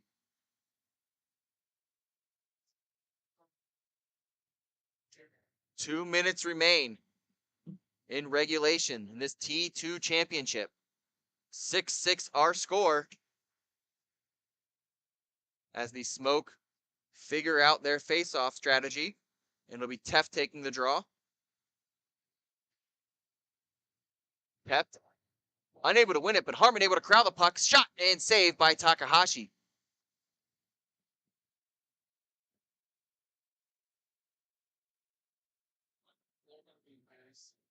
.155 remains in regulation, as it looks to be some equipment issues. Nope, the puck was just stuck in Takahashi's gear.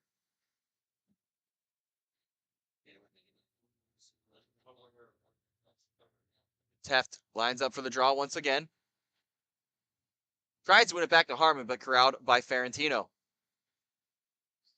Ferentino takes his time, surveys his options, gets it over to Hackett. Hackett along the near side wall, drops it for Linus. Linus, back to Wheeler. Wheeler carries with speed to the slot for Linus. Linus cycles back and gets it over to Ferentino. Ferentino cut off by Schwartz and leaves it for Hackett, but it goes all the way down and will be recovered by Wheeler. 1:20 to go in regulation. Hackett carrying it into the zone, fires a shot, goes wide, big rebound off the boards, and Hackett able to knock it loose. Recovered behind the net by Schwartz, who gets it up to Kendall. 1:05 remaining in regulation. Kendall gets it over to Harmon. Harmon enters the zone, but turns around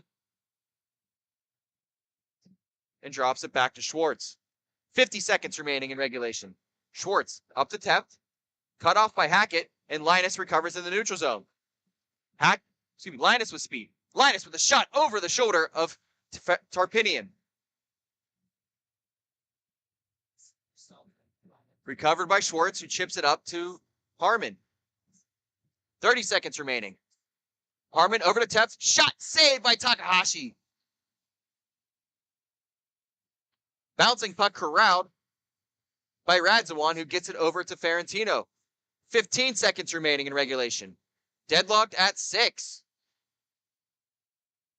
10 seconds remain. Ferentino blasting up with speed. Ferentino wrists one, but blocked by Schwartz. And with 3 seconds remaining, we are going to overtime in this T2 championship, deadlocked at 6 between the Detroit Smoke and Buffalo New Era. We will be right back with your overtime action, 3-on-3, 5-minute sudden death. You're listening to Grove City Hockey. This copyrighted telecast is presented by Grove City Hockey.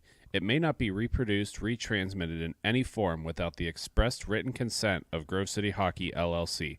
We thank you for your understanding and hope to continue to enjoy this complimentary broadcast. To purchase footage, email grovecityhockeyllc@gmail.com.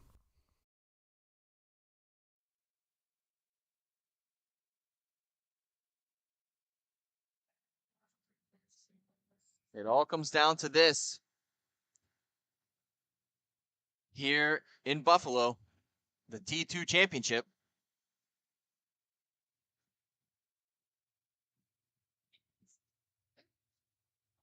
And it looks like there is a timeout being taken. But what a back and forth affair this has been. New Era battling back against the Detroit Smoke, taking the lead, and then the Smoke shortly after, tying things back up at 6. Don't forget to stick around and catch our behind-the-scenes interview with Jake Drzinski. We will get you over to him at the conclusion of this one as we head to overtime in the T2 championship at the Northtown Center in Amherst, New York.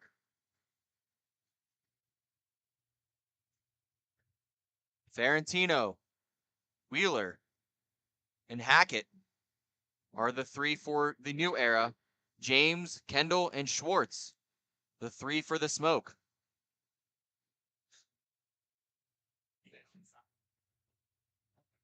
Goalies clean their crease of any water, and we are ready to go in this overtime period. Puck is down, and we are underway. Kendall, unable to control, and recovered by Hackett. Takes it below his line, and sends it up to Ferentino. Ferentino enters the zone. Taking his time, surveying his options, and sends it back to Wheeler.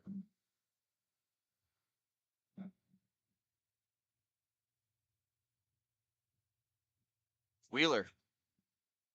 Covered by Kendall. Surveys. Looks. Enters the zone. Acted like he was going to leave for Ferentino, and now does. Ferentino. Takes it back into his own end.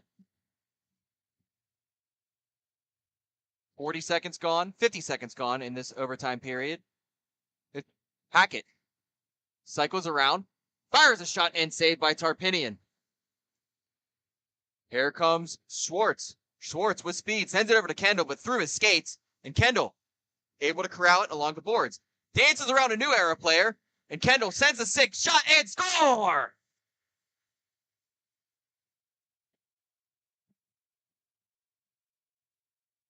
Chris Kendall ends it. And the Detroit Smoke are your T2 champions here for the MIHA Buffalo event. Excellent game between both teams, as the greatest tradition in all of sports concludes this T2 action here in Buffalo. We're going to keep it here as we get the team photos.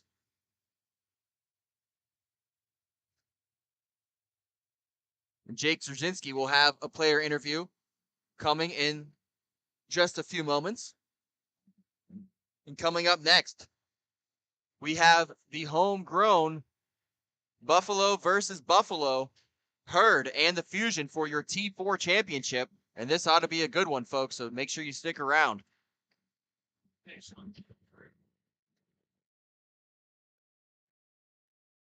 The Detroit Smoke gets set for their team photo.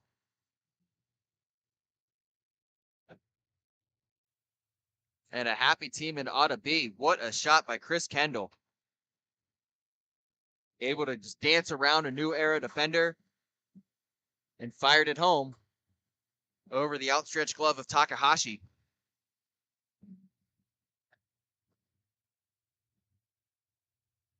When Jake comes to the middle of the ring, that's going to change that. Okay, good. He's coming up like green. Just put it down on the side. Oh, yes.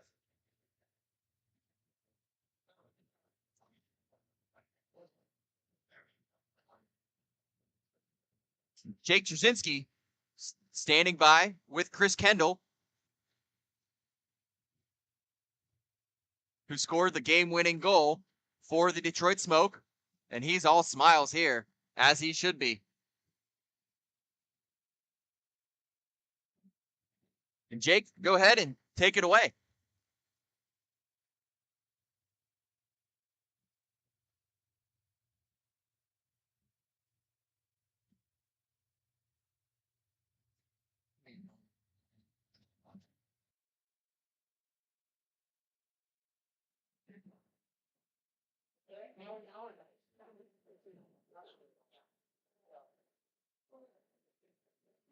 Playoffs are coming up right around the corner. What do you guys need to do, if anything, to get ready for that?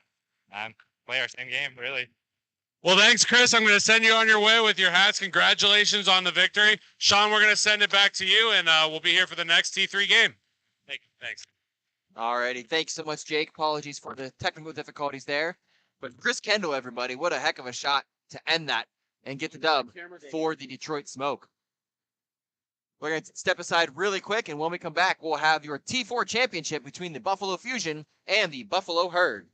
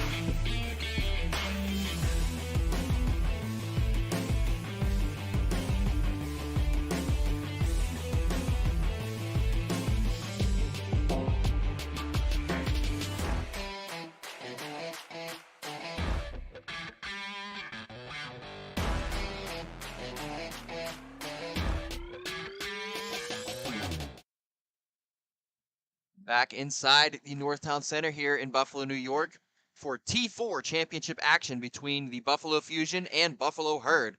And this ought to be a good one, folks.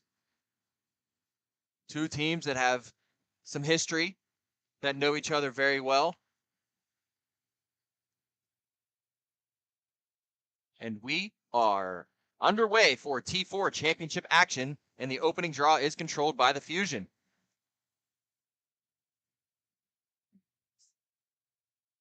That's RJ Cicero carrying it through the neutral zone. Pressured by a couple Fusion players, gets a shot but blocked in front. And picked up by Trivoli. Cicero fires a shot just over the glove of Eldridge. Conway pressured, but broken up by Eldridge Jr. and corralled by Chiavaroli. Chiavaroli around his net, carrying it up through the neutral zone with speed. Dances around a couple Fusion players, fires a backhand shot, and saved by Snyder. Yeah, Snyder's been strong this whole tournament. He's chirping back and forth between him and the Herd player, so we'll see if there's any extracurriculars happening throughout the day. The animosity is high in this one between these two Buffalo teams. It should be an exciting championship to watch.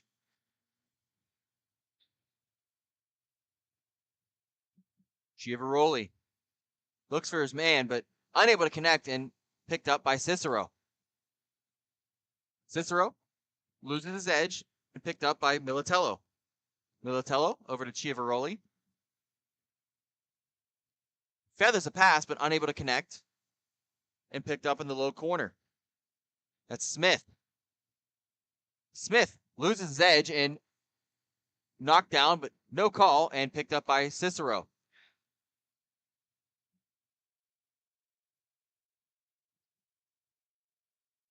And already the animosity showing here as Eldridge Jr. had his stick thrown up in the neutral zone by a Herd player. Yeah, Eldridge Jr. already talked to the rest before this game, and he said, hey, if it's us two in the championship, something is going to break out. So keep your eyes peeled, Sean. This one could get hot real quick. Puck controlled by Font. Who almost loses the puck, but able to get it over his D partner. Shot on net and saved by Snyder.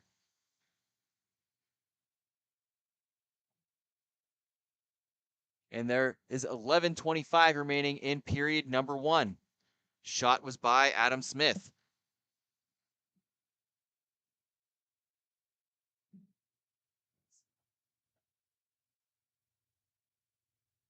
Herd win the draw clean forward.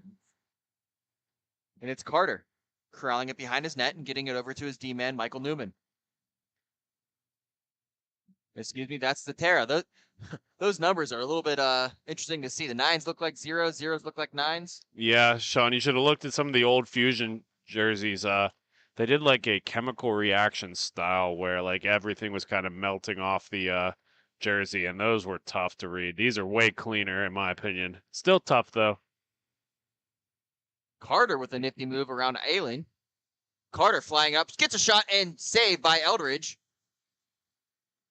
10:30 remaining in period number 1. Great glove save there by Christopher Eldridge. Yeah, he's been hot all weekend.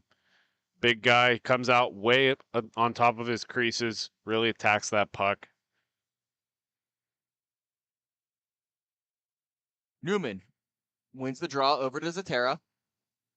Zatera unable to corral it in the neutral zone and picked up by Smith. Smith loses the puck and is controlled by Zatera.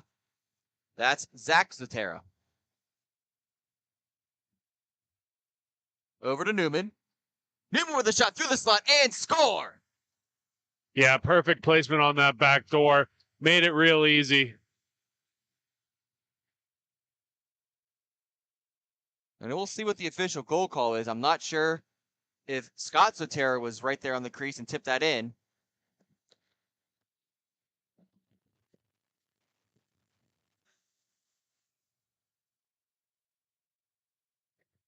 Nonetheless, The Buffalo Fusion on the board. 9:23 remaining. And they have taken a 1-goal lead. And we have received confirmation it was 0-0 Michael Newman with the goal, giving the Fusion the lead. Cifarelli dances through, but unable to get past Zatera. Zatera over to Conway. And he sends it up for Cicero, but a little bit too long, but picked up by Carter on the near side wall.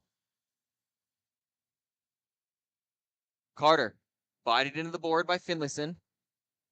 Fires one through the slot, but nobody home. Zatera corrals it at the blue line. Poke check by Aileen. And over to Cicero, who sends it back to Carter, but just a little bit out of the reach and goes all the way back into the Fusion end. Carter, pressured by Cifarelli. Chips it over to Zatera. Zatera just bides his time and gets it over to his D-man Carter. Carter finds Conway, who sends it up to Zatera. Zatera leaves it back for Carter, has time and space, rips one, but blocked, and another shot follow up by Conway. Loose in front, corralled by the Herd, and sent wide. Herd have an odd man break. Drops it for his man. Save by Snyder on a close, tough angle shot. The Herd's moving well, man. They're buzzing up and down this rink, and they definitely want to get another goal to make this a little bit closer here. 1-0 game in favor of the Fusion, and they're looking to get theirs, and they're definitely putting on the right offensive effort. May, pressured by Conway. Left it for Cifarelli, who sends it back to Finlayson. Finlayson over to Cifarelli, who backhands it back to Finlayson.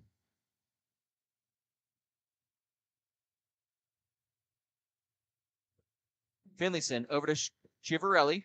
Chiavarelli tries to get a shot off, but looks like he was blocked by Eldridge Jr. Picked up by Cicero, who sends it back along the low boards, but picked up by Chiavarelli. Chiavarelli up to May. Shot on, but blocked in front by Eldridge Jr.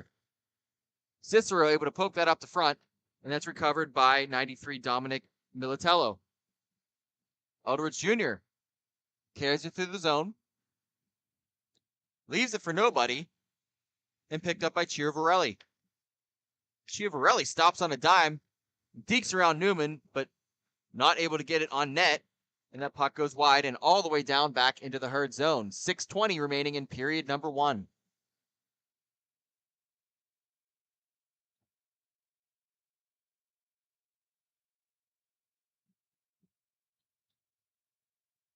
Militello carries it into the zone, loses the puck to Newman, but picked right back up by Aileen. Loose in the crease, and Eldridge Jr. able to clear it out to center. Man, that just trickled right across the crease, Sean. I thought there would have been a good opportunity there for the Herd, but Buffalo's good on defense and got back and cleared that crease.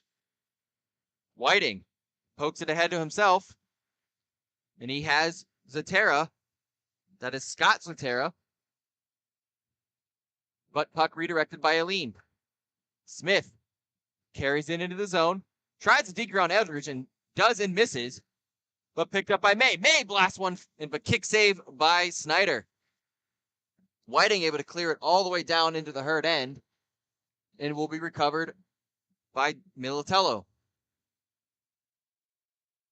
Militello gets it over to May. May up to Aileen. Aileen fires the wrister, misses the rebound, and picked up by Zatera, who chips it up the wall to Newman. I have no idea how Snyder was able to read that. There was all kind of traffic in front on that shot. It's one you just hope you get your body on as a netminder. As Zatera sends it all the way back to Carter in his own end. 4:45 remaining in period number 1. Carter over to Cicero. Sends it all the way up to Zatera. Pass deflected by May, who gets it to Adam Smith. Smith down to May. Over to Aileen in the slot. Fires a shot and scores! Yeah, Sean, put it right over his glove into the back of the net. He had that good screen in front. Again, we were just talking about that. Snyder getting a lot of traffic in front of his eyes, making it tough. But he made no mistake about that one and tied this thing up. And the way Snyder reacted, he might have thought that he had that one. But Eileen able to just sneak it by him. And we are deadlocked at 1 with 4 minutes to go in the first frame. Fusion win the draw back to Carter. Carter up to Cicero. Has Conway streaking, but decides to keep it himself. Cicero in the slot fires a shot, but blocked in front by Font. The Herd send it all the way up to Chivaroli, who loses the puck, fires a shot, and scores! And just like that, the Herd, with a quick 2 goals in quick succession, have taken the lead with 3:25 to go in the first frame. That was a bouncing puck there, Sean, as well. To be able to not only get a stick on that, but to put it in the perfect spot over the glove. Very, very impressive goal there for the Herd. And the Herd are buzzing now. Getting that little boost of energy from that first goal, and now a second one. And they've controlled the second half of this first period. Long shot saved by Snyder. Rebounds loose in front, covered by Snyder in the crease, but no, still loose. Yeah, that's one that you almost just pushed back into your goaltender, although they caused a breakout for it, so we'll see how it turns out. Satera tries to dump it down, but blocked in front by Staslawski. Staslawski chases the puck and brings it up alongside the near wall. Can't get around Conway. Good poke check by him. And he gets it up to Cicero. Cicero waits, tries to get it through the slot, but taken down by a Herd D-man. That's Stephen Font. Conway, still with the puck, pressured by Finlayson.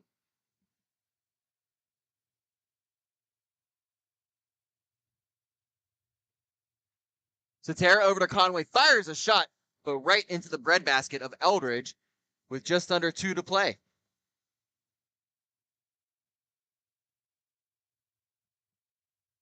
Up and down, back and forth. Period number 1. Buffalo Herd leading 2-1 with 1:40 to go in the first frame. Whiting lines up against Eileen. Wins it back to his D-man, who's pressured by Smith, but won back by Eldridge Jr. Takes it around his own net and gets it up to Newman. Newman thinks better of it and circles back and gets it over to Whiting. Whiting settles the puck and gets it up ice to Eldridge. Eldridge Jr. tried to get a backhand, but blocked by Eileen. 1 minute to go in the first frame in this T4 championship game.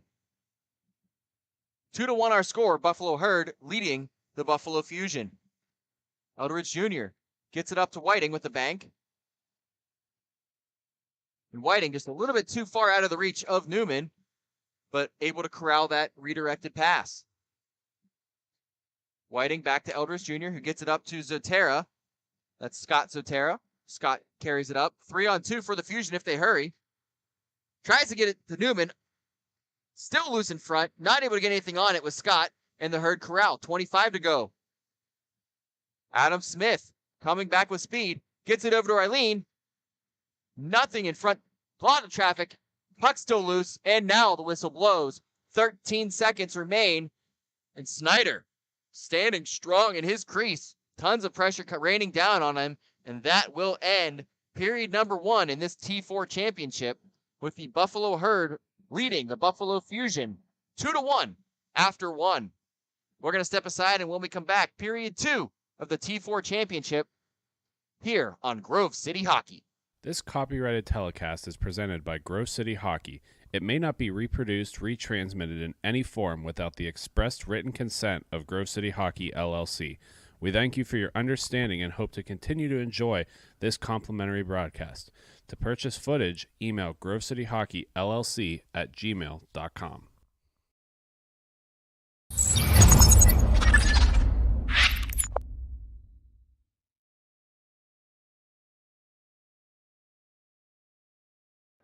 my opinion. It has a good minimalistic look. I'm a fan of the black with minimal white accents, the white logo at the very bottom. It makes it pop. I gotta say, I love the grip material. I'm not feeling like I need any tape or anything. And then honestly, in terms of weight, it's definitely one of the lightest sticks I've used. It has a good pop to it, so I feel like I'm gonna get a lot of good shots off and hopefully less muffins.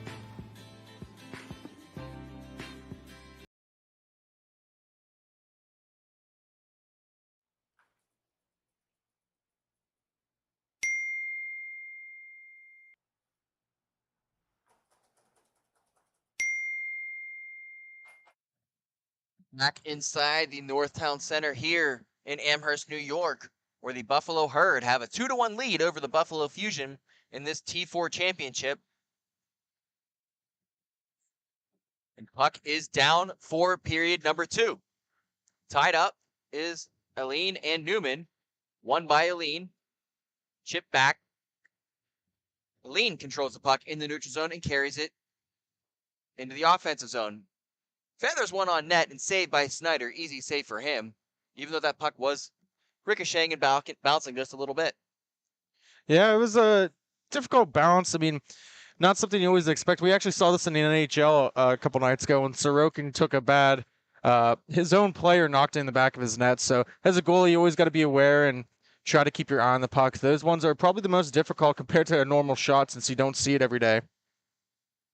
Aline tries to find Finlayson on the other side, but unable to do so. Smith battling for the puck. Has a stick tied up behind him, and the puck goes out of play into the Herd bench. Slow start to the second period. I mean, we saw some fireworks starting to begin at the end of that first period, at least down in the corner here with Eldridge Jr. Both teams have a history with each other, Sean. It might get a little fiery here. So far, so good for both teams, keeping it fairly clean. Face-off won by the Fusion. And carrying it up, it is Newman. Newman loses the puck, though, and it's Chiavarelli. Chiavarelli cycles back, gets around Zatara, but loses it in the offensive zone. Zach Zatara with it. He chips it over to Newman. Cycles it down to Scott Zatara. Couldn't get that redirect on net. Scott battling along the boards with Finlayson. And Chiavarelli comes away with it and slowly carries it through the neutral zone. Hits center red and just chips it over to himself. Almost got taken out by a Gowan there. It worked out for him. Although the Fusion do come away with the puck. It's Cicero. Cicero taking his time. Gets around May. Carries it low, but unable to get past Finlayson. That's Cifarelli calling for the puck up by center red, but no open lanes, and Chiavarelli circles back in his own zone. It's Finlayson with an awkward shot on net, but weird rebound off the boards and covered by Snyder. Lots of odd bounces here, especially this time of the day, Sean, when there's been so many games. We're at game number 10 here, so there's a lot of dirt, there's a lot of grime that's on the rink. It makes it hard. This is one of the stickier rinks that you're going to be a part of, but definitely still a factor at this point in the day. Just over 3 minutes gone in the second frame. The Buffalo Fusion trail the Buffalo Herd 2-1. As that puck is recovered by Stislavsky.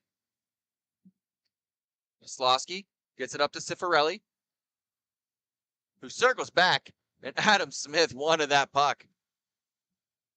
He's going to have to wait for it, though. He's still circling like a shark in the water. Cicero corrals the loose puck in the neutral zone. Bears down on Stislavsky, fires a shot and blocker down by Eldridge. Here come the Herd. Militello fires a shot, blasted in front, saved by Snyder, excuse me. Another shot goes wide and picked up by Smith. Smith carries it around. Tries to fire one on net, hits something That in stayed front, in. and puck stays in play. Knocked down by Zatera. Zatera over to Carter, who banks it up to Conway. Fires a shot and sticked away by Eldridge. Nice backhand pass from Conway to Zatera, but corralled by the Herd. Cifarelli, tracked down by Carter, who gets around Aline, unable to corral that puck, and it's picked up by Militello. Carter almost got it. Just a step too late. Militello up to Aline, who cycles it down low. Good edge work and good use of the body. Protect that puck and gets it back to Soslavsky. Under 9 minutes to go in period number 2. Buffalo Herd lead the Buffalo Fusion 2-1. As the puck's carried around by Chiavaroli. Chiavaroli over to Aline in the slot. Fakes the shot. Tripped up. That's a good no call. He fell on his own accord. Unfortunately, he just lost an edge. As Cicero is cut off. But the Herd do corral, and it is Aline. Aline over to Militello. Militello fires a blast, but saved by Snyder. And that is just cleared up the surface from Zatera to Newman. Newman all alone with time space, fires a shot, loose in front, and another save by Eldridge. Zatera was sniffing that on the doorstep. I don't know how he didn't put that in. Eldridge Jr. fires a shot wide. And that'll be picked up by Stephen Font. Font up to Chiavaroli. Chiavaroli dances around Zatera, but unable to get fully around him, but that puck is still loose. And Chiavaroli tries to get it back, unable to do so. Here comes Zatera. Zatera with speed. Dances around a man, puts it into the corner, but right into the stick of Chiavaroli. Bouncing puck, and has Smith crashing. Tries to find Smith through the crease, but not able to connect. 7:22 remain in period number 2. He was just a little late on that pass. Probably should have got rid of it sooner. Now that happened in the middle of the rink right there. Probably would have been more of a call than the earlier one. Bouncing puck in front, cleared out by the Herd and recovered by Eldridge Jr. Blast of a shot from Whiting, goes wide. Might have hit something in front. Fire another shot from Newman from the half wall. That's the quickest glove in the West right there. I know we're on the East Coast, but man, he flashed that leather. Chiavaroli on the near side wall. Crosses into the offensive zone. Deeks around Eldridge Jr. Chiavaroli, forehand, backhand, saved by Snyder. Gets it up to Conway, over to Cicero. Cicero takes his time, carries it in. Loops around, tries to do the wraparound, but unable to get it home. Puck goes all the way up to Whiting. Flips it over, Chiavaroli's stick. Looking for Cicero right in front, saved by Eldridge, still loose. Conway on it, tries to lift it, but not able to get it home, and the puck bounces loose to the corner. What a save. He's still on his bum. He's trying to get back up. He was sprawling around. What a great play. Herd trying to get it out of their own zone, but the Fusion are pressing hard. Cicero all the way up to center red, gets it to Eldridge Jr. Sends it over D to D to Whiting, back to Eldridge Jr. Gets it over to Conway. One touch pass to Whiting. Whiting has Cicero in front, fires a shot, but nothing doing as it's blocked in front. 2-on-1 for the Herd. Chiavaroli's crashing. Chiavaroli fires one low, but just wide. 5:30 to go in period number 2. Eldridge Jr. comes blazing up with speed. Fires one off the boards, looking for Conway. Trying to get it back to Eldridge Jr. below the goal, but unable to do so as he's cut off by the Herd. You can hear him yelling from here. They're trying to tell him to open up for him. There's just no one moving for the Herd, and they've been doing that all game. It looks like some tired legs playing a factor. Cicero unable to corral it, and it's Finlayson. Finlayson has Smith, but good cutoff by Eldridge Jr. as he corrals the puck and is pressured. Tries to send it up to center, but recovered by Aline. Aline fakes a shot and blasts one over to the wing, but nothing doing. And Newman able to corral that puck. Pressured by May. I'm sorry, that's Smith down low. Don't worry, May's out there still. He's on the back check right now. Newman looking for an option. Fusion are changing. Newman feathers one. Gets on net, but great save by Eldridge as he kicks it wide. As a coach, you can't draw it up any better than that. What a great scoring opportunity. Oh, loose shot, hits in front. Snyder makes the initial save, but Adam Smith right there for the rebound, and he gives the Buffalo Herd a 2-goal lead. They lead now 3-1 with 3:45 remaining in period number 2. How quickly momentum turns. He had a great opportunity down here on the other end for the Fusion, and it came right back. And if you're Snyder, there's nothing you can do there. You just got to hope that some of your teammates bail you out. The Buffalo Fusion looking to storm back in this one as Carter blasts one just wide off the side of the cage. Carter trying to get it into the slot, but stolen by the Herd. Chiavaroli dances around Newman, fires a shot on Snyder, but glove save. Now that's a way to rebound. After giving up a goal, he was 1-0 with Chiavarelli, and Chiavarelli scores that 9 times out of 10, but not this time. Newman sends one just wide. And Zatera able to spin around his man, looking for his brother, but unable to connect. Chiavarelli with another nice stick. Has a 2-on-1 break. Good poke by Snyder. If the Fusion come back in this game, they're going to look at Snyder. He's going to be MVP because he just made 2 amazing stops there, being aggressive and taking away those angles. Zatera taking his time as the Fusion are changing. Cicero jumps on. Shot blocked by Militello. Militello dances around Zatera and wins that battle. Militello fires a shot, but saved by Snyder. 2:09 remaining in period number 2. Good battle for it down low in the corner. That's what you need to do to win a championship. Get down and dirty and grimy. Cicero tried to get past May, unable to do so. But now he does as May lost the puck. Cicero has a tear, fires a shot, but glove saved by Eldridge with 1:45 remaining in the second frame. Man, this has been an exciting game so far. Lots of scoring opportunities here. 3-1. Usually in T4, you see a lot more higher scoring. When you get in this crunch time here, that's when teams dig down deep. They play better defense, and we're seeing a great game so far, Sean. Absolutely. Might be clenching the sticks just a little bit tight, making sure that no major risks are taken just yet. Staying in control as Aline carries it through for the Herd. Aline feathers one on net, and that's easily kicked aside by Snyder. Aline's a shifty guy. He's small in stature. I mean, he reminds me, he's like an inline Johnny Gaudreau, man. He's got them hands for days.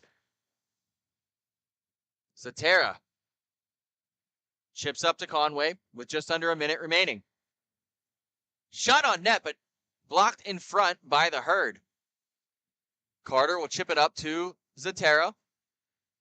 Zatera sends one wide, but it'll be over to Conway. Conway back to Zatera, fires one on net, but just wide. And again will be corralled by Conway, who sends it back to Zatera. Zatera back to Carter. Back to Conway. Conway gets around to Aline, cycles back, and sends back to Carter at center red. 15 remaining in the second frame. Carter with a blast from the red line, gets it on net. Recovered by Cicero, tries a wraparound and saved by Eldridge. And that will do it for period number 2. The Buffalo Herd take a 3-1 lead into the final frame You're listening to Grove City Hockey. We'll be right back. Everyone has their own unique pre-game preparation, and most of them are pretty different. But there's one thing in common, and that's Jack's Hockey Wax. Get this locally produced wax that isn't shipped from across seas, but made here right in the U.S. The best smelling, best feeling, and best performing hockey wax on the market. Oh yeah, and I almost forgot to mention, they sell tape too. Visit them at jackshhockeywax.com to get your order today. If it isn't from Jack, put it back. Hi, I'm Tyler Domenico, forward for the Grove City Thunderbirds. You're watching Grove City Hockey. Like and subscribe. This copyrighted telecast is presented by Grove City Hockey. It may not be reproduced, retransmitted in any form without the expressed written consent of Grove City Hockey, LLC. We thank you for your understanding and hope to continue to enjoy this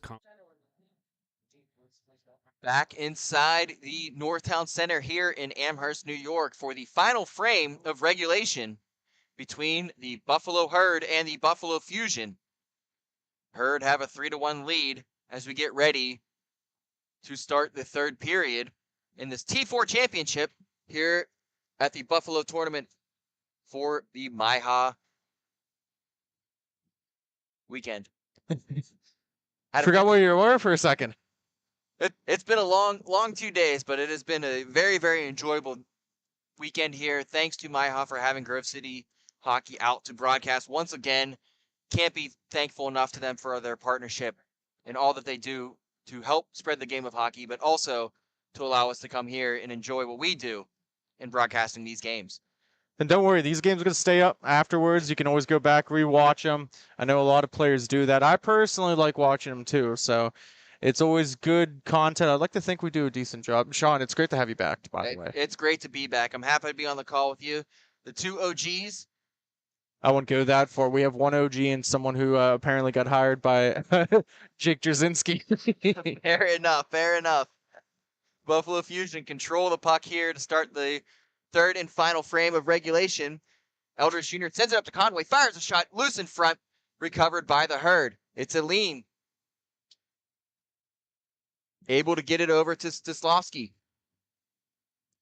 Loses the puck, though, and recovered by Eldridge Jr., who tries to bank it ahead to Cicero, unable to do so, and recovered by Adam Smith. Chips it up to Aline, carries it ahead to himself, tries to get her on Eldridge Jr., does, fires a shot, but blocked by Whiting. Whiting with a soft pass, recovered by Adam Smith. Smith sends it across crease to Aline, but no one home. Aline cycling around, chips it over Eldridge to himself, fires a shot, loose, and recovered by Whiting. That almost looked like it snuck in for a second. I thought it did, but here's a 2-on-1 for the Fusion. Cicero has Conway. Conway back-checked by Stephen Font. But Cicero able to get it back. Cicero finds Conway loose in his skates. Still controls, leaves it for Eldridge Jr., who fires a one-timer, but fanned on the shot. Physicality looks like they're trying to pick it up here as there's a couple of hits, and wow.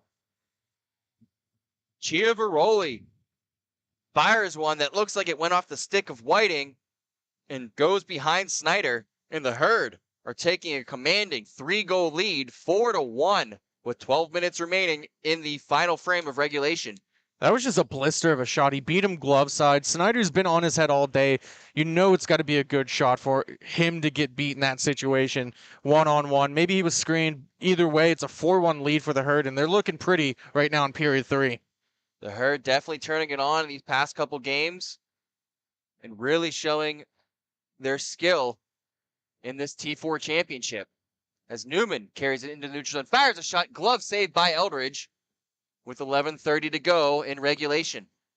Eldridge has been solid all day, too. And not to get confused because there's one on each team. The netminder, Eldridge.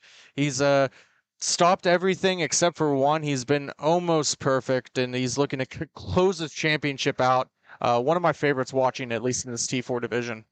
And for as good as Snyder's been, you have to think that he's hoping for some offense from his Fusion teammates. As Newman able to pick up a slot, puck in the low slot, but Whiting not able to get to it as well. Puck is pinballing around and recovered by the Herd. Here's Cifarelli. Cifarelli fires a shot off the post. Picked up by Chiavaroli. He was an inch away. Just an inch. He missed it by this much. An inch the other way, and he misses the net completely. As Eldridge Jr. picks up the puck. Can't get around Cifarelli, but the Fusion able to still get it out of their zone. It's Newman who feathers one in, and it's blocked by the Herd, who sent it back to center and picked up by Whiting, unable to get past the Herd defenseman. Couple of turnovers there is leading to this opportunity. Loose puck, backhanded shot by Whiting.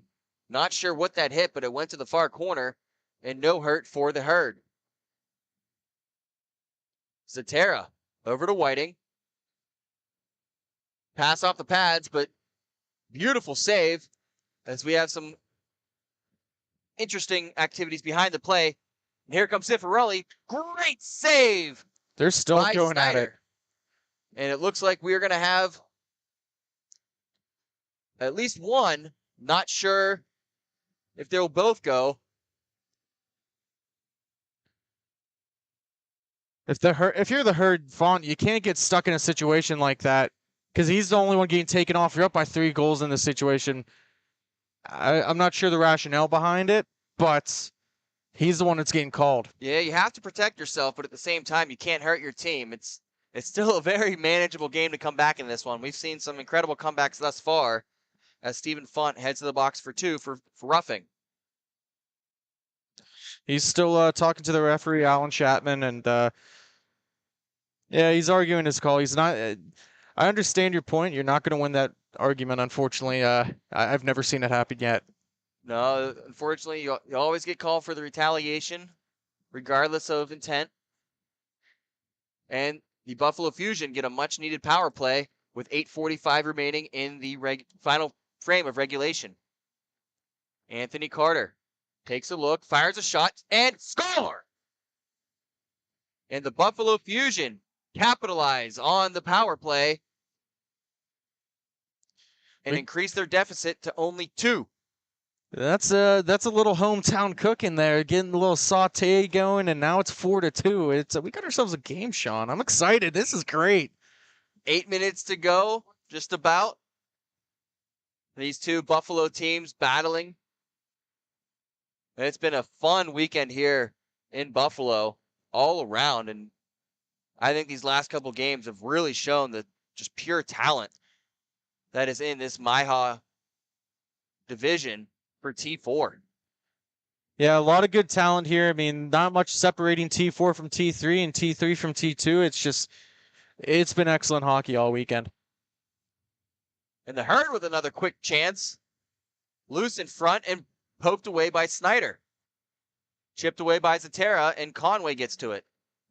Conway tried to get up to Cicero, but unable to do so as it's cut off by the Herd. Aline banks it up to Smith. Smith tries to dance around Carter, but poked away. Carter gets to Cicero, but he's cut off by May. Smith carries along the far wall, cuts down low, and tries to get it up to Finlayson, but unable to connect, and he's chased by Cicero. Cicero goes down, but that was more on his own accord as he's bodied off the puck by Joe Finlayson, who sends it up ice and is recovered by Anthony Carter. He's all down there by himself. The Herd got to pay attention here. I don't know, but it looks... Are we going to have another penalty call here? I didn't see it, Sean. I mean, I was...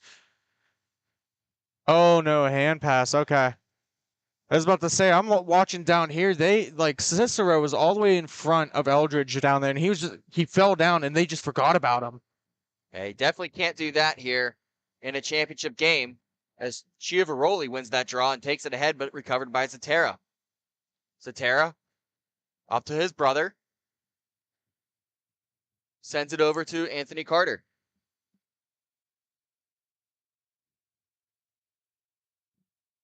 That's Scott Zatera. Tries to fire a shot on net, but blocked in front. His brother chases the puck down, chips it to Conway. Unable to win it, and Chiavaroli gets it back. Chiavaroli tries to dance around a man, does. Looks, Deeks has a lean down low. And what a save by Jordan Snyder. Sprawled out, spread eagle on his belly, and still makes that glove save and keeps the deficit at 2 with 5:35 remaining in the final frame. That's a highlight reel play. I don't know how he kept that out. There should have probably been a little bit of a hooking call here. Chiavarelli fought through it. He was all by himself and he decides to pass it. I'm like, man, what are you doing there? He made the right call. He proved me wrong, but Snyder was up to the task. Absolutely, and those are the kind of saves that we've been seeing all weekend from Jordan Snyder. He's kept his teams in games and has done so once again here as Chiavaroli fires a shot but blocked in front by Carter.